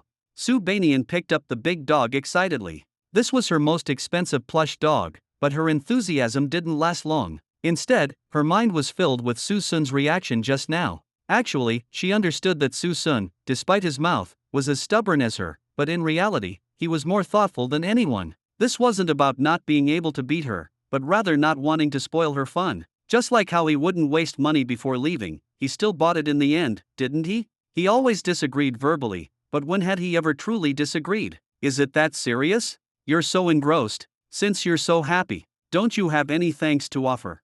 Suddenly, Su Banian looked up at Su Sun, her eyes filled with a seriousness she had never had before. Suddenly, she grabbed the dog and pounced forward, wrapping her arms around Su Sun's neck, leaning her head forward and gently covering his open lips, tightening her arms. At this moment, the large dog in her hands silently fell to the ground. Chapter 596. The moment they separated, with a hint of ambiguity, their eyes met, and the atmosphere fell silent for a long time. Su Banian's cheeks were flushed red. For the first time, her playful demeanor faded, replaced by a shy, fidgety, and somewhat flustered expression, especially her chest, which was still pounding. Finally, Su Sun broke the deadlock. You.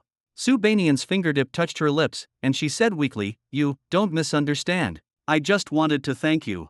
I didn't misunderstand. Su Sun's expression was indifferent. What I wanted to say is, you're so shameless, taking advantage of me. As soon as he finished speaking, Su Banian froze on the spot, disbelief in her eyes. What did she just hear? She had become the one taking advantage? With her great beauty offering herself so willingly, this man should have been grateful, yet he was still finding fault with her? Her shyness receded. Su Banian raised her head, her gaze direct, and a look of defiance gradually appeared on her face. You're still not happy. You should be secretly delighted that I'm willing to kiss you, and you still dare to be picky. Su Sun scoffed, disdainfully. Low-class woman, who wants you? With your behavior, I'd rather you kowtow to me twice.